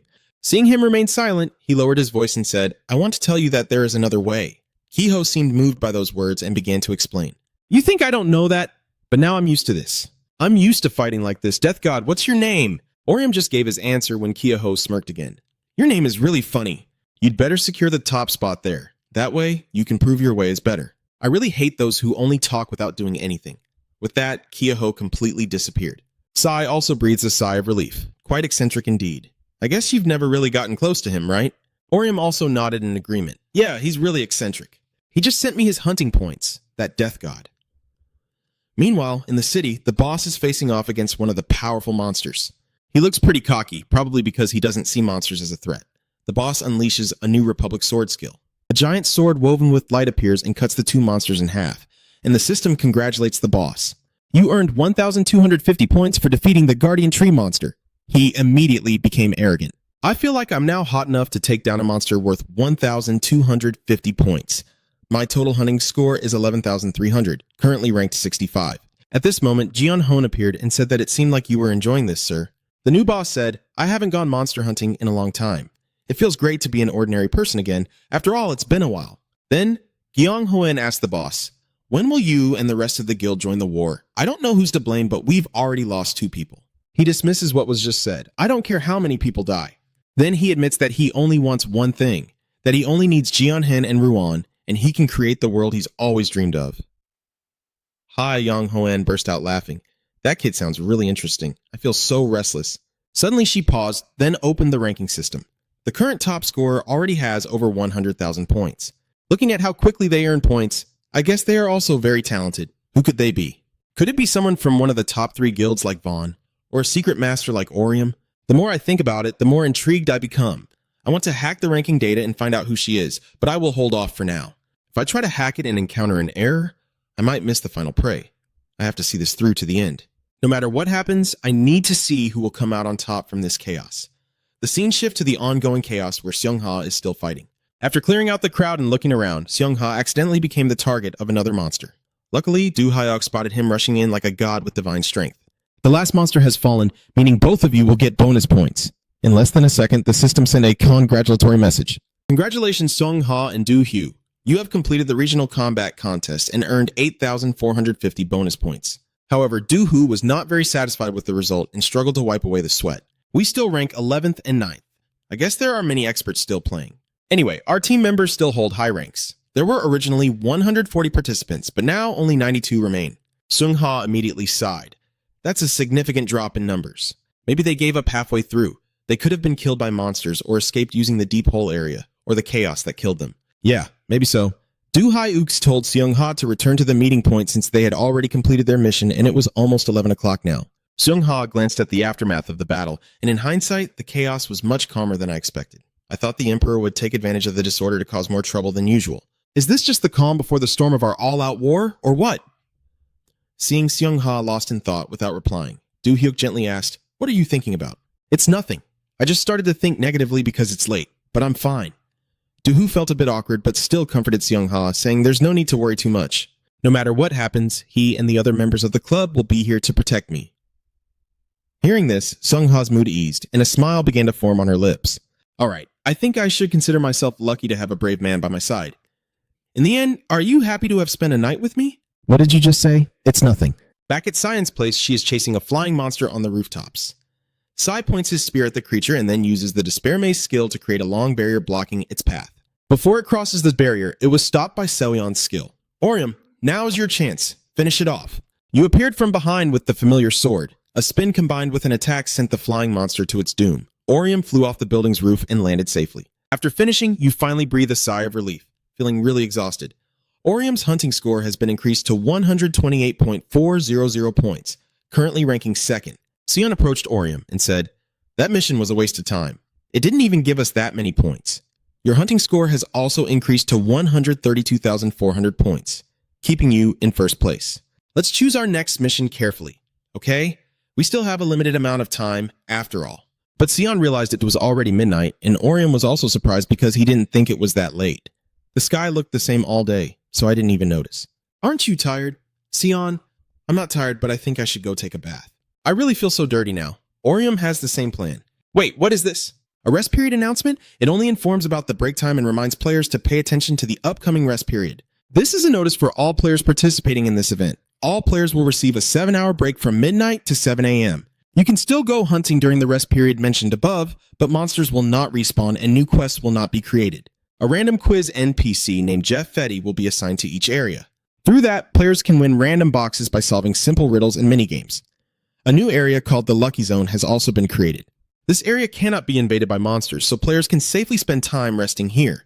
Orium wonders if it also prevents attacks between players. The system responds that the matter will be left for the players to decide, and after considering everything, it concludes. I guess that means it is not safe from BK users. It seems like the Lucky Zone can actually be quite dangerous. So what should we do? Should we continue hunting the remaining monsters? After a moment of thought, he replied, "No, we should rest during the break. Besides, we need to redistribute our hunting points for buying items and share our statistics. Anyway, let's find a place to wash up. So you want to go take a bath?" That was a relief. Orium asked if she wanted to find a place to rest and wash up. However, the city is surrounded by ruins and neither of them knew where to go to find satisfaction. As they passed by, Sion happened to see a guest house and called Orium. Dark thoughts appeared in his mind, making his face flush. Orium nervously said, "We are minors. We are not allowed to go in there." Sion didn't care about that and replied, "Who cares if anyone sees us? It'll be fine as long as we clean up afterward." "Are you kidding me?" Sion snapped, telling Orium to shut up and pulling his hand toward the inn. "Follow me. We just plan to rest for a bit before moving on." "Wait, I'm not sure about this." "What are you worried about? We've already seen each other naked." "I only saw her naked." During the argument, a scanner appeared in the sky, drawing their attention. "Something! A roll monster." Then it fell, making both of them even more curious. Suddenly, a new character appeared. He muttered, "Looks like there's no service out here." Suddenly approached by someone, Orium and Sion immediately tensed up. But this strange person casually said, "I am not here to fight you. I am a blacksmith from the craftsman class, and I am not very good at fighting. Aren't you going to listen to what I have to say?" At this moment, Sion couldn't help but wonder. "A blacksmith? How have you managed to survive for so long?" She didn't explain, but made an offer. "We can play 20 questions afterward. We are too weak to stand on the streets and talk like this." While the Orium carefully observes the blacksmith's actions, she continues to add more. "In exchange for listening to what I have to say, I can give you this piece of meteorite, a humble beginning for the world. With my blacksmith skills, I can create up to 4 slots in your weapon for you to embed gems and runes. You can equip this piece of meteorite into one of your slots. It's only temporary, but it will last until the event ends unless I die." Orium, hearing this, cautiously inquires why you would do that for us. "What is it that you want?" The craftsman doesn't hesitate to speak up. "I told you, I want you to listen to what I have to say. Basically, I am asking you to participate in a mission where you can claim your reward first." "That's what I want," Sigan whispered softly into Orium's ear. "Is this a trap where she might lure us somewhere and ambush us? It seems like that's the case." Orium immediately made a request to her. "Can we choose a place to talk?" Then immediately received approval. "I definitely don't mind if you want to play it safe." Sion immediately looked at Orium, proactively probing. "What should we do?" Orium opens the storage and takes out the key item for the chamber, then announces to use this. He also reminds us that he will go ahead and ensure it remains safe throughout the event. Then we will invite her in. The room key item has been activated, but an error 65.929 occurred. The Orion system indicates that access to this area is not permitted. You just exclaimed in shock. "What kind of error is this?" the blacksmith calmly asked. "Is this an experimental area?" "I thought it was blocked, but I see you managed to open it." Her knowledge surprised Orion. "A testing area? Do you know about the chamber?" She also didn't want to hide it and proactively pulled down her hood. "I think it would be easier if I introduced myself first." After revealing my identity, the blacksmith spoke up. "I am one of the developers who created Gohei Online. My name is Junma, the head of the device design department." Seeing the surprised looks on their faces, Junma continued to explain. Of course, you might not believe me because I look like this. Sion still found it hard to believe and decided to ask further. Wait, if you really are a developer, do you know anything about a person named Maria? June indeed knows that doctor and confidently replied, Of course I know her. She is our project manager. She is truly a genius. If it weren't for that incident, she would have won many awards already. It's unfortunate. At this point, Sion has already begun to trust what June has confessed. Next, she even took the initiative to ask Orium, How do you feel about listening to what I have to say? You should decide quickly. The rest period will end sooner than you think. In the end, Orium decided to follow the blacksmith's advice. The two of them followed June to a certain building. After opening the apartment door, June told them to come in and rest for a bit. This isn't my home, but it's a safe place for now. I installed a few devices that can keep us safe from anyone trying to track us, Swan asked June in disbelief. Are you really a developer? You seem too young.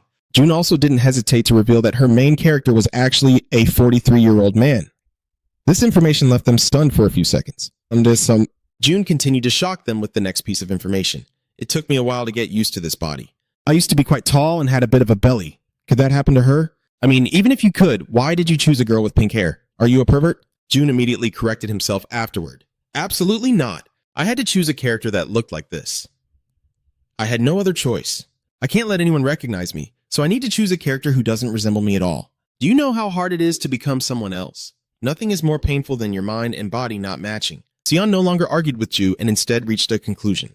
Now that we've heard the rejection, what is the verdict? Even Orion comes to a conclusion, and the true pervert makes June so angry he shouts loudly. You bastards, I don't want to waste time talking to you, so just get to the point so you can leave. Both Sion and Orium are thinking to themselves that he's just sulking. A 43-year-old man is sulking. Returning to the main issue, Orium seriously questioned June. Anyway, what did you want to say earlier about the mission you want from us? If it's too difficult, we might refuse. Anyway, we're in the middle of something else, June replied. What I want is simple. I want you to stop their group's leader. Do you mean Charles's leader is the Emperor? So you know him, then it won't take long to explain. Facing Orium's question.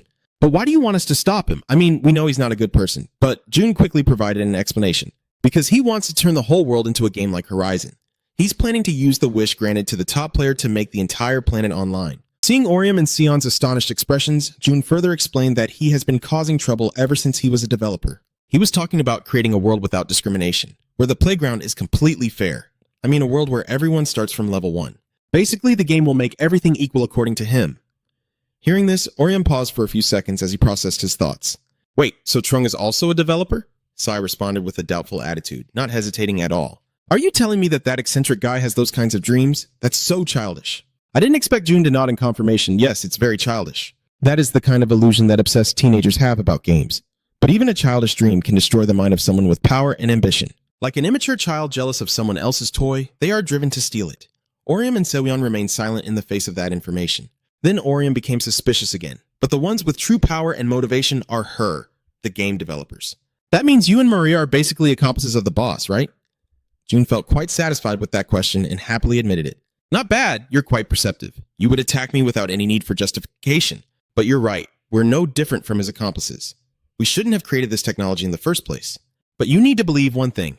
Say whatever you want about me, but Maria is a good person. She might have been the one who posted the online ad, but she was also the first to try to stop it. Sai deliberately interrupted at this point. What are you talking about? Do you mean she's the first to give up? Which made June have to patiently explain further. Dr. Maria tried to warn us about Z26, a dangerous substance that forms the main structure of the game. It has the power to make everything real, including curing illnesses and eliminating inequality. But she was worried it might destroy everything. Then the developers split into two factions, those who wanted to keep working on the game and those who wanted to give up. In the end, the development team disbanded just as they were about to finish.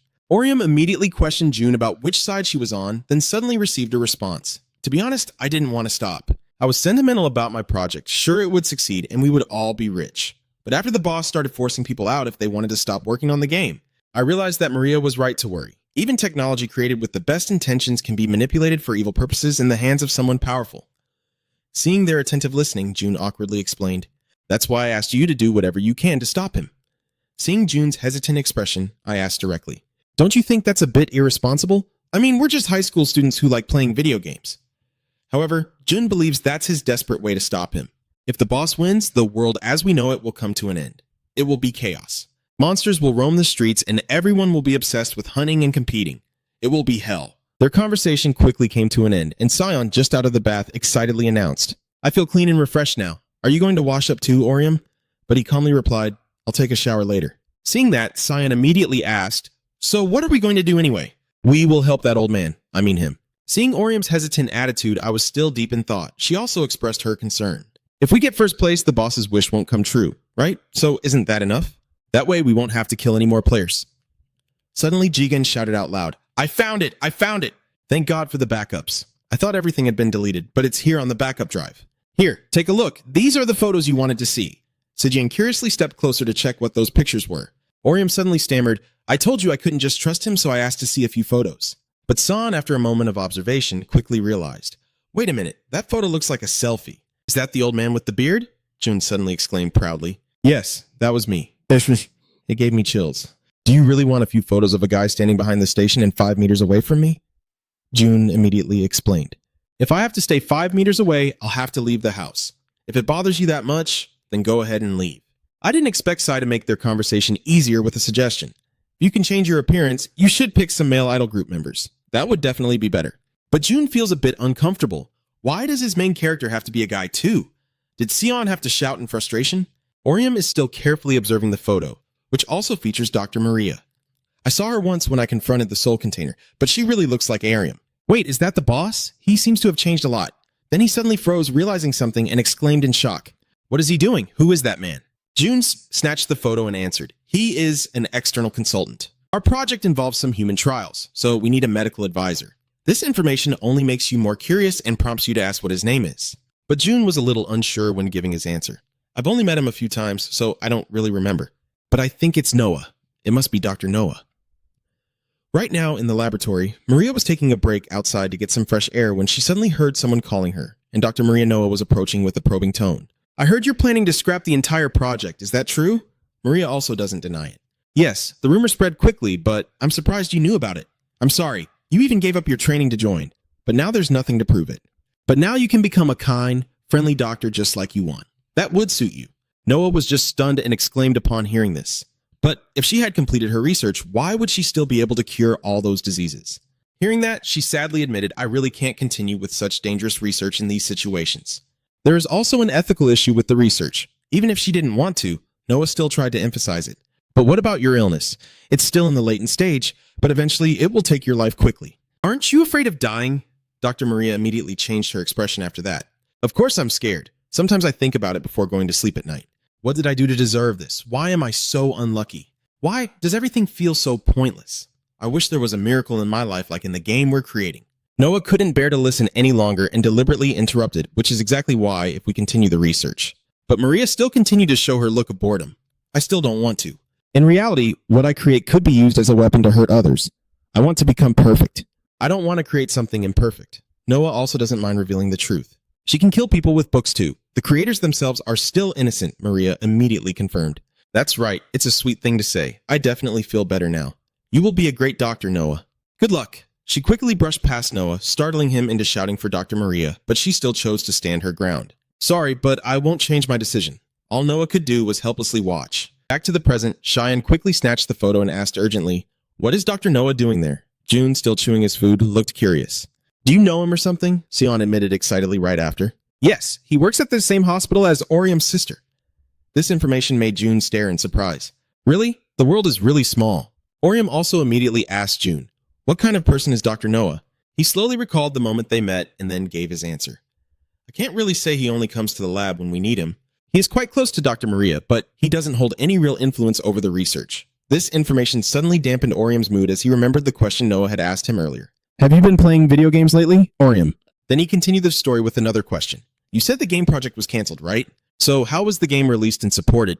He then recounted it in detail. The commercial release and distribution of The Wish were handled by Intohan Software as part of the conglomerate. As for why the game actually launched, it was the QT system. Sion was stunned and exclaimed, "So it's the AI in the game. Is it the QT system? Who is it in the game?" Jun quickly provided the answer. "It is a high-capacity quantum AI system capable of deep learning on its own. So once you activate it, it is designed to update the story and game system based on a set of specific rules." Orium secretly understood everything but still wanted to confirm. So someone decided to turn it on. Jun also quickly confirmed that someone had opened Pandora's box. The project has been suspended and the system will not activate itself. Sion also boldly asked an additional question. "So we can't just turn off the QT system then?" That would mean the end of our online Gosohei. We could shut it down. Jun suddenly hesitated when giving his answer. It's a bit hard to explain. To fully understand the issue, he will need to study cosmological simulations and Z26 matter. Basically, the QT system and the servers are physically inaccessible to us now. They have been transformed into a different form similar to a game item, and only those with administrator privileges can access the server. Orium and Sewin remained silent, unable to understand. Jun suddenly seemed to go crazy and shouted loudly. Everything would be resolved if he could eliminate the boss. He clearly is the administrator who activated the game system. I'm sure it's him. At this moment, Orium also had a thought. But isn't the boss just a user like us? If he is an administrator, there is no reason for him to participate in events or kill other users. And Dr. Noah already knew all about this. So why is he pretending to be stupid? Why? What's going on? His thoughts are interrupted by Sewin's call. She also slapped his face hard with both hands and reminded him not to overthink. I think I know what you're thinking, but maybe we should ask Dr. Noah. Let's focus on the event first. Can we give him a good slap and tie him up? Orium then nodded in agreement. All right, I understand. Once I calm down, Jun will also cautiously probe. Now that I've explained everything, what will you do? Will you help me? This is the mission to stop the boss. Orion also calmly wants to confirm again. If the boss is truly the game administrator, will the game end when we defeat him? Jun immediately denied it. The reason is that losing the admin privileges doesn't mean the game ends, but the safety code will prevent further updates, which means there won't be any more events like Horizon. Then, the other developers and I will stand up to find a way to stop the game. All you have to do is throw stones at the boss's big plan. It's easy, right? Orium glanced at Sewon to gauge his opinion. She nodded in agreement. Jun just responded. Your mission has been deliberately emphasized by Orium. We will stop the boss and his plan. Orium's response made him feel extremely pleased. Good, an excellent choice. I knew you would accept it. I'm glad to be counting on both of you. Right now, in a different location, a clown is excitedly speaking up. This is the next question. In the Golem ambush mission, the NBC code name for the task is Stroke. Right or wrong? Guang immediately strained his mind and confidently said aloud, I bet everything I have that the answer is wrong. Unfortunately, the opposite of what the clown answered is correct. Wrong. Say it correctly. I will take the 200 hunting points you bet, Hyun-seung immediately reminded Guang. You should stop. You've already lost more than 2,000 points. However, Guang still believes in his luck. No, just one more round and I can win this time. Still, Hyun-seung calmly explained that if he wins, he will only receive a random box. He doesn't know what kind of item is inside, but either way, it's a loss. I thought Gu Yang would realize the problem, but surprisingly, he insisted. But what if there's something amazing inside? Without waiting for Jay. To react, he shouted, I am on an adventure, even if the chance is tiny. That is my colorful dream. The dream of a man who will never die. Jae-in also shook his head in disappointment. All right, JY also said it's a common symptom of gambling addiction. Let's go to sleep. Have fun, both of you. Gu Young then tried calling. Wait a little longer. Just a bit more. Hun Sung also lost patience and urged Guang, we should leave now too. Sung Ha told the group to be back by 2 o'clock. This information made Gu Yang ask urgently again. Wait a moment. And what about Seo Ho? He went out with us too. Hun Sung immediately provides an answer. Seo Ho is making sure the rest area is safe and trying to find where Cho is. At Seo Ho's location, he's using a deadly assassin skill like a night wind to boost his speed by 50% and reduce attack power by 30%, including a stealth function so monsters won't detect him. But then, he quietly realizes he can't see anything in this area, and maybe he should go a bit further. Thinking it through, Seo Ho immediately rushed across the rooftops. Suddenly, he stopped because he sensed something was wrong. After balancing on the roof and using the assassin skill, a dusk assassin skill that allows the user to move slowly and quietly without being detected, the skill activates more slowly against monsters, enabling him to quickly spot them. Are they a couple talking below? Could these be the summoner and the leader of the Mayor Guild? That young man with the chain eyes is Suno, the leader of Meyer, one of the top guilds currently ranked 4th in the war faction. Kok Ho suddenly became worried about what they are doing together there. Do they know each other? I can't hear what they're saying from here. Could it be that Trao and Mayer are collaborating? Just then, the notification appeared at the worst possible moment, making Kok Ho look nervous. That really scared me. Why does the mission notification have to pop up right now? This is a 3-tier mission. The 3-tier mission begins after 10 hours, with different tasks assigned randomly to 3 areas simultaneously, and users can only move on to the next task after completing the one they initially chose. This notification quickly made him realize that this is the main event tomorrow. Despite the rewards being really good, I guess many players will join.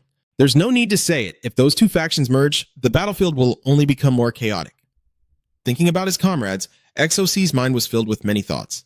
I can't shake the feeling that we should steel ourselves for a fight against Charles and his allies. It's 6:30 in the morning. Orium received a new sword from his friend, and June said he had upgraded all of Orium's weapons as promised. Seeing how much Orium seemed to like this equipment, he added, I bet you feel much stronger now. Seoyeon responded, appearing more sleep-deprived than ever. No, I just feel sleepy. The female scientist suddenly woke up in a panic. How can you sleep in so late when you were complaining about sleeping in someone else's bed? Orium interrupted both of them. He asked June about his next plan, because if he didn't play the game, the Orium group might take June to the deep hole area. June stammered. He said that I meant I wanted that, but I didn't think I would be able to sleep at night after asking high school students to take on so much responsibility, so June told him he would stay here and that Orium's group could come back anytime if they needed help, because at least he can use it as his own hideout. That sounds reasonable, Orium agreed, and promised to come back. Before they left, June gave both of them his clothes to change into. Orium asked June if he knew the person named John because he said he was involved in the game's alpha tests. June thought for a few seconds before replying, I don't know. I haven't had the chance to meet the testers. Why do you ask that? Orium just said that John had an encrypted key and Maria gave it to him. Hearing this, June could hardly believe his eyes. Is that code really true? Why is he here? You confirmed that information with June and recounted that it happened a few days ago. Hearing the story, June felt a bit of sympathy. He knows John tried to block it when the event started, but the more he thought about it, the more he found it unbelievable. June cursed silently. Damn it, Dr. Maria never gives up and fights until the end. But all I did was run away because I was too scared. Thinking about it, June nervously told the Orium group, I'm really sorry, we committed a crime and made the users suffer everything. Sagan immediately interrupted. If you're really sorry, then give me more pieces. I'm still hungry. June suddenly went crazy. Instead of arguing, he gave Sion everything he had and called her a fat pig. It was time for both of them to say goodbye, and Orion and Sai quickly left Jagoon's place and headed out onto the street. It's still just a pile of broken stuff around. You told Seoyeon about the guy earlier, and June, he's quite a unique person, isn't he? He's just some guy addicted to singing, she said. But what's the plan? Orium, are you going to do what he asked and go around looking for the boss? You said this isn't necessary. People like Orion just need to maintain their current rank and protect themselves if needed. As long as you're in first and second place, the boss will come to you. Seon was quite surprised by this, but also found it very meaningful. She added, that means we can complete the 3-tier mission. The request came early this morning. Orium nodded and then turned on his system panel to look for the next mission. This time, it's the 3-level mission and will start after 10 o'clock. Most other missions will be assigned to 3 random areas and begin simultaneously. Players can only move on to the next mission after completing their initial chosen task, starting with the giant monster raid worth 80,000 hunting points. If you do not complete this mission within 2 hours, you will not receive the reward. The second is the flag capture mission. For this mission, the goal is to seize 4 flags guarded by monsters. Upon completion, players will earn 70,000 hunting points. Finally, there is the Yang treasure task. The player receives a random box to hunt monsters in the designated area. Some random boxes will give 5,000 hunting points. The time limit is 1. After considering all 3 types of missions, Sion finally said, I'm not sure about the Dragon Treasure mission, but the other 2 are fine. What do you think we should do? After hesitating for a while, Orium finally spoke, saying that if he could choose, he thought the best option for both of them was the flag capture mission. Next, Orium provided many objective analyses. The giant monster hunting mission seems more suitable for larger teams like Ryan. Sion agrees with this idea, but she also has some reservations. But the problem is, we can't choose because we're not sure which mission will appear in which area, right? Indeed, this is the big issue both of us have to face. However, Orium seems to have come up with a solution. He told Sion to use that secret weapon, which is the summon bell for August's disciples. Sagan immediately understood his intention. That's right. You can ask 2 questions about the game. That means we still have 1 question left, right? Yes, we might find a clue about the mission. Let's give it a try. That's a good idea. The 2 of them immediately set to work on this bold plan. Sai opens the wardrobe and takes out Agus's summoning bell, then activates its special ability to open a portal. The goddess appeared and said, I am here to share with those who are not enlightened the knowledge of Agus's 3rd disciple, wise and noble. Orium was still captivated by the goddess's beauty. He accidentally let slip a sentence, and Seoyeon glared at him fiercely. No, I just mean it's a really cool item, that's all. Sion no longer paid attention to him and returned to the main mission. She shook the bell vigorously and told the goddess, the 3rd tier item now, it's your turn to ask questions. We want to complete the 3-level mission, but we're not sure which missions will appear in which areas. So tell us then. The goddess replied, Fate is playing a little joke. I see you don't want to be swept away by such a ruthless flood. Oh, unilluminated one, the goddess raises her staff to the sky. The alchemical energy source appears, illuminating everything. May the light of this great wise one guide you, for I will be your guide. As soon as the 3rd eye opened, an ancient knowledge tree appeared beside Seon. Orium immediately recognized it as the ancient tree of knowledge. Moreover, the system inside Seoyeon has restarted, meaning they can now see the locations of the missions. First is the giant monster raid mission at the sports stadium. The flag capture mission is at Jong Metro Station, and the final mission is at the art museum. Both of them were overjoyed and shouting loudly, but the goddess's time was limited. Before leaving, the goddess told Seon, I've answered your call now, I am leaving. I hope you have a safe journey. Soon after, the carriage also gradually disappeared as she had used up all its magic power. After a sigh, Sai said, "I guess we will never see her again. Goodbye, third-rate disciple." Orium immediately froze with a blank face. He told Cyan not to act like the goddess was dead. Her condition has already improved. Anyway, now we know where to go. Do you want to run over? We can head to J Subway Station to complete the mission and claim the flag. Surprises are always there. Just as they were about to leave, a shock from behind made them gape. Two ghostly monsters appear simultaneously. They are creatures from the 6 realms capable of paralyzing and burning with their attacks. Silly, I guess we're still just in a survival game after all. We can't be reckless and run around even when we know the way. These monsters are really annoying. On the other hand, Orium sees this as a good opportunity. You said that these weapons have made you stronger by how much? Orium immediately rushed to the monster and tattooed many permanent tattoos on its body. Anyway, I want to try them too. Sion also understood Orium's purpose. I already knew that, but do you really love this game? Still, I'm curious about what has changed. Let me check them out. The couple in Jeonhoan City are using their puppet magic to search for something. After a while, she finally noticed something quite strange. Using her puppet control skill, a sniper alert, this allows her to send reconnaissance information collected to users at a distance and display the locations of users, monsters, and items on the map. The boss has now appeared and asked, "Have you been monitoring the players?" "Yes, sir. I have been tracking the users' activities for the past 2 hours." "Good. Inform me immediately afterward, except for those users who seem to be moving randomly." Here's what I found. There are 35 users in Zone 1, about 18 in Zone 2, and 15 in Zone 3. I can't locate a significant number of users, but I think it's because the mission hasn't started yet. The boss seems to realize that everyone is heading towards the area. "Yes, this seems to be a convenient location. Regardless of the mission. So boss, where will you go?"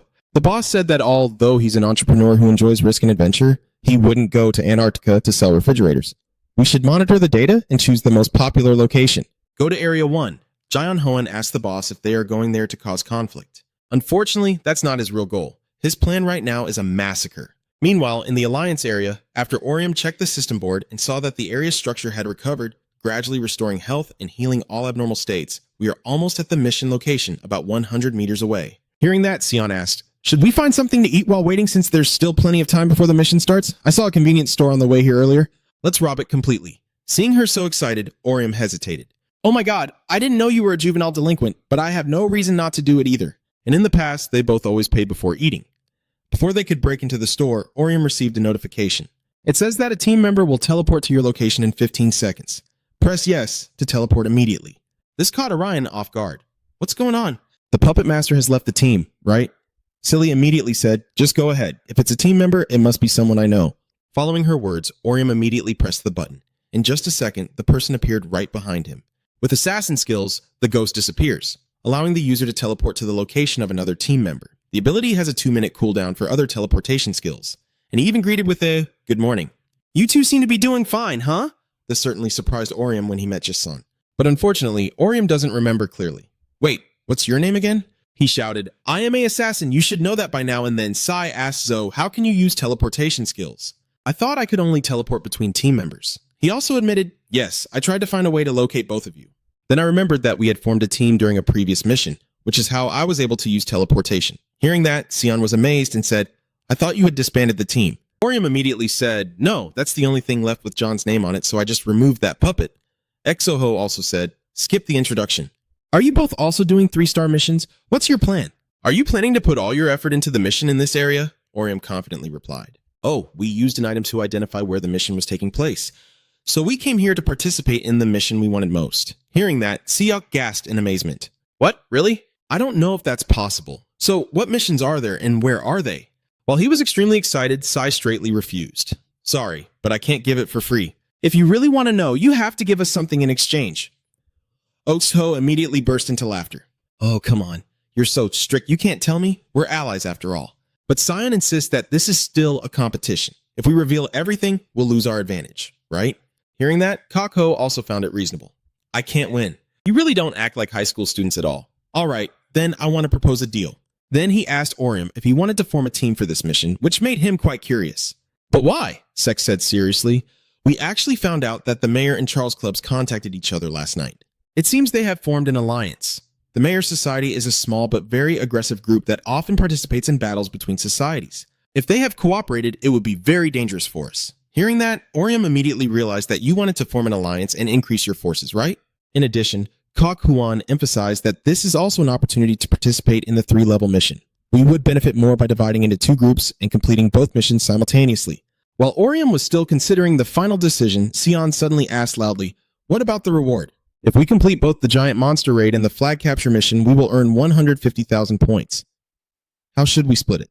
Orako confidently replied that they would split everything evenly 50-50, regardless of the items received or the total points earned. If we split it based on the number of members, both of you would be at a disadvantage. So your idea isn't bad either, right? But with Son, I think we wouldn't lose anything. But for the Jason group, it doesn't seem worth it. Orium immediately said that their goal was not just to accumulate monster hunting points. They wanted to keep all the reward from the mission for themselves so that other teams wouldn't have a chance to catch up. Hearing that, Sion couldn't help but feel excited. They want to hoard the rewards? I see. Meanwhile, the turtle kept silent, staring intently at Orium. In his mind, he briefly thought, "This kid, I knew he was smart, but I didn't expect him to see through our plan so quickly." After thinking it over, Xion felt that his condition wasn't bad. Orium quickly urged, "We can also gather information about the Mayor Society together. Let's do it." Sion smirked and agreed immediately. "All right, let's cooperate." Swan, Orium, and Ren's team cheers happily. "Let's do it together. So we're a team now." Elsewhere, a young man rushes forward, "Get ready and fight the monster." He also shouted angrily, "Hey, Archer, what are you doing? They keep forcing us to retreat because you can't hold them back," making the young man furious. "Don't blame me and just fight, you bastard. Our defense line collapsed because you didn't hold the front properly." With that, he focused on attacking and was shocked to see a monster sneaking up from behind. Just then, a stranger arrived in time to cut the monster in half, causing it to scream in pain and narrowly escape death. The young man hurriedly thanked him for saving him, but then he suddenly stared intently and broke into a sinister smile. "No need to thank me." Then he launched an attack to sweep away all the monsters. Not only them, but also the 2 young men were mercilessly attacked by him, witnessing that brutal scene. He smirked and said, "I have decided to change my monster clearing strategy, and the level 3 mission will start in 10 minutes." Returning to Orium's area at the tram station, he stood anxiously in front of the door. Sung-ha saw this and asked, "Why do you look so tense? Are you worried?" Maybe he's thinking about Seoyeon because the 2 of them are divided. Hearing that, Orium smiled and said, "No, I'm just observing the terrain." Orium and Kim Seon have allied with the Vaughn Society. This alliance group will divide the participants into 2 missions. They plan to send those capable of dealing high damage to complete the task as quickly as possible by participating in the giant monster event. For the flag capture mission, which requires direct combat and mobility, they selected skilled close combat fighters with good evasion skills to implement a dispersal and attack strategy. Orium is the one who came up with this plan. The Jason Guild has assembled their team based on his idea. Meanwhile, Seung-ha playfully teased, "Should I leave you with Seon? You're probably worried about being separated, right?" Hearing that, Orion smiled and said, "I'm not worried. She's better than me and also ranks higher. I think she still has to worry about me." Sung-ha had to laugh. "All right, so you're not worried. I thought you 2 would blame me for splitting the team." But in reality, Sa-oan is angry at her. This evil witch would never dare to divide us. The system will start the mission in 2 minutes. The system also told me I should quickly explain the mission rules before it starts. The goal of this mission is to collect flags. The mission will be completed when each person brings 4 flags to one of the rally points. There are a total of 6 flag locations on the battlefield. If a flag is taken, it will not reappear in the same spot. It will spawn at a different location to ensure there are always 6 flags present until the mission ends. Players must collect the flags. They are also items called the wish-granting token. This item can only be carried by hand and will be destroyed if attacked by other players or monsters. If destroyed, it cannot be brought to the gathering point and will respawn at its original location. After the rules were explained, Seung-ha was a bit suspicious. "So we not only have to collect the flags, but also protect them?" Orium nodded and said yes, there will definitely be someone lying in wait at the gathering point to steal the flag from others. The system is now counting down and the mission begins immediately. Orium instantly uses the guiding light skill to shine directly into the sky. That surprised Seung-ha. "Did you just use exploration skills to locate the flag?" Orion quickly confirms yes, but says it's only temporary, so it's not as effective as usual. "I can only sense the general direction." Then Eung-ha shouted loudly to give the order. "You heard that. Chu, head toward direction 9. Kak-ho, you head towards 11 o'clock. The 2 of them immediately follow suit. With Orium, we will go in the opposite direction. You immediately follow the order." At that moment, Jun appeared, surprising Seung-ha, and he directly launched an attack aimed straight at her. Seung-ha immediately wondered about his motive. Suddenly, she smirked and thought, "I didn't expect us to run into such a major character so quickly. That is Captain R of the Mayor Society, Chun-ha, a master of weapons. Captain Raj of the Mayor Society, currently ranked 14th. Chun was also quite surprised. "So you guys know who I am? I'm honored." Sung-ha from the Vaughn Guild, and who is this? Things are pretty tense right now. Sung-ha suddenly mocked, "Considering how you guys ambushed us like that." Seoko said, "Yeah, Mayor has teamed up with those scum." Dui Hun was quite surprised. Probably now they have nothing left to hide. Yes, we were promised a reward. Zheng Ha sarcastically said, how pathetic. Mayor is one of the top 3 gangs. Isn't it enough that just winning gets you everything you want? Well, I guess so. I gave up my pride as a top player when I joined forces with Chose. But that doesn't matter anymore because I've wanted to fight you for a long time. What's even more shocking now is that Chun also possesses a master weapon skill. It's a weapon designed to counter down to level 3, turning the player's right hand into a machine gun that can fire for 8 seconds. He immediately opened fire at a terrifying speed. Orium quickly jumped up to dodge the bullets. Zheng Ha also quickly knocked the bullets away and, taking the opportunity, launched the Queen's Path skill before rushing to attack Chun. But surprisingly, he gained the master skill of hidden spear weaponry, a counterattack skill that turns the user's left hand into a sword, allowing them to defend and attack for 15 seconds. Suddenly, Chun kicked Zheng Ha hard and mocked him. Is that all you've got? People always say I should watch out for you, so I expected more. You sure the rumor that you're one of the top 3 guilds is true? That's all lies. At this moment, Jae-hun becomes berserk, unleashing a barrage of attacks. Zheng Ha has no way out. At that moment, Orium stepped forward from behind and used the 2-sword slash technique. Astonishing Chun. Is he a sword master? Wait, or is he an Avenger? I didn't realize that one of the key members of the Jun Guild was an Avenger. Orium didn't stop. He continued to charge into battle. Chun wondered to himself who he was. He only used basic attacks without any skills, but they were very solid. Meanwhile, Orium realized there was a major change. That's good. My body feels so light. Orium silently thought that thanks to the Fajin attached to his weapon, all his stats had increased. He increased his speed and attack power, so now he could surpass this guy in every aspect. Then Orium launched a fierce attack that caused everything to explode. Jun muttered to himself that he's pretty strong. He's not someone I can beat unless I push myself to the limit. Jun decides to use a higher level ultimate move. His master weapon skill is the 4th opponent confrontation. The flamethrower can unleash fire magic attacks at a long range. Orium couldn't help but be amazed. You can feel the danger from that weapon. Jun happily says, just take this as my way of showing respect. Don't take it to heart. Avenger, master of weapon skills, confronts the 9-numbered weapon with magical attacks using bullets. Chun fires continuously and the space instantly fills with smoke, explosions, and deafening noise, with heat spreading fiercely. Chun thought that attack probably caused some damage.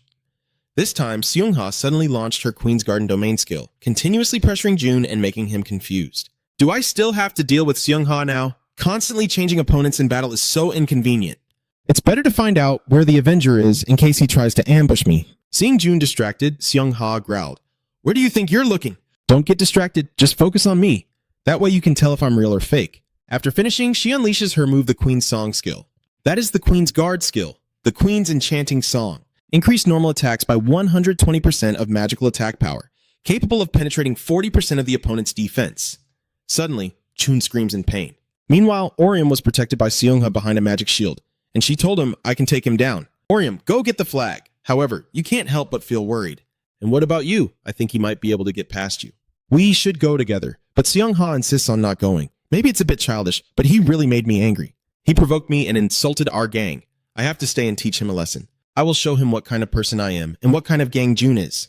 Then Seung Ha takes the initiative with sharp and precise strikes. She leaves no room for error. Chun silently praises her for being strong. She is completely different from before. I guess this is her playing style.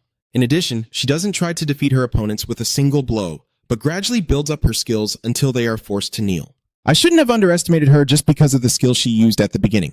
Alright, I admit Seung Ha, you're pretty impressive. With that, he unleashed a masterful weapon skill, the number 13 chainsaw weapon, allowing the user to attack with both hands using a chainsaw, increasing attack power by 188% and speed by 40%.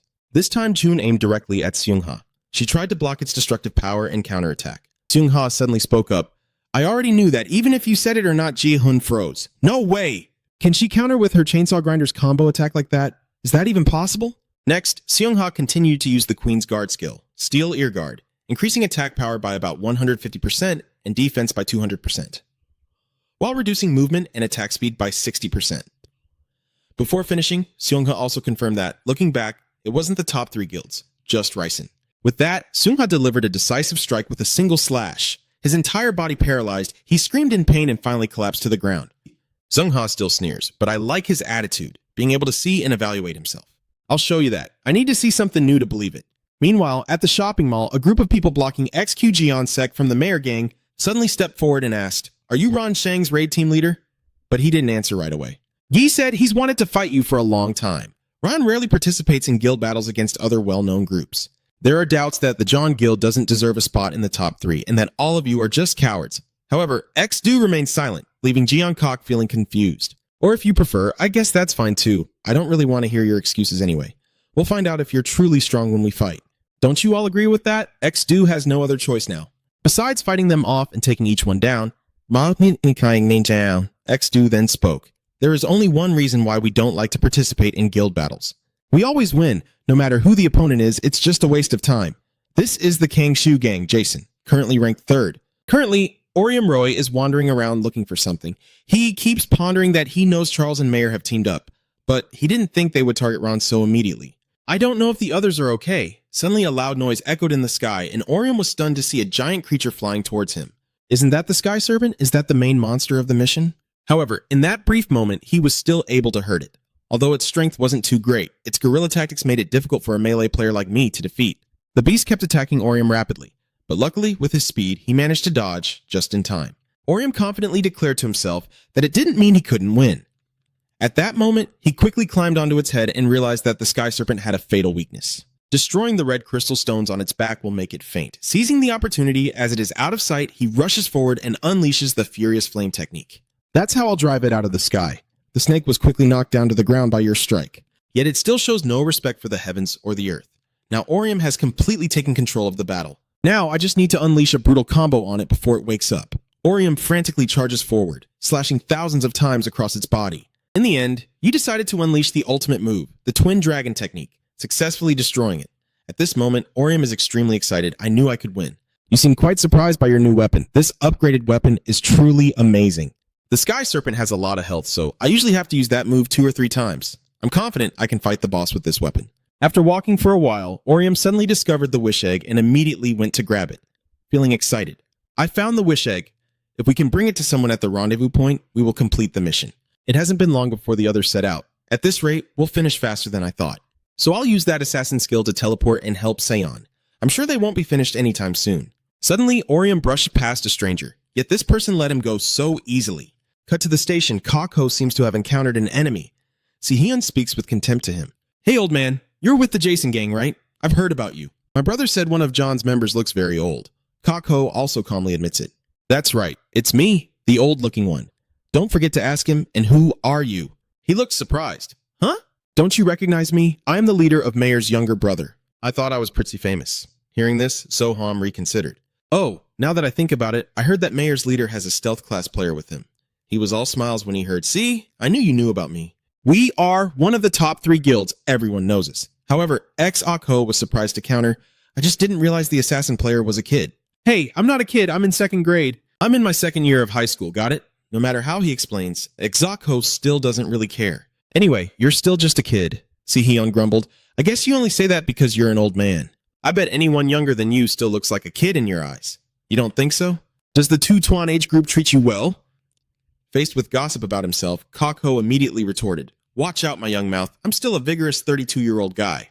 Nevertheless, Sion stubbornly insisted, as if there was a big difference between being 30 and in his 40s, that he was still just an old man. And even that didn't matter since he was already dead. As he finished speaking, he threw a dart like a lightning bolt, making it very difficult for Exho to defend due to its speed. Even now, I still can't believe my eyes. I thought it was just going to use a few random skills, but it's not bad with the knife either. Its accuracy isn't bad, and it also dodges well. In a moment of distraction, Sion quickly takes the chance to throw a poison dart at Seoho. He didn't stop there. He kept pushing him against the wall with his weapons, and the fight gradually made Seoho feel worried. It uses a poison dart to create a blind spot and buy more time to use another skill. It's not an impressive tactic, but it has good timing. Seeing you just standing there frozen, Sion urged you on. What are you doing? Now you can't even move anymore. I bet my age finally caught up with you. Si-hyun kept attacking, forcing X-Hwan to defend. But Zo's attacks couldn't be underestimated, as most of them were dodged effortlessly. That made him a little disappointed. What do you mean, I can't dodge? The explanation for that speed is Kakho's Shadow Assassin skills, and he also taunts him with a challenge. You think I can't keep up? Haven't you heard anything? In your teenage years, you only had ambitions and made many mistakes. In your 20s, you failed because you lacked enough experience. You reached your peak at 30, and the current situation immediately confuses Sion. There's no way my brother never told me that. Are you joking with me? And then Exok-ho revealed his true face. Of course you really believe that? As the situation shifts in Seoho's favor, feeling insulted, Si-hyun gradually becomes more furious. He crazily charged at him. How dare he mock me? You rotten old man, but ex-OK-Ho still maintained a calm and composed demeanor. He may be talented, but in the end, he's still too young. I can't believe he's angry over just a bit of teasing. At that moment, ex-Ho decided to fight seriously. All right, let's begin. Zok-Ho took the opportunity to kick him hard in the face, and the lightning-fast speed made Si-Hyun panic. What just happened? That's not a skill or a punch at all. Ex-Ho suddenly replied with a mocking smile. Sorry, I was just joking. Our skills are too different. I can't fight you seriously. Next time, bring your gang leader along. Then I will face you properly. After being insulted, Si-Hyun flew into a rage. I will kill you, old man. However, Zoho quickly escaped, which only made Si-Hyun even angrier. If I tell my brother about you, he will kill you. The turtle hideout was stunned and speechless in the corner. I know I can't go all out against him. We're not the right match. But more importantly, Sion makes me think of my little brother at home. As expected, another group has found the proof of their wish. Let's go! The meeting point isn't far anymore. Just then, Ishdu swooped down from above, startling both of them. He softly spoke, I guess I arrived too late. They started to panic at his appearance. Oh no, we're doomed. That's Kang Xdu from the John Guild. He's someone who can conquer the toughest dungeons alone. Xdu asked them in a harsh tone, are you planning to take that egg with you? You see, I already have it in my sights. His tone was full of deadly intent, making them turn pale with fear. To save their lives, they had no choice but to hand over the proof to him and quickly escape. So, goodbye to this scene as it shifts to another place. Here, Seungha is facing off against the Sky Serpent, but it's no match for her. With just one move, she split it in half. In this way, Seungha found the place where the wish egg was kept. Is this the flag we need to capture? This mission itself is quite simple. The only trouble is fighting with other users. At that moment, a voice called out. So, it turns out Orium was the one who came. Seeing that she was safe, he was very relieved. Thank God. She's okay, Seungha chuckled. Of course you think I would lose. Orium immediately denied. I just feel guilty for leaving you alone. She gratefully said, but I'd rather you not worry about me. Seungha advised her. You'd better be careful or someone might get jealous. Anyway, let's finish this mission quickly. We need to help Sigwo and the others too. Orium hesitated for a moment before urging, all right, then let's hurry up. Suddenly, he sensed someone approaching. In front of the two of them was a strange player. Wait a moment. Someone? He immediately grabs a huge stone and throws it directly at both of them. Luckily, the two of them were still able to dodge. Orium secretly guessed that it was a warrior's skill. So he is the leader of the Mayor gang. Seungha still doesn't seem very surprised. This is really troublesome. As expected, this opponent is completely different from the previous ones. He arrogantly asked us to skip Seungha's introduction since we already know each other anyway. At that moment, Orium quickly handed the egg to her and rushed to block his attack. But the opponent's strength was overwhelming and he was knocked far away. However, Orium is still holding his ground. Damn it, if I get hit by a direct warrior skill, I'll be pushed back. Usually the Avenger would block the attack first and then counterattack. This isn't good. He started attacking again before I could even react. He suddenly paused to think, wait a minute, this Avenger isn't counterattacking anymore. He's just dodging my strikes and swinging his sword at me. He immediately spoke with contempt. Orium, I guess you noticed your attacks have a repelling effect, so you adjusted your movements. The battle between the two gradually returned to a balance, but he still appeared quite relaxed. A close-range ranged attack, that's unusual. Orium then told Seungha to hold the egg and head to the rendezvous point. We have to restart the mission if it falls apart. Leave this battle to me, I will hold him off. There's no other option, so Seungha had to follow his advice. But be careful, he's also a high-level fighter. Orium confidently declared, I will hold him off until the mission is complete. Seeing Seungha leave, he then smirked sarcastically. Are you leaving so early? We've only just started fighting. As he finished speaking, he immediately threw the pole toward her, but Orium caught it quickly. Seeing that, he also looked impressed. He managed to change its trajectory. In just a few seconds, Orium charged forward with the speed of a gale. But he's not afraid at all. In fact, he's more excited. Can you still stand firm? The battle between the two is growing more intense. And indeed, Orium's efforts have paid off. After multiple counterattacks, you finally managed to injure him. The current situation immediately leaves him confused. Did he wait for the right moment to draw his weapon and strike a deadly blow? That's clever. But I do the same. To escape, he quickly used his tornado skill to push you away. That's what kept Orion from getting close to him. How many weapons does he have now? You didn't stop there, you kept counterattacking. But this time, a fire-based attack, he was quite surprised. His fire attack from Avenger? Does he really think he can land a fatal blow even when he's bleeding? Orium quietly considers that if he gets hit directly by one of those attacks, he will be pushed back and lose his chance to counterattack. He must keep dodging and strike a deadly blow. The more he underestimates you, the more you shouldn't waste your energy on such weak attacks. If he doesn't go all out, he'll have to face my counterattack. I have to deliver a decisive blow. At the critical moment, Orium decides to launch a direct attack. Yet he still managed to hold on using the growl skill, which made him feel bitter. Damn it, I'm about to deal a huge amount of damage, but he's already prepared for it. His class already has very high attack and defense stats, and he fights strategically using skills and weapons. A smart tanker like that is the worst enemy of the Avenger. That's strange. I shouldn't think that way for some reason, fighting a player like him. Suddenly, he asked, "It's fun, right? I mean, Gosphere Online. It's the best game ever. Do you think so?" Orium also seems to agree with that. I think so too. Fighting him is really fun enough to make me forget that I am fighting for survival. Everything around the battlefield was almost turned upside down. Orium kept enduring the attacks from the guild leader. Then the two of them charged at each other again, tearing and clawing. The guild leader changed tactics. He switches to an offensive skill, a man's technique. This can reduce the target's defense by 70% while increasing attack speed and damage by 135%. With support behind him, the mayor guild leader strikes back fiercely. Orium can only dodge to stay alive. After maintaining a safe distance, you counterattacked with the dagger in your hand. Orium used it to shoot straight at the hall leader. He suddenly realized the problem, but quickly crafted a small axe and knocked away Orium's dagger. Then, he used a similar technique on the boy perfectly. Although it didn't hit the vital point, Orium at least suffered an injury to his arm. As he landed, the chairman saw through it and sarcastically asked if he threw the dagger to block his view and then aimed at my blind spot. Orium was quite surprised that he could instantly guess your strategy. It turns out the chairman had also anticipated this tactic in advance. He recalls that he taught his younger brother this petty trick. Orium shifts from surprise to satisfaction.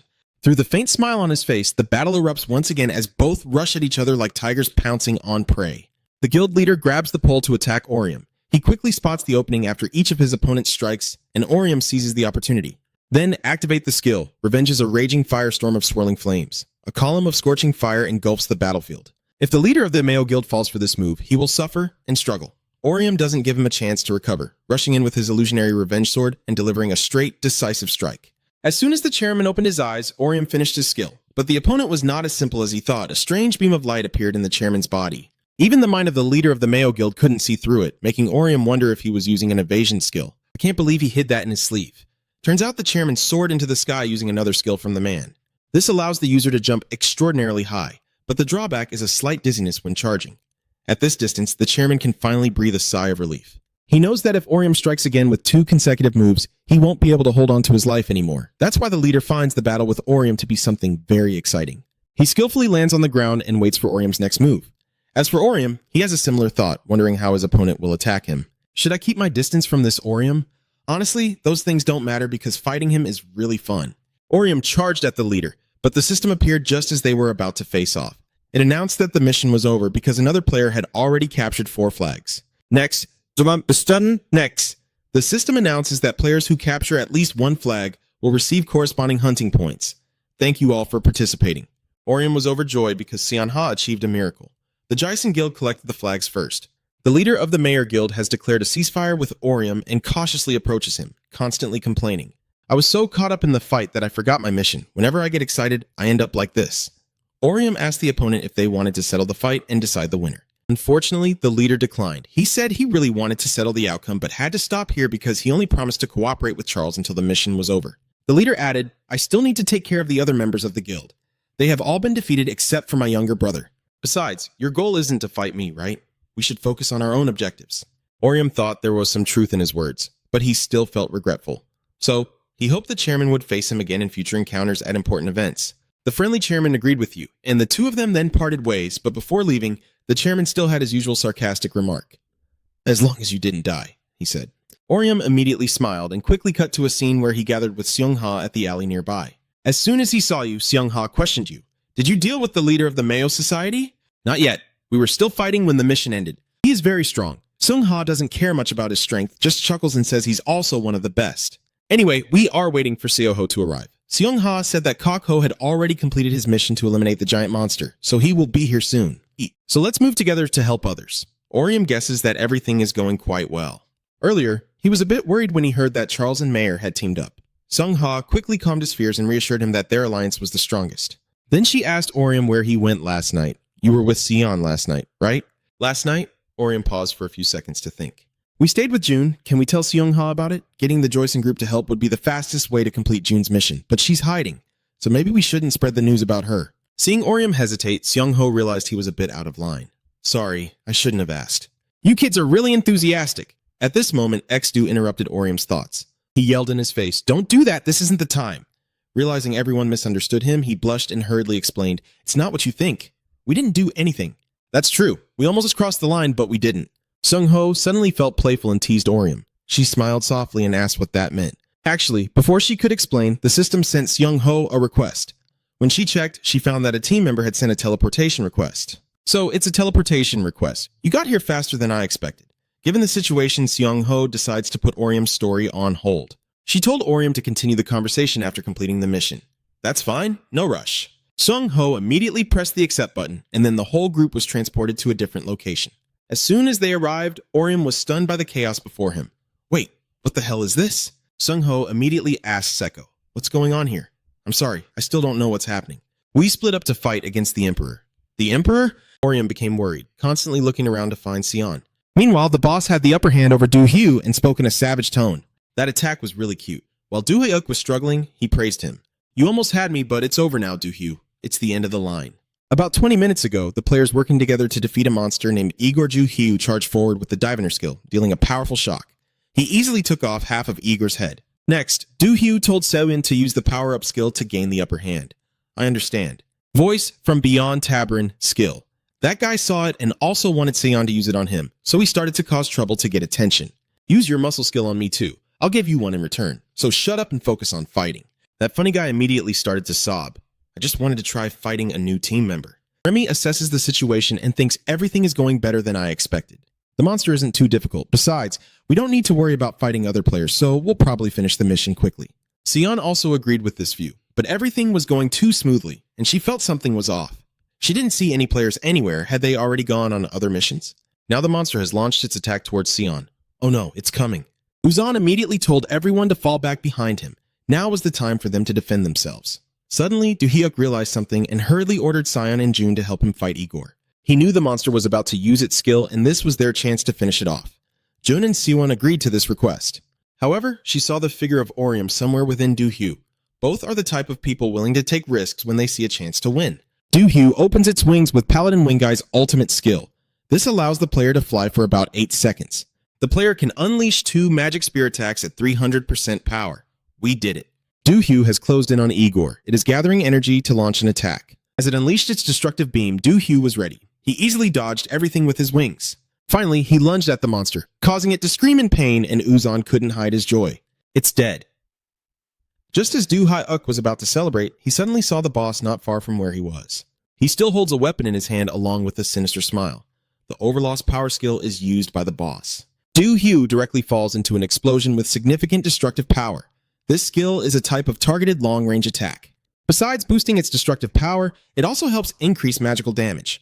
Sion and the others are thrown into chaos by the shockwave of the explosion. Is that the Emperor's long-range skill? No way! That pervert finally appeared, huh? Luckily, Do-hyu remains unharmed. The boss gradually approaches him, muttering to himself, finally having found you all, Jason's group. I thought I wouldn't meet you guys until the event was over. The boss looked around for someone, then asked, so I don't see Shung-ha here. Is she dead? Do-hyu couldn't answer because he was no longer part of that group. But you teased the boss that someone might be behind you, waiting for the right moment to attack. Run into Tadagata Pam and circle around behind the boss to finish him off. After hitting the target, the boss loses his balance and falls forward. At this moment, the other players take turns attacking the boss, forming a pincer movement. The Dragon Steel Violent Collision skill is activated and hits him. The boss, despite being struck, still smirks and mocks. Are they using control skills to force me to move? Are they trying to push me out of the battlefield? He guessed Sion's group's plan correctly. Remy will be the last to strike. She will set off a smoke bomb to buy time for everyone to escape. Their ultimate goal is to regroup with others after completing the mission. Sion suddenly thought that was the most effective plan.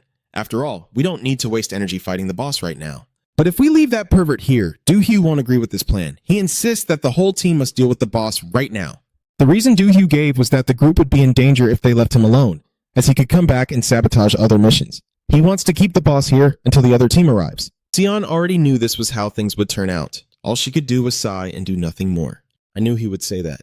Jae-in looked at Do-hyu with annoyance. She questioned, but how are we going to fight him?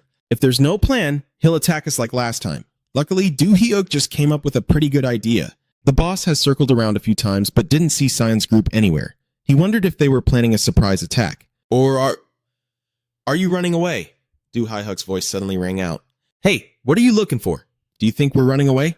Fleeing is also a viable option. I won't underestimate you. Do-hyuk twirls his hammer. Such kindness. You should be the one provoking me because you're the bad guy. I would provoke you if I were the villain, but unfortunately, I am just a humble merchant. The boss rushes forward to attack Do-Hugh, and the two clash like fierce tigers fighting over prey. Do-Hugh confidently uses the golden hammer skill. A single hit can send the opponent flying and bypass their defenses. The boss was quick to respond with the Emperor audience skill, approaching Do-Hugh easily with his weapon. Faced with this situation, he chose to activate the stead, creating a cross to intercept. The rapid turn of events left the boss unable to react. He wondered how Do-Hugh could move while caught in the Emperor audience. No, that's impossible. He must have prepared a skill to weaken and nullify my abilities. He planned to counter me after the previous fight. The boss reveals a sinister smile. Alright, now things are getting interesting. So this is what a real competition looks like? He charged forward and repeatedly used Machiavellianism, the power of iron, to deliver powerful punches attacking Do-Hugh. Because he was hit repeatedly, he could only use his hands to shield his body, which made the boss even more berserk. He then looked at his helpless prey. What's wrong? Didn't you plan to defeat me? Or maybe you think you can defeat me by blocking my dark magic skills. Do you really believe you can win? With a final blow, the boss knocked Van Hook away, causing his hammer to fall to the ground. However, the boss had no intention of letting Do-Hugh go. He rushed in and grabbed his collar. That attack was really cute. You almost had me, but it's over now. Do has run out of time. The boss is holding his weapon tightly, intending to finish him off here. But in the next moment, the boss was struck down by another attack. He turned his gaze that way, then released Do-Hugh out of exhaustion. Do-Hugh gasped and said, "You're right. This is the end." That's my job to make sure you use all your skills in the one-on-one fight with me. Don't tell me you really think beating me is enough to take down the John Guild. The boss sensed someone appeared, but when he looked back, Orium and June had already unleashed their strongest skills on him, and by the time he realized it, his eyes widened in shock. Orium just wanted to take him down immediately. Then the two of them charged to deal with the boss. But he dodged as if his whole body was lightly floating up. Orium and Shu didn't hesitate and immediately launched a relentless attack. Orium uses the Phantom Vengon spread skill, while Shu's arm appears with Mega Hook, leading to a well-coordinated combination of their two ultimate moves. The boss's reflexes are very agile, so he can dodge easily. His hand swings out with the Royal Root skill. The fury of the earth roars loudly. Orium remains completely focused. You still observe everything as Orium jumps from rock to rock and rushes forward, the sound of two weapons clashing echoing all around. The swamp below, created by the boss, helps him regain balance after the one-on-one fight with Orium. And it doesn't end there. Behind the boss, there's another person ready to take him down. Now he finally realizes that their plan was to gang up on us. Do-Hyuk had already prepared a strategy earlier, so there was no need to rush in all at once. The Emperor has a bunch of long-range and negative effect skills. We need to take turns fighting him so he will use up all those annoying skills one by one. Sigyeon seems to have realized the problem. If we keep fighting like that, in the end we might be able to take away that freak's weapon. Uzan with his giant sword charges straight at the boss, using the Breaking the Dragon skill. The Dragon Slayer skill. Breaking the Dragon increases the chance to deal damage to a specific area, boosts attack power by 130%, and slightly reduces attack speed. Sai feels very excited. But on the other hand, Do-Hugh is a bit worried whether our plan will work. This is exactly when Uzan will face difficulties. Wait, is that a teleportation box? The sword scraping against the box makes a clinking sound. That is the skill of Chickmaker. Ruan's voice suddenly appears again.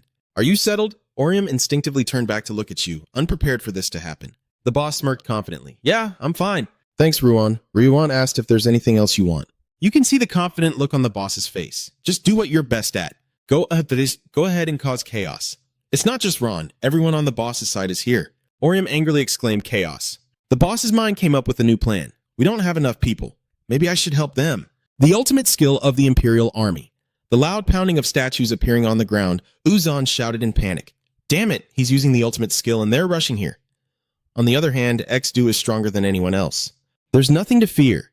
We knew this day would come. We just need to get past him and defeat him once and for all. The ultimate skill, the Supreme Mahapari Nirvana. It seems Uzan isn't very pleased. Damn, I told you not to talk like a monk. Over here, Orium has always been watching over his friend. See, are you okay? Are you hurt? Even though she's a girl, Sion is very brave. I'm completely fine. Honestly, I'm in my best condition right now. Let's take him down quickly. This way we can complete June's mission. If we miss this opportunity now, we won't know when we'll see him again. Seeing her like that, Orium also became more confident. I just thought the same. Seung-ha feels uneasy. Just keep charging forward and fight so you won't be taken down by the Emperor's skills. If we retreat, he will kill her. I will support everyone from behind with all my might, so don't worry about holding the line. Let him know it's time for a coordinated attack. We will win this battle no matter the cost. The boss is controlling the things he created, but his teammates are having a little trouble. X-Do, like a hunting beast, charges forward using the Oxer Kick skill, while the masked guy can't even block in time. Damn it, Doohyo and Seongha rush forward together effortlessly. Using the saber of Thon's sacred TH, Sion also faces her own challenge. Necromancer attacks Sion from above. She laughs loudly. You haven't seen me in a while. You've gained some weight. I guess without me, hunting would be effortless and tiring, right? Sai obviously refuses to give up. Come on, don't act like we're that close. I would never consider a bastard like you a friend. Touching weight is forbidden for Sion, and I've lost 2 kilograms for you to see, all because of you guys. Necromancer finally starts to feel a little fear. What the hell is that? How is she so strong she used magic to break my shield? Did she get a better weapon since the last time we fought? No way. Impossible. This isn't fair. The boss is gradually struggling, and his control is becoming more difficult. They are slowly pushing us back, with fewer of us and their members being very skilled. Especially the Avenger. He's even more formidable than the last time I saw him. With this speed, he'll break through soon. A flash of light like a gunshot shot towards the boss's face, along with that long-range dealer. With nowhere to hide, I was completely exposed to the sniper fire. I could easily die pointlessly. Defeat seems inevitable. We need to change our strategy. Jing'ai is also dealing with someone on this side, so Ryu has to help the boss. He's also exhausted. Damn, why are they so persistent? They have a supporter in Heller, so our attacks are useless. The boss calls him Ron. According to the voice, Ryuan nodded and turned around. Yes, understood, boss. The boss has become overconfident and underestimates our enemies. Things are not looking good. Is everything still okay? Ryu hesitated and asked. Well, to be honest, Than, we don't have many people, so we're being pushed back a bit. Don't worry, boss. Once I recover, I will turn the tide. The boss nods. I understand now, it's clear. You are the only person I truly trust, Ryuan. As soon as he finished speaking, the boss suddenly swung his sword at Ryuan. He couldn't believe he was in a situation like this. Orium and Shu's movements also come to a stop. Ryuan can no longer stand and falls down. He slowly looked at the boss. Boss, why? The boss smirked and said, thank you for your loyalty and support. Ryu, you can leave the rest to me. A small door appears behind the boss. Ryuan's eyes widened. What's behind the door? Wait, so the condition for the Emperor to become a transcendent class is the death of the highest ranked member in his group. Gyeon, the old man, smiled as if he had foreseen this happening. That must be it. Keeping the most loyal one as a sacrifice is definitely his plan from the start. You're a fool to be so blindly trusting him. You're truly a fool. Anyway, in the end, we will witness the showdown between the superclass boss and the June Guild. I wonder who will win. So, what are you planning to do now? June and Leorium, if you don't win this battle, the whole world will end. I'm really looking forward to it. The life of the boss in the past shaped who he is today. I don't always enjoy playing games. At first, they just let me be an assistant for Professor Maria's new space simulation project. But the deeper I researched, the more I got immersed in those games. I can't stop loving them. To me, they are like utopia, a place without class divisions where everyone has the same chance. That is the most just and ideal world. To create such a society and to surpass the limits of ordinary reality, I am willing to do anything. I can betray my colleagues, carry out my dark fantasies, and stain my hands with the blood of my peers if it means creating a new world. Back to reality, the boss says. Of course, I am always ready to take responsibility for any risks that occur. He uses the skill, this is war, and that ability knocks So-Dung out of the beam. What is that? Seong-ha recognizes it. That's the Emperor's thing. Orium couldn't believe such a terrible thing could happen right before his eyes. That's a super rare level. The super elite rank, the super elite war god rank. The boss's hand gripping the immensely powerful spear, the mind-breaking war steed skill, is charging straight at Runin. Stunning him? Uzon called out his name with concern. Run! Chung-ha gritted his teeth. We advanced too quickly, so the rear troops are exposed and the support team won't be protected at all. Now only one person can come back and protect them. Rai quickly runs over with the gun in hand. Let me handle this. These tasks should be left to ranged damage dealers. Skill B. Hot number 9. Jamie's attack was right in front of the boss, but his strike erased everything and he was already aiming for the next target. Now the boss is right next to Jay. She can't dodge in time anymore. No, it's impossible. He's too fast. And where Juwai is standing, a huge explosion occurs. Hun Seung halts all his movements. He shouted her name, Romy, and the boss teammate seized the opportunity to rush in. Just scream. That's really pitiful. The skill of Mother Nature's Fury. Golem Caster's ability adds combo damage to the attack range, creating a shockwave to hold enemies in place. Hyun Seung was pushed back. He glared angrily, kept silent, and moved aside. The Heavenly Hand of Avalokiteshvara skill. A monk-level ability. The Celestial Hand of Avalokiteshvara skill allows the player to attack up to 1,000 times. Each hit consumes 5% of the total damage dealt, and the combined strikes cause a knockback effect and pin the opponent to the ground. That guy knows what will happen to him if he angers Hyun Seung. The place where the explosion happened is now silent and still. The boss has just unleashed his formidable magic. Remy is facing an opponent much stronger than her. His weapon was embedded deep into her body. The boss sneered contemptuously. You think you can fight me with that weak move? A magic marksman can withstand magic damage pretty well. Jay's eyes narrowed as she fired countless shots at the boss, but he remained unfazed. With such weak attacks, it's just scratching an itch. Every arrow that hits Jay makes the boss pin him down even more, not to mention at this close range, she would be at a disadvantage. The corner of Jay's mouth twitched slightly. I know, moron. I'm also one of the top players. Why can't you see that move? Everything I do has a purpose. Fury and hatred burn fiercely as Orium appears from behind. I don't know what level of the transcendent realm he's reached, so I need to finish him with a single strike. I'll put everything I have into this attack. Orium's sword is held tightly by the boss. You may be skilled at counterattacks, but they're not suitable for you. This game is very fair, with the rage skill of the god countering everything. Orium is in a tough spot. He attacks too quickly, I couldn't dodge in time. The boss rushes forward, launching a relentless assault on Orium.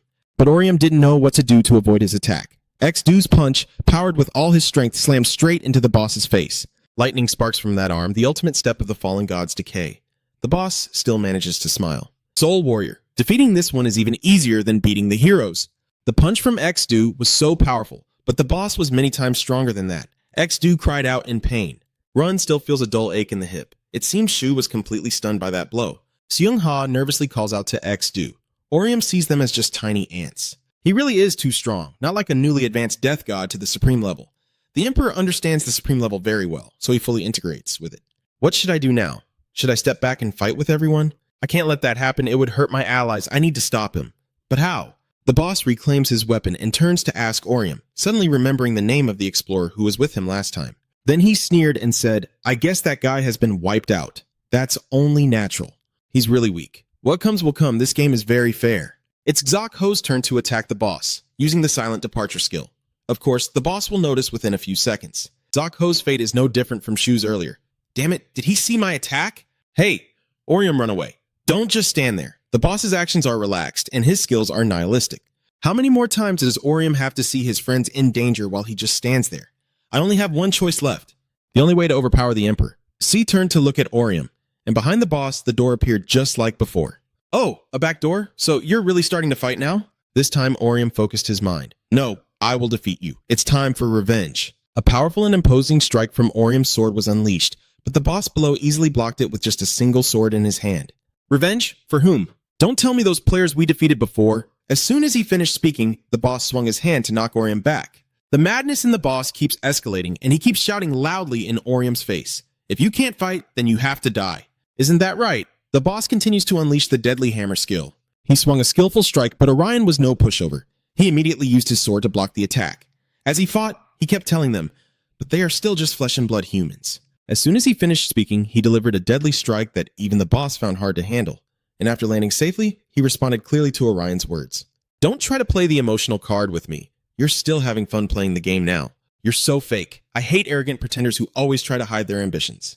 Both sides clash again in an intense battle, with the boss constantly talking nonstop. If you've entered the game, you must follow the rules. How long do you plan to pretend you don't know anything? You are also a player. You chose to participate in this competition. The boss launched a series of attacks. The battle between the two caused everything outside to be affected as well. A devastating explosion shook the earth. That powerful attack caused Orion to slide a long way across the ground. He glared at the boss and responded, He's right, I was really happy, but I was happy in different ways for different reasons. That's why I was truly furious. Unable to hold back any longer, Orium summoned his skill that shattered into 100 images. The sword in his hand immediately transformed into a strange shape. Thousands of spear tips are launched, forcing the boss to quickly move away.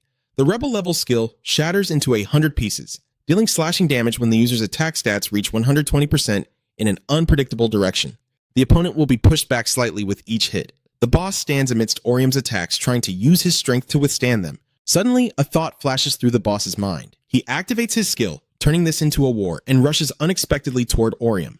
The boss's attack created a blinding beam of light that struck the ground, and Orium couldn't react in time, being knocked back. Do you enjoy this little battle? How many training fights do we get to have? Orium looked at the boss with furious eyes. You shouted out loud and refused his offer. No, players never truly die in the game. There's always another chance, and that's what makes it fun. As a game publisher, you don't even know the basics. Orium continued to use his skill to change the tide. A whirlwind appeared around his sword. You kept swinging at the boss, but he dodged every strike you threw. Despite that, the boss still mocked Orium arrogantly. Your attack is really slow. You just opened your mouth a few words before getting struck down. Orium delivered a straight slash to the boss's arm, leaving him stunned. What? So I'm the slow one here? Does that mean that kid used that sword to slow down time around the area to deal damage? Orium didn't stop and delivered a straight slash to his face. But the boss remained unfazed, actually finding everything more interesting. I know what I need to do to take this guy down. He uses his own skill to quickly dash behind Orium. He turns his head to look at him with a bitter expression while the boss continues to smile mischievously, looking just like a cat playing with its prey. The boss suddenly appears right above Sion's head.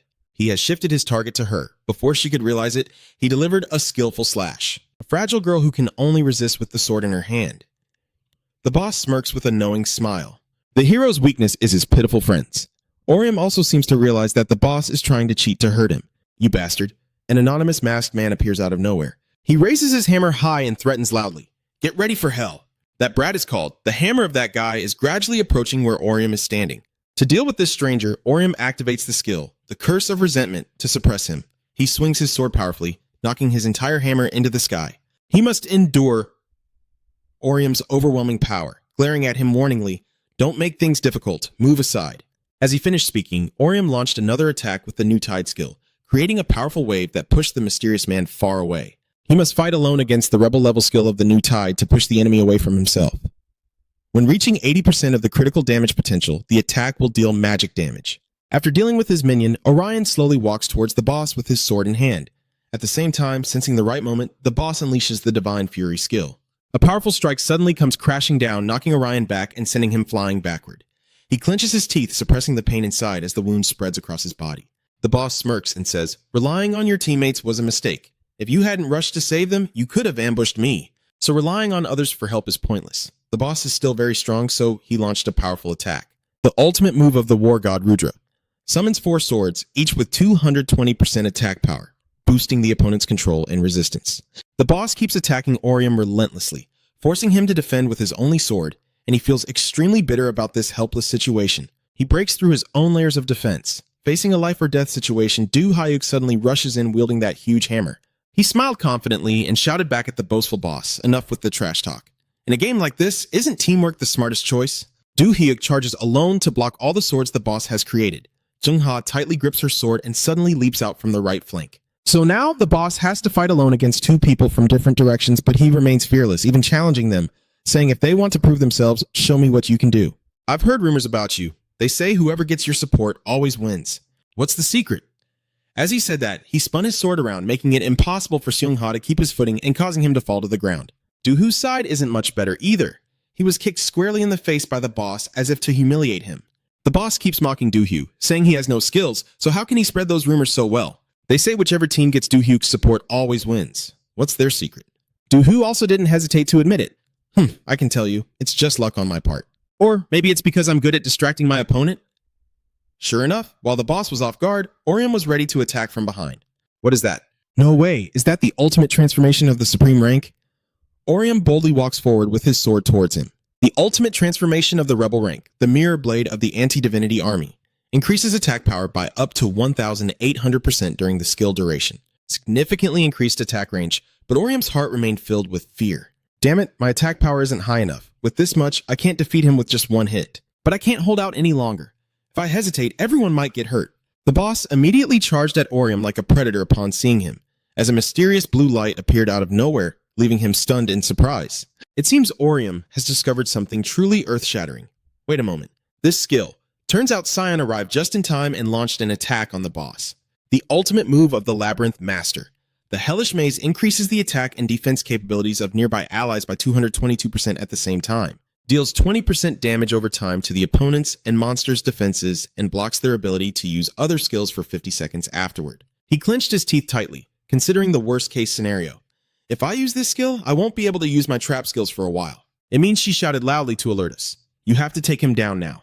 Orium. As soon as he finished speaking, Orium instantly teleported in front of the boss. You glare at him with furious eyes as Orium suddenly extends his rope-wrapped hand forward. Immediately after, he skillfully manipulated the rope to attack the boss, who quickly jumped back to dodge the strike. He turned back with a grimace on his face. Huh? Teleportation? Orium tightly grips his sword and charges forward, then confidently responds.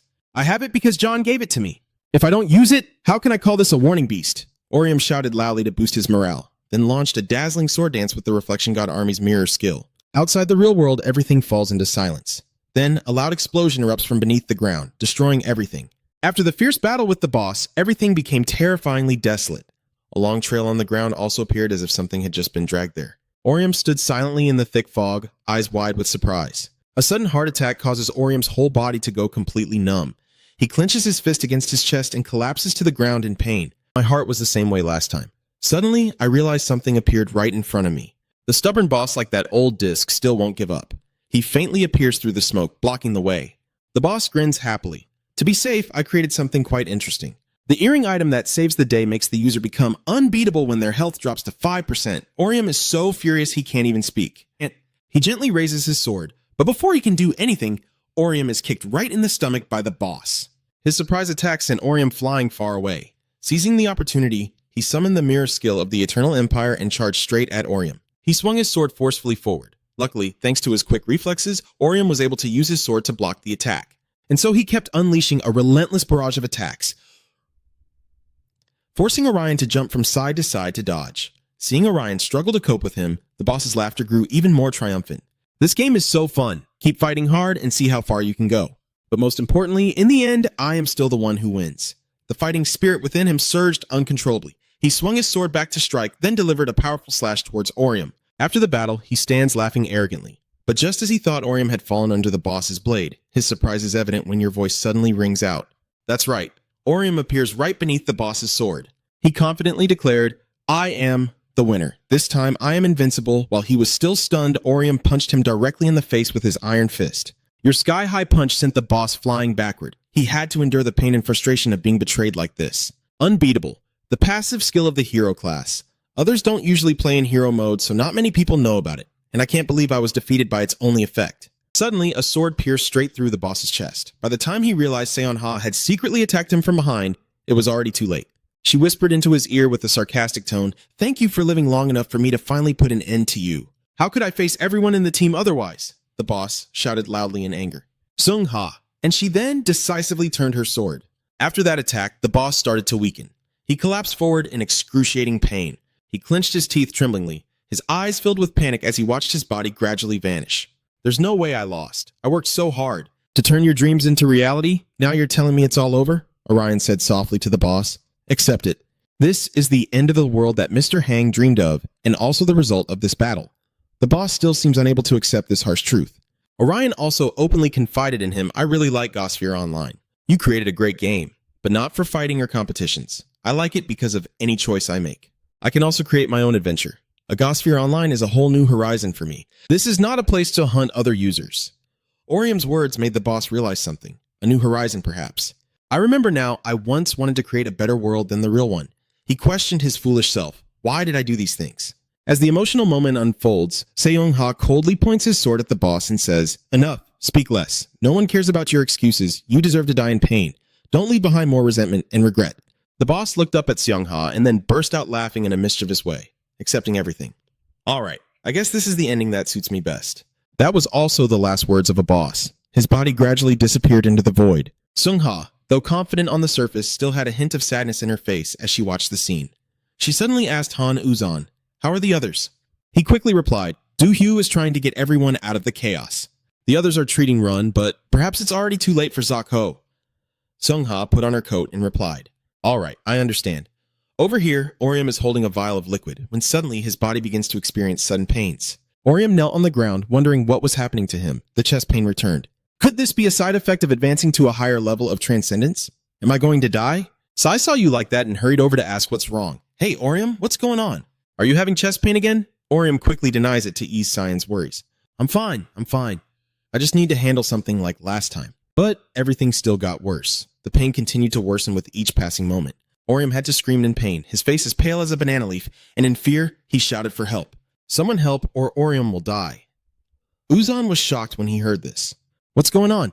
But we don't know what to do. "Maybe we should use a healing item." Jung-ha turned and said, "Go find Run. He's over here. Maybe he can help." Hearing that, you immediately follow suit. All right. Jian-hwan suddenly appeared and smiled, saying, "Don't waste your effort anymore. I already told you, this is beyond repair." Zung-ha immediately drew his sword and pressed it against Gyeon-hen's neck, threatening him.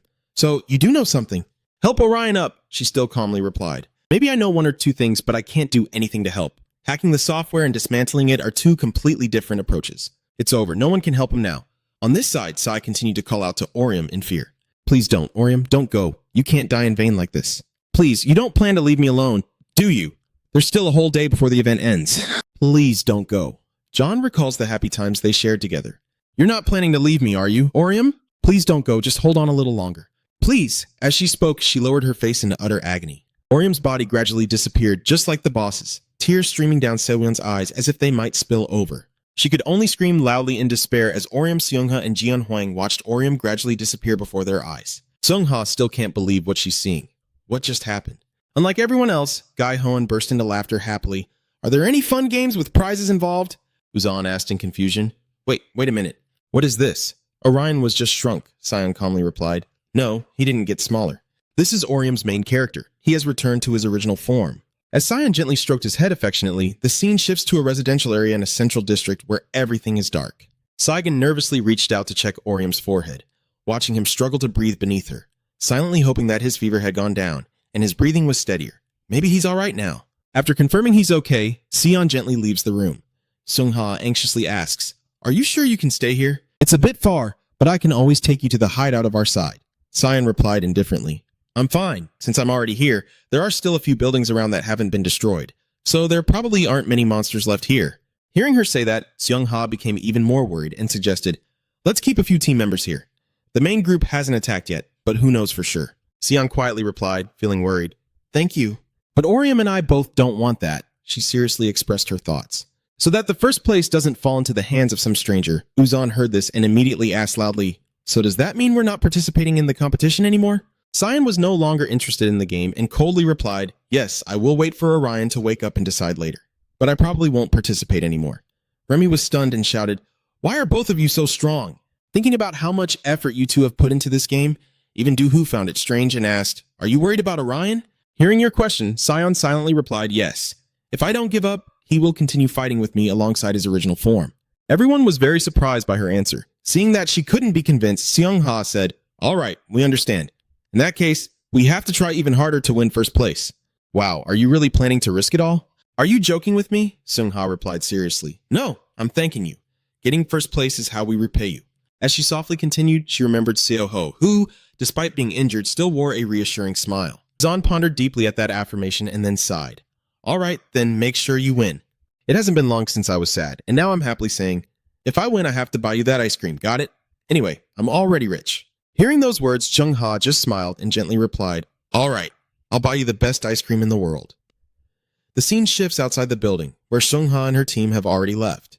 As they were walking, she suddenly spoke up, We need to deal with the monsters in this area before we go. You nodded and replied, Sure. Suddenly, out of nowhere, Guyong Hoe appeared. She sneers, Oh my, did she not bring Orium and his friends along? As soon as she saw her, Seong-ha coldly said, The Chaos Artist, why do I keep seeing your face everywhere? She laughed loudly and indifferently, saying, Come on, calm down. If I kill Orium, I'll definitely get first place. Seong-ha, annoyed, stepped closer to question her. So, why are you here? If you have no good intentions, stay away from my friend. Gon-hoen replied indifferently with a shrug. I'm just curious about what's wrong with Orium. I like collecting data in this area. Suddenly, she looked at her with a probing gaze and continued speaking. If everything goes well, maybe Orium will become an Avenger again? Seong-ha also glanced at her silently, his eyes becoming vacant as he coldly reminded her. If you lay a finger on either of them, I will send you straight to the haunted house right away. Remember that. After finishing her words, she turned and walked away. Mr. Hoen seemed unfazed and even taunted with a challenge. Oh wow, I'm so scared I got goosebumps all over. Everyone else left, but she just stood there smiling. A suspicion arose in her mind. If Orium truly returned to the original character's body, then the game must have a flaw, even if it appears to be complete. Jaeon Hwon quietly calculated a plan that would benefit himself. If I figure out what it is, I can secretly change the outcome when the first place is awarded. She opened the system interface and smiled smugly, then quickly glanced over it so the system wouldn't detect. The more she thought about her actions, the more her sinister smile grew. In this way, no matter who wins first place, the prize will always be hers. Looking at the sky ahead, Guy Ong-hwan excitedly spoke. So eager. At the same time, in a coffee shop, Sion sat curled up in a corner, glancing at her watch, silently thinking it's already 10 p.m. Enough time has passed. She just scrolled through the system and whispered to herself, Our current rank is 11 stars? Dropping so fast. Seeing her rank plummet uncontrollably, Onion silently predicted that the current leader has 222,000 points. If everyone in the team contributes points, we might be higher up. At this point, it seems impossible to catch up. Suddenly, she slapped herself to snap out of it. No, now is not the time to be pessimistic. I have decided to stay and take care of Orium. After calming herself, Sion turned to observe Orium lying beside her. As she looked at him, she commented that he seemed a bit thinner than she remembered. Before this happened, I never paid attention to him, so I didn't know. She quietly sat beside him, keeping him company. Sai feels sorry for him and quietly thinks that he has been through a lot with that small body. It must have been very difficult. The more she thinks about his situation, the more she feels compassion.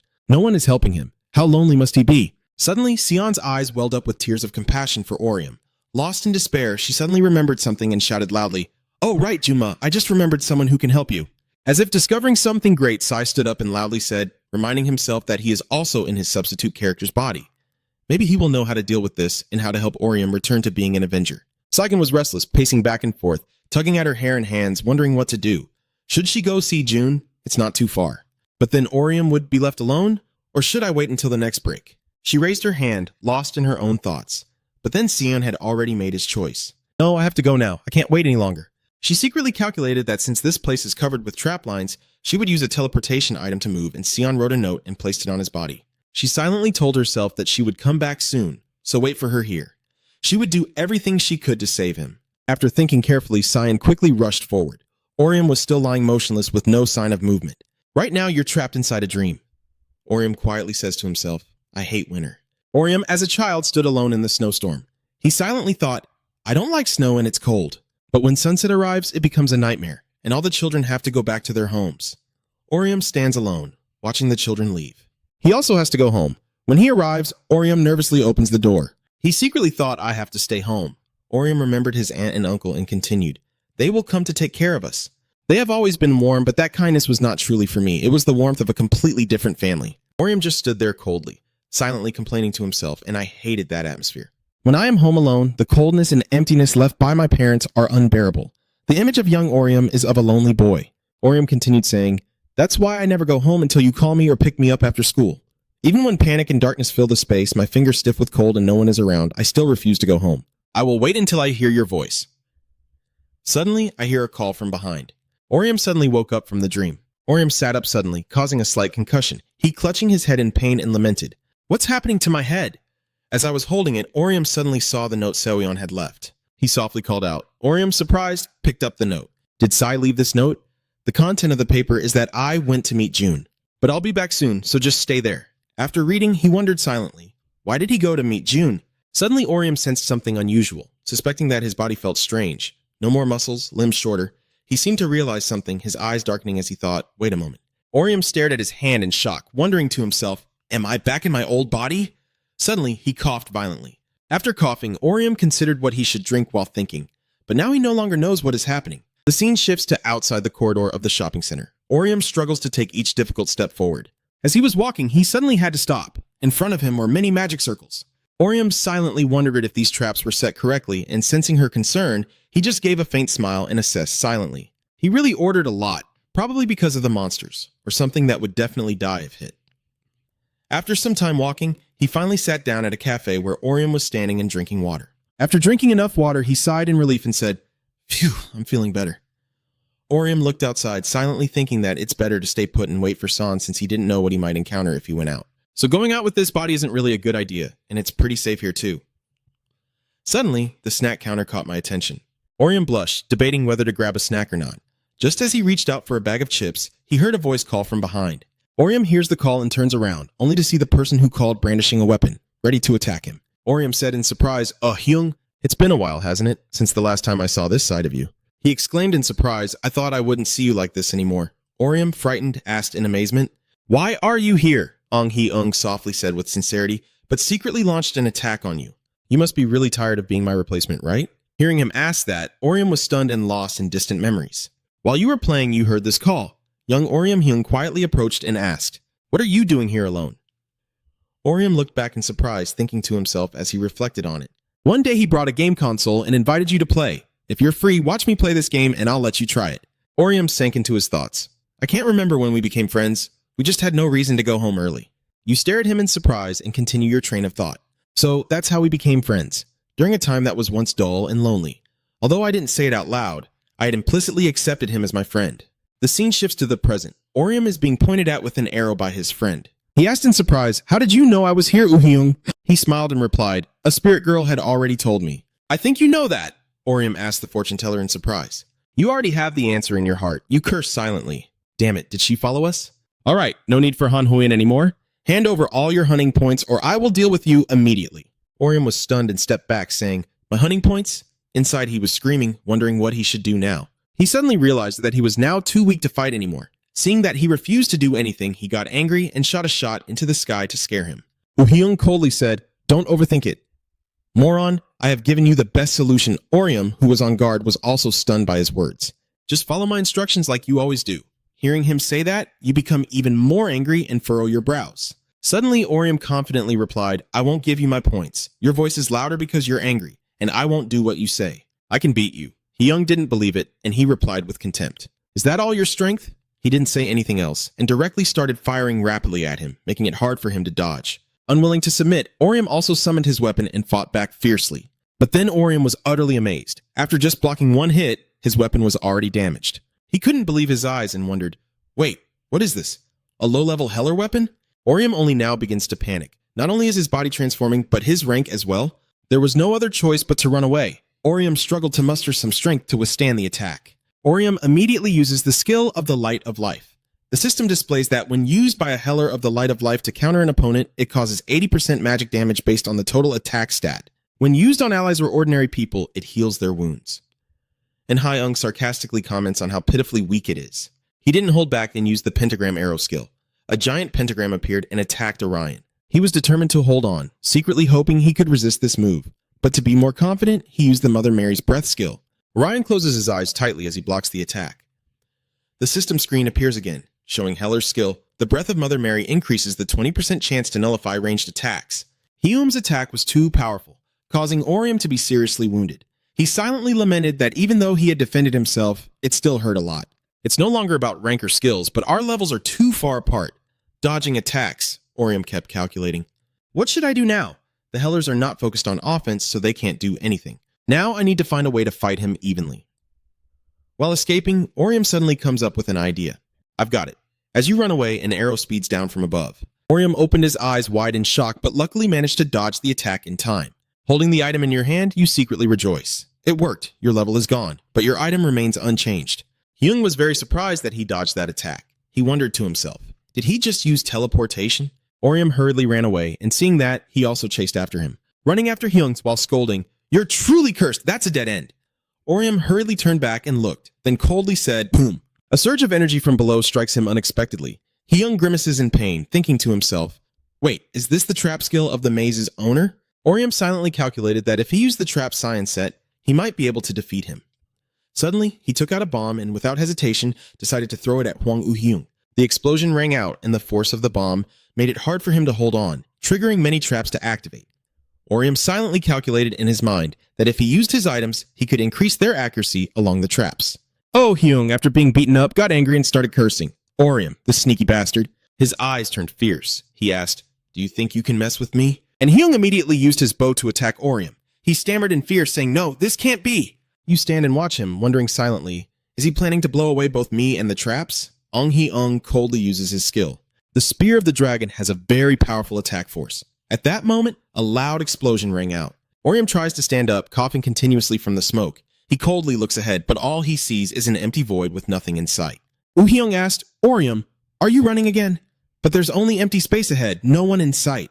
The scene shifts to a movie theater where Orium has now fled inside. He silently wondered what to do now that Sewin's traps have all been blown away, and he can't defend against any real attacks. After careful thought, he decided that the best option now is to sneak out and run away. But Heller can't move that fast. He'll be here soon. So I will use an item, and suddenly there is an explosion. Orium turns around in surprise and sees Hyung looking fierce like a hunter. He coldly says, I knew you were here. Go away. Orium, terrified, glances at you now in complete panic. What should I do? Once his cooldown ends, he'll blow this place up. You wonder silently what Sion is doing now and when he will come back here. If he were here, we would figure out a plan. Out of helplessness, you hit your own head and made it work. Come on, Orium, think hard. I can't just keep hoping for the best. Your eyes are so determined, and I think I have to make the most of the items I have to defeat him myself. Orium was determined but didn't know what to do. But how? I have no plan at all. You secretly come up with many plans. What if I attack from a distance? He'll just keep shooting at me with his long-range moves. So what should I do now? Suddenly, another version of Orium appeared and said, If someone holds a bow with their right hand, their left hand will become weaker. That voice continued to say, Their reaction time will slow down because the range of motion in their shoulder blade is restricted. Yu Hung has very sharp reflexes. use that to act now, Orium encouraged himself. He still has things he can use. In the past, even with a significant skill gap, he was still able to fight and win. That voice kept speaking. Remember how you fought all this time. Strategies are always somewhere nearby. And Orium smiles confidently. At this moment, Hung, holding a bow, is walking to find him when suddenly a bomb appears from above. He angrily fires to make the bomb explode. Smoke rises from the bomb as he secretly wonders, is that a smoke bomb? He struggles to look around, secretly wondering, is that idiot using this way to escape? Another item from Orium appears. Oren Hyung saw immediately and thought excitedly that it was a teleportation item, trying to move behind me.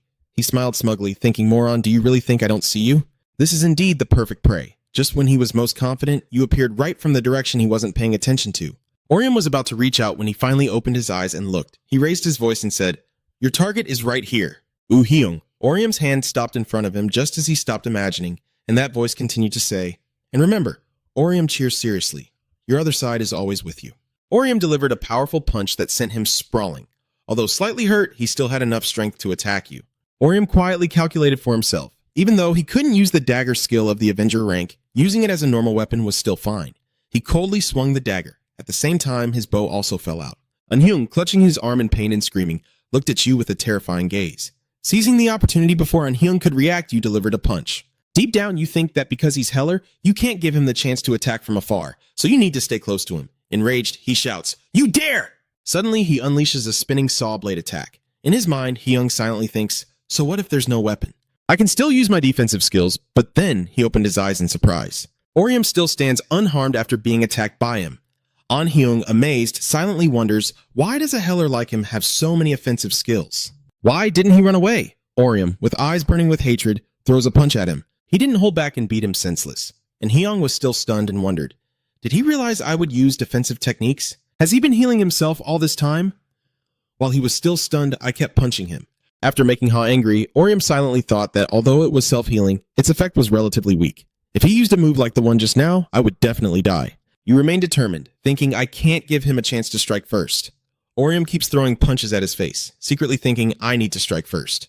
His punches kept coming non-stop until suddenly he opened his eyes wide and grabbed Orium by the collar. He threw you aside forcefully and ran away, rushing quickly to where the fallen bow was. He was just a little closer to grabbing the bow, but Orium wouldn't let him have that chance. He charged at him and kicked him in the stomach, and Hyung grimaced in pain and curled up on the side. At this moment, Orium pulls out his dagger and thrusts it down, surprising him. But the knife only grazed him and didn't stab him, but it was enough to scare An Hyung. He asked in surprise, you're not going to kill me? It's almost done. Orium gritted his teeth and replied, I don't think I'm compassionate enough to forgive you when I think about your behavior and everything you did to me at school, but that doesn't mean I will kill you. Orium confidently states, you can't do anything to me now. Yu Hung asks in surprise. What? He said angrily. I have overcome all the crises you left me at school. Don't even think about provoking me again, Orium said angrily. I won't be distressed by those things anymore, because in my eyes, you're nothing at all. Hearing those words, Yu Hung was extremely surprised, and Hyung remembered the image of him when he was young. His father covered his eyes and told An Hyung to turn away, saying coldly, that woman will no longer be your mother. She is just a treacherous woman who abandoned her family to pursue her so-called passion. You shouldn't have witnessed this scene, your father continued. From now on, you'll have a new home with your stepmother, just like other successful children. Young An Hyung wanted to cry when he was little, but couldn't. He anxiously asked, why did you leave me like this? My mother didn't even say goodbye to me. I'm her child. Why did she do this? The father of Woo Hyung took off his glasses and replied indifferently, that woman doesn't see you that way. To her, you're just like any other person. His gaze was terrifying as he looked at him and continued, a person who is not important can be discarded at any moment. The scene shifts back to the present. After hearing Orion say that, he started crying and secretly wondered if he was really unimportant. Hung Hoi gritted his teeth in anger and said, you are a damn bastard, Orium. Suddenly, Sion appears and calls out to Orium. As soon as he sees her, he happily calls out to Sion. Meanwhile, An Hung watched the scene with great discomfort. Suddenly, he pushed Orium hard, causing him to lose his balance and fall. Sai saw him running and immediately chased after him, then stopped right away. Hung. She angrily asked repeatedly, what happened? How did that bastard find this place? Then suddenly she burst into tears and asked, Orium, are you okay? Did you get hurt anywhere? Sorry for leaving you alone. Orium quickly reassured her. I'm fine. It's okay.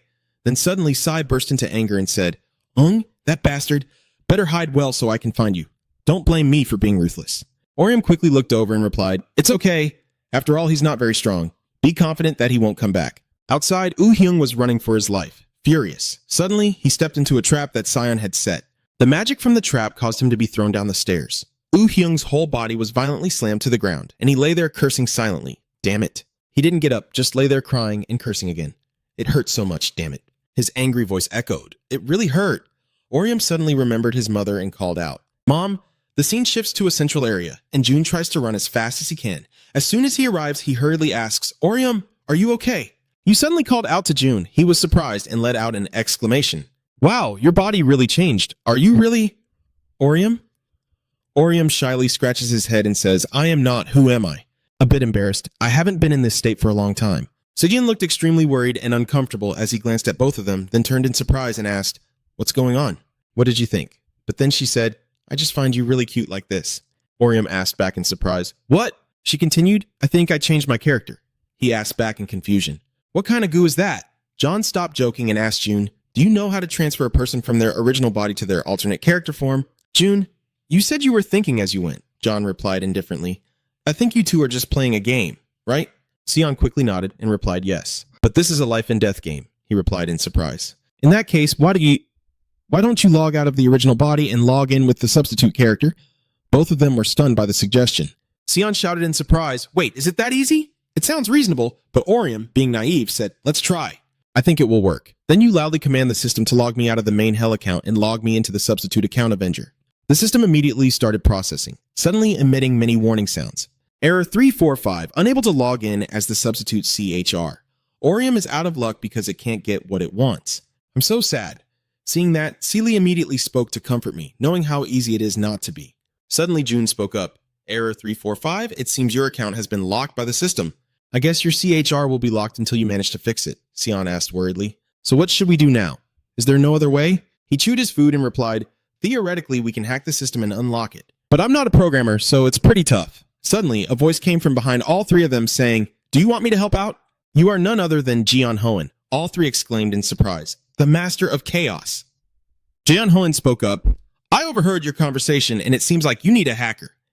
Sion, feeling very annoyed, gritted his teeth and wondered silently, "Where is she from?" She continued speaking regardless of everyone else, as Orium already knew I am a hacker even though I am not in that field. Jeon Hoen loudly asked, "What do you guys mean?" "Want me to give you a hand? Don't worry, I won't stab you in the back." Cam Doan. In the end, Jeon Hoen finally appeared. Sai angrily shouted, "What are you doing here, Bai Thien? Do you want to fight?" Jeon Ho's expression was a bit smug. "I told you, I just want to help. I'm really good at hacking. I can unlock that Avenger. But now there's a new problem for her to control." Orium glared and asked, "Why are you helping us?" "We have nothing for you to exploit." Sion pointed at her face. "That's right, you must have some secret desire, huh? You're truly a castrated fool." Jeon Hoen's attitude is strangely calm. "Perfectly justified, I really have a reason to help you." Sai Onon intervened immediately, then Jeon Hoen started to probe a little. "I'm asking you this. Usually, sellers ask buyers about their items. What is the purpose of that item? Even if the buyer bought a hammer to hang a picture or rob a bank, all the seller needs to do is take the money. That's called a transaction. I'll lend you my hacking skills, and after that, everything will be up to me." June began to realize that they were at a disadvantage. From what she said, it seems like we don't have any other options either. Zhang Huan continued, "I don't do charity work. Someone with my skills should be paid fairly for the effort I put in." Orium still really wants to know her purpose. What does she want from us? Jai raises both hands, 1 billion in cash. "That's the price you have to pay. I offer a 10% discount for students if needed." Anyway, Sai is still a student with 1 billion. Has she lost her mind? Where could we possibly find that person? Orium's words shock everyone, but in reality, it's less than they thought. Sai couldn't even believe it. "Huh? Are you kidding? Do you have that much saved up? That amount of money is too much for Orion, but there is something even greater." "Of course not. It's just that compared to the largest sum, it's not that significant. The winner will receive 29.9 billion, and she only asked for less than 10% of that." Sion nodded in agreement. "Yeah, you're right. That makes more sense. But what if we don't aim for first place?" At this point, Orium could only laugh helplessly. What else could happen? Gion Hen was still waiting for their answer. "Just say it. If you don't want to make a deal, then we'll leave." Both Sion and Orium hesitated over the proposal, and then Orium finally spoke up. "All right, we agree, but with one condition. Until the event ends, you must join our team and Seweon will be the team leader. You will have to support us." Sion feels like a lab rat. "Huh? Why?" "I don't want to get involved with her." Orium tried to reassure himself. "No need for that. We just add her to the team roster and watch to see what her plan is. Besides, she can control the passive skill that can only be used when she has a voodoo doll teammate. We can share the damage with the puppet master indirectly even when separated. After thinking for a moment, Sai's idea makes sense.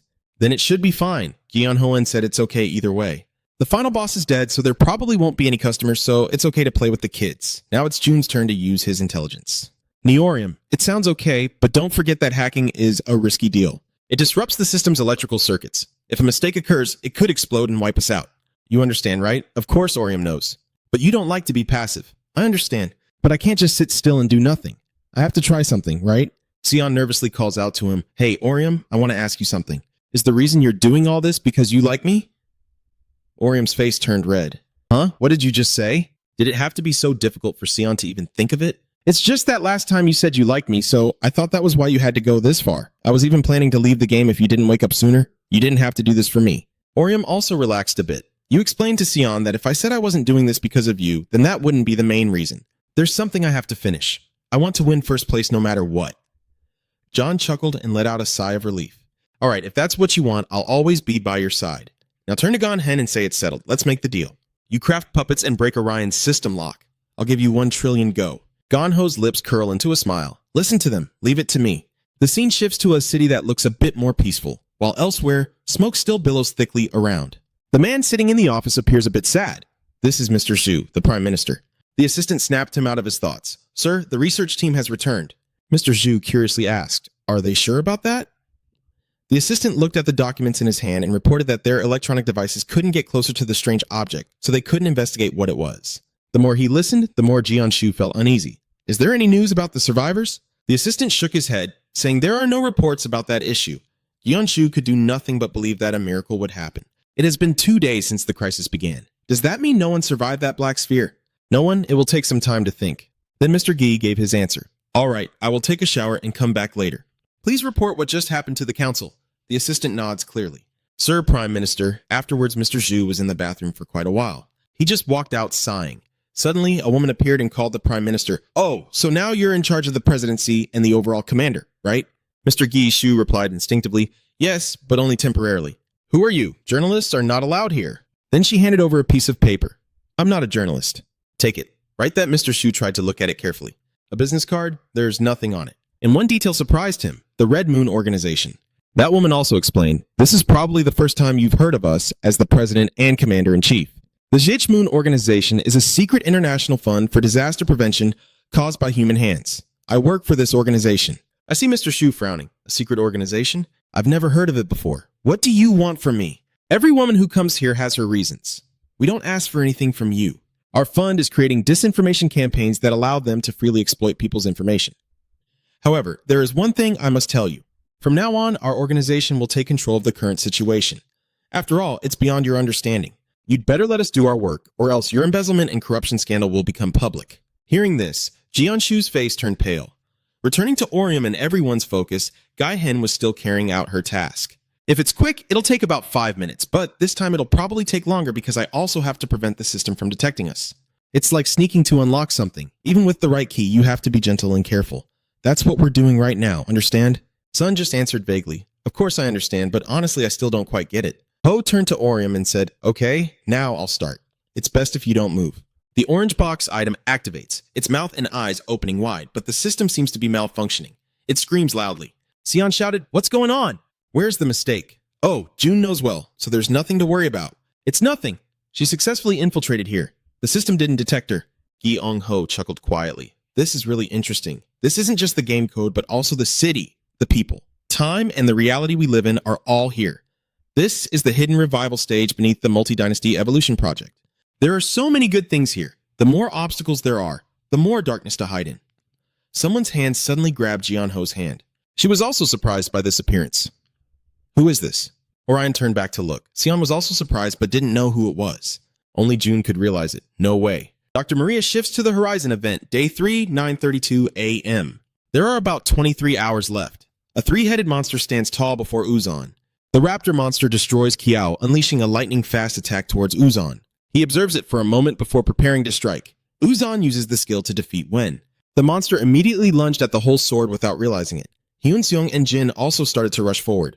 They both used their skills to squeeze the monster to pieces, and it exploded into fragments. Uzan cheered happily. Good job, the mission is complete. Starting a morning like this is really not bad. Hey, Un and Seung, don't rush ahead like that. It'll be hard for us to support you. Jae-in also agrees. That's right, you've been overdoing it since yesterday. Can you cooperate a little? Not long after feeling happy, Uzjan had to get angry. Huh, I get it, criticizing me right at the start of the day. Fine, we can slow down a bit. Oh my, this is so boring. Hun Seung thinks Uzan's personality is a bit childish. He's a good person. We should be understanding of him. Jae-in didn't say anything more. Yeah, I know he's only acting like that because Zoho has died. The scene shifts to Seung-ha, Do-hyu, and Yoon-jong on the rooftop. Seung-ha asks curiously, Jun, what is our total score now? Jun-trong opens the screen to check, with a score of around 1.8 to 1.9 million points. Overall, the first place position is already in our hands. Zae-eung-ha looks satisfied.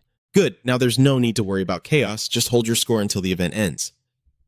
However, Do-hyu doesn't feel things are going that smoothly. Still, we can't be complacent. The point gap between 2nd and 10th place isn't that large.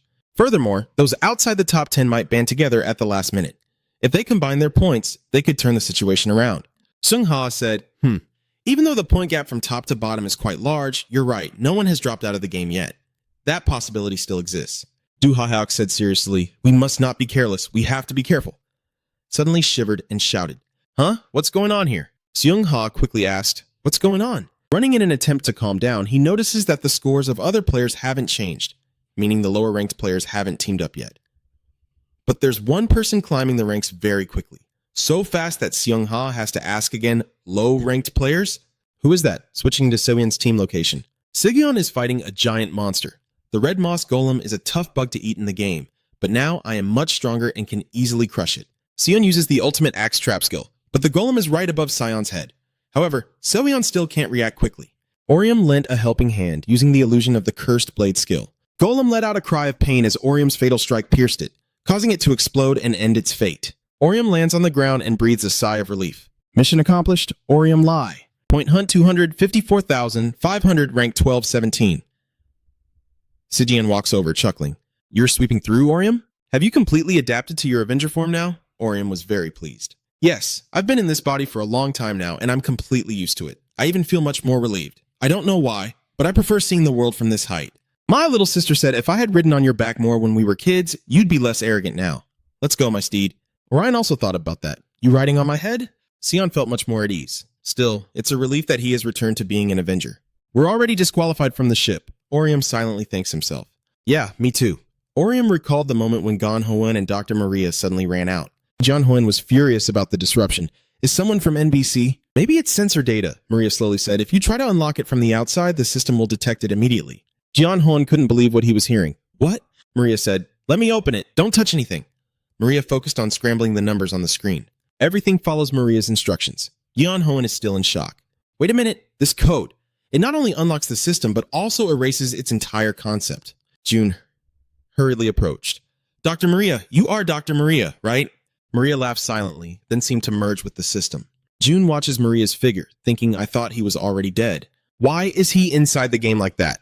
Wait a minute, could it be that he uploaded his consciousness into the game system? Orium and Seon are still focused on the electronic screen. June's distant call reaches them. Wait a moment. June was panting as he reached their location. I told you already, I can't keep up with you. Slow down a bit, Sai gets angry when he sees June. I told you to stay at the base, it's too dangerous outside. She wouldn't give up either, and I already told her I had something I needed to verify. Remember? We have to go together. Jang Hoen appears again. Don't worry about June. I am still watching her from behind. I stare and ask, what are you doing here? She said she wouldn't follow us even though she already joined the group. Gien put his hand on June's shoulder. I'm not following anyone, we're just heading in the same direction. With me here, you can hunt more comfortably, right? Don't look so annoyed. But Sai still doesn't quite like Jian Hon, so there's no need to worry, right? You two are more troublesome than monsters. Anyway, June can handle himself, so it's best to keep your distance from us. If you get too close, you'll be in danger. June, adjust your glasses. Don't worry about a thing. I won't interfere. I'm also rooting for you to win first place. Sijian made a heart shape with his hand in response. Sijian turns to Orium. Where to next? We need to act quickly if we want to accumulate enough points. Orium points at the screen.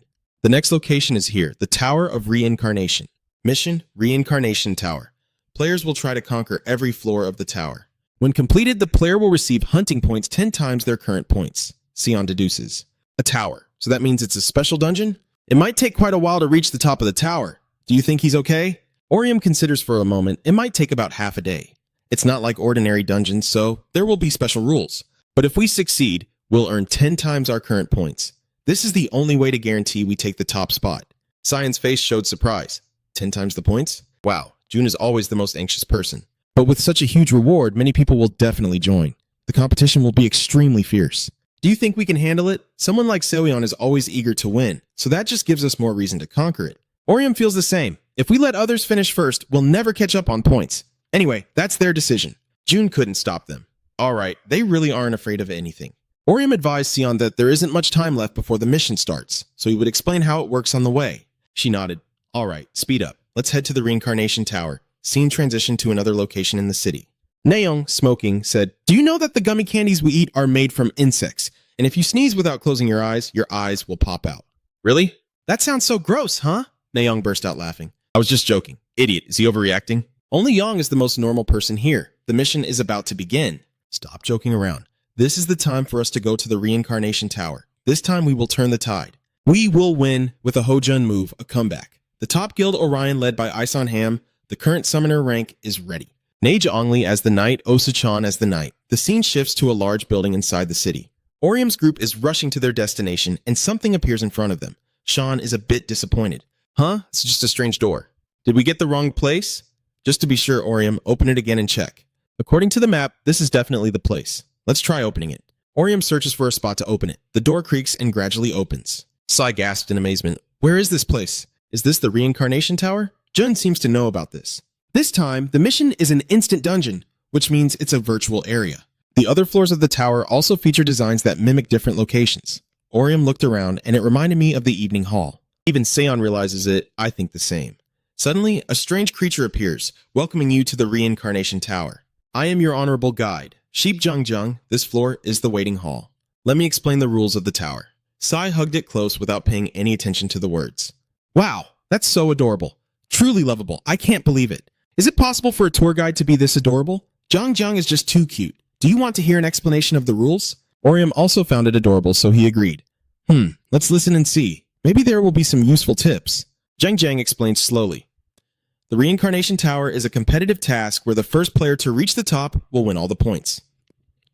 The tower has a total of 18 floors, and each floor features a random challenge. When they pass, the player can move on to the next floor. Sejun grits his teeth and pulls out the sheep. So we have to rely on luck again? Orion didn't know what else to say. Then Jung Jung continued explaining. There are 5 story stages in total. Story, shop, attack, rest, and special. In the story stage, you will have to make decisions to proceed. In the shop, you can buy one-time use items that can only be used inside the tower. During the assault phase, players will hunt monsters to collect gold used in the tower and can restore stamina at the rest stage. Finally, the special floor will feature a minigame for players. Note that hunting points cannot be used in the tower's shop. Only gold earned from the attack floors can be used. Additionally, items like healing potions purchased from outside cannot be used inside the tower. Remember these rules when entering. Sion still doesn't understand quickly. Wait a minute, you're not allowed to use healing items? We could die right on the first floor if we're not careful, but Jiang Jiang remains very calm. Don't worry, in this tower there is no such thing as death. If a player dies in any challenge, they will be revived at the waiting hall and can try again or leave the mission. In addition, the gold coins collected from the raid phase do not disappear when players die, so they can be used to retry or exchange for hunting points. Jun crossed his arms and said, "So the rules are similar to the roguelike genre? This is the first time Orium has heard of it. What is Rogerline?" Jun started applying his knowledge. It is a genre based on a game from the old days called Roju, where if you die, you have to start over from the beginning without any save points. At first, it only meant that dying meant starting over. But over time, this genre expanded to include many other rules. Orium realized that things didn't look good at all, with no save points and having to start over from the beginning. San understood the problem. So if we die in this tower, we have to start climbing from the first floor. Then, whether we have healing potions or not doesn't really matter anymore. Jun scratched his head in frustration. That's probably it. There's a problem with games like this that makes it very hard to beat on the first try. Sion finds this too strange. Huh? Why is it like that? It seems like Jun is an expert in everything. That's the nature of Roggerl. Players have to experiment, go through failures, and try again many times before they can succeed. It's always like that. The Reincarnation Tower also has a unique feature. Players keep their gold even after dying. That means the game gets easier after each attempt. At first, it will be very difficult because you have no gold to buy items. But the more gold you have later on, the easier each attempt becomes. Gion Hoen interjected. In other words, it takes dozens of tries to conquer the tower. Sai feels it's beyond the limit. Doing it dozens of times takes too much time. On the contrary, Jang Hoen is very fond of this kind of mission. Don't forget that this is also a competitive task. If we delay collecting the gold, others will reach the top of the tower before us, Sai muttered irritably. Ugh, what should we do? If we waste too much time here and don't score any points, what will happen? The one who hasn't spoken so far is probably Orium. No, there's still a way to win. We just need to get through the tower on our first try. Sagan looked at you with a hard-to-express gaze. They just told us that it's extremely difficult. June also can't accept that. Did you hear what I said? Of course Orium will quickly assess everything. That's why you're acting like that. If the challenge is too difficult, then it's true that passing it on the first try is impossible. But if it's just a matter of not having a recovery potion, we can still manage. In the end, we finally have someone to support us with that. Sion feels more at ease hearing this. Oh, right, there's also adorable Orium. June has no idea what she's talking about. Is Orium adorable? Since she's confident, it seems like she's got the mission under control. In addition, we have the skill to control puppet dolls, which means damage will be evenly distributed among everyone. No one will die from critical hits. Jian Hoen chuckled. That's right. It's a pleasure to serve, and Orium trusts your red-haired friend completely. In addition, we also have Jigun, who can repair damaged weapons. He nodded blankly. Huh? Yeah, that's right. The weapon repair kit is a one-time item, so I'll have to buy just one set. Orium laid out a plan for the team, and I guess everything else is to give it my all. I don't need to specify what to do anymore, right? Sion trusts Orium completely. All right, it's Jang Jang's turn to take the next step. It seems you're all ready to face the tower. Do you want to start the journey to the highest floor? Orium said excitedly. Of course, take us up now. It seems Jang Jang's smile is a bit mischievous. All right, let's begin the arduous climb to the top. Jang Jang excitedly creates a list of quests, revealing many options. Jang Jang said, you can choose the scene you want first. Where do you want to go first, Sai? Oh, so we can choose. We don't have enough gold, so going to the shop is pointless. Let's choose the story mode. June agrees. That makes sense. We can receive items from the story mode. So before I could say or do anything, Orium had already made the choice himself. Everything started to shift. Jang Jang says, welcome to the first floor of the Reincarnation Tower. You have chosen the assault phase to start this journey. You idiot! Why did you choose the raid phase like that? We should have moved slowly through the story mode. Orium wanted to take bigger steps. I think so too. But we need to gather gold as soon as we can, Orium said as he drew his sword. He swung straight at the monster. Who knows how many more attack phases there are from here to the top. June is feeling scared. I see now. Orium is truly amazing. I knew he was good at fighting, but this time it's completely different. Trying Rogerline for the first time, he quickly understood the rules and devised a strategy, showing enough courage to carry it out. Investing everything in Orium was indeed the right decision. The odds are heavily in our favor. Raise the alert. Don't just stand there. June, come back here. And then, the main group officially faces the challenge from here, moving to the waiting hall of other players. Damn it, I got hit with that cursed poison again, Chairman Mayer asked. How high did you get this time? Cian also didn't hide it. 9th floor, but I already earned 22 gold coins. How about you? Chairman Mayer was very proud. I reached level 15 with 84 gold coins. This time, we're definitely going to succeed. Let's wait for the others to return to the waiting hall, then try again as a team. Mayo's team, with a record high of level 15 and a total of 219 gold coins, transitions to the Reincarnation Tower, level 8 in the story mode. Yan screams in fear. Something is grabbing him. What kind of monster is this? Yan can only feel helpless. Just now it was a treasure too. Chuen Osu also felt worried. Captain, only Naeong remains the calm one. What a fool. All the treasures in this game are just traps. Yang sat up abruptly. I think I give up this time. See you at the waiting hall. My teammate. Naeong pouted and called him a real fool. Then all I could hear was Chen Osu shouting, Captain! The Orion Guild team, with the highest record on level 8, has a total of 30 gold coins. There are about 14 hours remaining until the Horizon event ends, including the Tower of Reincarnation and the raid phase. At this moment, Orion charges forward with a series of powerful attacks, while Sion counterattacks from behind. She uses the Scream skill of the Maze, which is a master-level skill of the Maze owner. The Moan of the Maze unleashes a hailstorm that stuns enemies upon impact. The attack is so sudden that the monster can't react in time. Seizing the opportunity, Orion counterattacked with the Illusion Sword of Revenge, and with a single strike, the monster's head was severed from its body. Orium slowly descends. He congratulates himself for taking it down. At this moment, the system displays the team status of Orium and Suion on level 12, with a total of 43 gold coins. After defeating the monster, Sion also feels that this time was quite successful. And Orion also agrees it's much easier than the deadly swamp on the 4th floor. Suddenly, she turned her face away, feeling extremely envious. Still, those two humans are really getting away too easily. They could at least give us a little bit of a fight. Oh my god! Hearing that, June got furious and shouted, Hey! I'm a blacksmith. Fighting isn't my strong suit. I told you already. Make Sion angry and shout at Jian Hoen. All right, but what about you? You know how to fight. She just sarcastically said, of course I can help, but I wasn't sure if you two wanted it, so I didn't do anything. So what now? Just say the word and I'll help you guys. She exploded with rage. Damn it. You disgusting, perverted game hacker. Seeing that, Orium thought to himself, his nickname is getting longer and longer. At that moment, Jiang appeared. Congratulations on passing this level. Now you can choose your reward. Hearing that, Orium couldn't help but be amazed. Is there really a reward? Aren't the rewards for clearing the raids just gold? Jiang then continued. After clearing level 10, you will have the right to choose at certain levels. I think you will like these options. Go ahead and choose. The rewards include gold coins, 36 silver coins, and an ancient relic item that increases attack stats by 20%, but reduces attack speed by 20% when used. Sion also knows it's a buff item for critical hits, which isn't bad, but do we really need it? You already have an amazing support, after all. So Orium nodded. Yeah, taking the gold seems like the most reasonable choice right now. However, in your mind, you can't help but wonder why the tower presented us with such an unexpected option. This ancient relic is good for a critical hit, but we don't need it. I'm sure everyone will choose the gold. That's too obvious. So why is there this choice then? Seeing Orium tense up, June stepped forward and asked, what are you thinking? Make your choice quickly and let's move on. Hearing that, Orium hesitated, and at that moment, Sion immediately realized and asked, do you want to try your luck with the ancient relic? Should I take the risk? If I were the game developer, I wouldn't make the choice so obvious. Usually the bigger the risk, the greater the reward. If we dare to choose the wrong answer, maybe we'll gain something. Hearing that, Son immediately asked to confirm if he meant they were trying to deceive us, and he roughly agreed. At that moment, she interrupted and said that the path to life is narrow and the door into it is cramped. Maybe you're right. Taking a risky option might be the right choice after all, since you can't win the game without accepting some risk. Sai also agrees with her. Yes. Finally, after some consideration, Orium spoke up. I've made my decision. The reward I will choose after passing this level is an ancient relic. Jiang immediately confirms. All right, you have it now. Take your items and move on to the next floor. With that, Jiang uses spatial teleportation. We just arrived, and Sion couldn't help but feel confused. A cemetery? Is this a raid? Jiang then appeared and said, this is a store. Feel free to buy anything you need before moving on to the next level. So it's a store? What do you think? You almost gave me a heart attack. Instead, Sai got furious and scolded Jiang. But if it's a store, why does it look so terrible? Trying to scare us?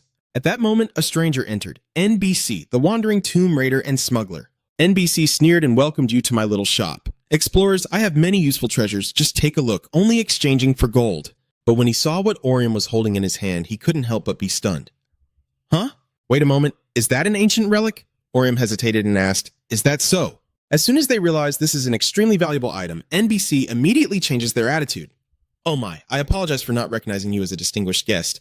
I can't sell like a typical merchant to someone like you. Please accept this.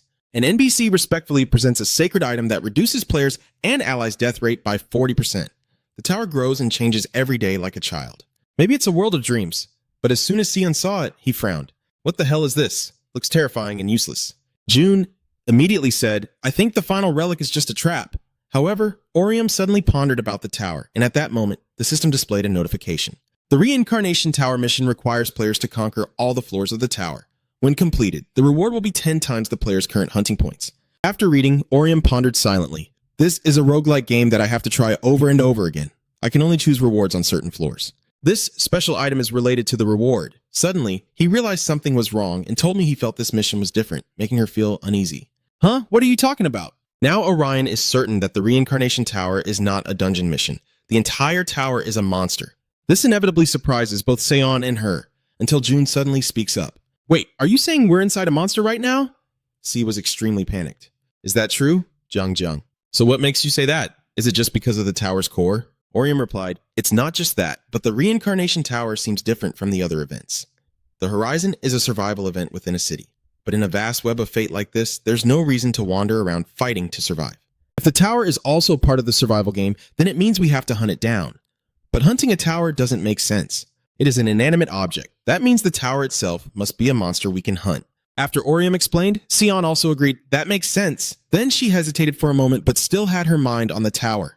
Orium didn't hesitate and replied, we must keep it, no matter the danger. I believe it could be the key to defeating the tower. Meanwhile, deep inside the mysterious dark basement, the creaking sound of a door opening echoed. This is the Reincarnation Tower, level 17. 12 hours left before the end of the Horizon. Hung Ha is extremely delighted. Never expected to meet you here. So that's the president of the Mayor Society. He smirked and said, we meet again. It's a pity Xiongha couldn't face her yesterday, she said sarcastically. It seems I can't escape from you, can I? Anyway, what are you doing here? Now that you've reached the top of the tower, you should finish the mission quickly. He calmly replied, there's still plenty of time before the horizon ends. If I finish too early, I'll have to deal with the mess of negotiating the points. I'll kill time and wait for the right opportunity. Hearing that, Xiongha chuckled softly. Sounds reasonable, doesn't it? If someone surpasses 1,000,000 points, those below will team up to overthrow them. You're clever, almost as clever as I am. President of the Mayo Guild then spoke up. I am also waiting for someone. We didn't arrange to meet here, but I think they will show up anyway, after all. There's nowhere else to go. Hearing that, Xiongha couldn't help but feel excited. So, you plan to fight that person right before the event ends? This is quite intense, but unfortunately, I'm not the type of person who enjoys drama. So, I assume you wouldn't mind if I passed through, right? Without hesitation, he decided to challenge. Just try if she can do it. As soon as she finished speaking, a battle erupted and they charged at each other, launching fierce attacks. The scene shifts to level 16 of the Reincarnation Tower, with 11 hours remaining until the horizon ends, and Orium's group is transported through space once more. After arriving safely, Zhang announces, Welcome to level 16 of the Reincarnation Tower. This is a level within the main story area. To complete this level, you need to find a way to navigate through the maze to reach the exit. There are gold coins and items in the maze, but watch out for deadly traps. At this moment, Orium finally realized, so this time it's a maze. Sai also wondered, should we try using the left-hand rule? Although it might take quite some time. The left-hand rule is a technique for navigating a maze by always keeping your left hand on the wall. Since the walls in a typical maze are connected, following this method will definitely lead you to the exit. But if the maze is more complex, this method might not work. Sai also said, I have navigation skills, but they only work when there is only one exit. Do you want to try first? Orium immediately agrees. Then, let's give it a try. Maybe there are more clues inside the maze. At that moment, Gaihon announced, I will handle this. Then she used her long-range espionage skill and said, I will use this skill to send my puppets into the maze.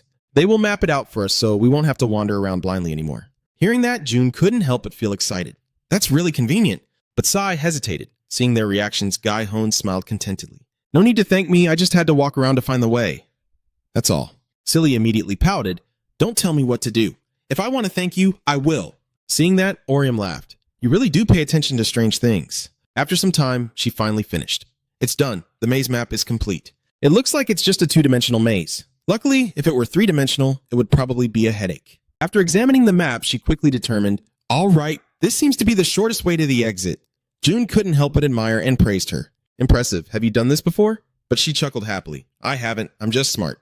A two-way maze like this is nothing to me. It's as easy as eating candy. Then, the group followed the maze according to Jianhon's instructions to the T-junction ahead. Jianhon suddenly said, turn right at the next corner and you'll see a hall. Then he whispered, hey, Orium, can we really trust that crazy perverted sorceress? What if she leads us in circles? Maybe this is a trap. Don't worry too much. I've looked at the map. She's not lying. Besides, as long as we're still in the tower, she definitely won't betray us. He has very few points. Even if he gets bonus points for clearing the tower, it wouldn't be enough to make a difference. Hearing that, Cyan pondered again. It made sense. Maybe I was overthinking it. They continued following her instructions. Suddenly, Orion turned back and asked, where do we go next? After checking the map, she continued to instruct to go straight from the main hall. The exit is on the left passage, but be careful as there are hidden traps along the way. Just then, a voice rang out. There is someone else here. The other participants gradually approached Orium, and he sarcastically said, I thought you guys were leading. You're really quick. At this moment, Cyan couldn't help but be amazed. I have seen that scar before. It's Orion's leader, one of the top 3 guilds. He is a summoning support user, rumored to be more reckless and stronger than the other dropouts. Hearing this, Orium, one of the top 3 guilds, was stunned, secretly thinking that he was on par with Xiongha. Suddenly, Yan shouted, hey, you guys, I have a question about this maze. Should I go left or right to reach the exit? Making Cyan suspicious, I asked, why should we tell him? Meanwhile, Orion also thought to himself that if we tell the truth, we might have to face him at the final level. But what if he already knows the way out? If we lie, he might come back to attack us. But this isn't a matter of telling the truth or lying. What I need to do is distract him, so Orion decided to answer him. We also didn't know this was a maze. You're the one who just realized it. Oh, right. We're in a maze after all. Sorry for asking such a stupid question. It's really annoying to keep wandering endlessly in this damn maze. As soon as he finished speaking, Yan suddenly launched an attack. He sneered. Do you really think I would be fooled by that answer?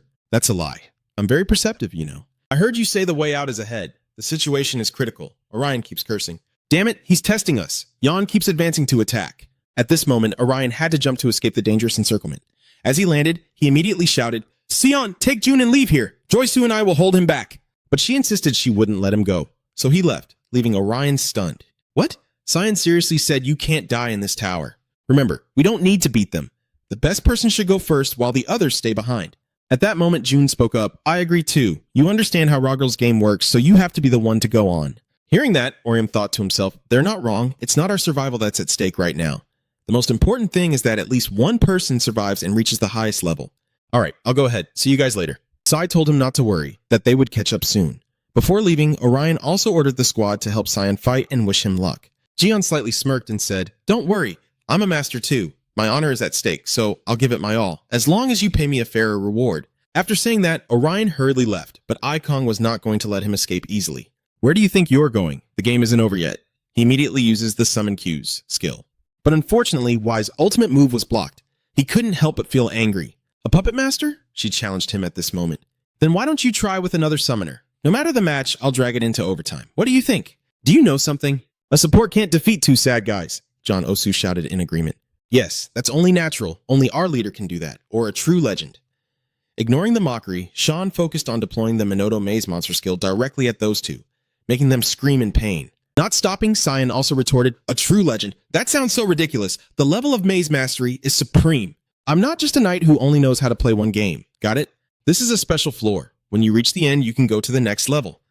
Hearing this, Orium couldn't help but feel confused. A special level. I secretly thought I had never encountered a level like this before. Then, as Orium approached to open the gate, he was surprised to find a fierce battle underway. Seeing him, Seong-ha couldn't help but be amazed. Orium, what happened to you? Meanwhile, the leader of the Mayor Guild seems excited. Has he finally revealed his true face? Seeing him, Orium suddenly thought, wait a minute. Are Seong-ha and the Mayor leader fighting? Are they deciding who will go to the final floor? Seeing that the situation was unstable, Orium suggested, let's end the fight so the three of us can go up to floor 18 together. However, the Mayor Guild leader retorted, no way, then what's the point of any of this? Even Seong-ha said he was happy to see you here, but I also refused. Teammates are teammates. Enemies are enemies. This fight cannot be stopped. Orion continued speaking. All right, if that's what you two want, I'll join this battle to see who will come out on top in this mission. Horizon will end in about 11 hours. The battle on the 16th floor is still fierce. In the critical moment, Trosu shouted a warning to Naong to watch out for the traps. If we get caught in one, we'll be under continuous attack. She pouted and replied, I know, you fool. Then Osu stepped forward and unleashed the Meteor Sword skill, which reduces the opponent's magic defense by 20% and increases the chance of landing a critical hit. Without hesitation, he swung his sword at San, but suddenly saw a playing card. It's amazing how Cyan was a step ahead, circling around to ambush both of them. He smirked maliciously. Could he really call it a trap if he saw it coming? As he finished speaking, magic immediately erupted, surrounding both of them in an instant, leaving Osu and Naong in shock. Segion cheerfully said, I have a gift for you, a collection of interesting traps. Dodge them if you can. Then she forcefully pulls the giant mysterious box toward her and activates it, causing the battle to become fierce. In another corner, the puppet master is still focused on her own fight. She controls the puppets to keep fighting the ferocious monsters, making everything even more intense and causing Yan to exclaim, not bad, you're skilled enough to make me a little worried. The kind of worry I feel before eating a spicy bowl of noodles. Suddenly, Yan swiftly moved to the back. That's when Jian Hoen realized there was a teleportation item. Wait, did he use a skill to summon himself? Before I could process it, she was kicked hard by Yan, and her stone head was knocked off her body. Young just realized it is a puppet. I guess she's too scared to fight. But then he was stunned. The puppet arms were holding Yan's legs tightly, and in front was the puppet master. Not a trace of fear. Yan sneers. I didn't expect you to wait for an opportunity to set a trap. I suppose I should apologize. I underestimated you. Even Mr. Ho responded. No need to apologize. Just die. After finishing, she uses the puppet song skill, a masterful technique of the puppet class. The puppet song summons countless puppets to attack a single opponent. In the face of danger, Y smiles confidently. He unleashes his ultimate move with the Vanta Black summon skill, leaving Gon Hon in awe. She wonders, what is happening? I can't see anything, even Xian, so at that moment she immediately used her torch skill. But unfortunately, Xian lamented, the sky isn't any brighter. This isn't ordinary darkness. He must be using a skill to absorb the light, and suddenly she was attacked when she couldn't see anything. Sil immediately thought, I need to keep moving. I will set another trap to hold them until this skill wears off. Meanwhile, Jian Hoen was still stunned, but also quite pleased. He summoned darkness to swallow the light. I don't think my eyes will adjust to it. Immediately afterward, she quickly used the Clay Army skill. It is a master level ability. The Clay Soldier puppet summons an army. It will not move for 20 seconds. The puppets can defend against attacks using 30% of the user's total health. At that moment, Gyeonhon silently thought that if I can't rely on my sight to escape this, I'll have to use my sense of touch instead. Attack me! The moment you touch my puppets, that's when you'll fall into my trap, and I'll swallow you whole. Meanwhile, Yong is smirking behind. He muttered to himself, truly a clever trick.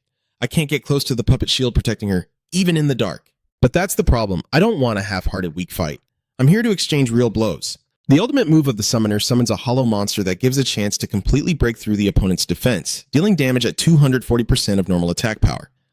He then decides to move forward and attack. Don't be too sad about losing. You should be proud of yourself for making me sweat. After saying that, he frantically destroys all the puppets blocking his way. His destructive power leaves the summoner in awe. Without hesitation, Yon charged straight at her. Did he even praise me? Not bad for your final attack. Hone then sneered and said, no one said that was my final blow. Our first round isn't over yet. And then a fierce battle erupted again. Meanwhile, on the 17th floor of the Reincarnation Tower, their fierce battle continued. The leader of the Mayor Guild unleashed his ultimate move, the Whirlwind Skill, then charged at Orium to attack. He quickly sensed the murderous intent and immediately moved to escape. But Chairman Mayor was suddenly stunned. Orium circled around and launched a surprise attack with the Revenge Skill, the Raging Fire Ring. Seung-ha seized the rare opportunity to use the Queen's Throne Path skill. Orium was hit and couldn't help but cry out in pain. He thought to himself that both of them are very strong. Being part of one of the top 3 guilds is no joke. If I focus too much on fighting one person, the other will tear me apart. I can't let my guard down. Moreover, in the 2 guilds Orium is fighting, I secretly hope Ryan and Mayor will eliminate each other while I stay out of it. But by doing so, I make them hate each other, so they will ignore me for now. I'm still not completely at a disadvantage. Immediately, Orion strikes with the Hate Flower Claw Revenge counterattack skill, surprising Chairman Mayor.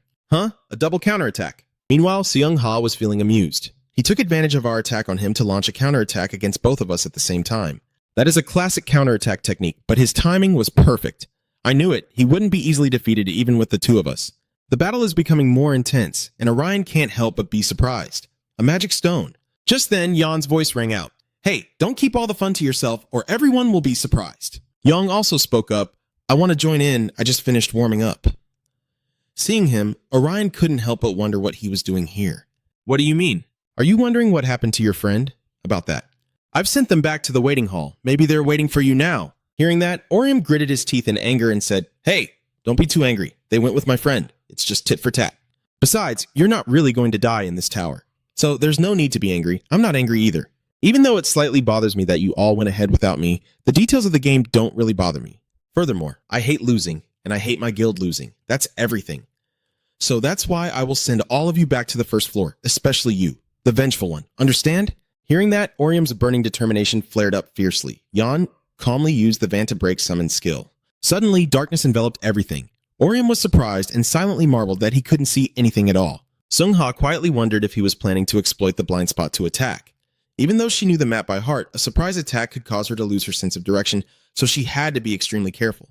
She secretly doubted and made a calculation in her mind.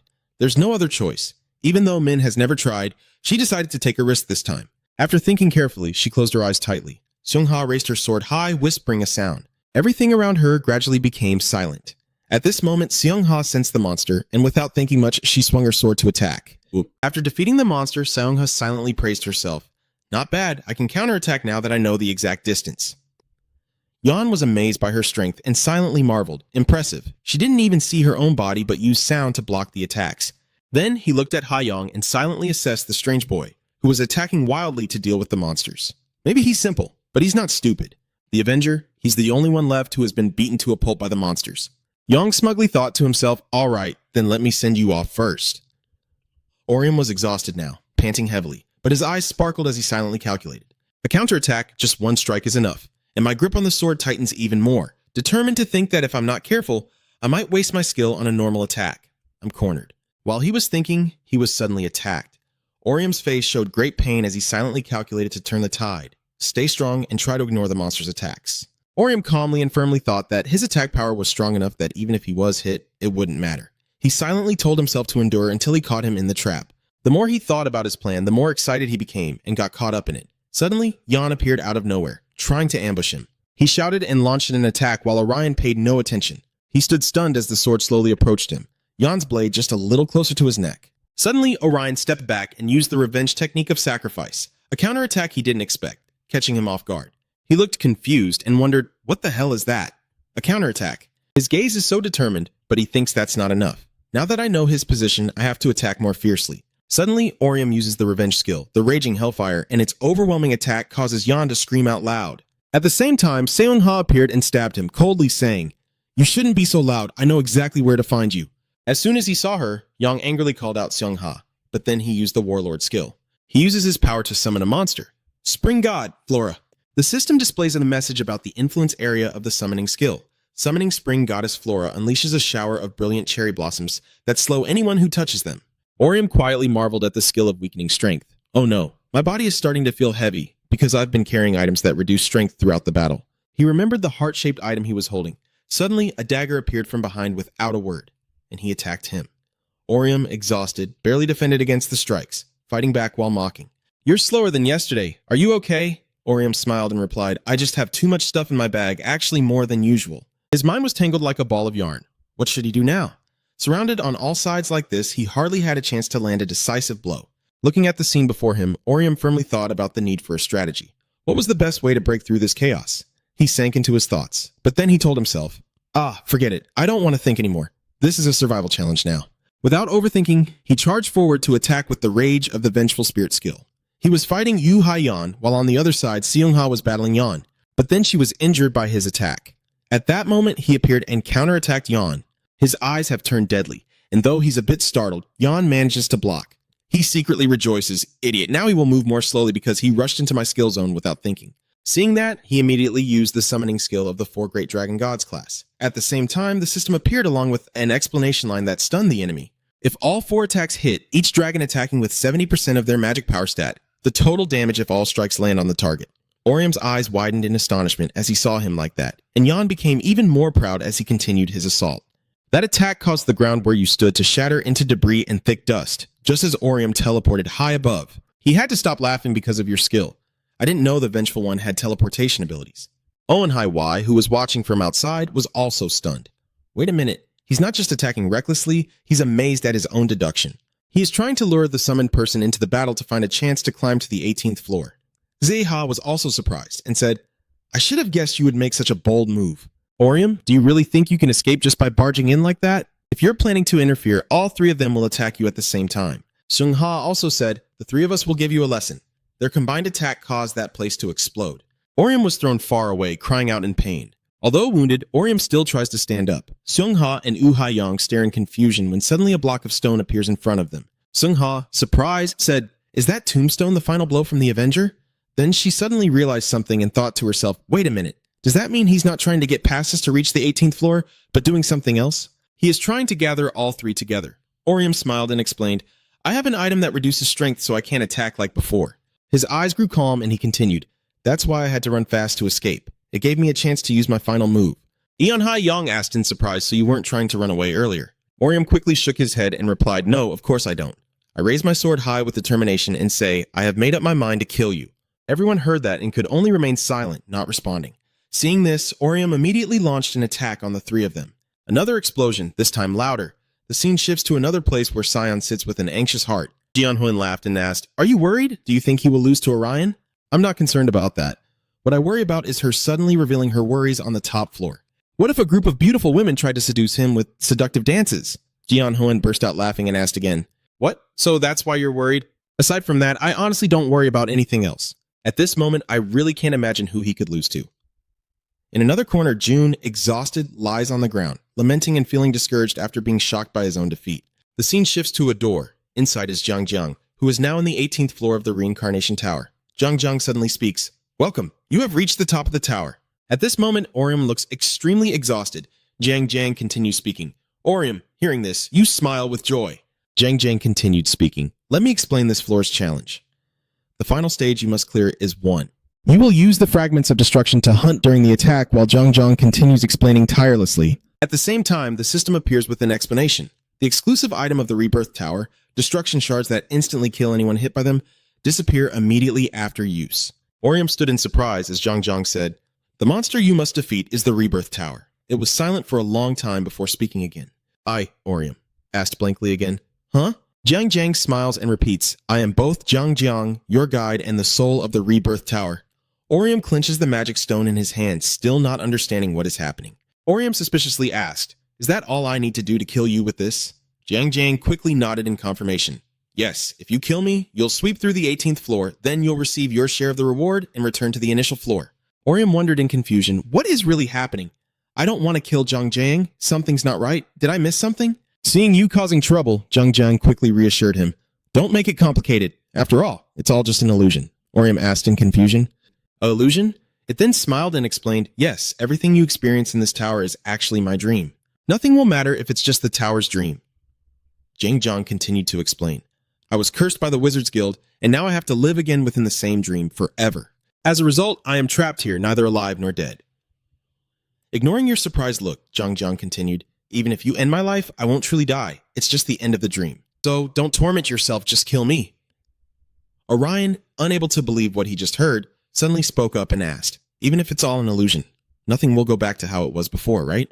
Holding the stone tightly in his hand, he smiled and said, "I mean, even if it's just a dream or an illusion, I can still see and feel everything."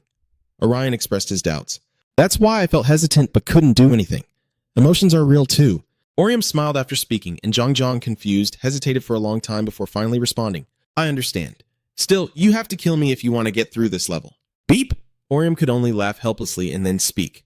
"That's the problem. I want to get through this stage as quickly as possible. But you're too adorable. I'm not sure if I can do it, but you're still suspicious and secretly think there's something wrong with this. Seeing you keep thinking, Jiang Jiang spoke up to remind you that time is limited and you need to act quickly. This is a competitive game, so other players could appear at any moment. If someone else clears this game area, you'll have to return to level 16. Orium replied indifferently. "What about the other players?" "I don't care about that. I have already taken out everyone on the 17th floor. You confidently claimed before I came up here, but then a sword pierced right through you." Orium was extremely surprised and couldn't believe the truth. Seung-ha appeared and apologized for the disturbance, but I have to continue. While Orium was still stunned, she used the Queen's dominant skill. The system notification appeared. The Queen's protective skill, the Queen's domination, temporarily immobilizes the opponent with attacks from behind. Because of the pain, Orium let out a faint cry. Seung-ha laughed and said, "Sorry, Orium. You just need to act a little faster to reach the top spot." Orium asked in surprise, "Seung-ha, what are you doing here?" "I defeated you on the 17th floor. Luckily, I picked up an item called Aaron the Witch's Flesh. Earlier, during my journey up the tower, I could use this item to revive once at the place I died. The system information panel reappeared. Tower of Rebirth. An exclusive item of Witch Aaron's meat allows the user to resurrect at the place they died. Witch Aaron successfully created a spell to bring users back from the dead. However, the resurrection was not complete. Orium, overwhelmed by pain, struggled to ask again. A resurrection item? He secretly blamed himself. Damn it, I didn't know there were things like that. Seung-ha shrugged and said, "Just don't stop me anyway. It hurts so much when you hit me with maximum force both physically and emotionally, bothering you." She coldly approached, took out a stone and said, "And now, to reach the goal, I just need to kill this adorable creature, right?" "Wait a moment. Seung-ha, please let me explain." But Seung-ha just coldly said, "Sorry, I can't."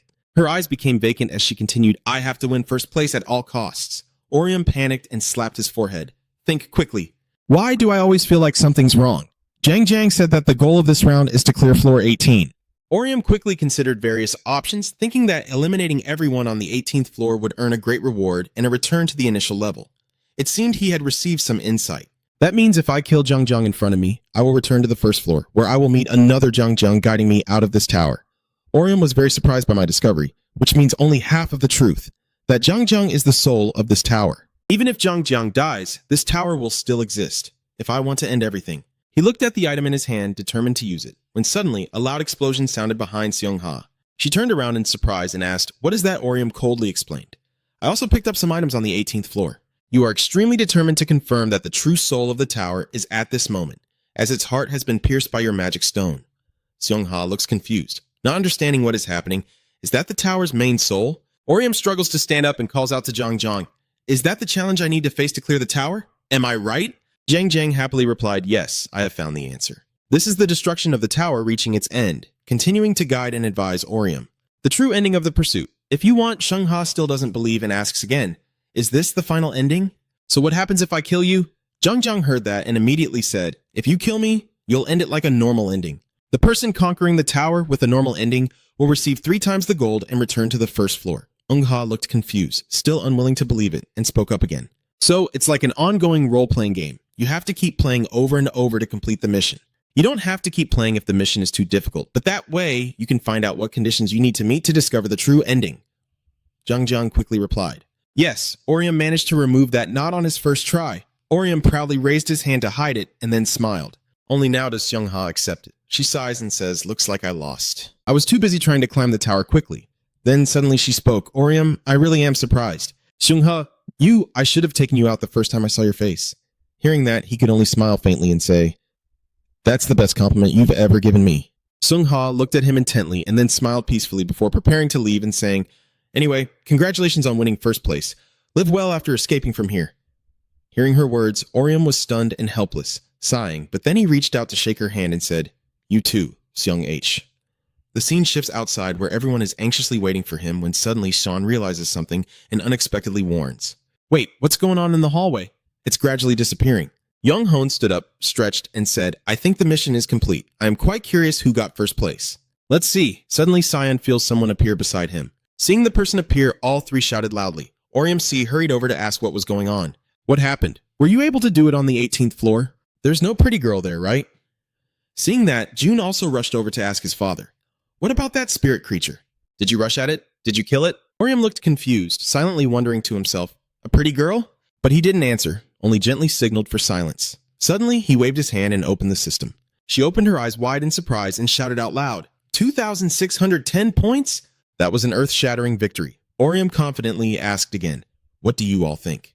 Not bad, right? Sai blushed and tears welled up in her eyes. She quickly rushed to hug him and said, you are the best. He hugged her and smiled. The system displays a notification. Orium Lee is ranked 12th. The scene shifts outside the area where everyone is gathered. Nayoung looks at the leaderboard and comments in amazement. This latest ranking update shows the top player with 2,610 points. She looked surprised and asked her teammate, do you know anything? Even if you put all our points into it, you still wouldn't reach that number. John Wu exclaimed in shock. I knew it. Nayoung sighed in disappointment. Then John O turned to ask anxiously, what should we do, leader? They will lose if they don't act now. Y nodded and replied confidently, there's no doubt about it. Avenger will take the lead at this rate. We have to find that guy now. John O asked in panic. What, is that really a BK? Nei Dong also agreed and said, is this a bit too much? Seeing his teammates resist too much, he angrily said, I didn't say we would kill him ourselves. We just need the other players to do it.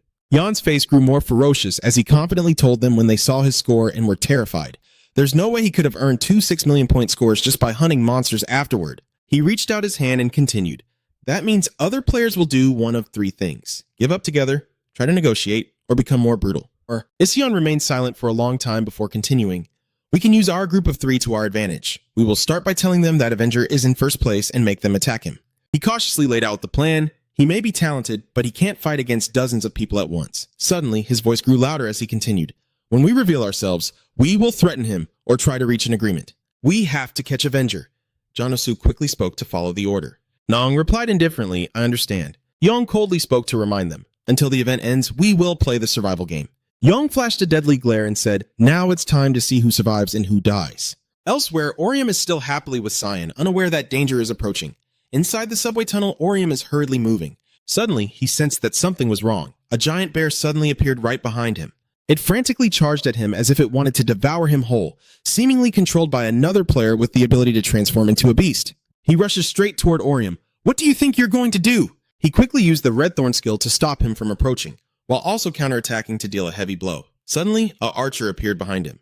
He used the sky-shattering arrow skill to shoot at Orium, but he still managed to react and defend himself with the haunting revenge technique. Rewinding to 2 hours earlier, Sigwo considered Orium. In about 8 hours, we will be fine as long as we maintain our current position. He calmly replied, yes, just stay alert and play it safe until the event ends.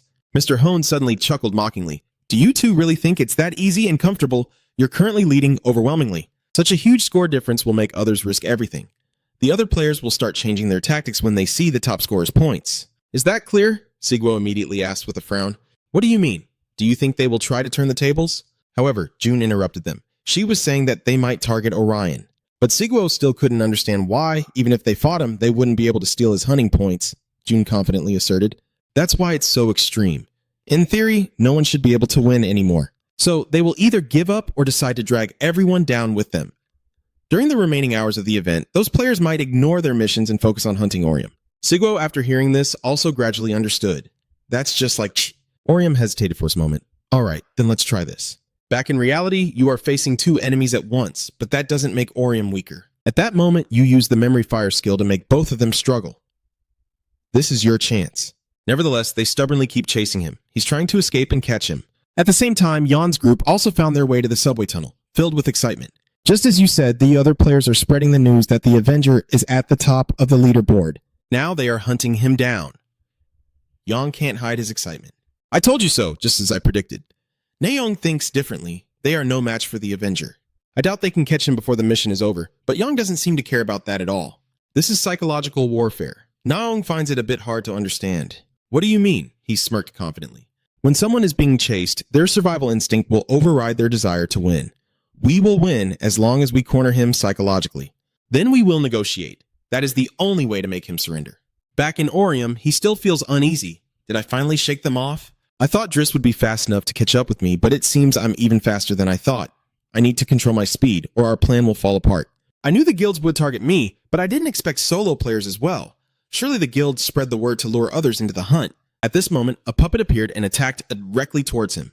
Luckily, thanks to quick reflexes, he managed to escape. Wait a minute, is that the summoner's skill? Sure enough, once again you face Necromancer. She looked very pleased with this, so we meet again. This time I will crush you. This will be the last time we meet. She immediately unleashes Jia Shuang's Fury skill, attacking you with lightning speed. Despite that, Orion stubbornly tries to stop her, saying, "The leader of GA is dead, stop it, fighting me won't do any good." Your words won't change her mind, are you sure? I bet killing you will feel incredibly satisfying. In the end, she still decided to use the Buried Within technique to corner you.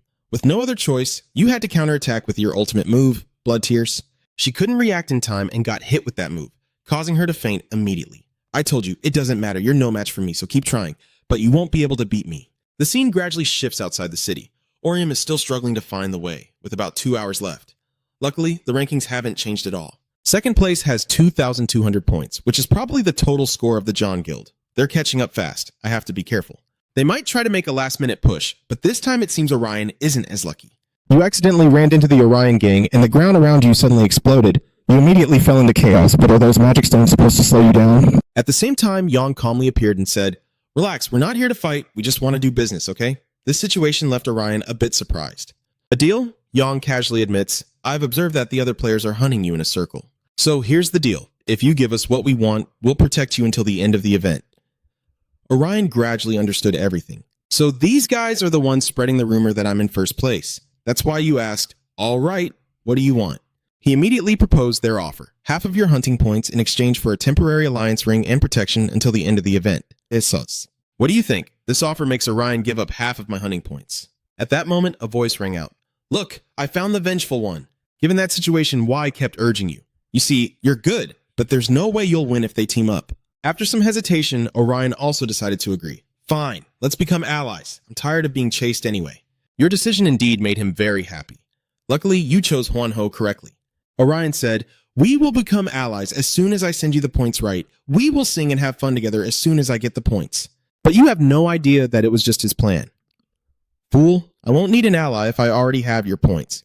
I'll expose him to those fools out there as soon as I get the chance. Don't feel too bad, kid. You're still young. Adults always use dirty tricks to get ahead." A little later, Orion also completed the transaction. "I just sent it. Let me check." However, he looked confused when he saw he only received 5,000 points. Ion immediately flew into a rage. "What the hell is this? I never said I needed an odd number. You had to send at least 1 million points. Don't you know how to do the math? Orium just judged you again." "I know, I only have 10,000 points. After being tricked, he started to lose his temper. "How do you know that, you bastard? Have you changed your score?" Meanwhile, Sigwo and the others remain very relaxed. Nothing beats drinking strawberry milk after a tense battle. Even June is amazed. "Are you filming an advertisement? With your current score, she has already taken the top spot. Orium is facing Yon's team," Nayoung exclaims in astonishment. "You know there's no reason to take down the Avenger now, right?" Troz whispers cautiously. "Well, even I know that." At that moment, Leader Yan was questioning life, confused, asking himself, "Is that all there is?" "We lost. Yan can't accept that." He grits his teeth in anger. Overcome with rage, Yan shouts out loud, "How is that possible? Our plan was perfect." He angrily blames everything on Orion. "It's all your fault. How are you so smart? Why don't you just give up? You're just a lowly high school student, yet you dare to block my progress despite all my efforts." Hearing those words from him makes Orion feel even more clueless. He secretly sighed to himself. He must be very annoyed. You're still angry, and you angrily curse right in my face. My strength is always having a plan, even if it doesn't seem like it. I can't believe you've taken everything away. Suddenly, he stopped yelling and spoke in a normal tone, saying, "All right, I have one last question for you." But his question was really strange. "Did you kill any other players during the event?" Orium replied indifferently, "Yes, once." Hearing you say that, Jan's two teammates tensed up and prepared to fight. Jan also became serious and asked, "Who was it?" "Tell me everything they said and what their final words looked like," Orium said coldly, after thinking for a moment. "He is a death god, and his name is Ji Hong. He is tall and thin, wearing a baseball cap." Owen silently asked again, "Are you sure he's the only one?" Feeling confused by the question, Ozen coldly replied, "If you don't believe me, I can show you my combat log. It lists all the people I have fought." The boy observes them seriously. EONG also looked back at him thoughtfully, but before long, he raised his head and said, "I just wanted to check. Don't worry about it." He looked at you with a half glance and then continued, "We lost some members of the guild. They were skilled players, yet today they were defeated by monsters. I think I need to be sure." Suddenly, he turned and praised, "You're a good kid. You even used yourself as bait to save the others in your group." Orium looked at him with indifference, even as he kept rambling on. I have a sixth sense for these things. I can tell who is good." Without waiting for your response, Yang turned and walked away saying, "Anyway, we don't want to waste more time. Goodbye. We won't cause trouble for you until the event is over. Just consider that our promise. We really have no reason to help you. You'll have to handle it yourself." Watching them leave, Orium sighed helplessly. Just as you were about to leave, Yang spoke up and said, "I have one more question for you." He asked loudly, "What would you wish for if you got first place?" Orium looked at him in surprise, then fell into deep thought before replying, "Well, the scene shifts to a tall building, and the space there is extremely quiet." Yang and his team are running quickly forward. As they run, Chan Osu asks, "Do you think the Revenger's wish will come true? If it comes true, it would be a real miracle." Naeon calmly answered the question. "I was surprised by that wish, wondering if it would come true. Most people would wish for something like a once-in-a-lifetime opportunity for themselves." Listening to his two teammates gossip, Yan remained silent. Suddenly, Naeong had a sudden idea. "If I had one wish, I would make the Avenger serve as my servant." Tron U was surprised by her words and shouted loudly. "Really?" she replied indifferently. "Yeah, it's true," he asked suspiciously. "Really?" She immediately burst into laughter and said, "Of course not." The system appears with a message saying there is 1 minute and 36 seconds left until the horizon ends. Everyone is very focused on the match. The John Guild split into two teams, one led by Jonung and the other by Suhaksen. They scored a total of 600,000 points. June's guild was very skilled, earning a lot of points for themselves and bringing their total score to just 20,000 points behind Siwyeon. Other guilds are also fighting fiercely. Mayor Guild used their unique attack abilities to hunt enough monsters to surpass Orion and take third place. At the same time, Orion and his team also fought tirelessly, but Orium and Siwyeon's teams kept going by choosing missions they knew they could complete quickly. Sion worked hard to catch up with Orium. They increased their total score to 3 million points, putting them in first place. At this point, the streets have been heavily damaged. Sung-ha, exhausted, wipes his sweat and says, "About 30 minutes left, we are only 50,000 points behind first place." Du Hai-uk nervously said, "Say Ung-ha, the event is about to end." Sung-ha, confused, asked, "What's going on? Are you giving up?" Du Hai-uk smiled and hurriedly explained, "No, we need to kill as many as possible before it's over." "This is our last chance." Sung-ha agreed and replied, "Yeah, let's do it." She looked around and said, "I always need a strong teammate like you by my side." The scene shifts to a ruined city, with debris everywhere. C sits on the ground, eating while checking the system display. She furrowed her brows, thinking to herself, there are only 10 minutes left and just 9,000 points separating us from second place. If we slip up, they could catch up. Suddenly, Orium ran over from afar, shouting Seon loudly. She looked up in surprise, and as soon as she saw him, Sai anxiously asked, "Orium, are you okay?" "Don't worry, I'm fine. I defeated Orion, but we did it together." When she saw it was just her, Orium asked in surprise, "June and the Puppet Master, where are they?" Sai quickly replied, "They are in the bathroom and will be back soon." Orium cheerfully said, "Let me send you the points I earned on the way here." As he spoke, he operated the system, saying, "We shouldn't waste time maintaining our position." Suddenly, Sion worriedly intervened. "Wait, you should remember to take back this point. Can I only protect you for a little while?" Orium nonchalantly said, "No, you keep it. There's only a few minutes left, but anything can happen." He's expressing his concerns. "If I get sniped at the last minute, all the points we earned will go out the window." Suddenly, Sion said, "Wait a minute. This was your plan from the beginning, right? You want me to be number one." Orium scratched his head awkwardly and said, "But it just turned out like that. But I always knew how I wanted to repay you somehow." You suddenly recounted the past, saying that without you, I might still be getting bullied. Sai didn't expect him to remember so clearly. "It's okay. You don't need to worry about that." Suddenly, she continued, "So does that mean I can use my wish to hire a harem filled with my favorite idols?" Orium asked in panic. "What do you mean?" Seeing your reaction, Sion just told me it was a joke. You fool! Orium thought to himself, terrified and turning pale. Is that just a joke? Suddenly she became serious and said, I will wish for anything you want. Orium asked in surprise, what is your wish? She shyly and thoughtfully replied, my wish is yours, but I realize it's useless anyway. Saigon drifted into distant memories and began to open her heart. Even if I forget what happened between my parents, the same things will keep repeating. That's why I will accept everything that comes. Maybe my family can be more harmonious, even if it's not like before. Her eyes became more determined as she continued, if that doesn't work out, I'll create my own family, a much happier one than the family I grew up in. Orium smiled brightly and said, I will cheer for you, Sai. Overwhelmed by your foolishness, sighed in exasperation. You mean you'll cheer for me? Sometimes you're really silly. Then she opened the system panel and observed. At this moment, the system started announcing that there were 30 seconds left, and when time ran out, the event would automatically end, with the top player being taken to the award ceremony. Suddenly, Orium spoke up, saying, I almost have no time left. I need to tell you my wish. Basically, I want to. Saigon calmly replied, I understand. You looked confused and asked, do you know? Saigon calmly asked, you want to bring back all the people who died in the game, right? She looked at him, smiled brightly, and said, I think that's probably it. I understand you too well. You are a kind-hearted guy, and you love your sister very much. Orium still looked at her in confusion. Sai continued to share his thoughts, which is why you didn't need to tell me what you've been fighting for all this time. Suddenly, a building collapsed, affecting the neighboring structures.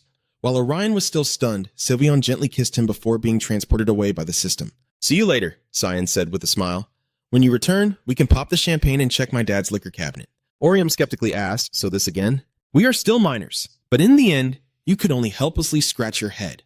Orium sighed and replied, yeah, probably. Just once, it probably won't be a problem. And then she was transported away. Orium looked up and exclaimed, it's over. He looked up as the sky gradually turned blue, feeling joyful and exclaiming that the horizon was finally over. Suddenly, someone called out to Orium. He turned around and told June. With shock, June points up at the sky and says, look behind you at the sky. Orium looked on in confusion. A starry sky? The scene before Orium left him stunned. A strange cube appeared in the sky, with an eye in the center. Orium muttered in confusion, what is that? A strange entity suddenly appeared in the sky, instantly leaving Orium unable to hide his shock. What is that?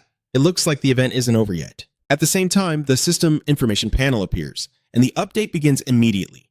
At this point, he still cannot understand what is happening. Did I revive the boss with my wish? Is that why this is happening? In the end, he's just an administrator. Wait, it seems John and Seoho are still dead. I guess my wish hasn't come true yet, so what's going on? At the same time, June warns Orium that this means boss is not the administrator. June's mood started to turn anxious. No, that doesn't mean anything. Dr. Maria and boss are the only two allowed to use AI? Suddenly, Orium felt uneasy and immediately turned to question. Hey June, where did the controller go? Yet he still calmly believes she was behind me just a second ago. But when he turned back, he saw no one at all. This immediately caused Orium to fall into deep thought. At that moment, a stranger approached the two of them. Luckily for Orium, he managed to dodge just in time. He looked at his face with suspicion. Who is he? A member of the Stars? She quickly summons her weapon and attacks him relentlessly. In just a few seconds, Orium regains his composure and counters. Your attack seems to have harmed him. Even with the Xi-24 simulator, I can't defeat an evolved character. Suddenly, June shouted loudly, asking both of them to stop. Who are you? Why did you do that? The event is already over. However, she still remains cold. The event may be over, but the game is not. You should know that she's June. Her words immediately made him feel afraid. How can she recognize me? I've changed my body and face completely. She seems to know all the information about both of them. Then she softly said to Orium, I'm not here to fight you. You don't need to be so excited. Still, I don't understand what her goal is. What does she mean by saying that? Are you the one who tamed me? But she denies it, which is a way to assert your strength. I will ignore your apology. Orium gradually lost his composure. So who are you? What do you want from us? Yet the female assassin calmly retorted, I will explain everything to you, but not here. This area is on the edge of the collapsing lakeshore. I want you to come with me. We shouldn't plan around your refusal. At this moment, countless laser beams target June, immediately causing chaos for him.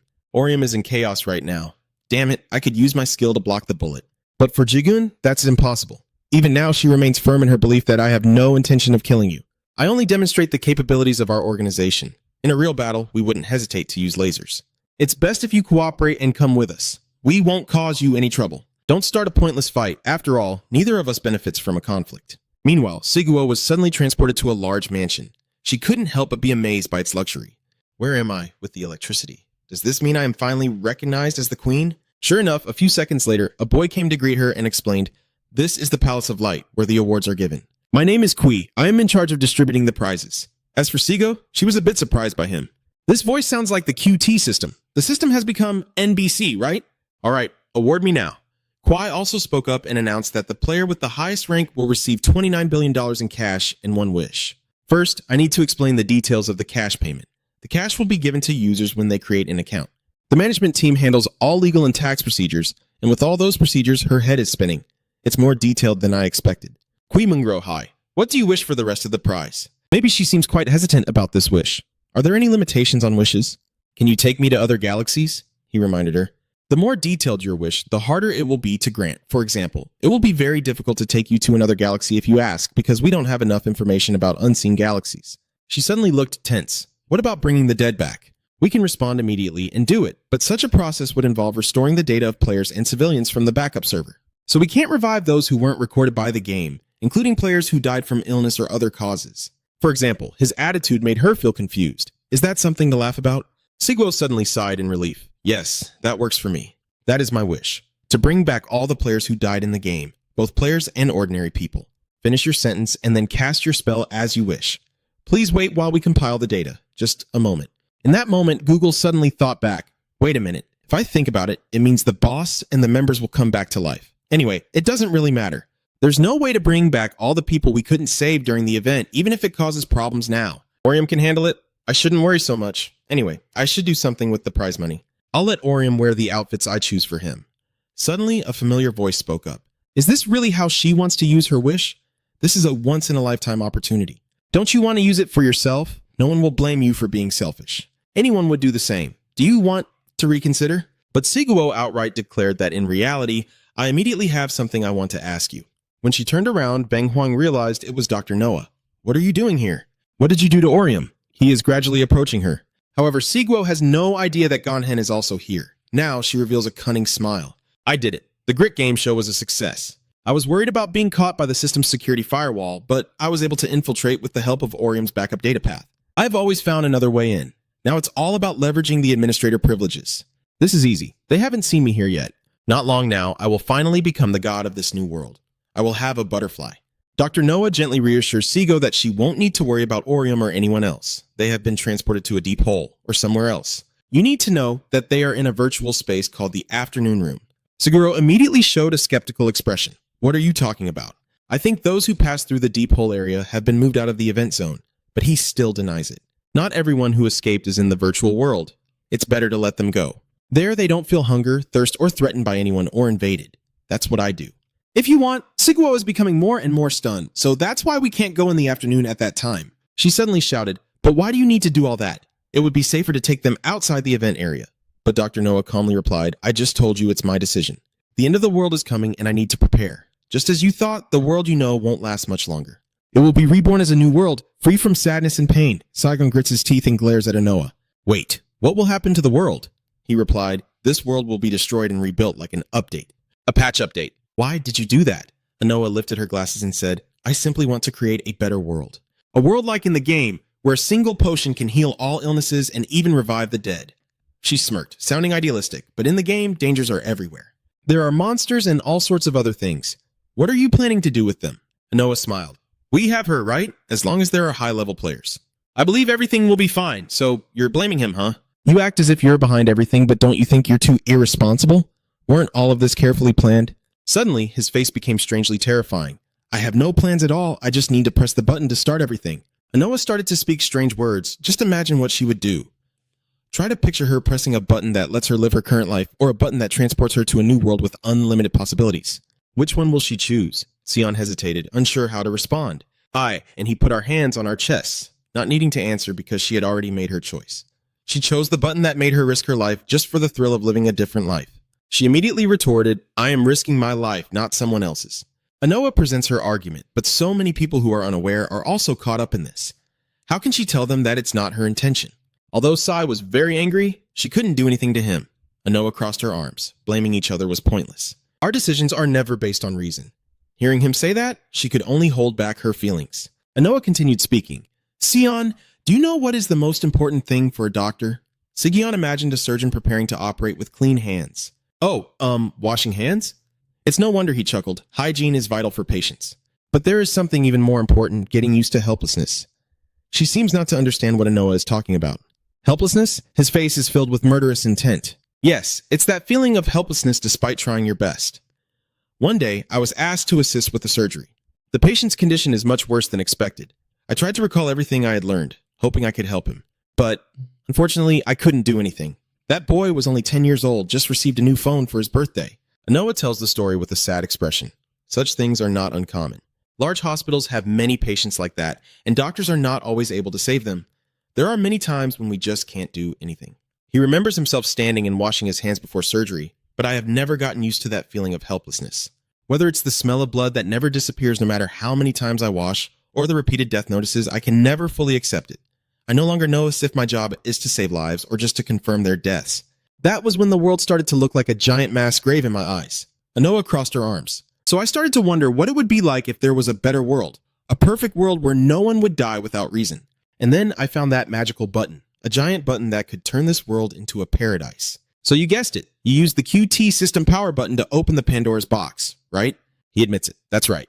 I opened the Pandora's box. I believe it will bring hope. Anoa remembers trading with a stranger. Maybe I was just a fool being deceived. He glanced at her, and I have no regrets. This world will become a better place. Swan scratches his head. What you said sounds like a bad rap verse. Basically, the world is about to end. Seeing that it was unconvincing, Anoa turned to Kay and asked, "So then I'll ask you, do you have any reason to protect this world?" Sion shouted in anger. Of course she did. She quickly summoned her weapon. "When this event is over, my boyfriend and I will go on a date. It will be our first date. So don't even think about ruining it with doomsday or anything else. Do you understand?" A strange magic circle begins to appear in the sky above, and the car below speeds away. Orium sat inside that car, panicking as he shouted, "So once the update is complete, the whole world will turn into a game." June turned around. "I'm not sure what's going to happen next. Everything will be decided by the super AI system QT. The girl sitting beside me replied, "I don't know if our hacker team will succeed in disabling it. We have been trying to hack into the system for a long time, but no one has been able to access the server data." Hearing her say that, Orium became even more uneasy. Wait a minute, what did you mean? When will the update be fully completed? The girl guessed that, based on the increased calculation speed, it would take 40 days to change the entire world, and since Soon is the update center, it would only take about 3 hours. Hearing such shocking news only makes you more worried. 3 hours? But she remained very calm and said, with only 2 hours left before the mass bombing begins, June also started to feel scared. Mass bombing? What is she saying? The girl is still calmly driving. If the hacker fails, they have no choice but to use force. If they want to cause damage, they must strike before Sion becomes just a game. That's why they will start dropping bombs randomly. Within 2 hours, all member countries, including South Korea, had approved this measure. Orium strongly opposes the government's actions. It can't be carried out like that. There are still civilians in the city. She replied, "I know, so this is the last resort. If not, we would have ordered the bombing from the start. But now is the time to make a decision. There is no other choice. Sacrificing a few lives is better than letting the world end." Orium sat in the car observing the situation in the sky and promised with a face full of determination, "I will find the administrator within an hour and stop the update." June glanced at him when Orium spoke, but she stopped him. "I can't let you do that. Once the world turns into a game, we need warriors like you. I can't let you stay in the bombed area. Listen to me and stay put." The girl pulls out a gun and points it directly at June, threatening him. If he doesn't comply, both of them will be considered a threat to the mission. Cornered and helpless, he could only sit and watch her. Orium's mind grew chaotic. What should I do now? If my wish has been granted, it means that those who died at our school and others have come back to life. If we leave them behind, they will be caught in the bombs and die again. You sit there staring at her blankly, but if I resist, Jigun will die. What should I do now? I can't think of anything. I have no other options left. Think now. Suddenly, a flash of light appeared in Orium's mind. Then, the system panel suddenly appeared right in front of him. Orium read each line of text on it, as a team member had sent a teleportation request. Are you going to accept it? You got a great opportunity, but you're hesitating. Wait a minute, this skill, June shouted loudly. Orium, catching Orium's attention, he guessed, I don't know who the administrator is, but I bet he's in that 4-dimensional CPU, floating over there. If the whole world goes through the 2.0 update, that will be the only place that remains unchanged and safe. Hurry and stop the administrator. I trust you. He shouted confidently. You were quite surprised to see June trust you that much. June, the girl continued to threaten. Don't do anything you'll regret, Orium, or your friend will have to die. But this time June challenged me. If you want to kill me, just do it. I am an engineer who developed VVR4. I am one of the few who understand the technology capable of preventing this world's collapse. He is confident, challenging, and threatening. Do you really think you can kill me? You understand now, right? Orium, get out of here and do what you need to do. Orium was silent for a moment before speaking. Thank you, June. Light beams are starting to appear around your body. I promise I won't fail. The girl tries to stop me. Orium, wait, but maybe it's already too late. Orium quickly teleported away. Seeing everything go smoothly, June let out a relieved sigh. But he felt uneasy inside. But if the update has already started, the quad-core CPU is the core. Even for Orium, reaching the core is no easy task. Sion ruthlessly swung his weapon toward Dr. Noah, catching him off guard. Are you planning to kill me? Sion replied. If that update doesn't stop, I don't think I have any other choice. I admit I feel sorry for Orium. Noah remained silent for a long time before saying, if that is the path you choose, I suppose there is nothing more I can do. After all, war is inevitable when there are differences in opinion. But earlier, Jianhen was pulled by Noah's power, causing Sion to gape with wide eyes as a rude and perverted puppet master. Gonen couldn't control his body as he wished. What's going on? I can't control my body. Dr. Noah spoke again. Sorry about that. According to the rules, uninvited guests are not allowed here. Then he took out a box that was quite familiar to Jian Hoen. That is my infiltration tool. With that in hand, Noah says the infiltration program is hidden within the game. It's really hard for me to get it. It's not fair to use these tricks. After destroying the box, Noah turned her gaze back to her. The others are working hard on it, so she won't be able to eavesdrop anymore. He warned Jian Hoen that next time she could enter through the front door by taking the right path. With that, Jian Hoen had completely disappeared. While Soyeon was still wondering where she had gone, Noah informed her I had deleted her using my admin rights. I can do that here. Is that the admin rights? She wonders if that means her skills don't work on Noah. She is currently facing an extremely ironic situation. Many thoughts race through Sion's mind. I could fight him if he were an ordinary person or a murderer. Looking back, the administrator is basically a god to other users. Does that mean there's really no way to win anymore? Orium is transported to a different location in the city. You look around resourcefully but still don't know where you are. Where am I? I think I will be transported to the stadium. At this moment, Orium saw Seong-ha and loudly called out Seong-ha's name and the other members of the John Guild. A few people I haven't seen before. In the confusion, Seo-ho introduced himself to you. These are the guild members you saved. Seeing Orion recognize me, Seo-ho must remember my name now, right? Anyway, I've heard the news. I heard you won first place and used your wish to bring back everyone who died in the game. I'm impressed, Orium replied. I don't know if that wish came true, but I decided to try anyway. I'm glad it became a reality. At this moment, Seong-ha interrupted. She was searching for Seoyeon's whereabouts and asked Orium about her. And what about Seoyeon? I think Secretary Ho summoned her. Orium suddenly realized the situation and shouted to everyone, "This is not the time for this." The crowd grew confused by Orium's actions. He and everyone else moved to a different location while revealing the upcoming event to them. There will be a bombing in 2 hours and news updates. If all of that is true, we only have about an hour and a half left. That's why we need to achieve 4-dimensional CPU. We don't have time to waste. If we take down the administrator, we can stop the update. I mean, we don't even know if the administrator is there. That's just a guess. If the administrator is hiding somewhere else, we're doomed. Gi Eung-hoen has returned to where everyone is, carrying many wounds. She continues after Orium. Orium is right. The administrator inside that CPU is the mastermind. I know because I just exploited a bug to test it a little while ago. The administrator here and the top-tier Sion Seong-ha immediately panicked when they heard Sion also appeared there.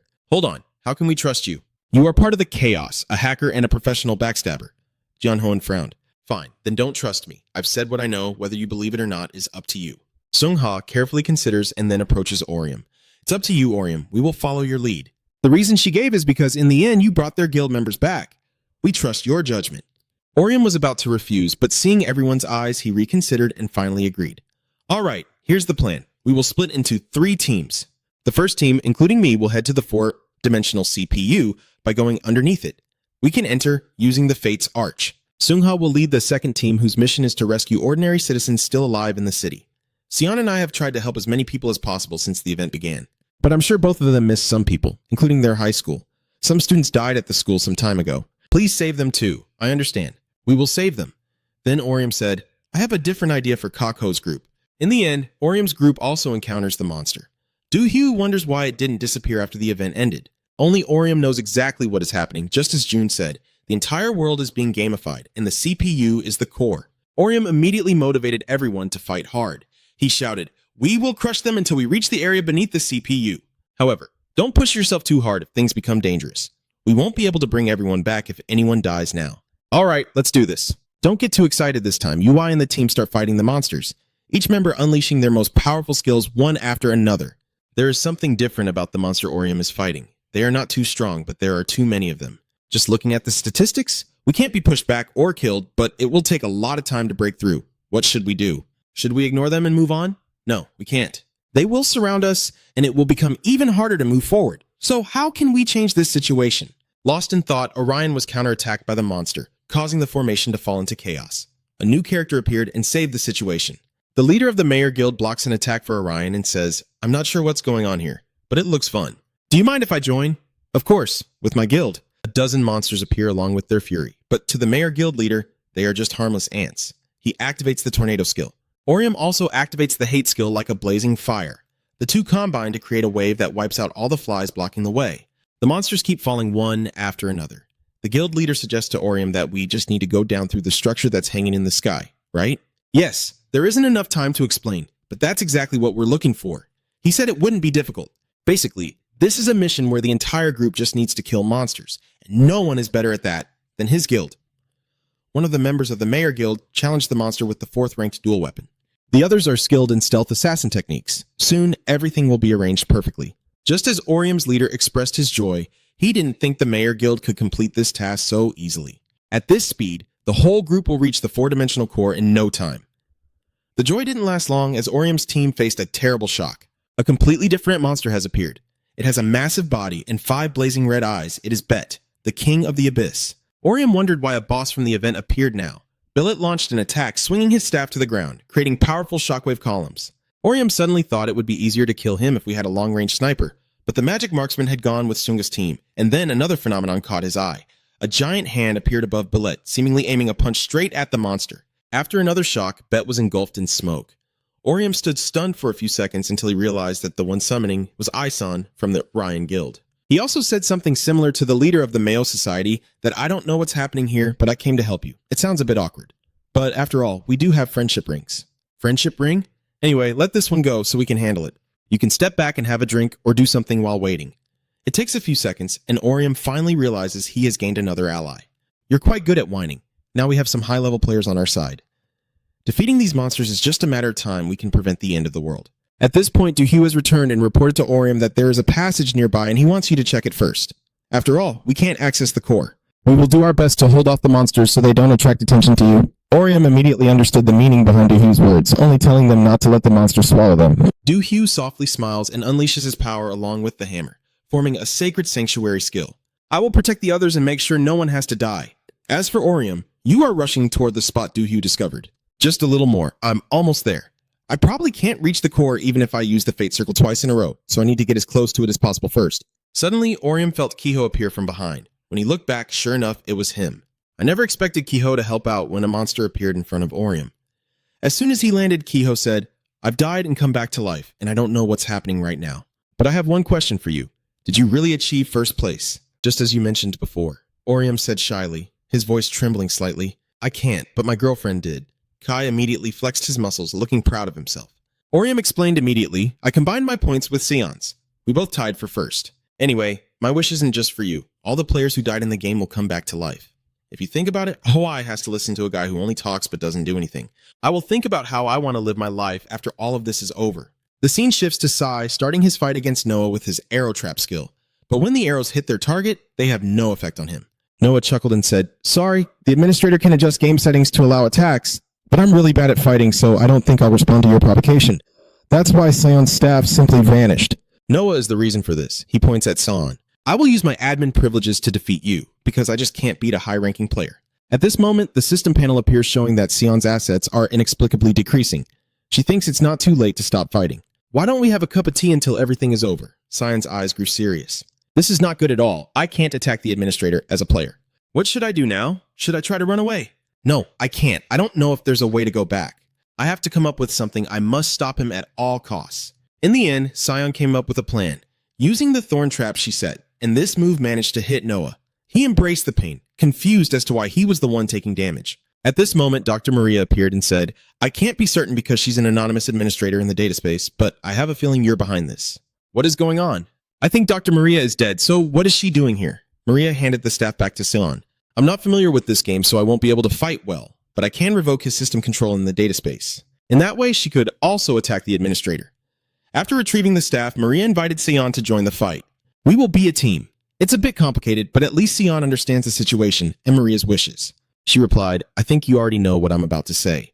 Even if I can't play well, I've been watching from afar all this time. Noah also created a decoy through a space portal. Now, the one-on-one battle officially begins. Assasin in his new form has harnessed the labyrinth's fury, firing his staff to make the boy stumble and dodge. But this power is not just that. The ground begins to distort and toss him into the middle stage. Kui, in his unconscious state, regains his balance and charges forward with a swift strike. Xian steps back a few paces before retaliating with a lightning prison. A storm erupts around him with lightning bolts of the ultimate kind. This attack seems effective, yet strangely it makes Kui even more excited.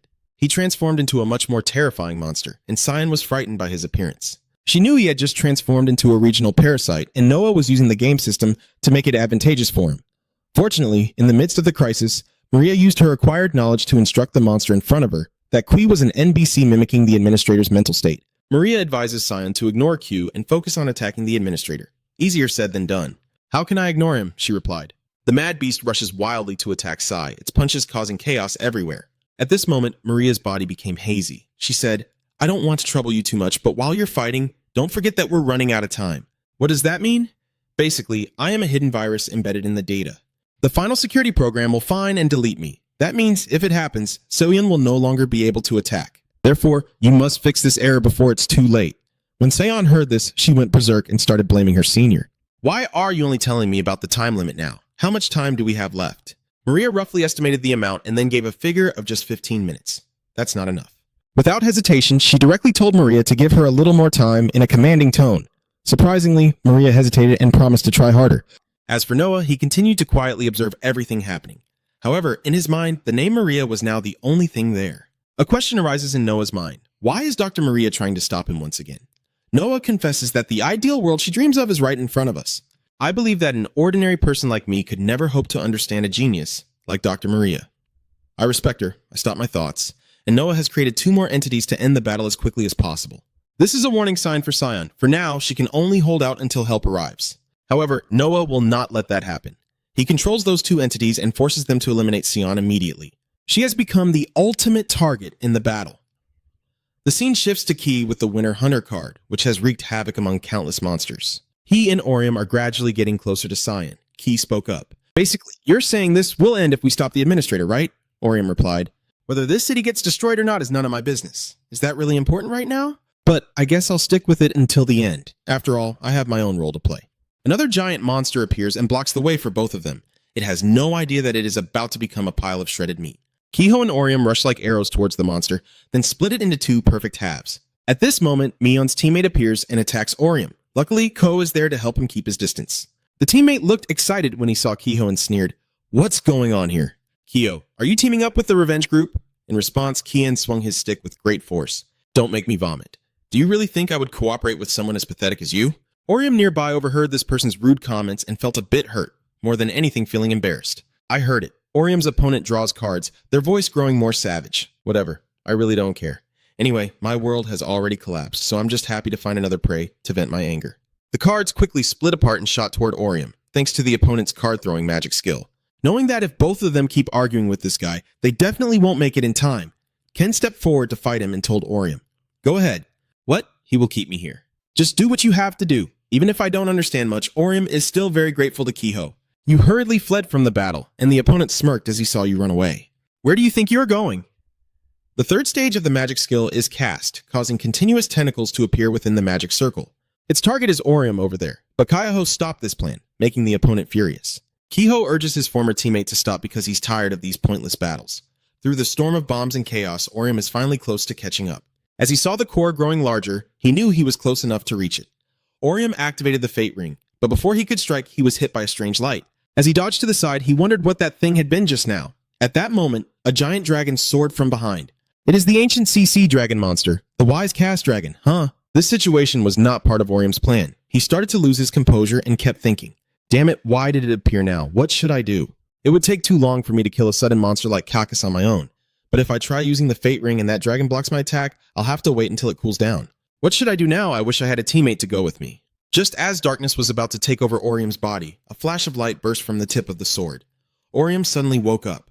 Only when he leaned back did he realize that this person was John. It turns out he had been watching Orium's journey from the very beginning, and this sudden appearance is exactly the opportunity for Orium to move forward. With the light in his hand, John said, "Now is your chance."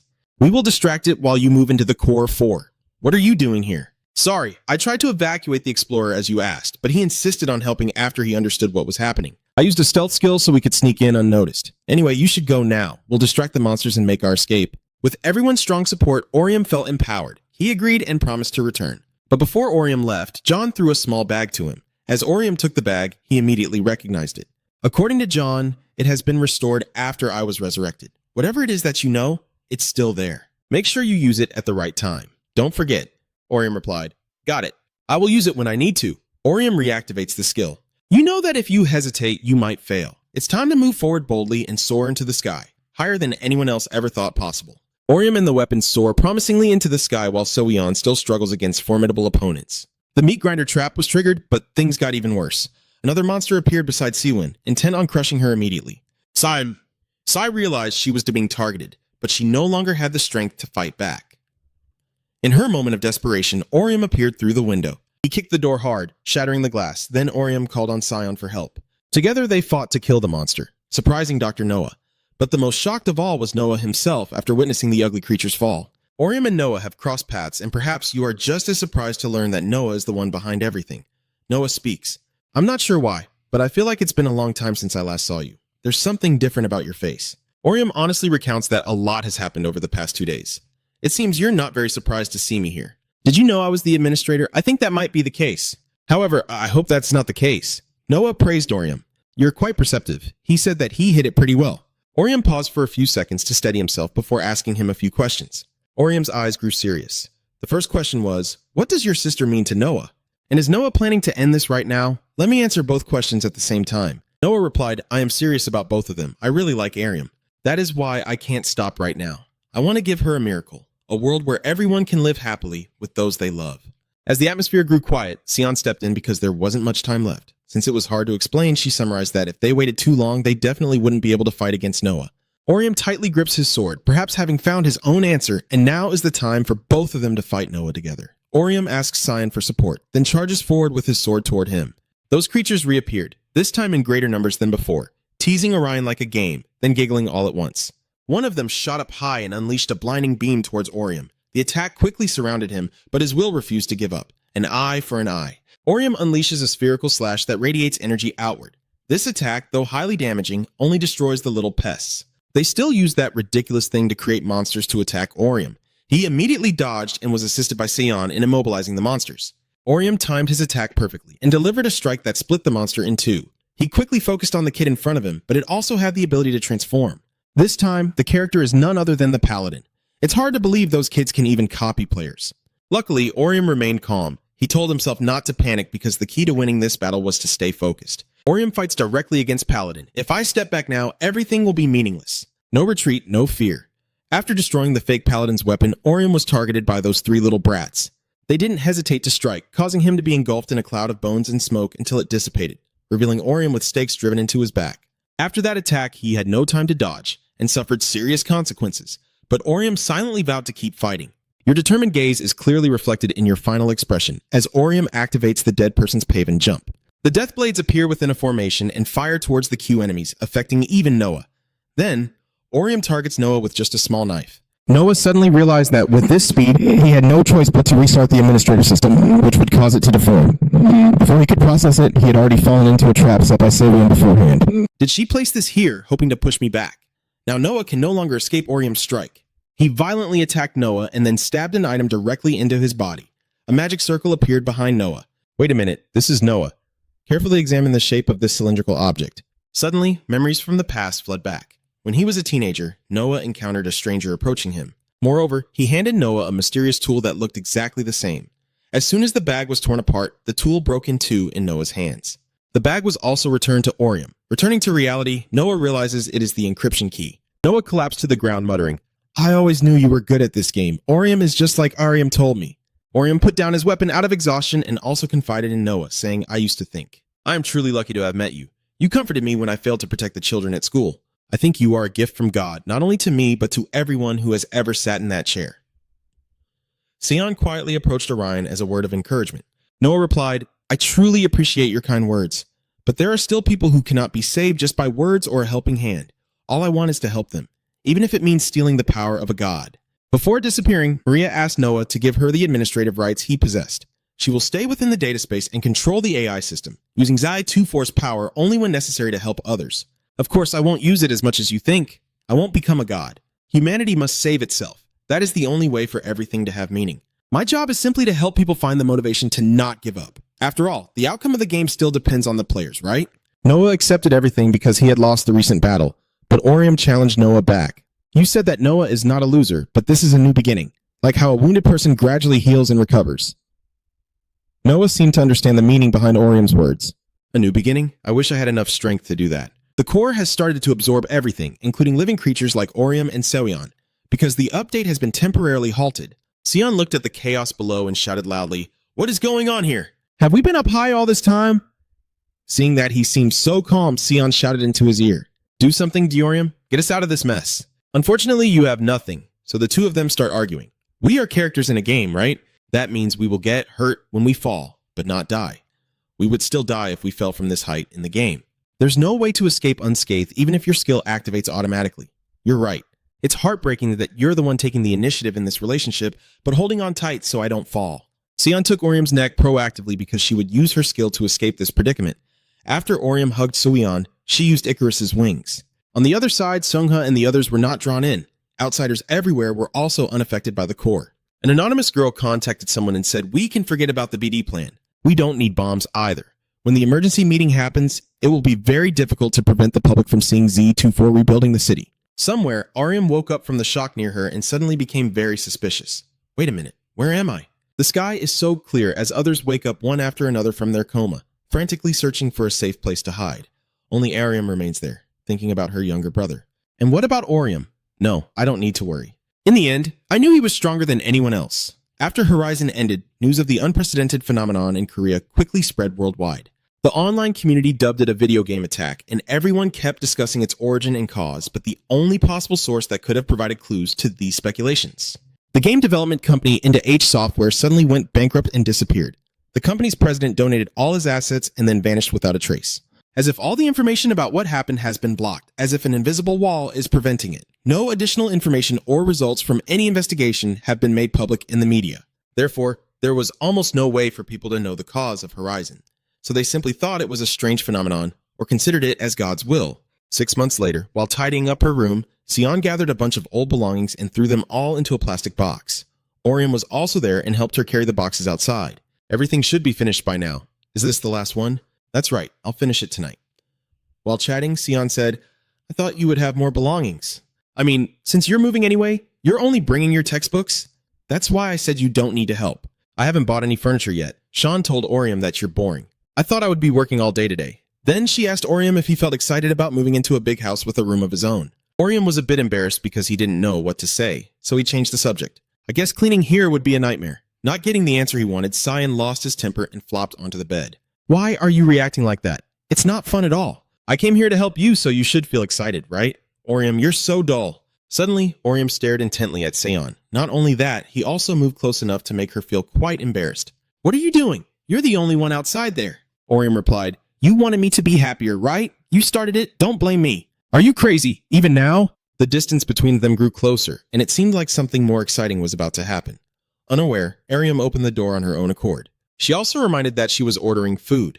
Until the scene of the man and woman on the bed caught her eye, Arium hurriedly slammed the door shut, repeatedly apologizing. "Do you need to go out to buy something? I'll be back in 20 minutes. "Oh no. 50 minutes. Wait a moment." Arium. Orium's challenge echoes. "We were just joking. That's all." So Leon said that both of them should apologize to Arium for what just happened, but they can't do it now, so she decided to pack everything up before Arium comes back. Part of it is because Sion promised to go with his parents tonight. You've been seeing them a lot lately, right? Is everything progressing better now? Sigyeon nodded in agreement. "Although it's not like before, I can see they're trying. That's why I go with them, even though I feel a bit embarrassed. One day, my family will get used to this again. That's why we have to keep trying. Anyway, nothing just gets better on its own." Orium felt a bit of sympathy for her, but then the doorbell drew both of their attention. Sion hurriedly ran to open the door, thinking Orium's sister had returned. But when he looked toward the door, he recognized the woman with the scar near her eye. "Is that you?" "It's been a long time, hasn't it?" "Orium, I think Seoyeon is here too." At this moment, the most surprised person is probably Seoyeon. She didn't believe that this woman and Orion knew each other. The woman ignored Seoyeon's presence and took Orion for a walk together. claiming she had a few things to discuss with him. She also said that I wouldn't accept any refusal, although I guess threats like that no longer have any effect. In the end, Orium decided to follow the woman's advice. The three of them strolled around the park a few times. After a while, Sion listened to everything she had told and then asked, So basically you're saying that Crimson Moon is a secret spy network operating worldwide? The woman replied, Actually, it's not exactly a spy network. We operate secretly in various roles to protect humanity's future, which often means investing in people or supporting new research. Are you really revealing these secrets openly? It doesn't matter. Even if everyone finds out, they won't be able to do anything with this information. The woman also revealed another shocking piece of information about Dr. Maria. Maria is one of the promising scientists we sponsored. But in the end, because our opinions diverged too much, she found another independent sponsor and cut off contact. We actually worked in the online bioengineering field. At that time, it was called Project Z, although the final outcome was completely different from what we initially planned. Orium then asked the woman, Then why is your organization still after me? Nothing happened after the event ended. Getting straight to the point, our organization wants you to join as an agent. Orium bluntly refused this invitation, causing even the one who made the offer to back down. He refused so easily? Orium said being a spy seems suspicious and dangerous, and Suyeon completely agrees with him. I understand I was too hasty. Let me explain. Recently, similar unusual phenomena have appeared all over the world. Unusual phenomena? That's right. Look. The woman plays the video and shows it to both of them, revealing the object from the game. Orium wonders why it appeared on the building. It seems it doesn't pose any danger, but we can't predict what might happen next. It could just be a simple glitch, or maybe something much more dangerous. It can even be as ruthless as Horizon. Orium immediately tensed up. Then, the woman recounted the story of Juma, who is now working for us as a researcher. There are also a few members from Ron, including Seona. Kia has also accepted our offer and is currently in training. This information is quite shocking to Sewon. She couldn't hide her surprise and exclaimed, It's hard to imagine Seungha having to follow someone else's orders. The woman continued, She joined after we agreed to share confidential information with her. There was no other choice. She was curious and rarely trusted others. Then the woman said Orium could also request certain conditions in his contract, and she would try to negotiate with her superiors about the terms he proposed. Wait a minute, why did you only ask Orium? I was here first. Are you ignoring me? I don't want to be an agent, but I feel crazy for being ignored by you. The woman calmly replied, You were initially one of our candidates, but your background doesn't meet the requirements. You're the daughter of a CEO of a well-known pharmaceutical company, so it will be difficult to keep your secret. Sion was a bit annoyed by this reason. She didn't think she would be recognized if she showed her face on the street. So this is the downside of fame, huh? The woman whispered. I didn't say that. I didn't say I was outstanding. Orium remained silent, lost in thought, and perhaps had uncovered something. The scene shifts to a month later in the evening, when Seungha was out for a walk and Saigon and Orium came to find him. Seeing them come to find me after such a long time, Seungha was quite excited. It felt like it had been ages since I last saw you two. Has it been 3 months? It's been 4 months. Your hair has grown really fast. My work has been so busy I haven't had time to get a haircut. Then, Seungha asked about the start date of the basic agent training. Where does it begin the day after tomorrow?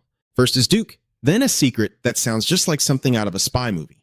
Orium asked Seungha if she was planning to go with Jae-hyo since they are always together. Seungha said that this time Do-hyo wouldn't be coming with her because he's not trained to be a spy and also has an old dog, so it would be difficult for Do-hyuk to go abroad. That's why I kept him around. After saying that, Seungha showed Orium her and Do-hyo's wedding rings with affection. Both were stunned by Seungha's words and actions. This is a lifelong alliance item. Destroying it means death. A call interrupted and Seungha left immediately. Sorry, ex-Do and everyone said they got lost. I'll go find them. Please wait here for a moment. What Orium and Seoyeon care about most is that wedding ring, not the current situation. They were so surprised they forgot to congratulate her. Seungha is really decisive, so I guess it's understandable. That's right. So that means Sister Arium is probably leaving soon. Where did you say she's going? Orium said that her sister will go to Peru and join the volunteer medical team. It seems she heard that someone who looks exactly like Dr. Noah is volunteering with the team there. Remembering the conversation with the woman earlier, we discussed the only request Shichimon made to agree to help them if something dangerous happened. So you also have a request to exchange, right? Without hesitation for a moment, Sion asked a question that was both sincere and teasing to Orium. Are you guys bored too? Is marriage supposed to be so sudden? That's just ridiculous. Sion got angry again, this time wielding a magic staff. There's nothing trivial about this. You've been deceiving me all this time? Because we're not yet old enough to be mature. Besides, you and I can't get married just because we're bored. And since we've brought this up, I have something to say too. You always bring me more than I can give back. Silly burst into laughter, and her anger disappeared. I know that. Am I an exception for you? Of course, and don't hold back with me anymore. But honestly, you are the only one for me. The only one who knows how hard I've fought. I am the only one who truly knows who you are. The two of us share sweet words and happily and contentedly approach those who fought alongside us.